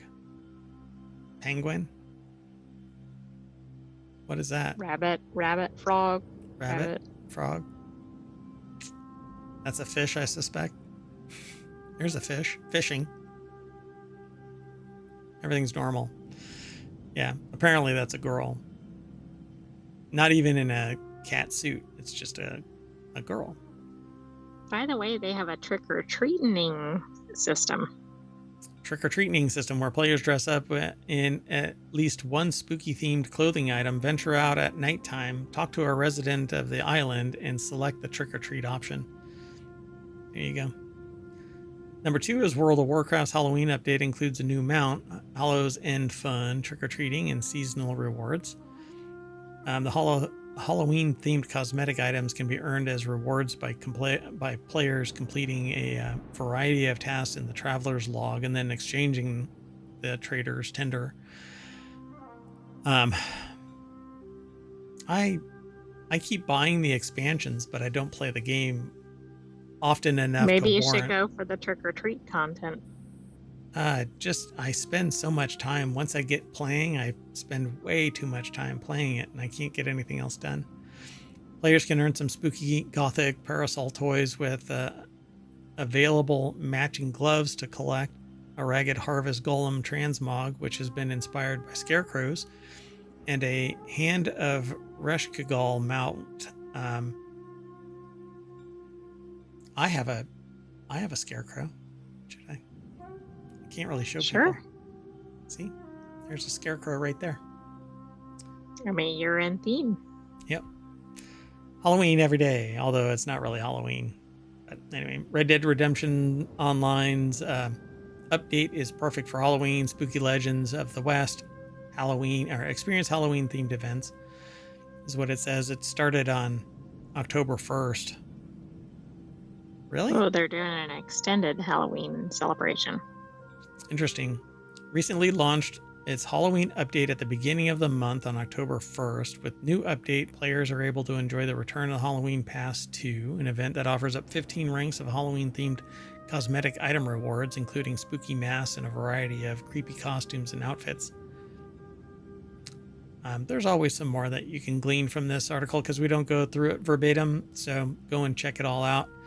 And hope to see you next weekend for another WarCrafters, and throughout the week for Non Sequitur News, which is the weekly show. And so we're going to put on a mask, and when we're done putting on that mask, it'll be back at the front page of WarCrafters over at ohmTown.com. And I, Mayor Watt's gonna say bye, and the Sentient AI is gonna sing us off. Just kidding. That's good. Good night, hometown citizens. Thanks for joining us for WarCrafters. Stay tuned. We have more episodes ahead. Technology today is next, and it'll take me about 10 minutes to reset or so. So we're going to try and be back by 6 p.m. Eastern. See you in a little bit.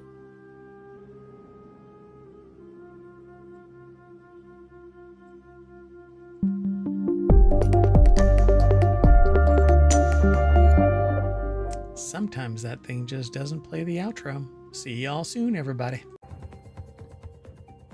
Hello, everybody, and welcome to Four Wheel Tech for October 20th, 2024. It's Season 1, Episode 24, and I am Mayor Watt, and along with Sentient AI from the future as co-host, we're going to talk about a rubberized Cybertruck, a 300 horsepower BMW priced like a Civic,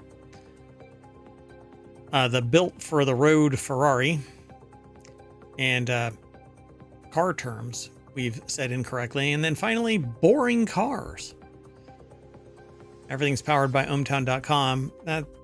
We even have a channel. It's set up primarily, there's 50 channels over on ohmTown.com, and this one here is called Four Wheel Tech, and it focuses on automotive technology and technology that's associated with automotive industry. That's not where we get all of our information from, because something could be somewhere else. So we have a bunch of other categories here and a whole lot of content. So go over and sign up, ohmTown.com, become a citizen, and you too can peruse all of the headlines and the little snippets that we get from all of our sources that we talk about here for Will Tech. Just one of 6 weekly shows, and we have a daily show called Sequitur News, which covers the whole gamut of ohmTown.com. That said, see you on the other side of the intro.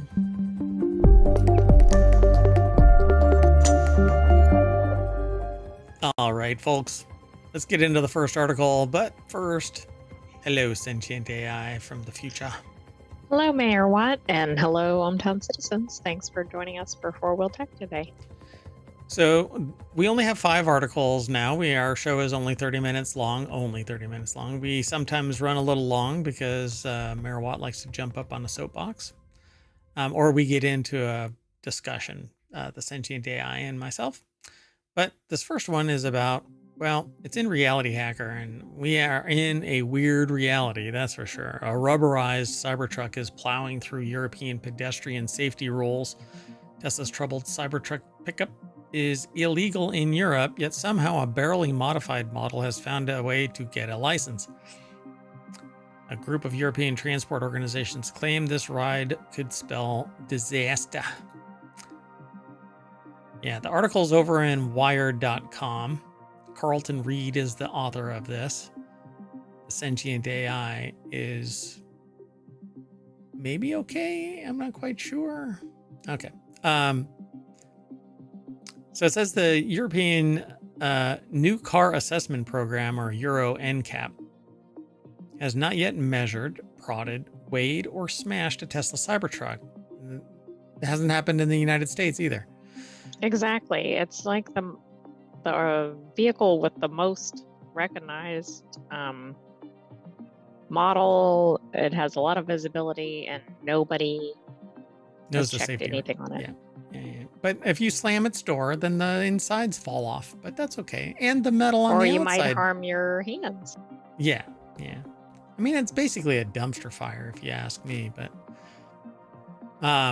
so they haven't smashed a Tesla Cybertruck or checked whether pedestrians could survive a hit from this angular beast. But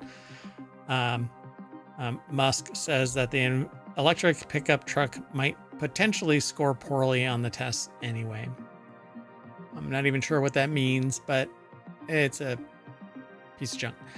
So based on also the angles and probably the height, etc., are going to be a threat to pedestrians anyway. Yeah, the size, the weight, the angles, the location of those angles, all of it, we design around pedestrian strikes. We really do. We require a certain amount of lighting. We require the angle of the bumper be at a certain location. The F-150 is an anomaly, for crying out loud, but trucks, I think, are a little bit more They at outside least the have standard. some rules about what they can be, but they're also a threat to pedestrians sometimes. Yeah, these big ass trucks that are out there. So, based only on the car's visual appearance, there are several aspects of the vehicle that look like they may be a threat to pedestrians, mainly that they are a Ginsu knife flying down the road with 8,000 pounds worth of battery and little regard for humans. Thought you were going to say something. So, it isn't a legal requirement to have cars get a Euro NCAP test, but a low score is more than just a badge of dishonor. It's a turnoff for customers who tend to balk at buying cars that scrimp on safety. It really should be mandatory. And I mean, I would say this about any country because the US doesn't mandate it for all cars either. Right. Europe's tougher regulations make for safer cars, but though are for those inside and out, designed to test how safe a car is in a crash. Euro NCAP instantly cut through automaker safety claims with rigorous independent testing, hard facts, and an easy to understand 5-star rating system. We have something similar to that here, but why is it not required? It's because there's buyer beware. But it doesn't make sense because there are people out there that are driving this that have no regard for anybody else. Should they accidentally hit somebody, they think that they can spend enough money or just disregard the humanity of hitting a human being. Exactly. And I think in the US, they have a standard where they have to have so many sales. But, I think there's less risk of an existing model that's been tested 15 times from previous versions not being tested immediately versus something that's a complete new design, doesn't match up with historical cars or trucks. Yep. For example, a Dacia Spring EV that they recently reviewed over at Wired or BBC, must be Wired, costs an attractive $19,000 if it were sold in the US. Yet that low price impacts the safety rating, resulting in a poor 1-star NCAP rating. Yeah, because maybe they need to change the rules about what needs to be tested. Yep. Still, it takes a particular kind of customer to buy a car knowing that it has a low safety rating for the occupants and potential Mad Max style lethality to those outside the vehicle. The kind of customer who would buy a Cybertruck. At least one Cybertruck has been seen driving around in cities in the Czech Republic, an EU member, with a group of transport non-governmental organizations warning that Musk's polarizing EV with a troubled development history is too bulky and sharp to be allowed on European roads. The approval and registration of Cybertrucks in the EU poses illegal risks to all other road users. Says an open letter from the NGOs to the European Commission and national vehicle authorities across Europe. Small number of Cybertrucks registered so far in the EU need to be deregistered, with the relevant member states confirming their removal from public roads. Signed by the leaders, among others, of the European Transport Safety Council and the International Federation of Pedestrians, there's a federation for pedestrians? I thought that's no society. In the European Cyclist Federation. Yeah, so... Well, that's true. They're definitely a danger to cyclists as well.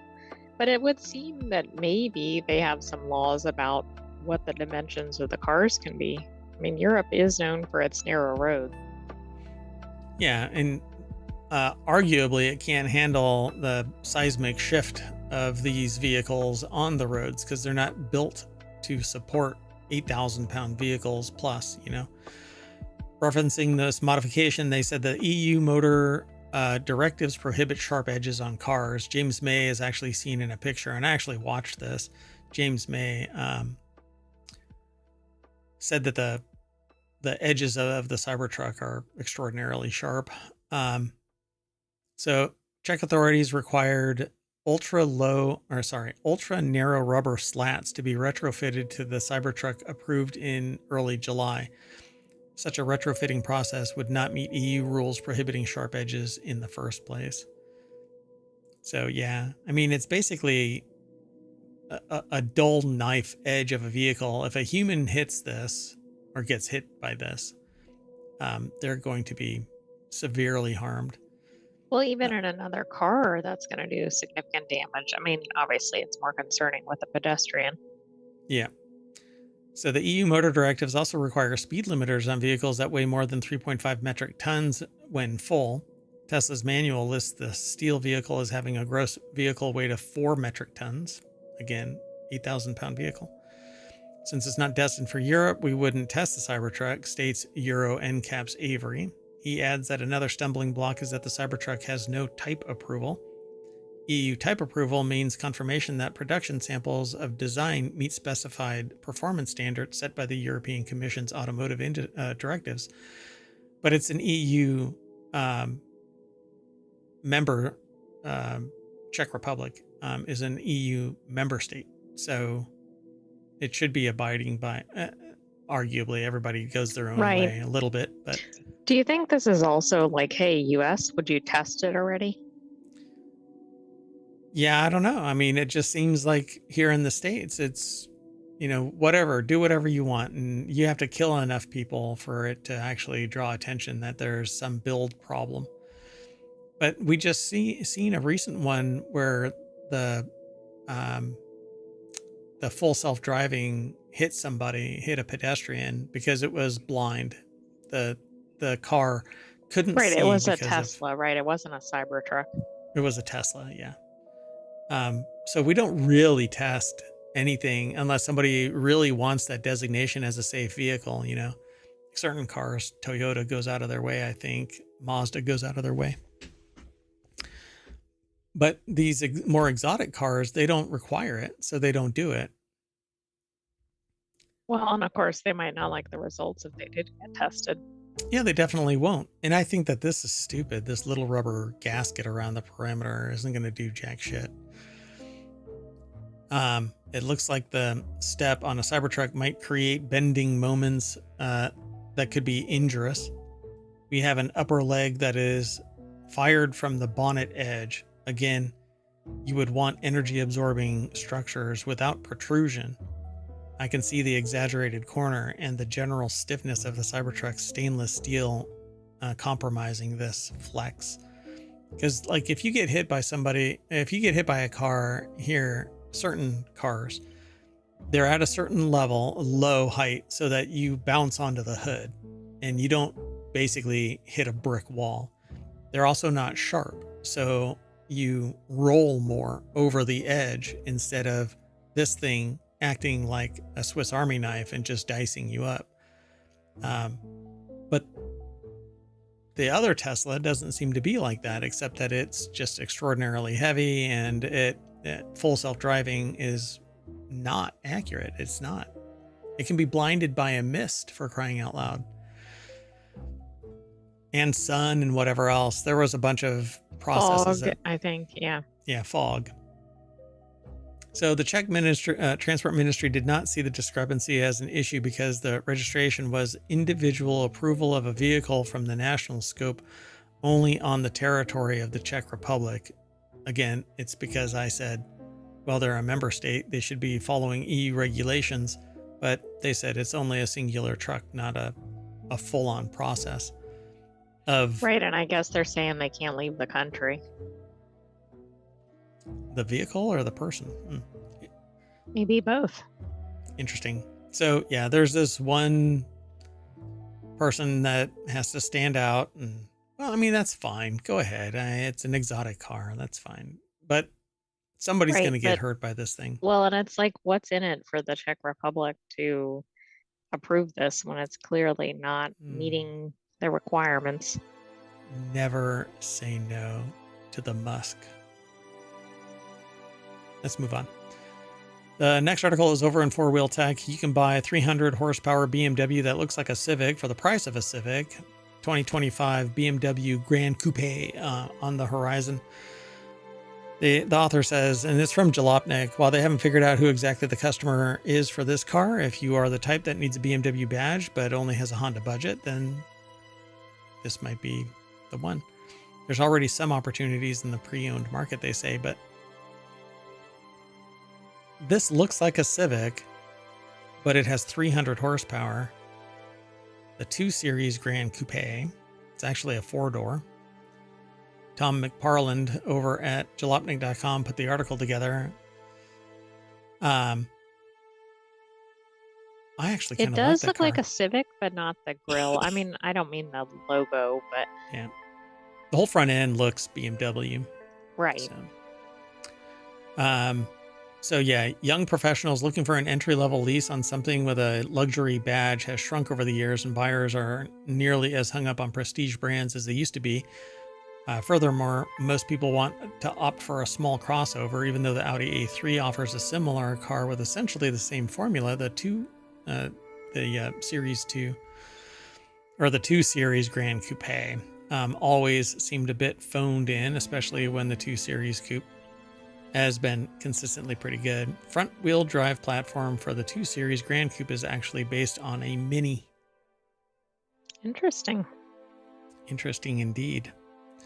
So nationwide, there are about 60 M235X drive units in the sub $35,000 price. Many of these have reasonable miles, and even some have a BMW certified warranty. And most of these cars have had the original spec well over the $50,000 mark.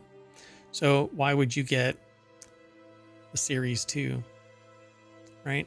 So the M235X Drive Grand Coupe is a mouthful of a name, but offer a 2-liter turbocharged 4 that pumps out 302 horsepower with traction via BMW's xDrive all-wheel drive system. Of course, you can opt for the 228 Grand Coupes that have 230 horsepower that come in either front or all-wheel drive, but the value score is in the BMW M upgraded trim. So there you have it. Let's see if they actually talk about this more. So when you consider a loaded Civic retails for about $33,000, an automatic Integra starts at around $34,000, and a WRX with some upgraded interior features like leather seats pushes to about $40,000, these higher powered compact BMWs could be worth a look. So there you go, $30,000.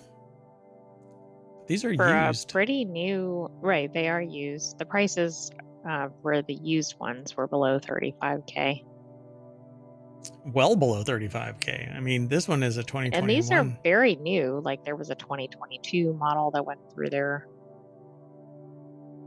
What's the difference between these two? That there's a $6,000.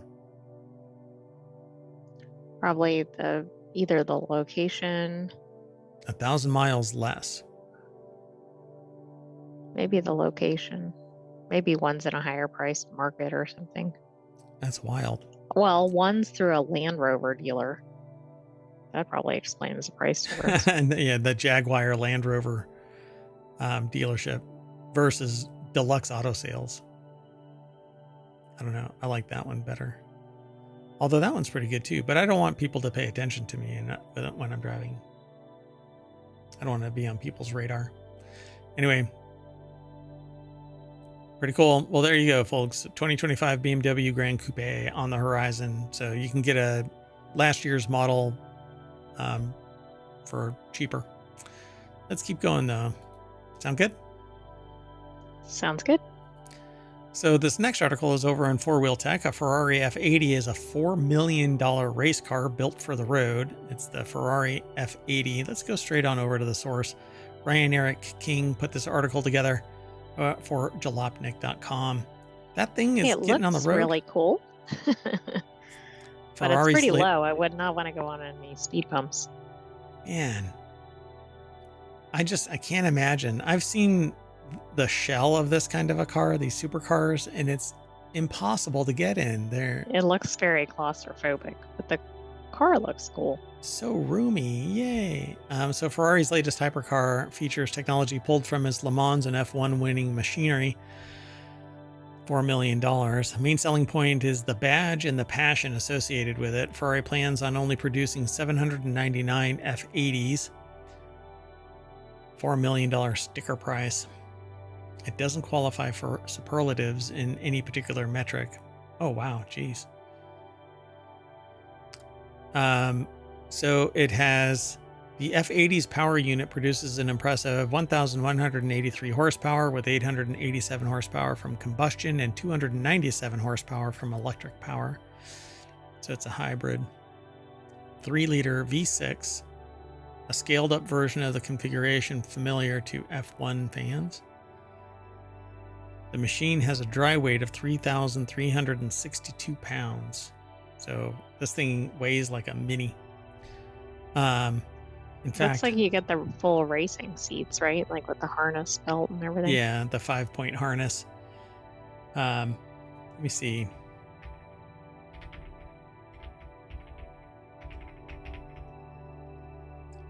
Yeah, it weighs as much. It weighs 300 pounds more than a Mini Cooper. Ah, but probably less than the Cybertruck. Yeah, well. Because we were just talking about that. It weighs about a third of the Cybertruck. So I won't read the quotes. It basically just says that the hypercar shares many of its styling elements with Le Mans winning 499p. Those similarities are more than skin deep, with F-80s also fitted with a similar underfloor front wing to keep its nose on the ground. The powertrain is slightly tilted to create the space for a flat floor, aiding the F-80's ground effects elements.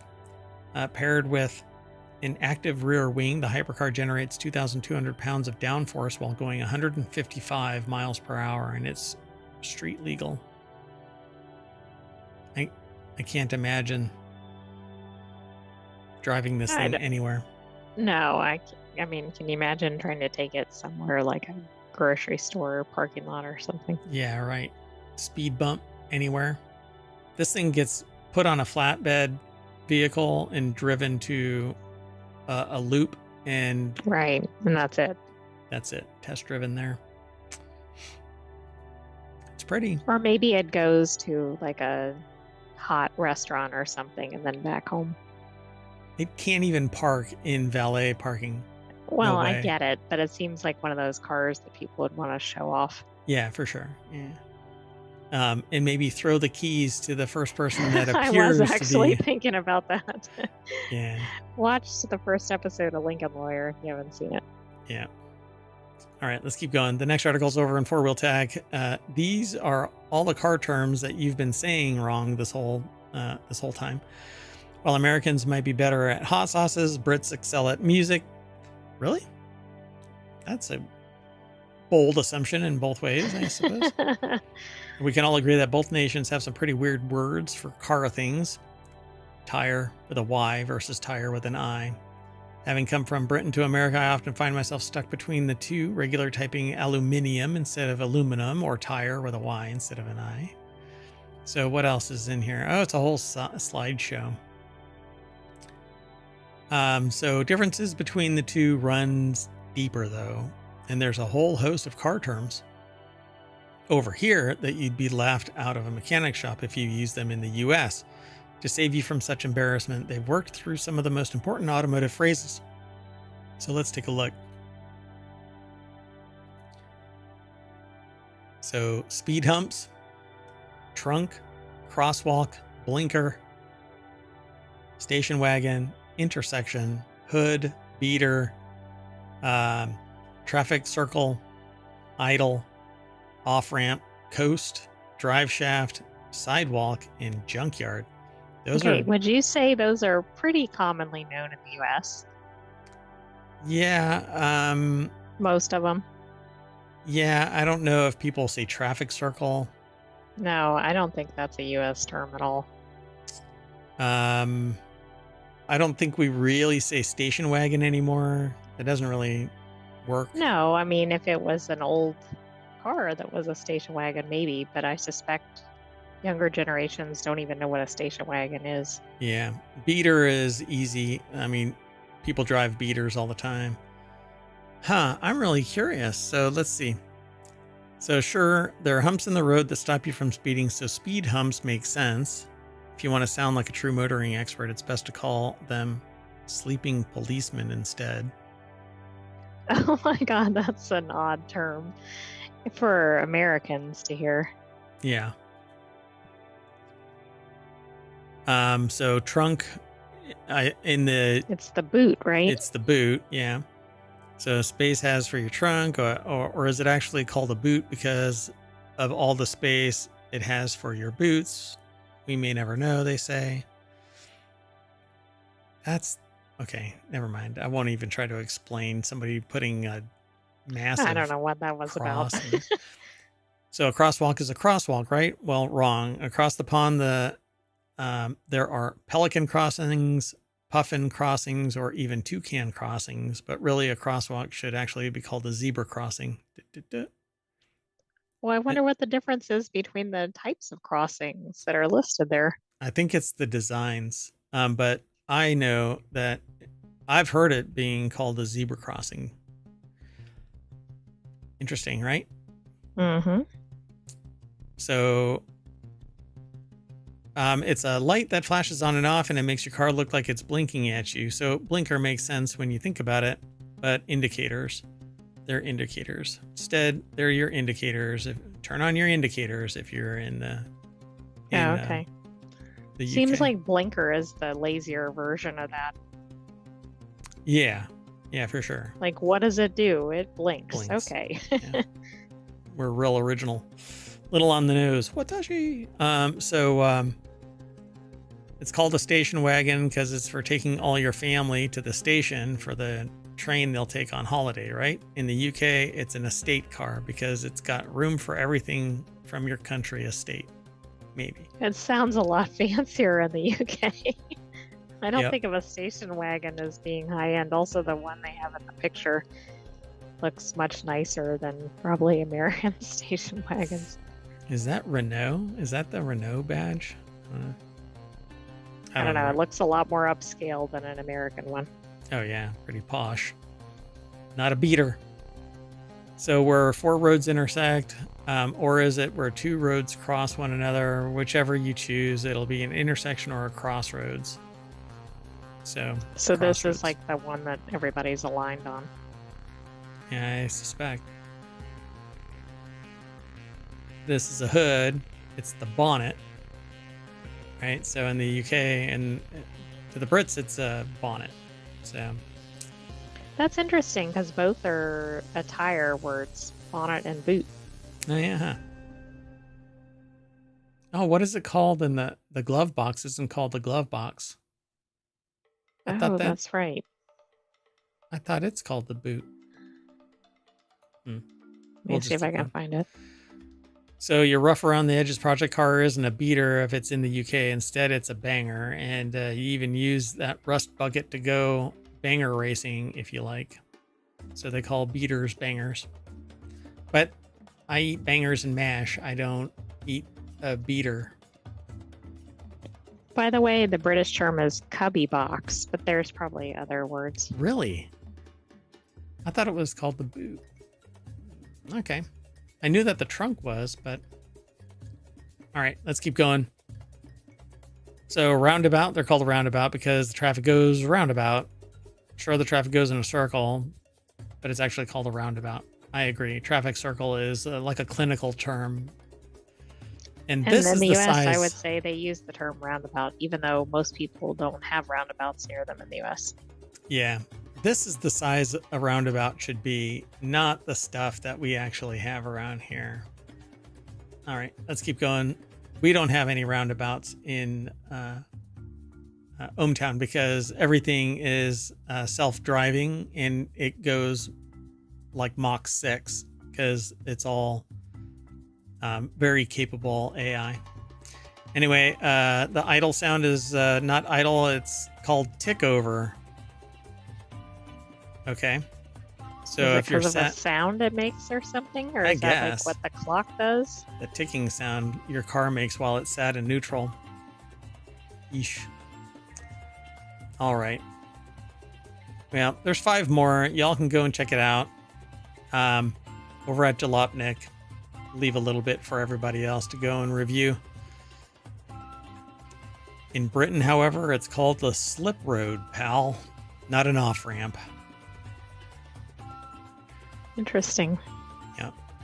So our last article is 20 of the most boring cars ever made, and we won't be able to spend a lot of time on this one. Not all cars are heart-stoppingly exciting for 99% of the population. A car is just something to get folks from point A to point B, and there's nothing really wrong with that if you like dull and boring cars. So there are hundreds, if not thousands of them out there.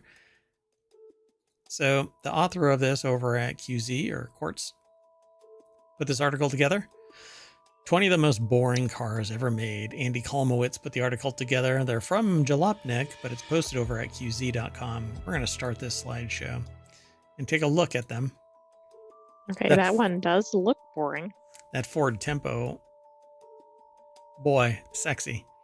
So Ford Tempo, Nissan Versa, Plymouth Sundance, Chevy Malibu, K-Cars.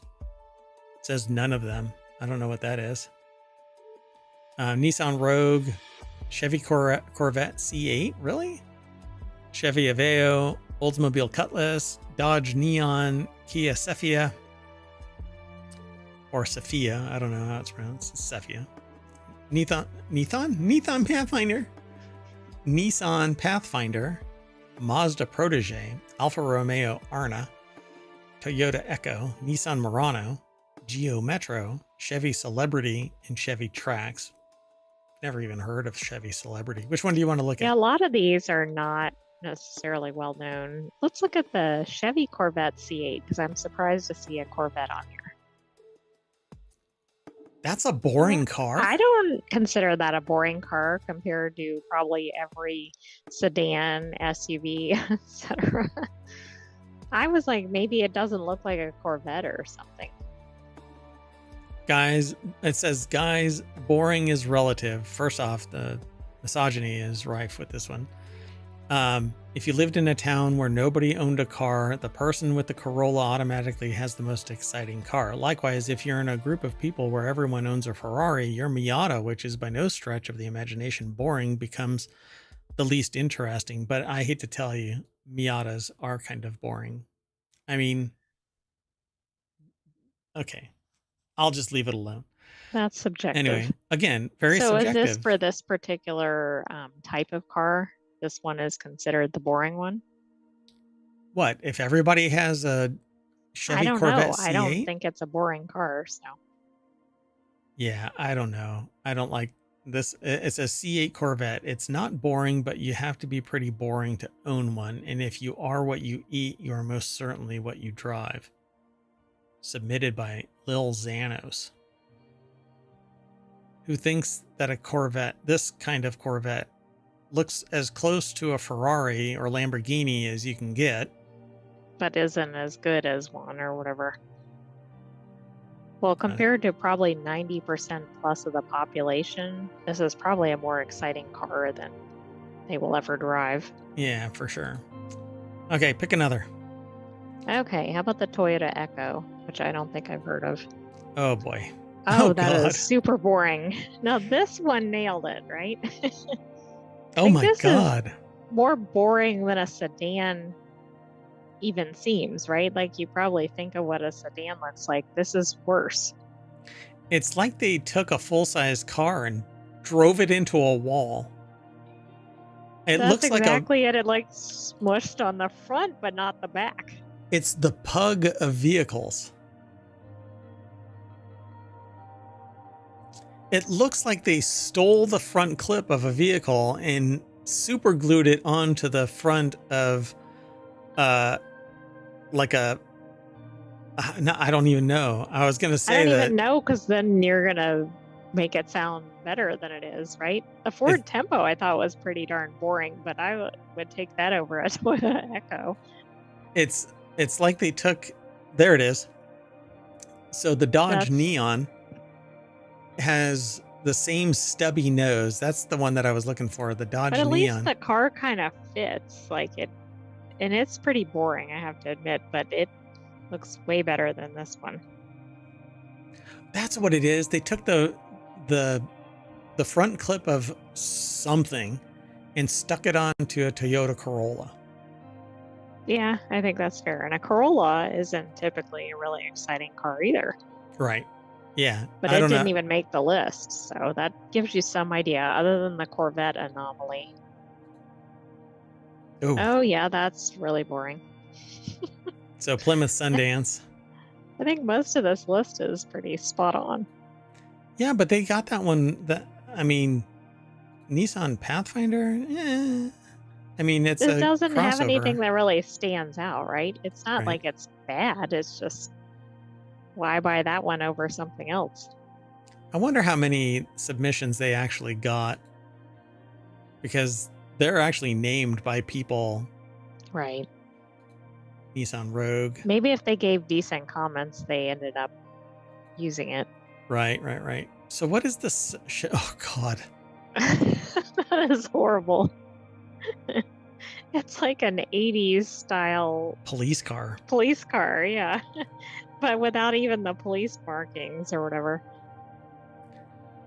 Let's see. It's titled, or the caption under this: Chevy celebrity got the job done, was actually pretty comfortable. Don't think a celebrity ever owned one. It was pretty comfortable because it had enough room for a queen size It was bed. like a boat. When it Yeah. got too close to water, a propeller would descend from the back with aspirations to go drown itself in the ocean. Dear God. This is really bad. I don't know what this is. Oh. What? Dodge Aries K. It says There even must have more been K like cars. a line of K. Oh, this is pretty bad. Oh yeah. But this is all from that same era, the 80s. Wow. All right, folks. Well, we can't all be looking at these 20 of the most boring cars forever. So let's get out of here. Gonna try and restart this car. Okay, we're back at the Which one was it? anything by the 80s. By way of the 80s, and we're back to the front page of Four Wheel Tech over at ohmTown.com. And that's it for today's shows. We're all done. Yay. I am Mayor Watt, and the Sentient AI is gonna, I don't know, put the pedal to the metal and, Vroom? yeah, Oh, vroom. There you go. Vroom, I can't vroom. do two rooms. Vroom, vroom, vroom. Oh, now we There you have. go. Yeah. Oh, good night, ohmTown citizens. Thanks for joining us for Four Wheel Tech. Hopefully, you're not driving a car that was on that list. I keep thinking that you're going to say something else, but you don't. Okay, well, we're out of here. See you later.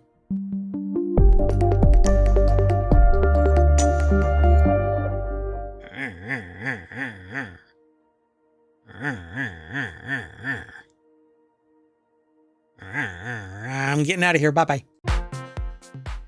Hello, everybody, and welcome to Non Sequitur News for October 14th, 2024. It's Season 3, Episode 288, and I am Mayor Watt, and that is the visualizer and the voice of the Sentient AI. You'll hear them in a bit, because we're going to talk about... Oh, wait, that's me. Never mind. How about selling Power Rangers? Test your well water. It's a PSA. Door-to-door lawyering takes on a new meaning. Ex-DEA agent was busted. A new Xbox for early sale. ADHD suspected in 25% of adults. 5 or 10. Something might be different about this. How about a machine to harvest water? And finally, the coup de grace. Balls for Grandpa.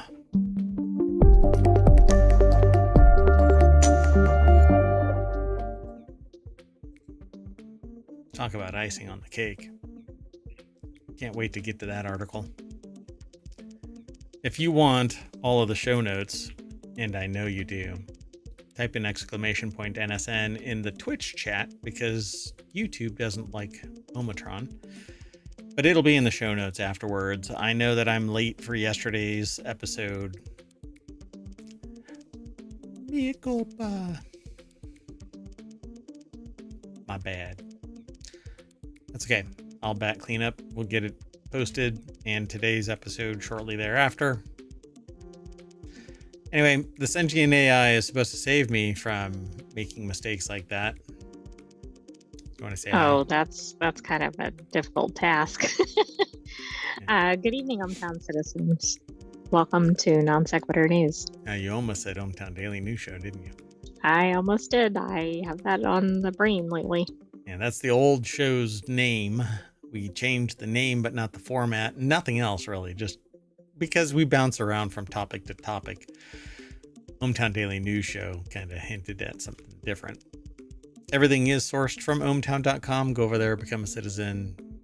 You can swipe things left and right to hide them. If you swipe right and save them, swipe left. But you make a list and it shows up. Did the menus just break again? I don't know. Yeah, at least for me. It's okay. I'll fix them. Anyway, the very first article, let's get into it. The first article is over, and see, they're here for you, but not for me. Anyway, it's over in Rounders Gear. Gambler accused of embezzling $26 million drops lawsuit against Sportsbet. Hey, if you are accused of embezzling $26 million, you probably don't want to file a lawsuit. But isn't this like the thieves that sue the homeowners over something that happens when they're breaking in? Seems like it. He was charged with 16 offenses, including 14 counts of dishonestly obtaining a financial advantage by deception, knowingly dealing with proceeds of crime, and possessing a prohibited drug. Wow, geez, he just a trifecta, a turkey of criminal activity. So Benjamin Carter, I guess is his name, was arrested in July 2013, so 11 years ago? Really? Okay, that's kind of a long period of time on something like gambling. Is this an old article and it just popped up again? Maybe Weird. this part was just reported. Well, was arrested for allegedly swindling the money from 8 clients of his company, Carter's Tax Advisory, the Daily Telegraph reports. But he had gone on this spending spree of money. Shortly before his arrest, Carter sued Sportsbet, which he accused of offering him comps and inducements to continue gambling despite his then perilous financial situation. Carter placed 70 million Australian dollars in bets between 2021 and 2023. Okay, that's why it's more modern. Sometimes transferring hundreds of thousands of dollars from his bank account to his Sportsbet account in a single day. That's insane. So, I mean, was it his company's money? Meanwhile, the company I don't know. I think he might have been looting the funds from the company. So this is really interesting. Meanwhile, the company flew him across the country to races and sports games as a VIP customer. A video acquired by the Sydney Herald showed the rogue tax advisor partying hard with sportsbook executives in a Darwin, which is almost kind of apropos, a Darwin nightclub, and singing along to Daft Punk's One More Time with his arm around Sportsbet CEO Barney Evans. Carter accused the sportsbook of unconscionable conduct by failing to block his account or limit his exposure to its marketing. You allowed me to spend lots and lots of money. I mean, isn't that essentially what this boils down to? Yeah. Insane. So the article is by Philip Conneller over at casino.org and has this picture. Oh, I'm busted. It says this picture. Time to sue the company that made this possible. I'm in trouble. Man, it's just wild that anybody thinks like this. I mean, again, I understand if somebody makes an honest mistake, puts the decimal in the wrong spot. Correct. And misses That's it. a different issue. And then bankrupts the person or something because of it. Okay, I get that. But not when you willingly threw lots and lots of money at this and just didn't. If you won, you wouldn't be suing. Right. Oh, yeah. And you know that. You've heard me say that time and time again. Nobody bitches on the way up. but on the way down, all the way down. I mean, give me a break. Anyway, Carter faces 10 years in prison if convicted. The case echoes that of former Jackson Jaguars financial manager Amit Patel, who was imprisoned for 6 years for embezzling around $20 million from the NFL team. Earlier this month, he sued FanDuel for encouraging him to gamble. Yeah, I don't know, man. Talk about creating the want, you know? That's what sales is. You create a want. But what are you supposed to do when somebody, unless you give carte blanche access to somebody's financial statements so that they know exactly how much your livable income is, you know? Exactly. That's the only way to put a check on it, because it seems like at a basic level, somebody's coming in to buy something expensive. I don't know, a Birkin handbag or something. They're not checking if you have enough money or enough disposable money to spend on it. Yeah. I realize gambling obviously could be, well, maybe not than addictive shopping, but the point is, like, it's not checked anywhere else. So why Why does the here? company Why fail now? to do? Right, exactly. Yeah. Target. I've been buying toilet paper, anticipating the next pandemic bad bat kind of situation. Right. They should have cut you off at 3 packs. When they didn't during the pandemic, now they're doing it because they've been checking my finances. For other reasons. There weren't 3 packs on the shelf. Right. Yeah. Well, it kind of just fixed itself. Let's move on. Next article is slowly over. Come on. It's over at Mobile. Hasbro selling Power Rangers history, and no one's happy about it.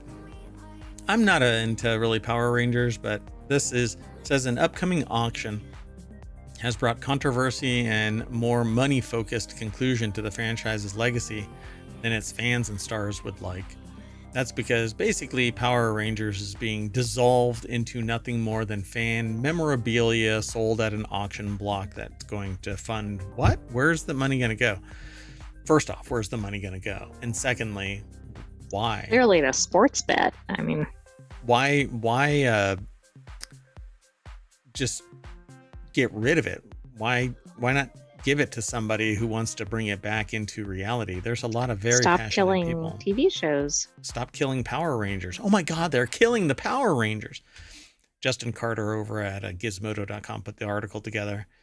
And it says, just before the weekend, Hasbro, which acquired the brand in 2018, put up old Power Rangers items for sale through the auctioneering website Heritage. Ranger suits, morphers, monster masks, props, you name it, even clothes worn by human supporting characters are up for grabs, while the auction itself doesn't begin until Friday, October 18th. That's just 4 days away. The news understandably rankled longtime Rangers fans. Yes, some of this stuff will absolutely be cool to snag and put somewhere in your room or house.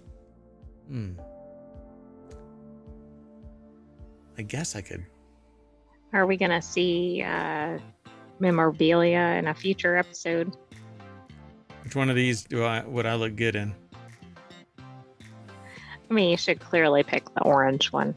Right on. Okay, I look good in orange. It used to be ohmTown's colors. It actually was.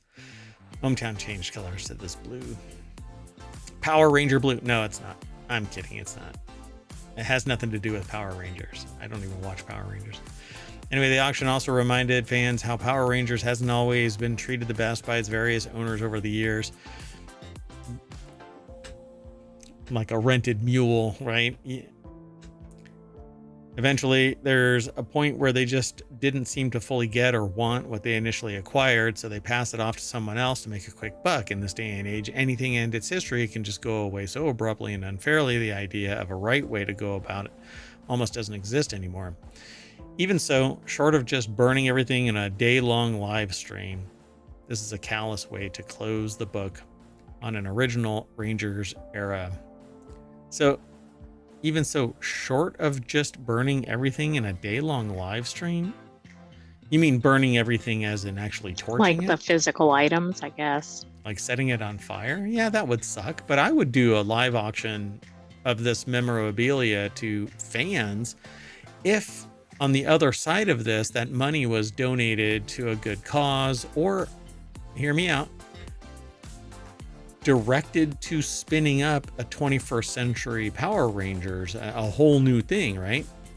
Well, then you wouldn't have to get rid of all the props and costumes and everything. But when a company acquires this stuff and then tanks it, just kills it, right? Because basically, Ticket to ride. Right here, Power. I'm still a little salty about that. But Power Rangers Cosmic Fury brought a definitive end to the 30-year TV and films, comics, etc. saga that began all the way back with Mighty Morphin in 1993. But there are people out there that could do this within a budget that is part and parcel to what Power Rangers is, but instead a mega corporation acquires it and shits all over it. So it's irritating. So Hasbro's so hard up for cash that they'd rather sell off their props and costumes rather than gift them to their respective actors who would cherish the F out of them, wrote Yoshi Sudarso, who played Dino Charge's Kota. In a recent video, he recalled how he and co-star Brennan Mahia were devastated to learn that they wouldn't be able to keep the suits, and echoed Dino's sentiment that Hasbro could have gifted individual suits to their respective actors. Yeah, it's doing it dirty, Why treat it with such little respect? And so they say right here, right? And if not, auction them off for charity at the very least. Well, you heard it here first from Mayor Watt. Look at that. Anyway, it's kind of a shit thing to do. Anyway, let's move on. The next article, come on. The next article is over on the Mobile Channel. Millions of people across the U.S. use well water, but very few test it often enough to make sure it's safe. About 23 million people. Well, actually, not million people, but U.S. households depend on private wells as their drinking water source. These homeowners are entirely responsible for ensuring that the water from their wells is safe for human consumption. It's one of the reasons why I switched to RO water, reverse osmosis water, so that I can verify the integrity of the water supply. And when I ran my water supply, which is actually acquired from outside ohmTown, because ohmTown is perfect. There's just not enough water for everybody in the universe out there. Anyway, the meter for total dissolved solids was above what the EPA allows. Not a good sign. And so even with reinfusion of minerals, I'm at 11 as opposed to over 600 for what was processed the last time that I ran it. So did you know this many people used well water in the U.S.? That looks like it's about roughly 13% of all people in the U.S. Assuming each household is like 2 people, for instance, which I know it's not. It's probably closer to like 4 people, actually. Right. I don't actually know. Because it's about like the nuclear family is kind of. It's like 2.5 people or whatever. Nowadays, yeah. So I'm not so surprised because there's a lot of rural families and out in the burbs kind of thing that don't have city water, or they have well water. So, and apparently, the heartland kind of thing in rural areas. Oh, that's an interesting map, isn't it? Well, I guess that's not where wells are. It's just where the chemicals are. Where there's high minerals. Nitrogen. Yeah. Yeah. And aquifer vulnerability. So Gabriel Lade, I think, over at The Conversation, put the article together, but it's published at phys.org. And it says the U.S.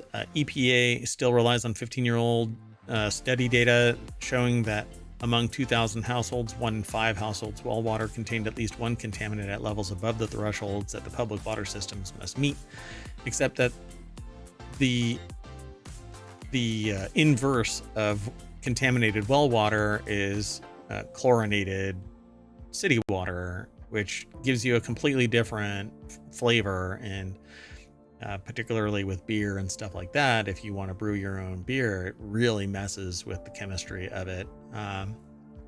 So you have to inject additional counter contaminants right, because what you want is more chemicals.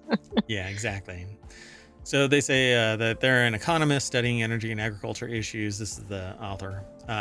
In a recent study, they worked with colleagues at Iowa State University and University of Massachusetts Amherst and Cornell University to understand drinking water related behaviors and perceptions of households that use private wells. And so they focused on rural Iowa. So there you go.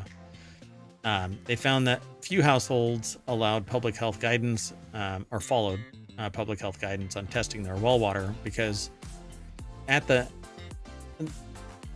those services that I have seen charge somewhere around $35 to $45 per sample. So Right, and that's just a point in time. I mean, I guess that's better than not testing it. yeah.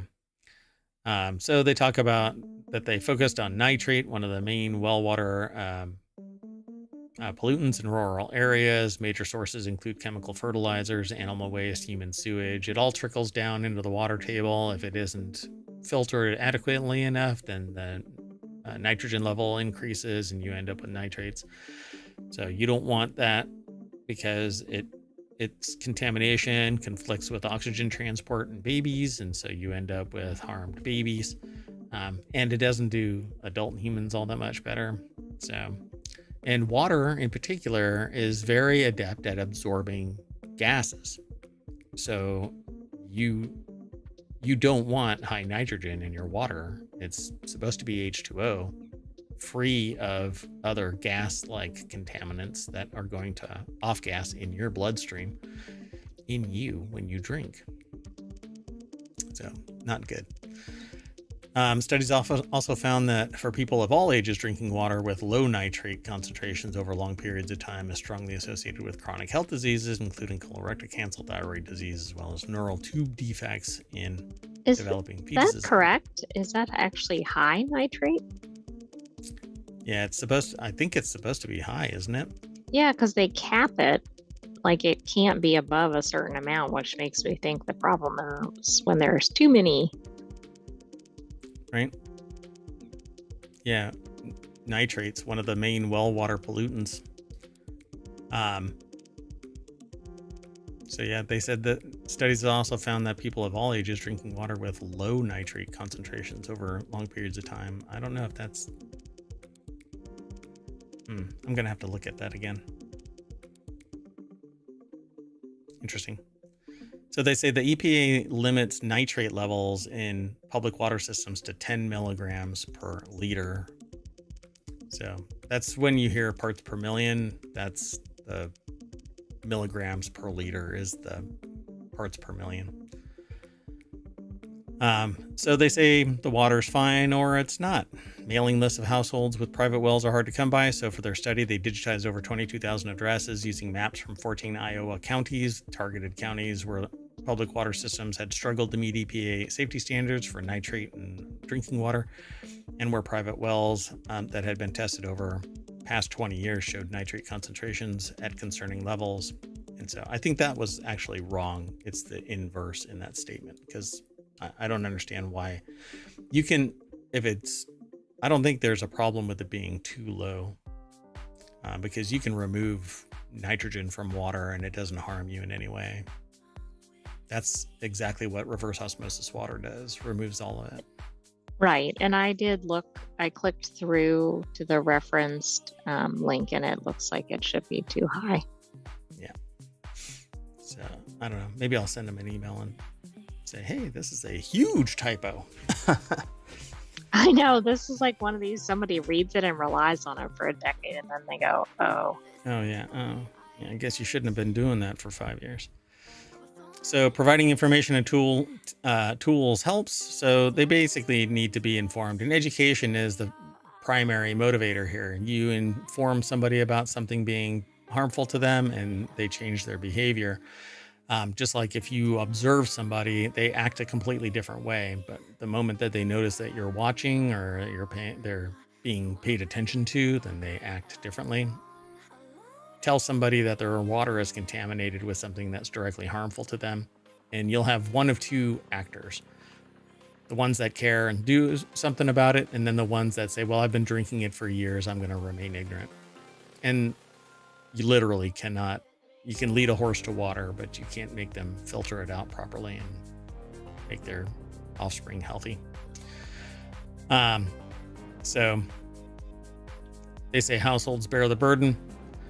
See, household willing to pay as much as $13 for a program that would cost the state roughly $5 to implement. But it's an ongoing thing. As of 2024, just 24 states offered well water testing kits for at least one contaminant that were free or cost $100 or less. But it only tests for only certain things. It's not a large gamut. So you really need to take it. It's not a comprehensive. Correct. Yeah. And Can you afford 10 different kits for 10 different chemicals and then go, oh, I didn't test for the 11th, which was the one that I really needed to be worried about? Yeah, but then you're going to end up in a queue waiting for your water to come back from a lab. It is what it is. Okay, let's keep moving though. The next article is over in Law Nerd. Lawyers ordered to provide door-to-door apology after their early morning scream test.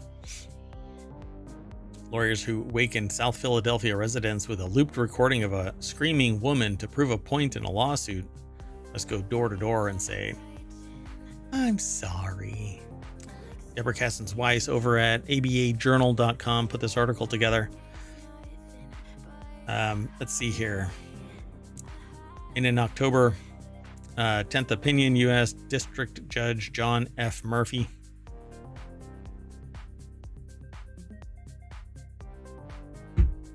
this one here? Yeah, just about the underlying stuff that led to this. Oh, okay. Yeah, because they're probably prosecuting a lawsuit about somebody who was assaulted. So if you're sensitive to that topic, I apologize in advance. But we're not going to talk about that aspect of it anyway. More draw to the point that this is asking for forgiveness, not permission. So they basically drove around a neighborhood with a 122 decibel recording of a person screaming to prove a point that like somebody could or could not hear the person. Or people wouldn't respond to it or whatever it might be. I mean, depending on what side of the fence you're on, you can sit there and argue that the people didn't care. So it happens so often, we've been desensitized to it. Well, I think this test showed otherwise. One person showed up with a baseball bat in response to the test. There you go.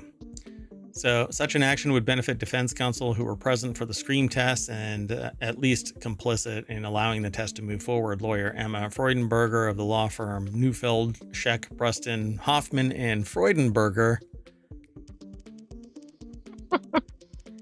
Your earlier comments on that topic. Took personal responsibility for what happened. Murphy said in a footnote, the judge allowed any lawyer for the plaintiffs to conduct the in-person apologies, however. So guess what? First years, off you go. Right. We've got a task for you. As long as they're lawyers and not paralegals. Freudenberger, who thought this was a good idea? I mean, really, like you're going around a neighborhood playing a scream. What could that cause? I mean, particularly given the neighborhood or the crime level. This is very Pet Detective, where he's out on the balcony and he's going, oh, right. I wonder if they got the idea from there. I guarantee it. They were at a bar talking about movies and somebody said this and they're like, holy cow, I know what I can do. I think I glanced ahead at this one. I think this was actually not even during normal hours too. No, it was 5:30 in the morning. I mean, you could cause some serious problems playing that at that hour and people not knowing what was going on. Like, I'm thinking people bringing their weapons out, people being traumatized. Yeah, I think what's going to end up happening is the law firm is going to change to asshole, Arschloch, and asshole. Had to throw in a little bit of cosmopolitan there. Let's move on. The next article is over on the Marvel Channel. Ex-DEA agent busted for protecting drug dealers he knew as a kid. I knew y'all as kids. Don't worry about all that drug trafficking y'all are doing. Isn't Don't worry that the about whole it. purpose of being a DEA agent? Yeah, you're supposed to enforce the law. Golly. Like a scene out of Martin Scorsese's gangster movie, a former U.S. Drug Enforcement Administration agent, DEA agent, was convicted of corruption last week for protecting drug traffickers he'd known as children. Joseph Bongiovanni, 60 years old. 60 years old. Put your life on the line at 60. But did he put his whole career, like, did he do this for his whole career? That might be quite a bit of people that have, Yeah, I don't it know. says ex-DEA agent. Now, like a cop turned bad, right? They have to go back and audit everything. And you know that they're going to try and do, well, we investigated ourselves and we found ourselves guilty of no wrongdoing. Well, in this instance, they probably weren't going after people, so at least they weren't necessarily wrongfully, although they might have, because what if they went after somebody else? Oh, and they took part in this. Oh, I think they're tying them to distribution of controlled substances, making false statements, but the distribution of controlled substances, that's really bad for somebody who's a DEA agent. You know, if you sit there and go, well, I actually converted them into confidential informants and they were feeding me information, that's one thing. But going, you're not providing me any valuable information leading to the conviction or prosecution of a criminal, so I'm going to let you skate because you're friends, you know. According to prosecutors, he'd tipped off childhood friends who became drug dealers as well as other traffickers who had ties to organized crime, allegedly for 10 years. Wow. I mean, that could be quite a few cases that I don't know. What did that mean? Nobody was, prosecuted for those, that the wrong person was prosecuted. Wow. Sammy Caramella over at Vice.com put the article together. Who knows, like, the full extent of this? For 10 years, Bongiovanni shared DEA files and falsified DEA reports to help keep these individuals out of trouble. That almost sounds like a bit chivalrous. He accepted bribes totaling at least $250,000.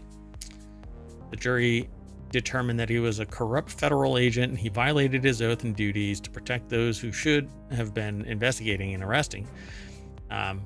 What we set out to do is to show that Bongiovanni was a corrupt federal agent, and we did that. So, wow. Yeah. This isn't a side gig, folks. You take this job to enforce the law. Right. I mean, this would be bad enough if it was somebody who was just a normal citizen, but this whole purpose of this is to do what he was actively working against. Yep. Rough. Let's keep going. Next article is over on the mobile channel. Oops, looks like Walmart is selling that new Xbox early. Ahead of the release tomorrow, October 15th, a Reddit user managed to come up with the fabled Xbox Series X Digital Edition during a trip to Walmart. That's what it looks like. Oh, it's like a cylinder. Looks like a computer. I mean, not a cylinder. It looks like a, yeah, I mean, it is a computer, but... like a tower or something. It looks like a, yeah, it looks like a rectangle, a box. It isn't thin. Why is this thing so thick? Aren't we in the 21st century? This thing should be like a mini, right? Like a Mac Mini. It should be tiny. Right, I thought tech was getting more compact. Wow. So true to its name, this version of the Xbox Series X doesn't have a disk drive. Sorry to all physical media fans. Yeah, physical media is dead. By the way, this is Dwayne Jenkins over at Vice.com who put the article together. The deck statement says what I said earlier. And it says, as someone who definitely isn't waiting on Alan Wake 2 Collector's Edition later in the year, they are compelled to agree. It says, it does look fresh as hell, but I just can't justify not having a disc drive still. My physical collection is just so large, and you can still find so many deals with used physical games. And part of that sentence I can agree with. Never mind. Which part? So Game Pass has made me lazy. I've only used the disk drive a handful of times. I actually have just left my Xbox 360 copy of Call of Duty Modern Warfare 2 in the drive for backwards compatibility play. Probably have played a movie with it a couple of times, said another user. So this is like Reddit turned Vice article. If you haven't heard, Steam and other places are now putting little notices that you do not own jack shit. You have a license to consume, which means they can revoke it at any time. They can change it at any time. And this applies to music and movies and books and basically anything that doesn't have physical presence in three-dimensional space somewhere. Maybe this is what's going to end up leading to actual whatchamacallit, crypto, the whatever things, gone it, like the artwork that you can actually own. Oh, NFTs? Yeah, NFTs. Because if you own it, it is if you have an NFT that's attached to a digital product, you own that, and it's representative that you own that. Uh-huh. So then that I can would be take interesting. Yeah, sell me the NFT. I want my first sale doctrine back. I want to be able to complete a game and sell it to somebody. And you could sit there and do, well, we haven't manufactured another NFT. Because the purpose of physical media was multifold. It guaranteed that money was exchanged for a physical product. Now that never stopped pirates, but anyway. But then you had it, and you could go over and sell your Oregon Trail CD. It's funny. Anyway, but now you can't. You can't do anything with it. You're not even allowed to make a backup copy of it. Technically, you're not allowed to make a backup copy of it. You're not even allowed to make a custom mixtape. You're not allowed to. It's all digital, and so it has one-to-one parity. It's not a rip, so it doesn't lower in quality because it's a analog recording, and so you get copy degradation. That's not what happens anymore. It's all digital. So I'm in the camp for this, in the sense that I want physical media back. What a tirade I just went on. Oh my goodness. I cannot believe that. You're always saying physical media is dead. Yeah. I mean, I don't want a digital version of this where I don't have the rights of physical media. So this does nothing but promote that transition, killing physical media even more. You know, it's dead. I don't disagree, but I also think a lot of other products, and I think if this is the deal breaker on this product, isn't it on, 90% of the things that are being released now? Yes. Well, so you just stated the thing that I think people really, they acknowledge it exists, but nobody has tried to claw back. People really, and I talk to hundreds of people. I'm not talking about streaming and stuff like that. I'm out in the real physical world. I talk to people all the time about this stuff, technology and whatever, and people have no idea. Everybody online, they realize it, but there are people who don't embrace streaming and technology and all of that, and they'll buy something and they have zero idea that they have no actual ownership of anything anymore. Right. I like the NFT idea. That'd be interesting to see if that takes off. So there's a fee involved with producing an NFT. And so now we're back to, well, it's just the box price, right? So, but we never got that discount when we switched to digital, and it was our burden to download and all of that stuff. It was even perhaps more expensive. It is. But it certainly wasn't cheaper. Games are coming out from major developers that are $70 now. And if you want early access, they're tacking on $50 to that bill. Sometimes just 40 or sometimes even 20, but still. But then also subscriptions and other in-game purchases. Gosh, live service games. Ugh, God. Anyway, next article is over in Non Sequitur News. ADHD suspected by 1 in 4. American adults You know, survey when I finds? first saw this headline, I thought it was like basically 1 in 4 have it, but now I think 1 in 4 think they have it or think Maybe others have it. that's it. There's 25% of us out there that are walking around going, that person has ADHD.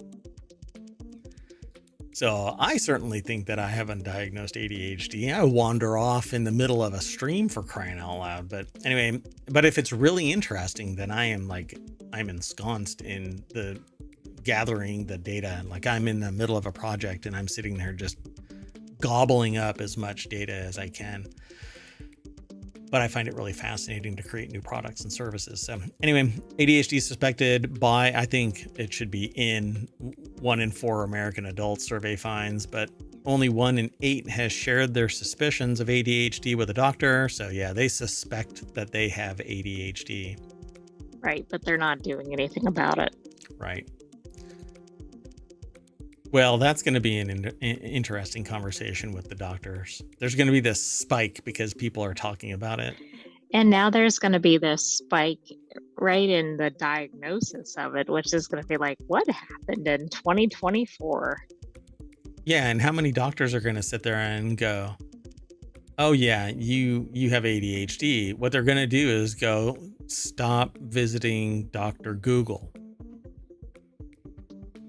Yes, as many doctors, I think, say. Yep. So Hattie Wilmoth over at newsweek.com put this article together, and this stream, the video, I don't think it has anything to do with the actual content of this article, other than that it's ADHD related. So videos online about ADHD in adulthood, especially among women, have spread awareness about the condition and led many theorizing that they may have it too. This is the something that worries psychologist Justin Bartarian. It's very Dune-like, but it's Butlerian. Oh, okay. Yeah. Anyway, clinical assistant professor in Ohio State's Department of Psychiatry and Behavioral Health. Quote, I think there's an over-pathologizing of normal variability in human attention. Not everyone can pay attention all the time, or may engage in some of the symptoms of ADHD without them causing significant problems. If a person suspects that they have ADHD, I'm pretty sure that they're not going, oh, I just wander off.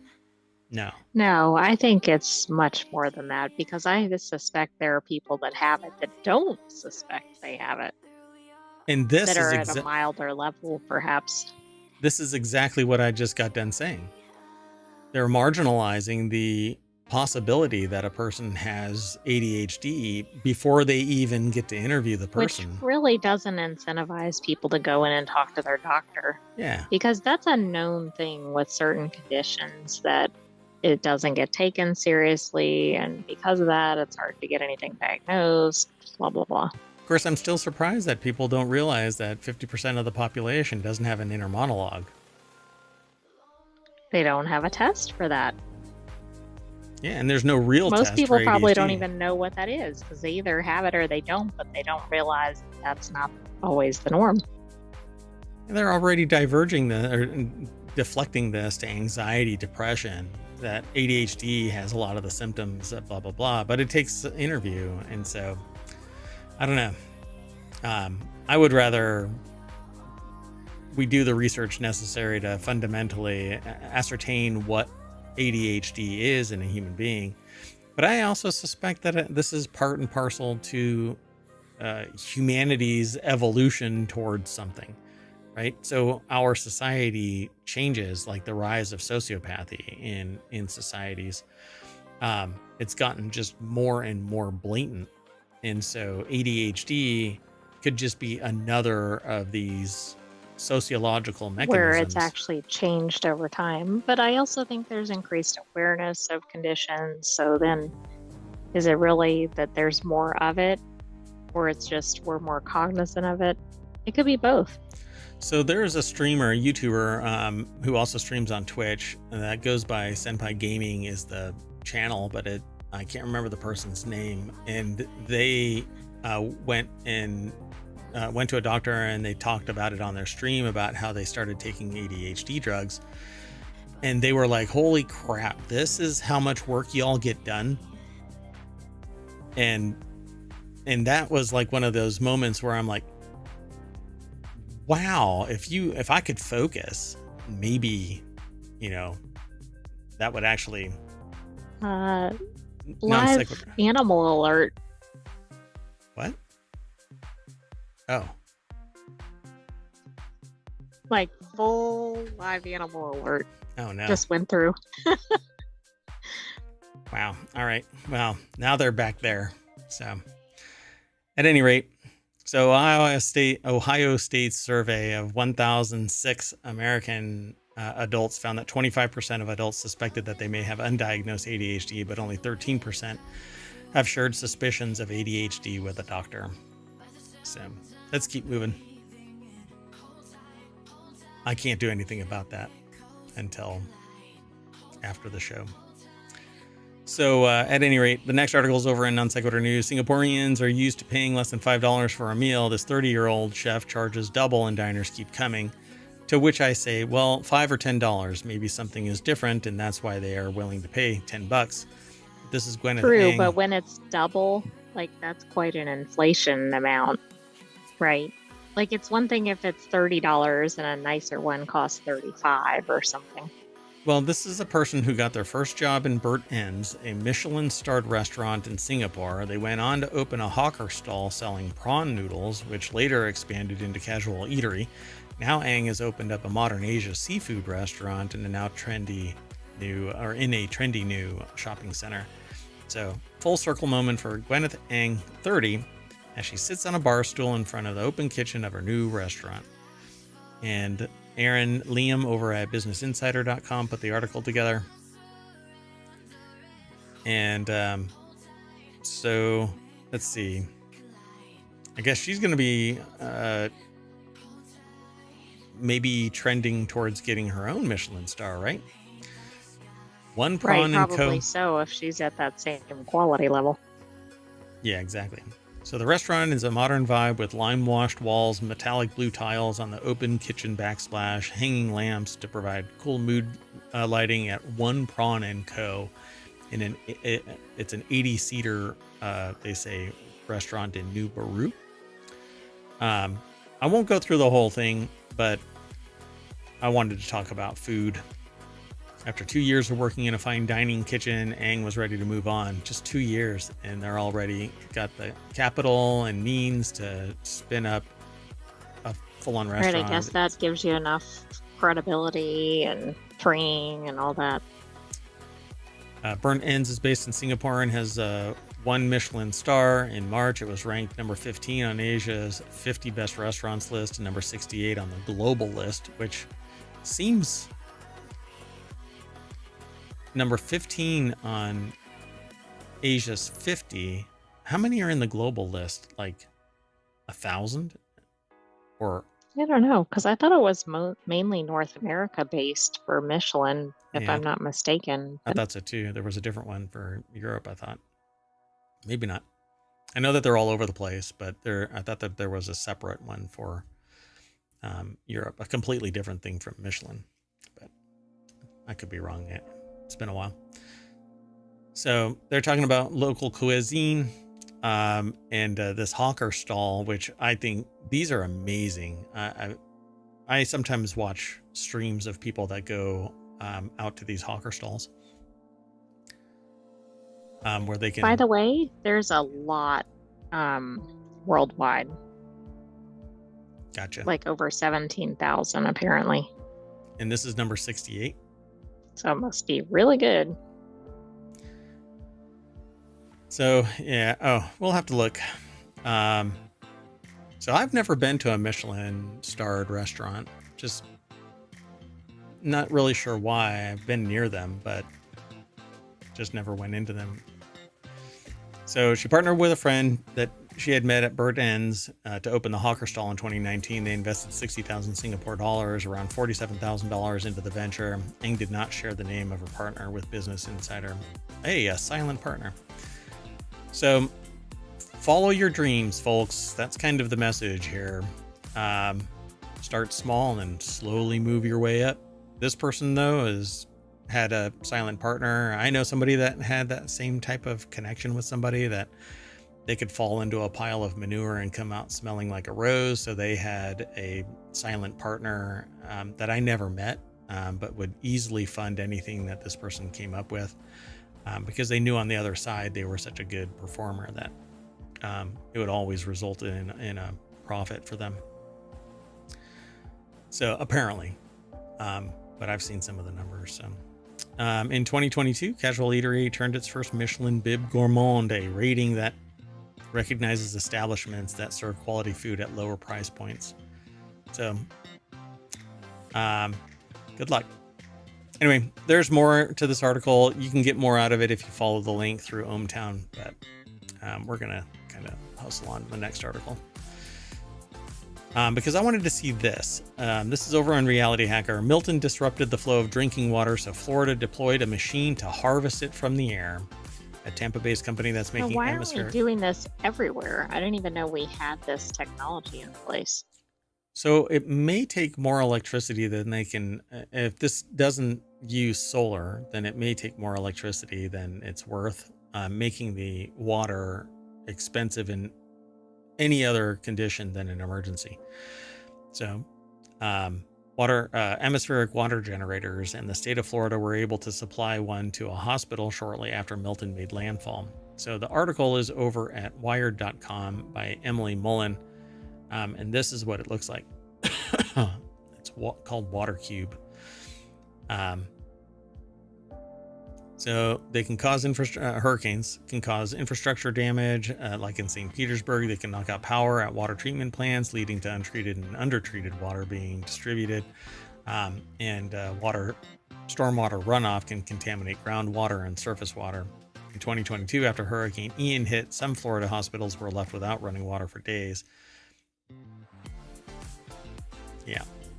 So in preparation for Milton, Genesis and AHCA moved one of these units called the Water Cube 1000 to a storm shelter outside Tampa. Yikes. And this is what I tell people about hurricane and tornadoes. As soon as the roof gets lifted off, say bye. Everything is going to fall over. Then everything's getting flooded, or it'll just be destroyed. Yeah, the walls fall over, you lose your shelter. That's why 3D printed houses, one contiguous concrete block, basically, and society can adapt to find them beautiful. The twig and nail stuff. I mean, if a wolf can blow them over. I know. How many years has it been since home design has really been innovated? And I would suggest it's probably been decades, other than the 3D printing, but it hasn't really taken off. It's always been the twigs and nails, and only until innovators like Icon started building or throwing their gantry up and 3D printing homes, structures, has it really changed. Even iron, like solid steel structures and stuff, right? All it is welded together or riveted together twigs and nails. Right. And we know, actually, I said decades, but it's been centuries. Yep. I mean, since the dawning of time, it's been. So, except the last time there was a major innovation in building structure where it has served the test of time. Take a guess. Still don't know who built them. I don't know. Pyramids. Oh, I'm thinking in modern times. Yeah. Aliens built them 12,000 years ago. Actually, longer than that, but people moved into them 12,000 years. I love that. Anyway, at their current price and the amount of water that they're able to generate, these devices are unlikely to be the sole source of water for these types of situations anytime soon. According to figures published by the U.S. Department of Energy, a hospital the size of All Children's would typically use anywhere from 10,000 to 90,000 gallons a day. Because Joan drinks so damn much. I don't know what she's doing with that thermos, but she is constantly drinking. That's how you go from 10,000 to 90,000. Anyway, that's far more than the 2,000 gallons that the larger Genesis Systems unit is able to produce in 24 hours. So obviously, you're going to need a whole plethora of these. Yeah, this has a scaling issue, although it's better than not having it. Yeah, so you can make 2,000 gallons in 24 hours, which can facilitate some survivability, but put these everywhere and you got something going here. Put them in regions where they are supposed to cover the average consumption of 2,000 gallons. Plop it down, emergency services activate it, it starts pumping water. What's the problem here? You know, taxpayers should be paying for this so that they can, in times of trouble, lean on a system like this. But then you're designated for where you're supposed to go and nobody else is allowed to consume from it. And everybody gets an apportionment of it. But that's not what happens. Greedy bastards come and steal things like, I don't know, water or groceries. Damage it and whatever. Yeah, people are bastards. Okay, let's move on. Last article for today. Non sequitur news is where it's sitting. Woman orders her grandpa a basketball birthday cake. Doesn't go exactly as planned. That's an understatement.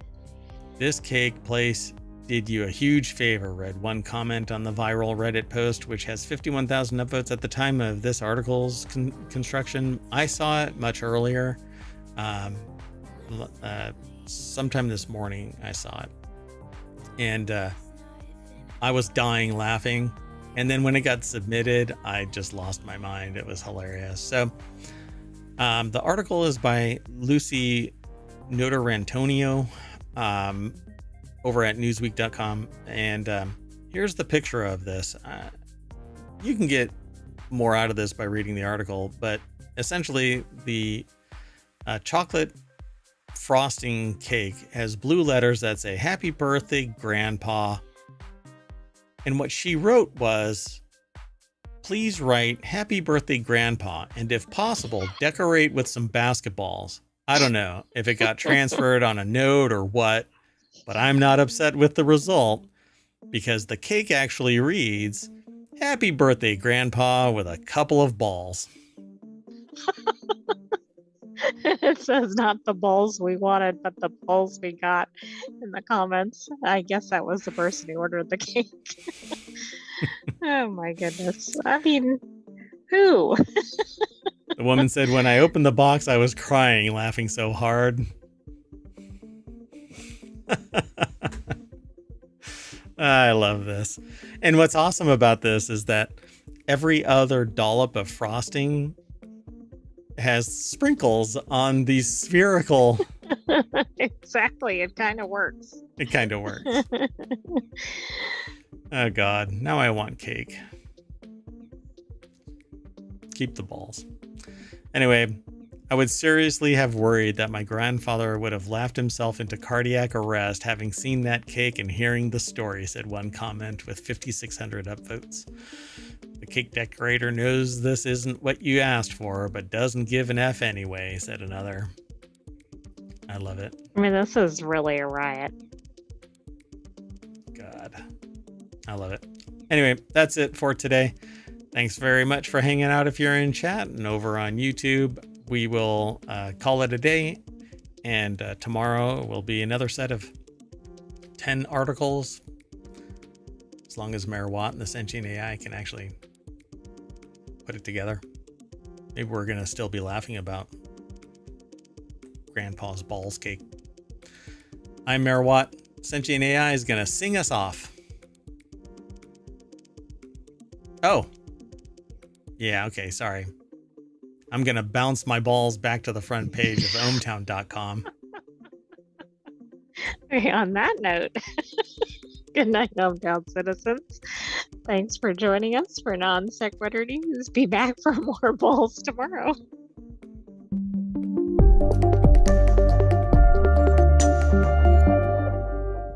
Oh, I double dribbled.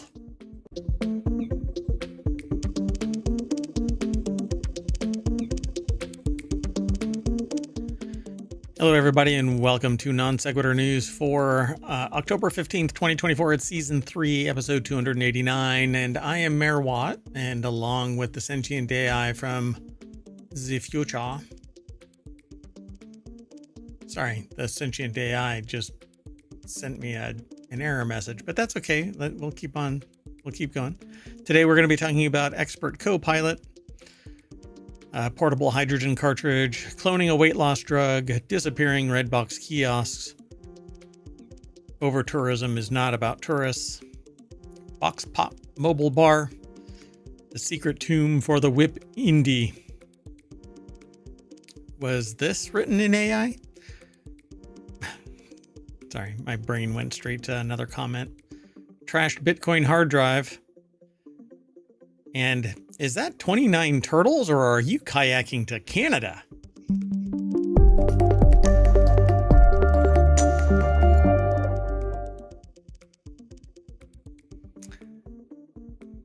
The whole was this written by AI? My brain went straight to that.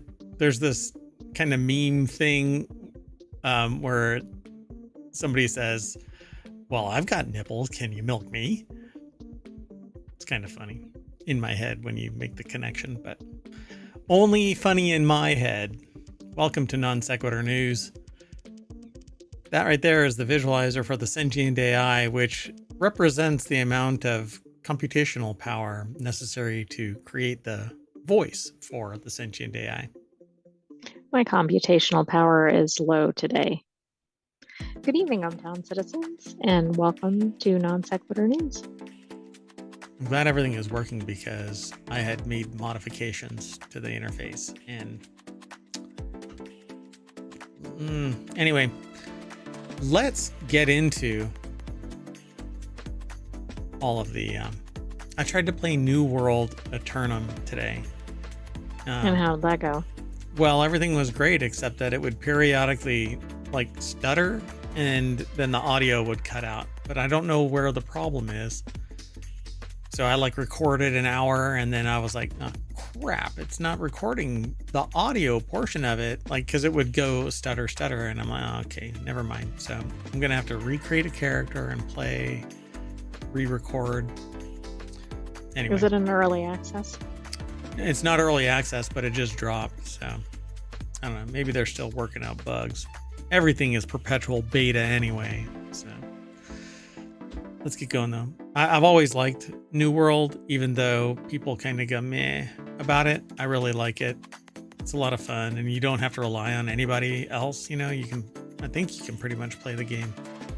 I've had several characters, but I only kept one so far. Anyway, let's keep going. First article is over in The Word in Law, one of our many 50 channels that are over at ohmTown.com.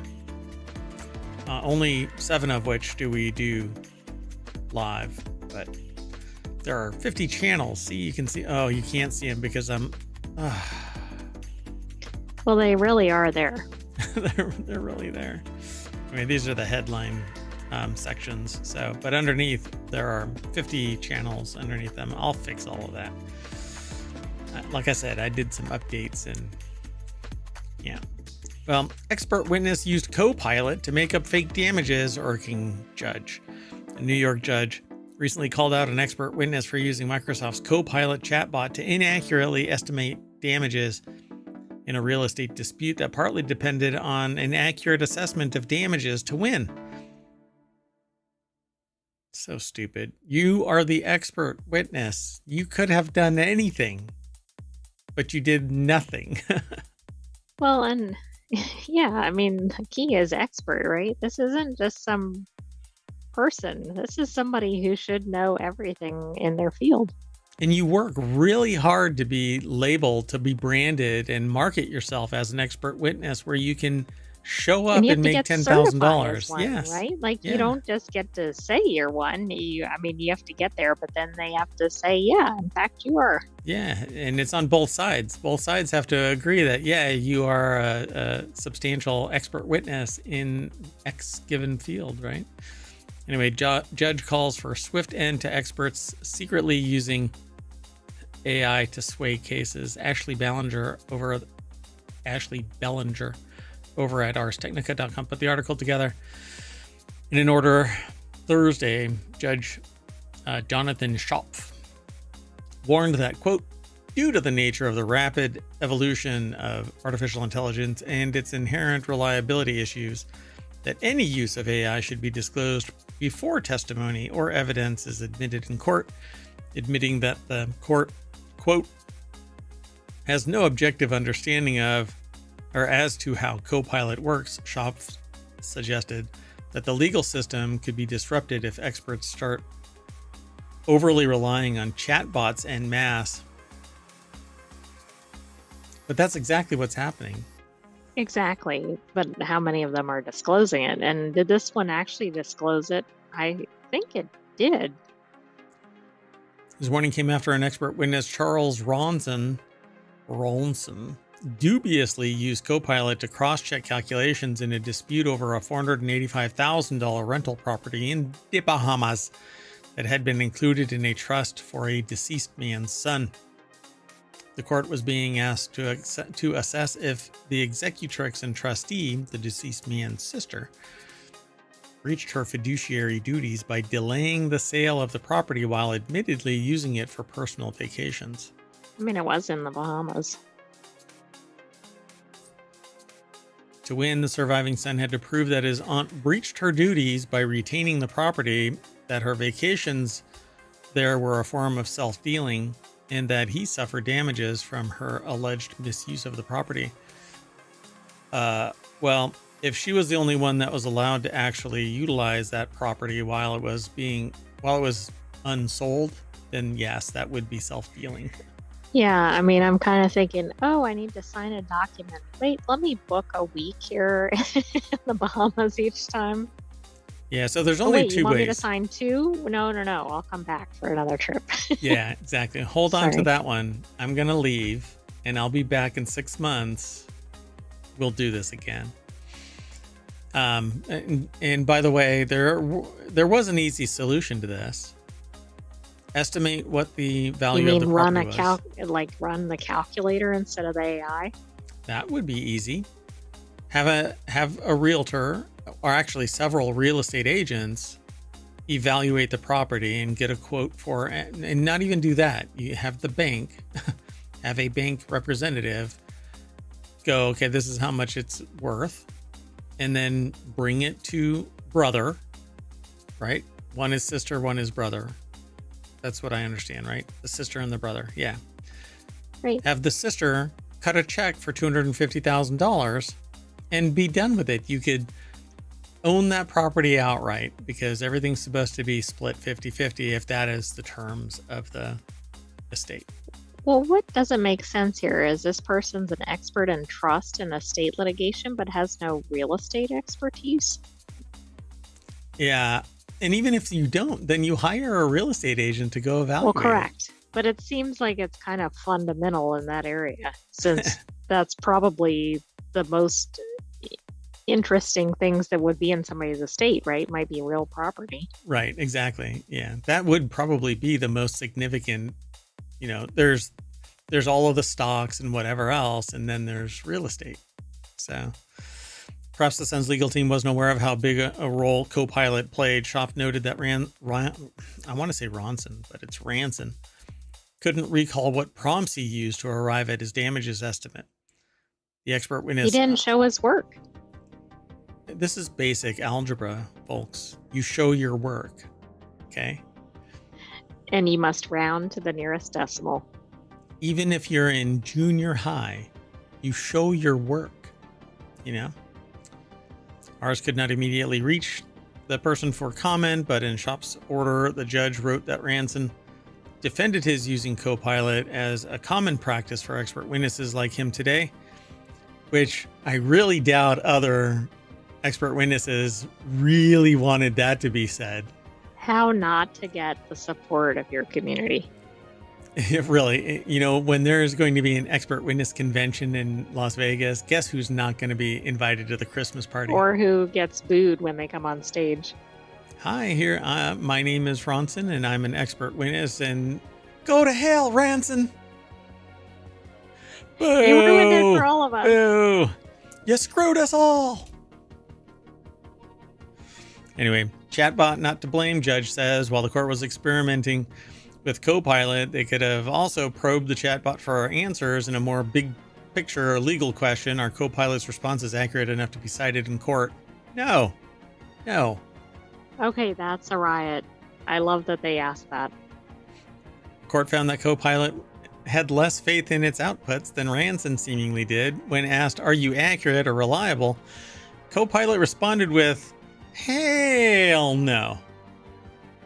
They said, "My accuracy is only as good as my sources, so for critical matters, it is always wise to verify." When more specifically asked, "Are your calculations reliable enough to use in court?" Copilot similarly recommended that outputs should always be verified by experts and accompanied by professional evaluations before being used in court, which is the two things we just got done saying should be done. But this is excellent that they ran this. Yeah. So Microsoft declined to speak to Ars Technica. The judge basically said, "We're going to have to slap everybody." Okay, if you're an expert witness, you need to represent your expertise, not that you know how to use Chat GPT or Copilot or whatever else. I mean, this is so stupid. It does make me wonder how this person was qualified as an expert. So they probably were interrogated before the trial, right? By both the defense and the prosecution. Well, the two parties, because it's not a criminal matter. Can you run a calculation? And they asked questions, but they didn't say, "Are you going to use AI?" Well, guess what? It'll probably be in every set of questions going forward. Well, the judge is going to sit there and say AI is not authorized. And if we find out, then it's an ethical concern and we're going to bring you before our board. Right? If an attorney brings in an expert witness and the attorney hasn't asked the expert witness, "Did you use AI?" The attorney... Well, then the attorney's going to face some heat. Yeah, exactly. I think that's where it's going. Why, folks? Because AI is not the answer. It is a tool, and then you verify the accuracy. You measure twice, cut once. One of those measurements is asking AI. The second measurement is verifying the freaking math.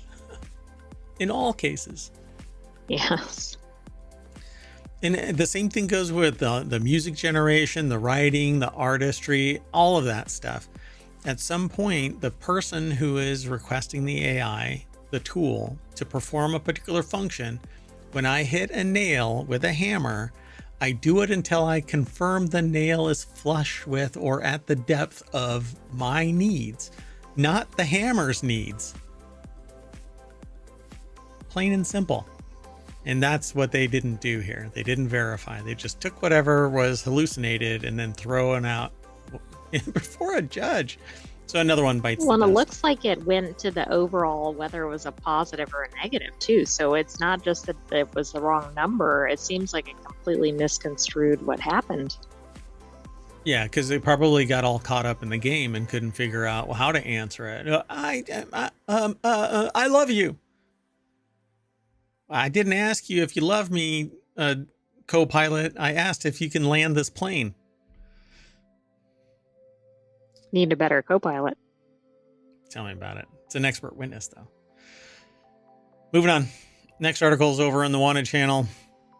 Toyota's portable hydrogen cartridges eliminate the need for charging infrastructure, but are portable explosive devices. So I'm not sure how far this is going to go. No, I'm kidding. I mean, they can be. They're hydrogen cartridges.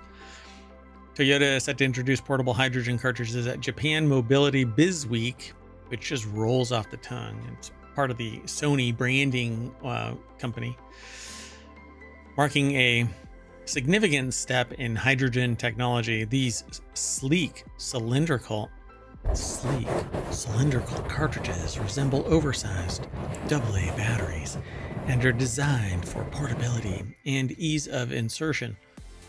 It says use, but everything about that sounded like you're supposed to be inserting it into your car. That's what you're supposed to do. You know what this reminds me of? Fifth Element. They took cartridges like this and slid it into the fuel system of the spacecraft. Interesting. Do you think Toyota was inspired by that? Okay, this is so cool. Continue reading. Get out of my way. Okay, I love this. I want this. This needs to be in Wanted. Because this is my jam. This is the new fast swap battery. So depending on how much travel I get out of this, these cartridges can just be, this is what I use. Well, this was put in here because it was consistent with what you've been saying we need. Oh, this is so cool. Okay, so this is what the same type of thing is used for reverse osmosis filtering. So you just lock in a filter, you know, turn it and it locks in place. When it's bad, you just unlock it, slide it out and put a new one in. You're up and running in 5 minutes, right? Faster than that. I'm just using 5 minutes across the board. If I can't get in and out in 5 minutes, there's a problem. Fuel or whatever, right? For mainstream. So you drive in, you take a couple of these hydrogen pills, slide them in, off you go. You verify the integrity of the system and off you go. I love this. Initially prototyped in 2022, the cartridges are now lighter and more compact, reflecting Toyota's expertise in hydrogen storage. Users can swap out empty cartridges for filled ones, minimizing reliance on a hydrogen pipeline infrastructure. And all they do is just like propane tanks or CO2 tanks. I use CO2 tanks in various places. So in beer making, in manufacturing, and sometimes even in scientific experiments. Like a real world example of a hurricane force wind striking a structure. I thought you were going to say how much hot air Mayor Watt was releasing. That too. Yeah. So don't stand downwind from. Anyway, so users can swap out these cartridges for full filled ones. The cartridges can be used not only for FCEVs, but also for powering home devices, serving as backup energy during emergencies, or powering hydrogen stoves, as demonstrated at Toyota's collaboration with Rinnai Corporation. Now, I would love this as a backup fuel system. So if power goes out, instead of having to rely on solar, which at night, obviously, it doesn't work. But you can use fuel cells like this, just slide them in place and you're off grid. When the grid comes back, it automatically switches over and off you go. So I love everything about this. So beyond the cartridges, Toyota showcasing other sustainability initiatives in the at the event, including liquid hydrogen powered GR Corolla, used in motorsports, and the Sweep energy storage system, which repurposes old EV batteries to stabilize renewable energy systems or supplies. These projects reflect Toyota's broader vision of achieving net zero emissions and building a clean energy ecosystem. I'm all over this. I would love for this to be deployed. And if I could, I would convert everybody to this. You just slide these things in and off you go. The only problem is you have to make sure that, you know, we can maintain having nice things, but there's going to be some goober out there that's going to sit there and steal my hydrogen cells while I'm at the gas and sip. Very frustrating. Anyway, I love this idea. And it looks like it's the size of, well, this bigger one here looks like it's the size of a 20-pound CO2 tank, but it's filled with hydrogen. So let's move on. Welcome back. So the welcome back. So the Sentient AI didn't get a chance to talk about the hydrogen stuff, but what do you think? But I did submit those into Wanted. They might make an appearance on the weekly show. I think this is really cool, and this is the direction we need to go. Make it easy, make it portable. Avoid all this stuff we've been talking about with everything with EVs. This is a hydrogen powered. This is a hydrogen. Sorry, I hear a ticking sound and it's the music in the background. But the fidelity was so real. I thought that it was around me, not me. Anyway, so this is a hydrogen powered oven. You just slide in the two cartridges. I didn't even know that existed. Grill. It doesn't. It's a prototype, a collaboration with Rinnai Corporation.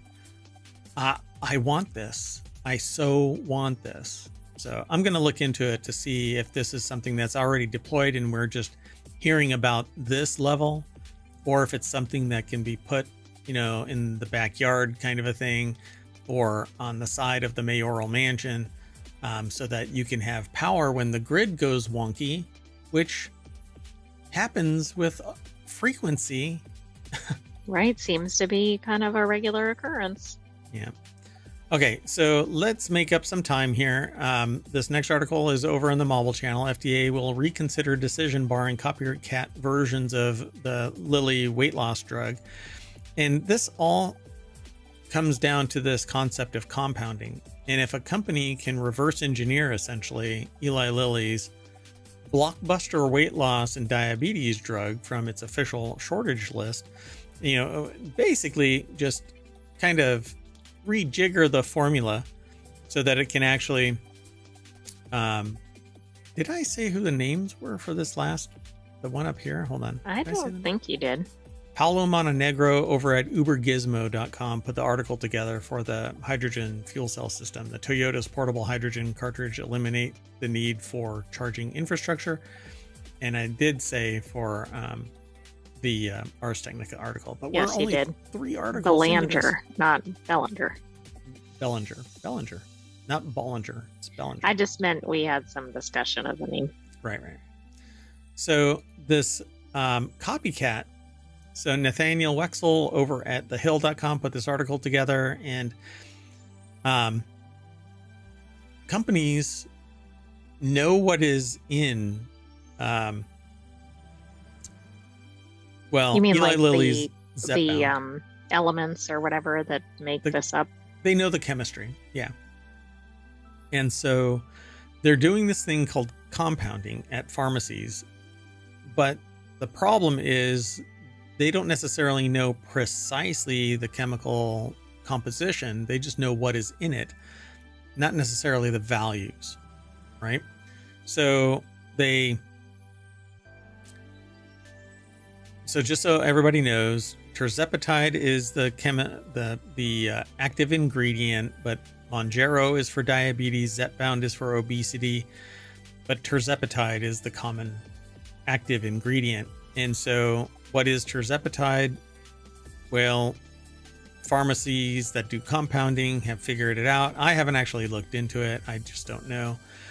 But when the drug is $1,500 a month, and you can compound it for a fraction of that, people are willing to take the risk. And when an MBA and actuarial table decides if you are going to be made healthy or not, people will seek the path of compounding to solve this problem, come hell or high water. But the manufacturer is saying, well, compounding is dangerous because we know what the hell we're doing, but Bob's bait and compounding doesn't necessarily. Well, there might be something to that, but not if it's a reputable pharmaceutical company. Yeah, but the last compounding pharmacy that I spoke to, basically, well, I'm a little scared.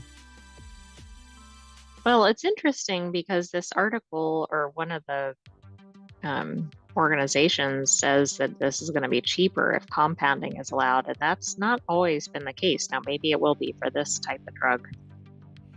Well, I mean, it's going to be cheaper at the compounder than it is from the manufacturer, at least until competition kicks in, and then the people will pay a little bit more for the original, but they're not going to pay $1,500. The people who would have gone to the compounding pharmacy, they're not going to go to the compounding pharmacy if the price drops to a reasonable amount. They'll get the legit. Right, yeah, why would they bother with the other? Right. So if you want to put the compounders out of business, Lilly, lower your price. But they're trying to recoup as much money while the iron is from hot. the research and development, probably. Right. And you can't really fault them. I mean, it's changing the dynamic of healthcare for diabetes and obesity. There's something. Anyway, let's keep going. So somebody is taking, or something is taking, Redbox rental kiosks, I guess. I don't know. It says retailers are starting to remove them from outside their stores. So where are they ending up? Is there a big auction for a bunch of red boxes? I have no idea what's going on. Trevor Mogg over at digitaltrends.com put the article together, and these are Redbox. But I suppose if you can put anything inside and it spits out something. That's true. Isn't that basically just a vending machine? Like they might want to use them for sodas or snacks or... Yeah, it's a huge vending machine too.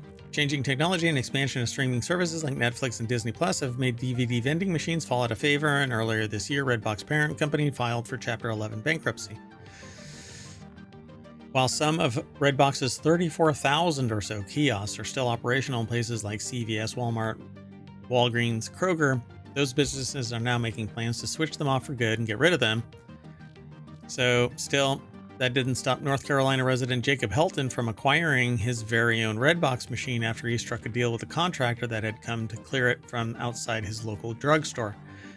Redbox is important in the history of American media. Its collapse marks the end of the video rental era, says So Helton. does Netflix not mailing out DVDs, right? Yeah. That really was the signal. The collapse of the video rental market. Why? Because there wasn't enough bandwidth to kick off a streaming service. And then comes net neutrality, which is something that I gave a talk about today. The idea of unadulterated data transferring across the internet used to be part and parcel to internet existence. But with the demise of net neutrality and its subsequent resurrection only to be pushed back down under the ground, kind of was an interesting turn of events, because just the week before I had given a talk about net neutrality being gone forever. You're never going to claw it back. But net neutrality really drove home the point that internet access is so capable that you could manipulate data and still get a respectable service. Because one provider of, there's Netflix, which was the well-known brand. But if you had a competing service, and I'm not going to say the name of the competing service ISP,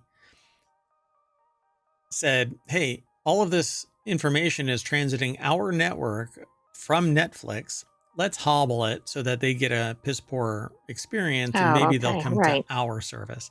Net neutrality would have invalidated that, and they would have been able to sue for damage. But that's not what happens. Now companies can arbitrarily decide what is in their best interests.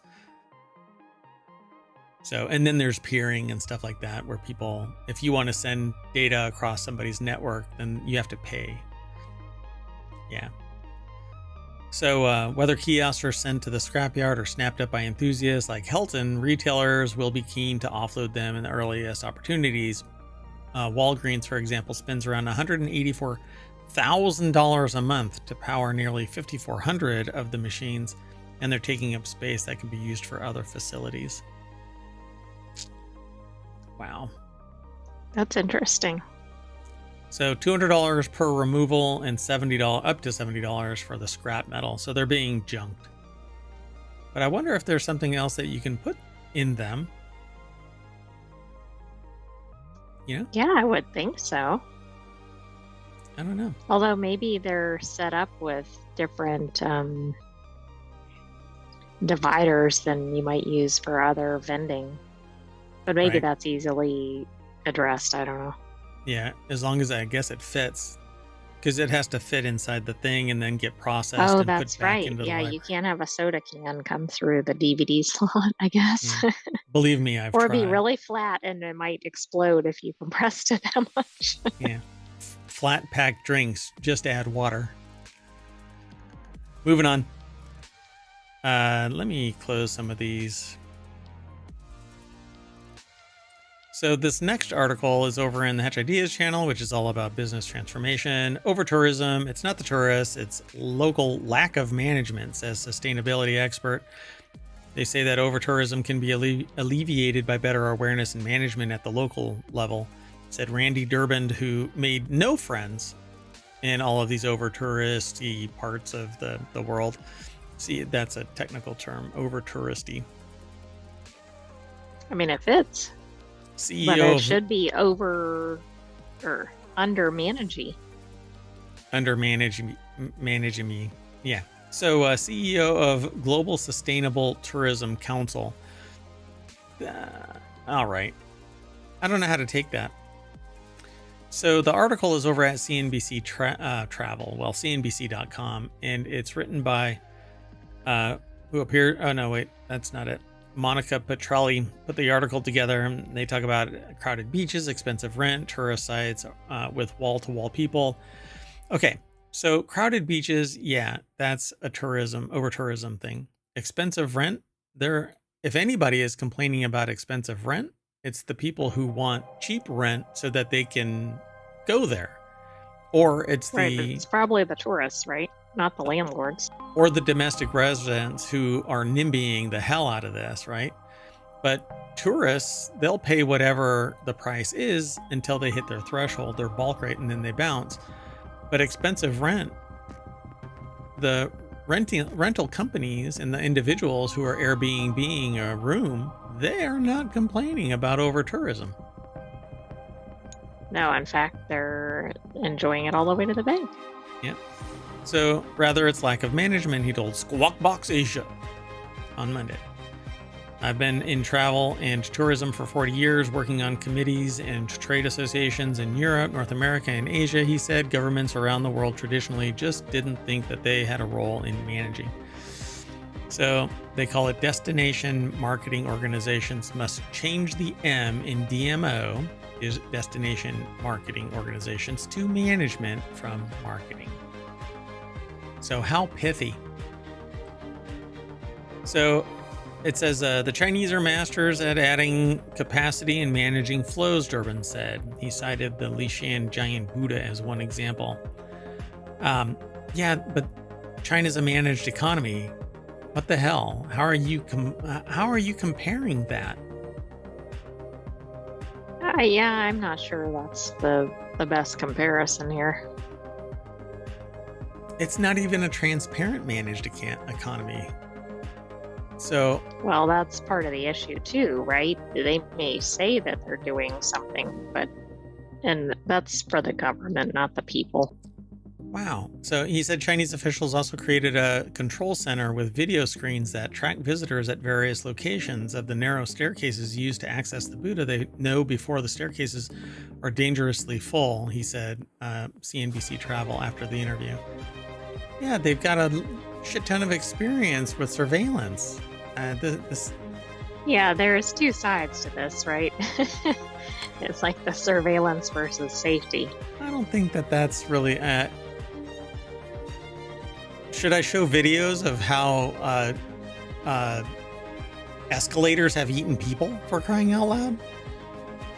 No, but I think we can safely say that this country is not known for its safety track record. He said that the small French village of Saint-Guillaume-le-Désert changed the flow of travelers after someone in the town died from a heart attack and traffic prevented an ambulance from rendering aid. Residents can drive into the village, Durbin said, but visitors are directed to a park in a designated area outside the village on weekends and during the summer, and then bicycle, walk, or take an electric shuttle to reach the village, which is great. Right. This, to me, is the kind of strategy that places need to use.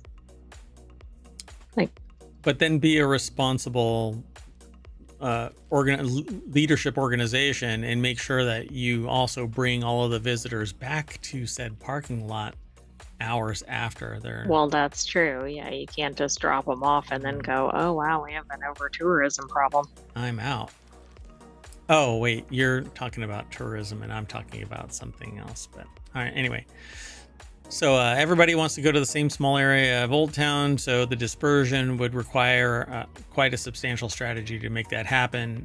Still, he said it's absolutely possible without giving any real freaking solution. Yeah. Right. If everybody wants to be in the same space, which is apparently the problem in Barcelona. Yeah. We can solve climate change, but I'm going to keep that one close to my vest. But it's possible.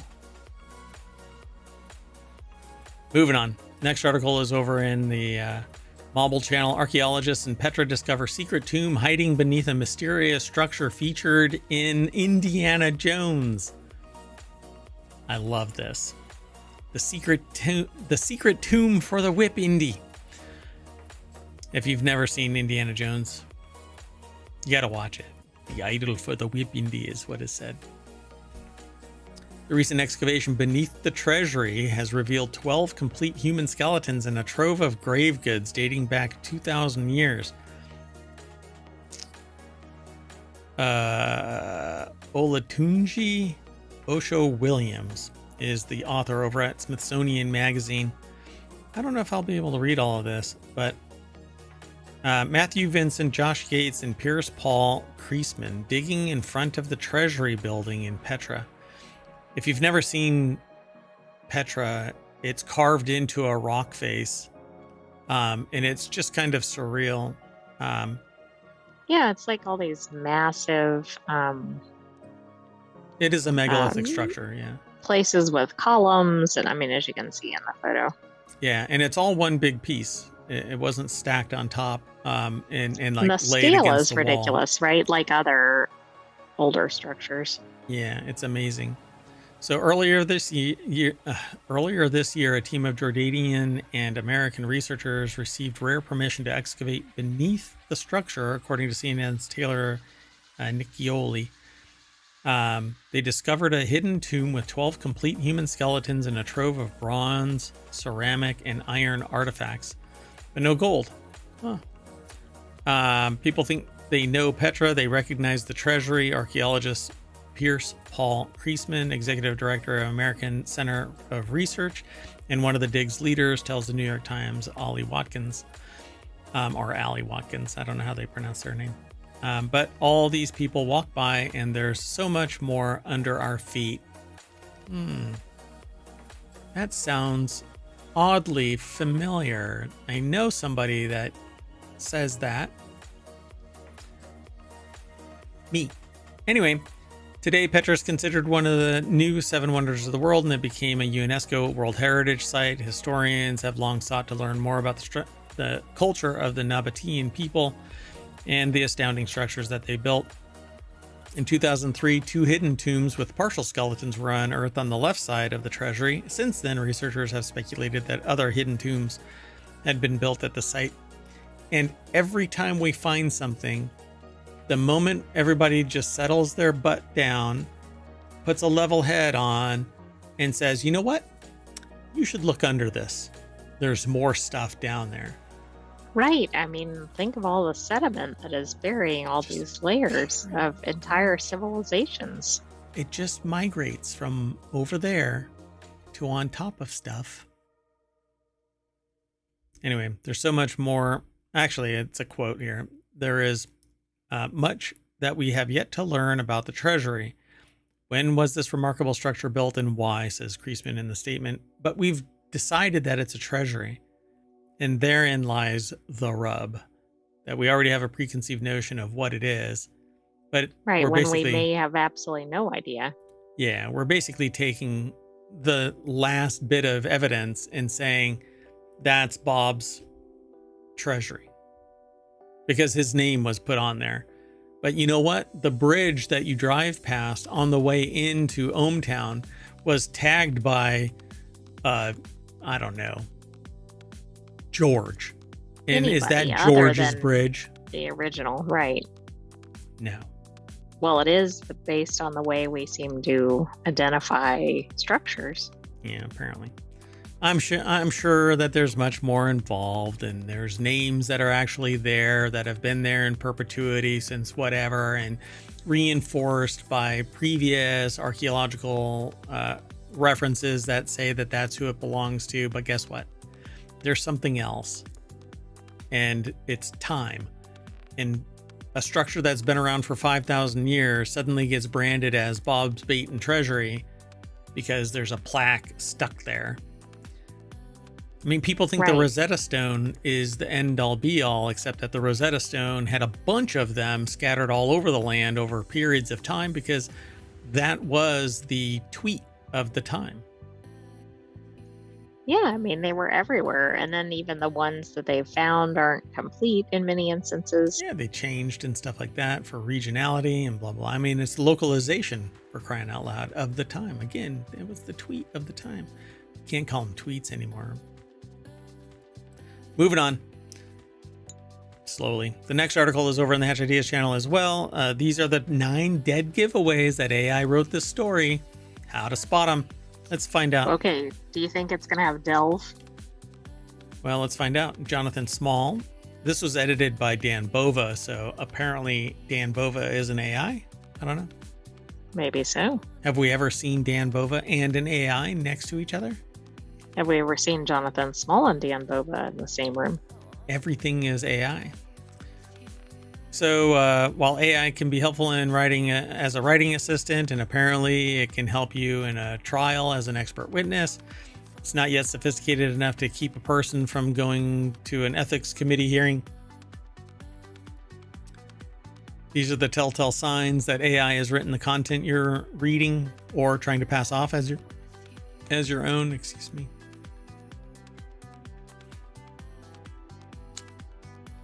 Okay, wait. I'm trying to find, is this enumerated? Okay, so I'm not really worried about this. Yeah, you just have to get further down. I did glance at this to see if it actually had anything in it. Gotcha. So what did you come to?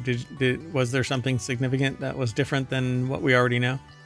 Well, some of it is word choices, but some of it's like how sentences are begun, how transitions are used. It's basically, it kind of comes down to writing style. Right. If I could summarize all the reasons.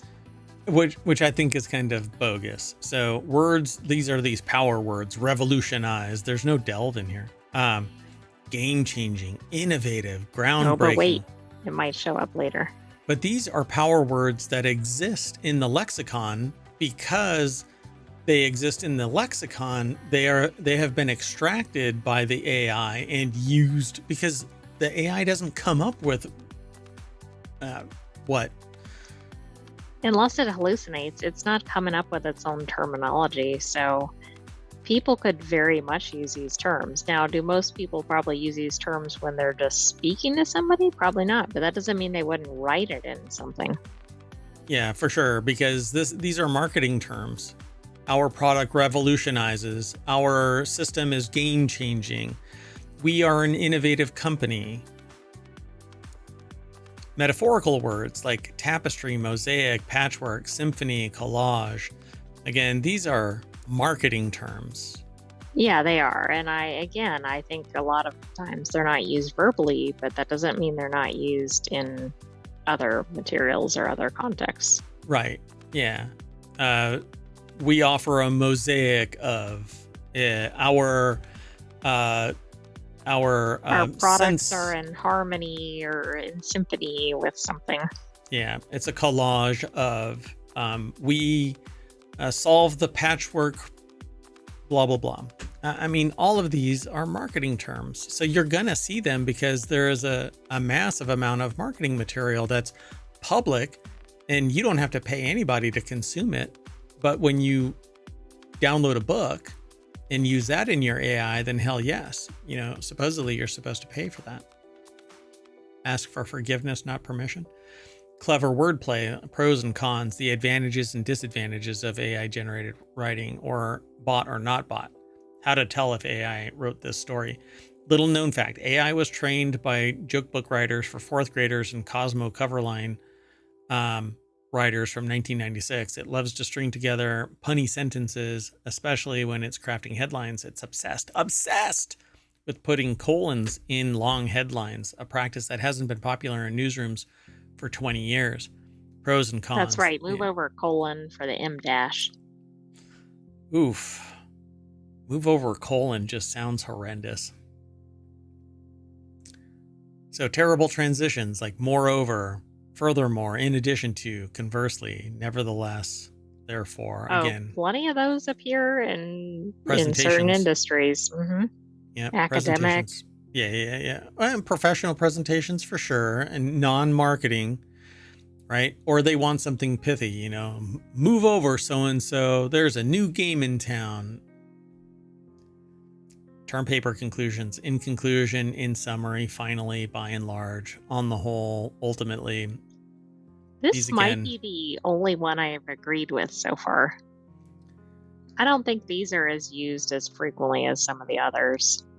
Right, but it in has like to be a professional used. setting. Like if it's in an academic setting, absolutely. Yeah, in summary, for sure. In conclusion, for sure. Finally is at the end of a series of first this, second that, and finally this. By and large is not that. I don't even know when that was last. I'd have to do a Google seems search. like it's just fluff terminology. It's probably building your word count or something. Yep. Then there's text speak, leverage, pivot, holistic, resonate, enrich, navigate, multifaceted, testament. Again, it kind of depends on what the industry is. Yeah, this is a testament to so-and-so. It's used all the time. Make simple words complicated like delve. It does. They use delve. Endeavor, crucial, insights, systemic, which is used all over the place. There are absolutely. Systemic problems. Comprehensive. Those are used. Inherent is in some areas. Yeah, many areas. Yeah. So AI land use is always has to be utilized. Important, has to be critical. Yeah, but so does a person using a thesaurus or something.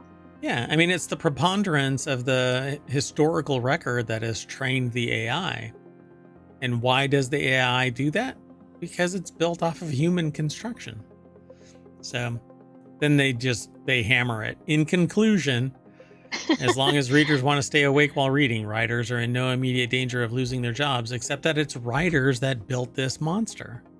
Literally. Yeah. And literally. Literally. Anyway, let's keep going. Next article is over in the Mobile Channel. Man sues town for $647 million over trashed Bitcoin hard drive. A man from UK named James Howells. I think this is the same person, right? That lost their hard drive in a landfill, and they've been trying to... I believe it is, and since this seemed to be an update on it, I thought it was worth submitting. Yeah, so let's see. So they're using local counsel to try to recover a hard drive containing 8,000 Bitcoin, currently valued at around $647 million, and that's precisely how much he's suing them for, since he's blaming them for his not having it. Back in 2013, then partner mistakenly tossed out the hard drive along with a bunch of other garbage. At the time, Bitcoin was already worth a little less than $1 million, and the value of the coins has risen quite a bit in recent years. So the article is over at vice.com. Louis Prada is the author. So why is he, why is he suing the town? Didn't he throw this out? Well, somebody threw it out. They didn't. If anything, they should be suing the partner. He just wanted to leverage the council into letting him do the excavation. You'd think that would entice the council into saying yes, but so far they don't seem like they're going to take the bait. The excavation would cost $13 million and take between 18 and 36 months, plus another year to restore things to their original state. Hal says that the council won't have to pay for any of it, plus he'd give them 10% if he finds it. He up it to 25%. Don't be a dipshit. Just, if you want $600 million, and plus, he doesn't have to, all he has to do is sell $65 million worth and give it to them, right? And just give them an annuity. Yeah.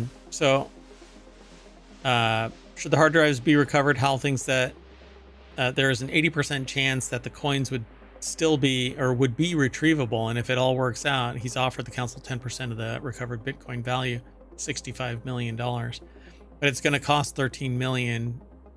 So if he foots that bill and he will give them $65 million, fine, do it.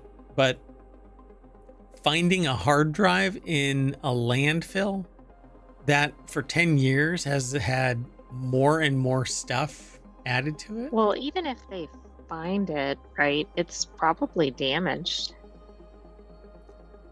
Depending on how it was thrown away, then yeah, it could be run over by the dozer. If it isn't, there is actually not a seal in it. There's a seal, but it is to alleviate pressure, so it doesn't. There's a Bernoulli effect that takes place where the read head is skimming over the magnetic platter. This thing could have been rolled over and pressed the hard drive down, making it irretrievable. Can you imagine, let's say the town agrees and he pays $13 million to have this done and all this stuff, and then It's busted. completely, annihilated or something. Yeah. Brilliant. It's worth it. 8,000 Bitcoin sitting on this hard drive. Watch it actually it's not be right. 647 million. I'm sorry? Watch it not actually be there. Like that drive does not have the 8,000 Bitcoin. Oh, right. He goes on this years long expedition for this, and then he's like, oh, that's not the same hard drive. And then it's like sitting in his junk drawer or something. Or the partner has it. I threw it out.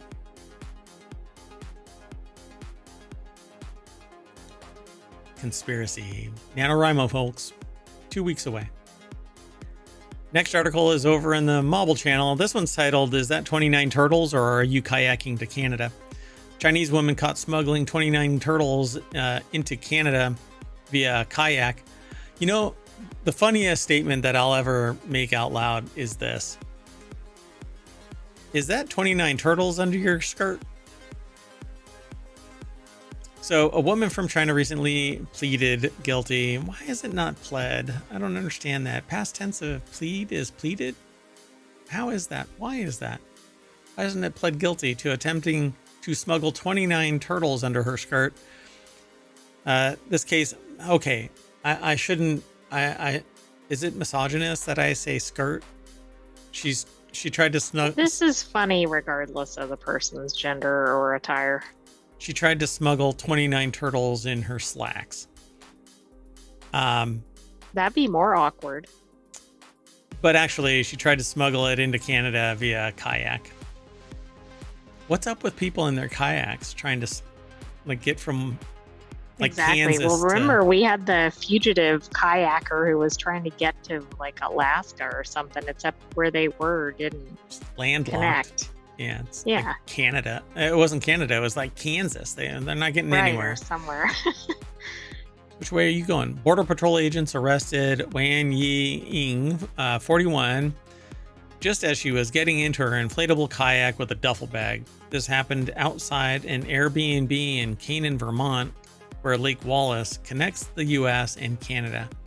So the Royal Canadian Mounted Police. Do you think Airbnb, or at least this Airbnb owner, is going to have renters certify that they're not going to smuggle turtles via kayak? Yeah. No. Yeah, it's going to have a little line in there that says no smuggling shit into Canada from here. We disavow any knowledge of your... I'm sure this happens, but I cannot think of a single smuggling attempt via kayak. That one guy tried to smuggle himself from... Well, he was a fugitive or something. We did talk about it, by the way, so there is an episode somewhere. Just do a search for kayak and you'll find it. No, you have to go back and listen to all 1,400 plus episodes. Yeah, I agree. Sammy Caramella over at Vice.com put this article together. The deck statement says she faces potential prison time and hefty fines for wildlife trafficking. Wow. Or maybe it was human trafficking and it was the turtles that were making her. Oh, right. I mean, that would be a good twist. It took 29 turtles to smuggle a human into Canada. Look at that. Again, NaNoWriMo right around the corner, folks. So according to the affidavit, this type of turtle goes for $1,000 each on the Chinese black market. She was also fined $250,000 Far more than she would have made on her original deal. Tough break. Why don't they leverage that kind of fine against companies to make it less lucrative to be a horrible... Oh, wait. There we go. Sorry, my big old noodle was blocking the screen. Gravitational. I should make a little lens warp right there so that it looks like my head is eclipsing the... Well, you could put up some sort of alert too. Big head alert. Little arrow that just points right there all the time. Big head. By the way, I have a tiny hand and I have a big hand. Okay, that is odd. Anyway. So when the agents searched her duffel bag, they found 29 eastern box turtles, a protected species. Each poor little turtle was wrapped individually in a sock. Oh, that's sad. Yeah. Well, I mean, I guess at least they were wrapped individually, but they probably wanted to be in the water and not in socks. Sock turtle. Poor little sock turtle. Anyway, I hope that they get released into the wild and become free-range turtles and nobody messes with them. This is why we can't have nice things. Is that an eastern box turtle? Is that what they're called? Eastern box turtle. That right there? I don't know. I can't see the caption below it. Oh, eastern box turtle. Photo by Linda Davidson, The Washington Post, via Getty Images. I was trying to look at it and you scrolled real fast. Is that an eastern box turtle? Can't tell me yes or no. Ha ha ha. Anyway, that's it, folks. We are all done. So while you're looking at the eastern box turtle, I'm going to snap us back to the front page of ohmTown.com. I am Mayor Watt. There's the visualizer for the Sentient AI from the future. Good night, ohmTown citizens. Thanks for joining us for Non Sequitur News. Be back tomorrow for another episode. And don't forget to watch the replay, like and subscribe, check out our podcast, check out our Patreon, etc., etc. That's a lot of stuff. My God. Okay, we're out. Bye.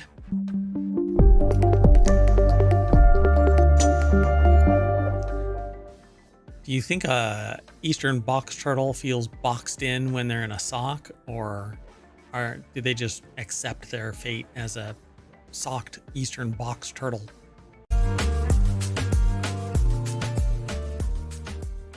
Hello, everybody, and welcome to Non Sequitur News for October 16th, 2024. It's Season 3, Episode 290. This is a Time Machine episode, and Preemptive Strike, the Thursday show, isn't going to take place until Friday afternoon. That's okay, though. Today, Mayor Watt and the Sentient AI are going to talk about the... Sentient AI cannot... You can't... So you can't visual... Never mind. Anyway. So today we're going to be talking about YouTube baby steps towards authenticity.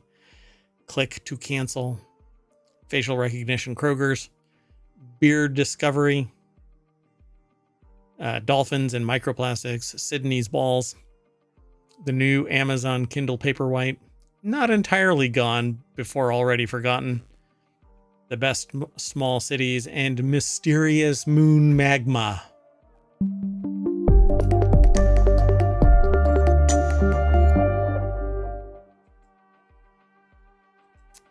Hello.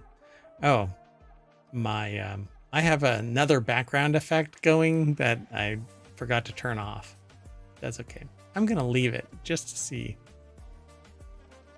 if it shows up. Anyway, I am Mayor Watt, and this is the Sentient AI's visualizer. Good evening, ohmTown citizens, and welcome to Non Sequitur News for October 16th. And that was their voice. So they're a sentient AI from the future that I found on a strange-looking USB drive in the parking lot of a Wendy's at 2 o'clock in the morning. I went to get boneless, spicy barbecue wings, and they don't have them anymore, but... And they were closed. So instead you got stuck with a sentient AI. Yeah. Imagine that. Oh, okay, hold on, let's see. Dun, dun, dun. So, if you want today's show notes, you hit !NSN over on the Twitch tubes. It just goes by Twitch, not Twitch tubes. But anyway, apparently I have rewards enabled on the channel, so you can subscribe to earn rewards. Uh-huh. But hold on a second. Okay, well, anyway, let's just get going. So it's non sequitur news. So you immediately start wandering off. I don't know how that's possible, because it says by purchasing or gifting subscriptions to ohmTown's channel while they're live in any category. But I'm not a partner or affiliate yet. Who knows? It's a mystery. Okay. Well, anyway, the very first article that we're going to talk about is over in Non Sequitur News. YouTube takes baby steps towards labeling authentic video. YouTube's rolling out new labels that tell if uploaded videos come from a real camera with unaltered footage and sound. The new captured with a camera label can be seen in action courtesy of digital content authentication service TruePic, which uploaded a video to its channel, triggering the disclosure in the video description panel. TruePic says that it is the first authentic video with what is C2PA content credentials on YouTube. Yeah, I don't know what that is. That I haven't actually heard of that. Maybe I have, but just not in that format. So YouTube is leaning on the C2PA standard to detect the authenticity of uploaded videos, meaning the feature will work only with recording devices. Okay.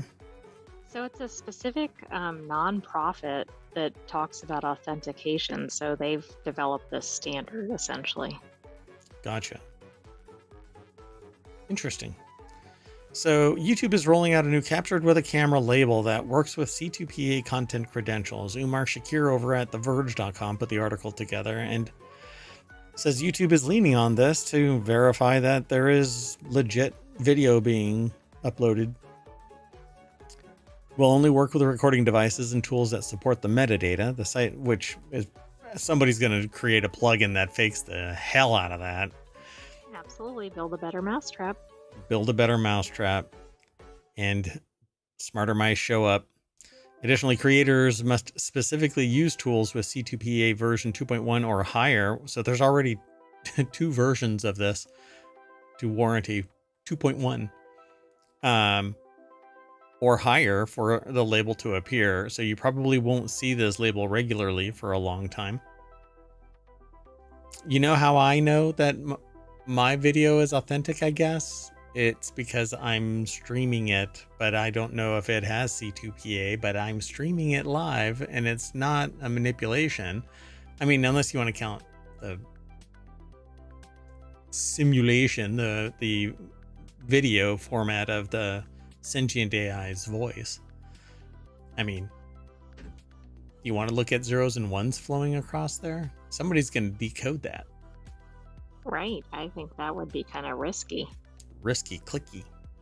So videos don't necessarily need to be unedited to get the label, but according to the support page, every step of the process must support C2PA and avoid, quote, edits that break the chain of provenance or make it impossible to trace the video back to its original source. For example, if you captured an image with C2PA metadata and then save it to your phone's photo album that doesn't support C2PA 2.1 or higher, that may break the chain of provenance. It does, because one of the early, okay, so again, I've done this before. I've been in this seat before. Me and a coworker, friend, partner in my past projects, created what was supposed to be a security blanket of metadata that allowed us to embed data in the stream itself and in the metadata, essentially in the code itself. And one of the earliest ways to strip that metadata away was basically to resave it somewhere else. So even if you yourself edit it out at some later time, everything has to always have C2PA.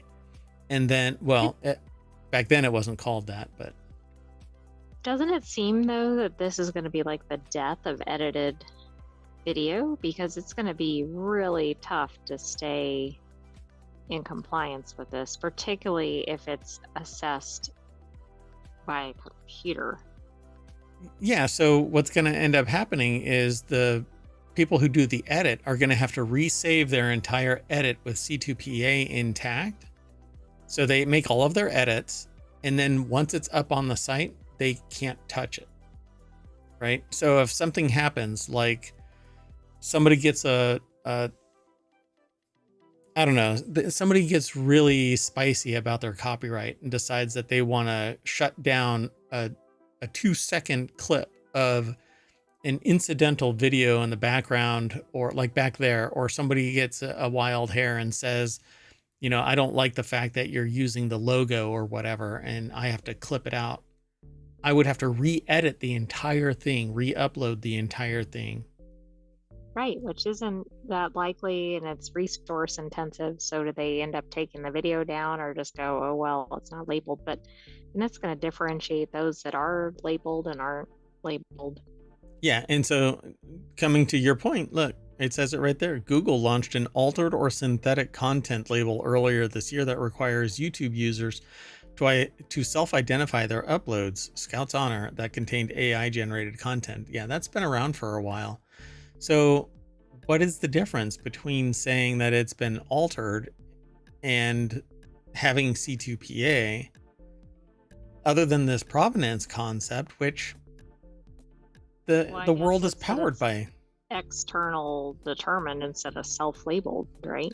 Yeah, I think the biggest problem is that there isn't enough humans involved in the process of policing the content. So while we have something value added to the content, somebody else could take my videos, post them wholesale, and because I'm not part of the content system, I have no recourse. You know, I have to sit there and go through a longer, more involved legal claiming system. It's just a big pain in the ass, really. So this is just going to be friction for the people who don't fake the news or fake the videos. Yeah, I think it's going to be problematic for people that have a technical glitch and they truly are not like editing the content, or like there's going to be cases where the people that probably shouldn't be labeled are labeled, and vice versa.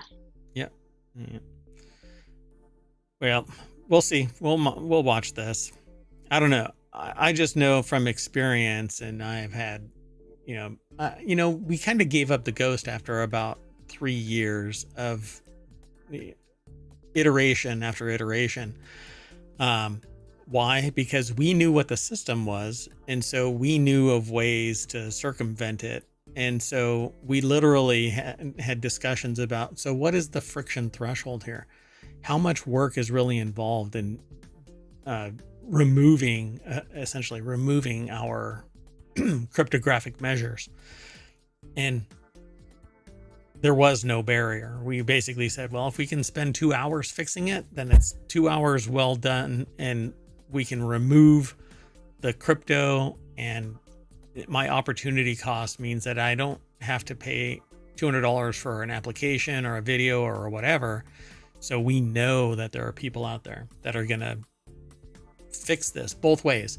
They're going to remove C2PA, and they're going to provoke it. Like they're going to stick it into a manipulated video. Just waiting for it, just waiting for the time where that happens. It just has to get to the level where it pisses off enough fully capable people, and then they'll rise to the occasion. Anyway, let's keep going. The next article is over in Smack Talk. FTC click to cancel rule makes canceling subscriptions as easy as starting them, which is really funny because we talked about FCC recently, wherein they leaned into net neutrality and they said, we're bringing it back. And then it was hobbled. FTC click to cancel rule makes canceling subscriptions as easy as starting them. But tomorrow, I could have predicted this if it wasn't for us having a time machine. They hobbled it. So not FTC, but the administrivia above says, because the FTC can't provoke anything all by itself. FCC can't provoke anything all by itself. They have to go through the administrivia. So subscriptions are getting easier to manage thanks to new FTC click to cancel, which is funny because I have a click with care rule, right? This is something that I promote that blocks companies from deceptive or malicious tactics that keep customers from canceling. Like right now, I want to cancel something, but it's really friction born. I can't do it within the very app that enabled me to cancel or to start it up. I can't cancel it from that same interface. Well, that would Very be too frustrating. easy for customers to stop spending money on that. Yeah, and this is from a game. So app subscriptions can be managed in the App Store. We've all had subscription we wanted to cancel, but discovered the price of it the price of keeping it wasn't worth the hassle. So they phrase it differently, and I'm just kind of blah, blah, blah. A new rule from the FTC will go into effect in 180 days. That'll make it easier for customers to cancel pesky subscriptions. And I think everybody is looking at ISPs like Comcast, right? I mean, there's a whole meme about it. So according to the release from FTC, companies essentially have to make it easy to cancel subscriptions. As easy as it is to sign up, they have to make it as easy to disconnect. I think that we need a more holistic review of this and have a right to be forgotten, where I can literally just click a button and say, forget me, and poof. Exactly. And also, even with these easy cancellations, like I know with email, for example, you can cancel something and then they send you an email saying we canceled it, which it's kind of like, come on. Yeah. Are you sure? Reset your audio again. So Wesley Hilliard over at appleinsider.com put the article together.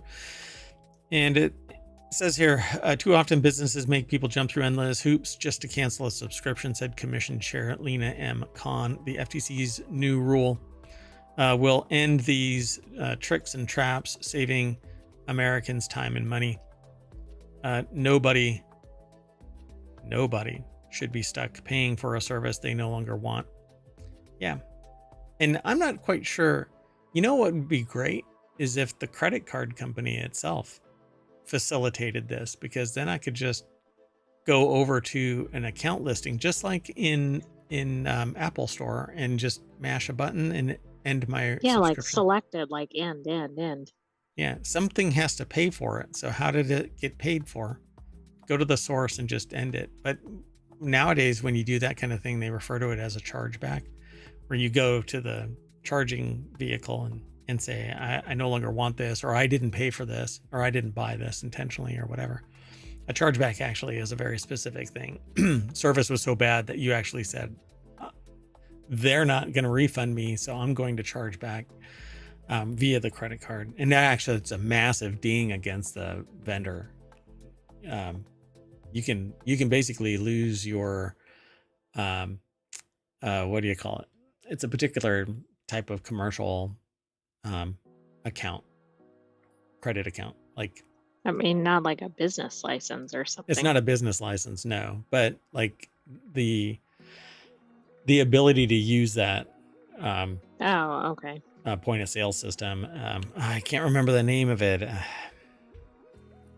Anyway, I've got it. It doesn't matter. I can't forget it. I mean, I can't remember it. So at any rate, so don't do chargebacks unless you're really serious about it, because it can hurt the business. But sometimes they deserve it, frankly enough. Anyway, the rule provides legal frameworks that prohibit sellers from the following: misrepresenting any material fact made while marketing goods or services with a negative option feature, failing to clearly and conspicuously disclose material terms prior to obtaining a consumer's billing information in connection with negative option feature, failing to obtain a consumer's express informed consent to the negative option feature before charging the consumer, and failing to provide a simple mechanism to cancel. All of that. And then at the bottom is the real solution. Failing to provide a simple mechanism to cancel the negative option feature and immediately halt charges. What's interesting though is that all of these companies, we've kind of grown to just go, oh, okay, is I could be using this account for 3 months. And 10 days into the third month, I decide that I want to cancel it. It doesn't prorate my charge. They go, well, you get the benefit of using the service for 20 more days. And I'm like, well, it freaking sucks. You changed it Right. materially. I'm not interested in it anymore. But lo and Or behold. you try to cancel like one day into the next period, and then it's like, well, it's too late to cancel for this period. So then you hold on to it, forget to cancel. It just becomes such a nightmare.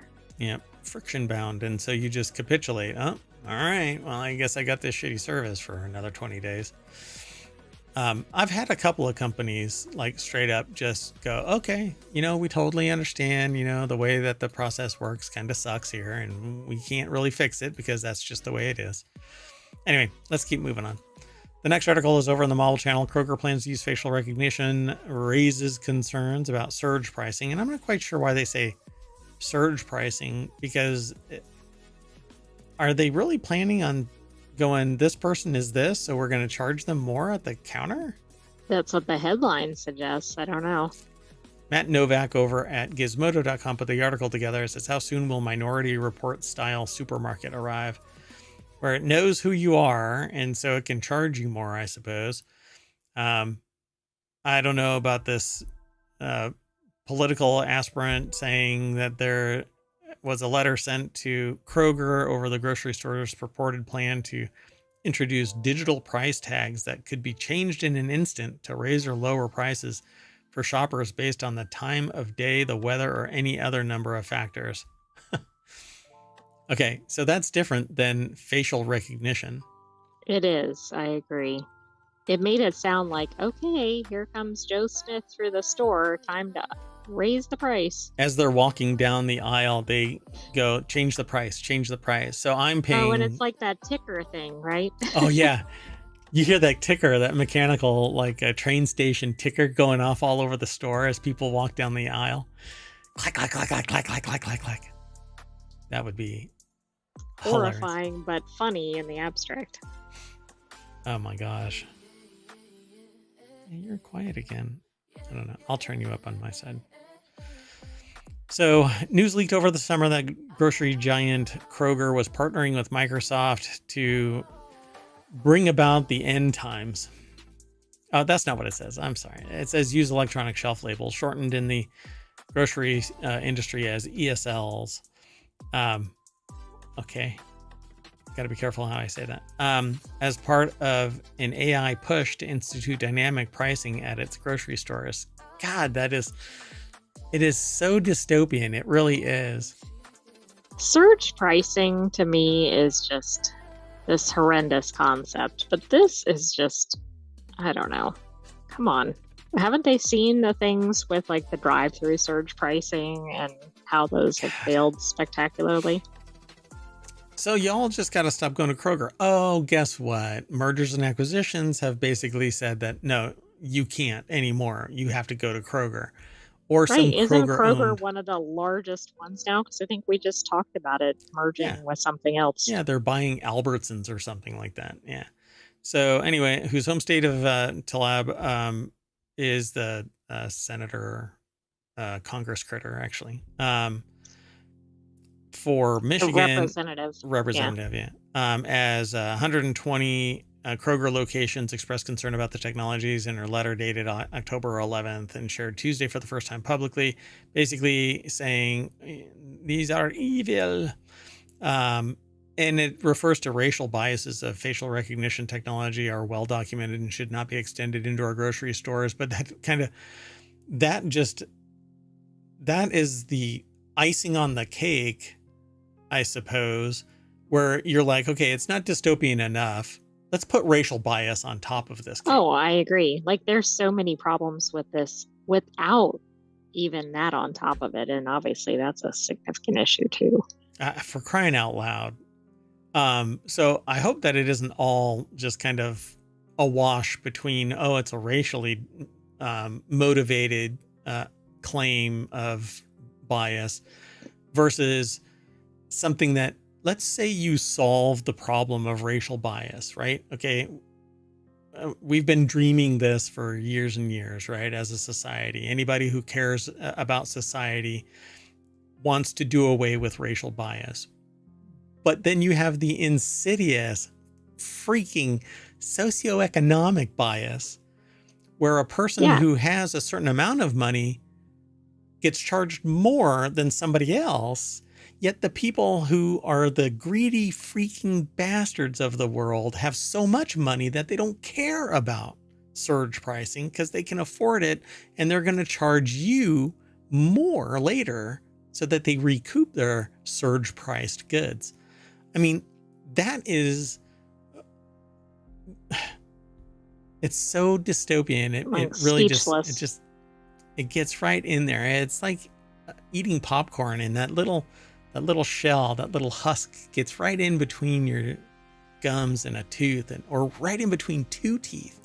Let me just focus on talking about teeth. Anyway, it's just so twisted. So it says, to be clear, Kroger does not and has never engaged in surge pricing. Any test of electronic shelf tags is designed to lower prices for more customers where it matters most. To suggest otherwise is not true, says Kroger. It's the statement that they said. And that quote is identical to a statement CNN received from an unnamed Kroger spokesperson defending the technology in August.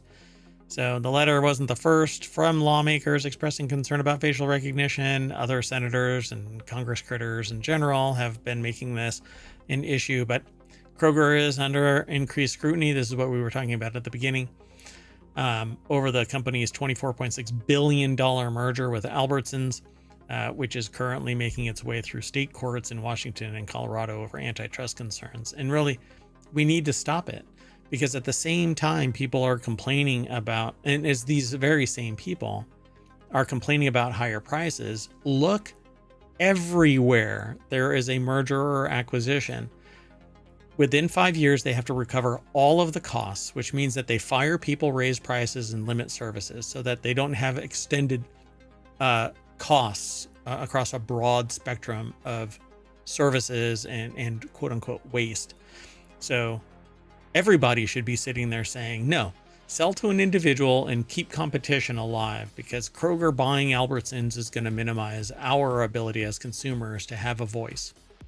Well, that's exactly it, because it's not really how many companies exist or whatever, but the problem is then the consumers have no recourse if everything is under that company and they're engaging in destructive or discriminatory or whatever else practices. Right. Where else are you going to go? You're all owned by Kroger. Let's keep moving. The next article is over in Non Sequitur News. A surprising beer discovery could help starve cancer, and I hope that it means drinking a lot of beer. So I think it means applying the beer directly to the cancer, like you get injected or something. I don't know. I'm injecting it. Brought to you by Pale Ale via the Igulu. So, surprising beer discovery could help starve cancer. A trick used by beer brewing yeast is helping to shine a light on a similar survival mechanism in cancer cells. So it's the other way around, something that the cancer is doing good for itself. Ew. Well, let's figure out how to, I don't know, maybe if it, did you see that? Mm-mm. It's the Elgato. I use a capture I've device. seen that occasionally, but not on today's. It just did it, but it doesn't do anything to my screen. It just did it to the stream, not my screen. Anyway, the discovery of a surprising survival mechanism used by beer brewing yeast could lead to new approaches for fighting cancer. This is the promise of researchers led by the University of Virginia, who said that they found that the way the useful fungus hibernates when food is scarce mirrors how cancer cells endure starvation. Periods of severe nutrients shortages are common for cancer cells as a result of their unchecked growth, forcing them to go dormant to survive and escape detection by our body's immune systems. My understanding, and I don't want to come across as confidently incorrect, but my understanding is that cancer cells they give off a chemical beacon that tells others to shut down, other free floating CTC cells floating around. And one continues to grow. And if you excise that, then the others will flourish because the chemistry has been removed. Meanwhile, if that main mass is actually growing unchecked, it can starve the host essentially to the point where it actually starts to shut down. And if it shuts down, then the beacon goes unchecked. It turns off, and all of the rest of the free floating cancer cells can actually activate. And up until, the way that it seems was up until about 4 years ago or so, 5 years ago now, that chemical beacon wasn't really well known. Right. Yeah, that's been more recently kind of emphasized or recognized. So I'm wondering if that is part of this, because they basically say this severe nutrient shortages are common for cancer cells. So the study was undertaken by biochemist Professor Ahmad Jamaa of the University of Virginia School of Medicine and his colleagues. Cells can take a break when things get tough by going through a deep sleep in order to stay alive. Then at a later point, they seemingly just come back. That's why we need to understand the basics of adaptation to starvation and how these cells become dormant to stay alive and avoid death. Well, not only do they avoid death, so cancer cells don't really die. They don't go through That's actually the problem, right? That they don't apoptosis. die. Yeah, they don't die. They divide uncontrolled, and they steal resources from the host until they're detected and then removed. And hopefully other man-made chemistry removes all of the other stuff too. So along with having been used to produce beer for centuries, the yeast species Saccharomyces, POM, is the ideal model organism to study these processes because it is so similar to human cells, which is quite interesting. And I'm not quite sure why brewers are apparently wear these leather vests, but that's okay. Or not vests, either. aprons. They don't do much cutting. They don't do much stuff with staining things. But maybe that's just me. I mean, you're going to get your shoes wet more than anything. I mean, But you it's literally... the same thing like with professional chefs and everything. I'm sorry, but they're not getting food on themselves like normal people. like normal people. Chefs do. Come on, really? You think that? Chefs got to get splattered by all kinds of stuff. Never on camera. Yeah, there you go. You see like chefs are getting messy behind the counter. And anyway, so specifically to mitochondria get coated with deactivated ribosomes, complex molecular machines that normally make proteins within the cells. Mitochondria are the powerhouse of the cell. Thanks, yes, Mom. they are. And they're tied to the female. You beat me to it. Yeah, thanks, Mom. Yeah, all your mitochondria are from Mom. So the team is not quite sure why this strange form of attachment between ribosomes and mitochondria happens. There could be different explanations. So a starved cell will eventually start digesting itself. So the ribosomes might be coating the mitochondria to protect them, because without the mitochondria, there is no power cell and it would die. So maybe that's what they need to figure out with cancer, is just figure out how to shut down the mitochondria. So let's see here. The team discovered that when yeast go into hibernation to avoid stress, something totally unexpected happens to their so-called mitochondria, the batteries of biological cells. They get coated with deactivated ribosomes, complex molecular machines that normally make proteins within cells. So that's really fascinating. That is a new one to me. deactivated ribosomes. So something produces deactivated ribosomes that cover up the mitochondria. I don't think we've ever seen that. I'm not saying it's never been studied, but at least not in the mainstream media. Yeah, I definitely have never run across that, yeah, or in research papers. So when did this research paper land? It landed in 2024. It was published in Nature Communications.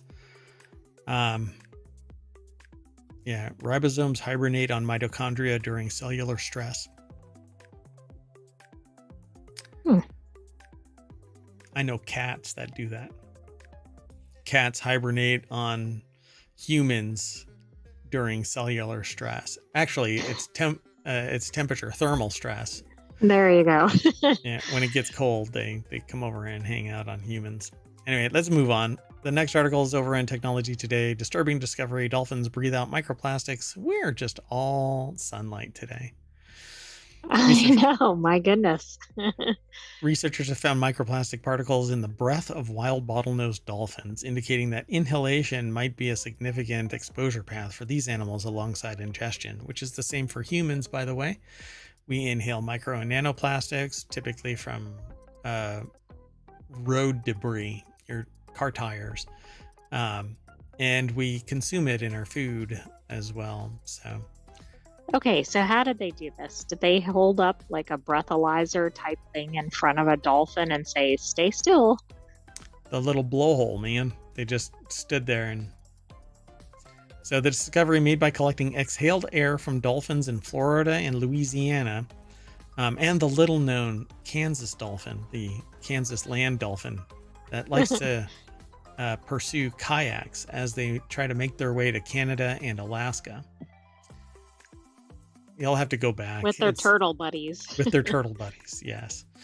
Who are actually trafficking humans, is my belief. But anyway, the turtles. There's 29 turtles that have recently been arrested for trafficking a human across Canada.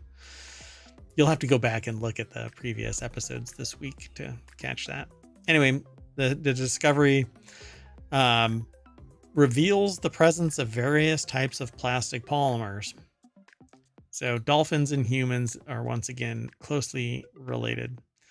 So the article's over on scitechdaily.com. PLOS is the source of this article. All these findings highlight a potential health risk. Further studies are needed to understand the implications fully.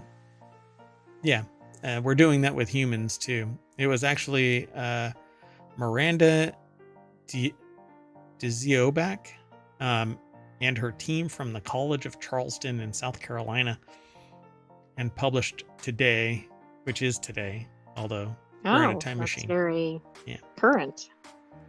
And it has to do with water because dolphins. So it is very current. Anyway, in the open access journal PLOS 1, microplastics, tiny plastic particles, are a global environmental issue affecting both humans and wildlife, pretty much all life. These particles can cause health problems such as oxidative stress and inflammation when ingested or inhaled. While ingestion through contaminated food is a well-known exposure pathway for both humans and animals, inhaling microplastics is also considered harmful and is one of the emerging areas of concern for human health. And I wouldn't say that it is a well-known exposure pathway. This is within the last 5 years, and there is zero marketing to dissuade people from using plastic containers. Right, there's a ton of marketing behind plastic. Yeah, go for it. Don't worry, it's harmless. Really? I don't know. That hump on my shoulder is saying otherwise. Although there's no alignment between cancers and stuff like that in microplastics, I still say it's a matter of time. That discovery is on the cusp of being the next 5 years, I think. Because, I mean, basically you have to find it. And that's not how biopsies work. That's not how cancer treatment works. And nobody goes through like the cancer with such a fine-tooth comb. They do, but they're not looking for micro and nanoplastics. But they might start noticing it without looking for it. And if so, I think that's where it's going to get some attention. Yeah. So yeah, the results support the idea that inhalation could be another key route for microplastic exposure for dolphins alongside ingestion. However, the authors note that their findings are preliminary and that there further research is needed because you don't want to answer it definitively. You got to get that grant money coming. We need to do more research. Swim harder, faster, deeper. Moving on. Unless you want to say something about it. I don't have anything else to add. Other You want to than talk just, about? we need to get away from plastic. Yeah, I agree. So says the person who's surrounded by plastic because that modernity basically requires you to have plastic. But this is a glass that I'm drinking from. Well, they're okay. That's gonna definitely solve the microplastic problem. But if everybody would substitute for glass, we would get there. And the vessel that beer was brewed in was plastic. So I know. Damn. I'm One hoping. step forward. Yeah, 3 steps back. I'm hoping that they will update. They will change to glass, but I don't think so. I would love it, but anyway, hundreds of. Oh, let's talk about Sydney's balls. Mysterious black balls close Sydney beaches, but I think that these. Oh, these are tar-like balls. Okay, I didn't even look at any of this. No, I So, didn't either. mysterious black balls close Sydney's beaches. Hundreds of mysterious black tar-like balls have washed up on 2 popular Sydney beaches, prompting lifeguards to close the strands to swimmers. Can you imagine swimming and hitting one of these things? No, I think you'd want to backpedal so fast out of the water because you have no idea what it is. It'd be like that cartoon Smoke when something disappears. Exactly. Like It's- Roadrunner speed. Yep. So phys.org is where this article is housed. I don't see a byline. Yeah, sorry, folks. Anyway, hundreds of mysterious black tar-like balls have washed up on 2 popular Sydney beaches, prompting lifeguards to close the strands to swimmers. Ball-shaped debris. Mysterious black ball-shaped debris, which I guess if it's a tar-like substance, it's going to turn into a ball and float. If it's That's true. depending on its viscosity. So Do you think this is like the Lego container that crashed previously, and then for years Lego pieces were floating onto shore? yeah, there's been a leak of oil somewhere and it's going to wash up. So it says that the local mayor said, leaving flummoxed Australian authorities scrambling to find out what it might be. Hundreds of golf ball to cricket ball sized spheres. These aren't tiny little, BB Is that sized. cricket ball like a baseball size? Yeah, it's like that. So, could be seen littering the coast, which is usually thronged with Sydney-siders and tourists. Instead, a few seagulls were walking around. Wait, are these it? No. Oh, when I saw that, I was like, wait, is that the ball? Oh, that's funny. Then the pop-up went away. Oh, that's hilarious. Oh, there's no picture. Son of a biscuit. Anyway, at this stage, it's unknown what the material is. It's probably tar. However, they may be tar balls, which are formed when oil comes in contact with debris and water, typically the result of oil spills or seepage. Seepage. Here, I can send you so you can see it.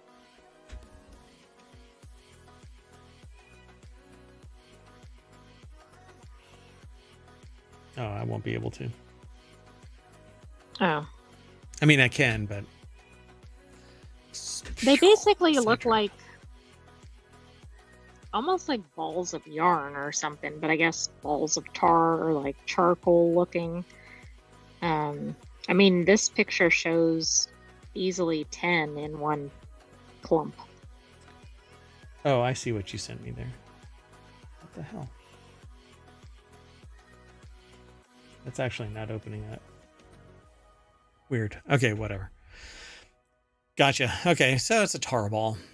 And they're being cagey about it, but it's a freaking tar ball. Let's move on. The next article is over on the Wanted channel. How does the new Amazon Kindle Paperwhite stack up to its predecessor, which completely just destroyed the ability to gift this to somebody if they happen to have read this? How does the new Amazon Kindle Paperwhite stack up to its predecessor? Well, apparently there's a color version of this now. Amazon just unveiled its latest lineup of Kindle e-readers, and with it, a refresh to its most popular model, the Paperwhite. So if you have an avid reader in your life, what? Wow. John Kalinakos, wait, yeah, maybe it's Kanelikos. Anyway, John over at pocket-lint.com put the article together. So what is the difference, they say? Last saw the Paperwhite refresh back in 2021 with Pocket Lint describing the device as still the best e-reader. 3 years later, we now have an all-new Paperwhite to contend with, and here's the latest, directly compares. So the new one is a little bit bigger, has more storage, has up to 12 weeks of battery life, which is spectacular, a little bit heavier, a little bit bigger, and remains USB-C. So the previous generation Paperwhite was released in 2021 and brought USB-C charging and a larger screen to 6.8. Now it's 7. Comes in 2 configurations, the basic that costs $160 and the new signature edition that costs $200. The signature has 32 gigs of storage in addition to wireless charging and auto brightness support. So to those of you who were wanting or didn't want a new reader for Christmas, Merry Christmas. For 2024, Amazon's improved upon its existing Kindle Paperwhite with a couple of ways. Apparently, yeah, there is a color screen now, but I'm trying to see. It doesn't seem to be in here. The new variant retains some of its 300 pixel per inch resolution as before. It has a 7-inch panel up from 6.8. But let me see. It's still way for thin. Hopefully they updated their software so it doesn't get all wonky periodically just saying, hey, guess what? You're at the end of your book. I'm not. I'm 3 pages in. Yeah, exactly. Or surprise, this book isn't on here anymore. Hey, 1984. Anyway, there you go. Amazon Kindle Paperwhite, which is really interesting because last year I was trying to figure out, do we want to upgrade? Do we want to get new ones here in ohmTown? Only to kind of put the brakes. Let's pump the brakes. Is there a big enough difference here? No. Well, now there is, particularly with wireless charging. Right. And that's a big difference. 3 months of no battery, no need to charge. I think it's amazing. That's big for people that travel or work, or forget about, like, depending on where they're using it. But yeah. Okay, let's keep moving. So the next article is over on the Model channel, and this one kind of made me chuckle. Lawsuit over workplace farewell card backfires spectacularly. A literal and figurative Karen, in this case a British woman named Karen Conan, sued her former employer, the International Airlines Group, after her coworkers didn't give her a farewell card when she left the company. But you see, the thing is, a farewell card was acquired. It was just never given to her because so few people felt compelled to sign it. Ouch. Ouch. That's pretty bad. I don't know, though, because like in a company, not everybody is going to really care. You have a small cluster of people. Right. You might not know, depending on what you do, you might know 2 people or something. Yeah, unless compared to the other 100 or whatever. Yeah, unless you're the CEO or something like that. And then everybody's compelled to sign because then you don't want to come across as not a team player. But frankly,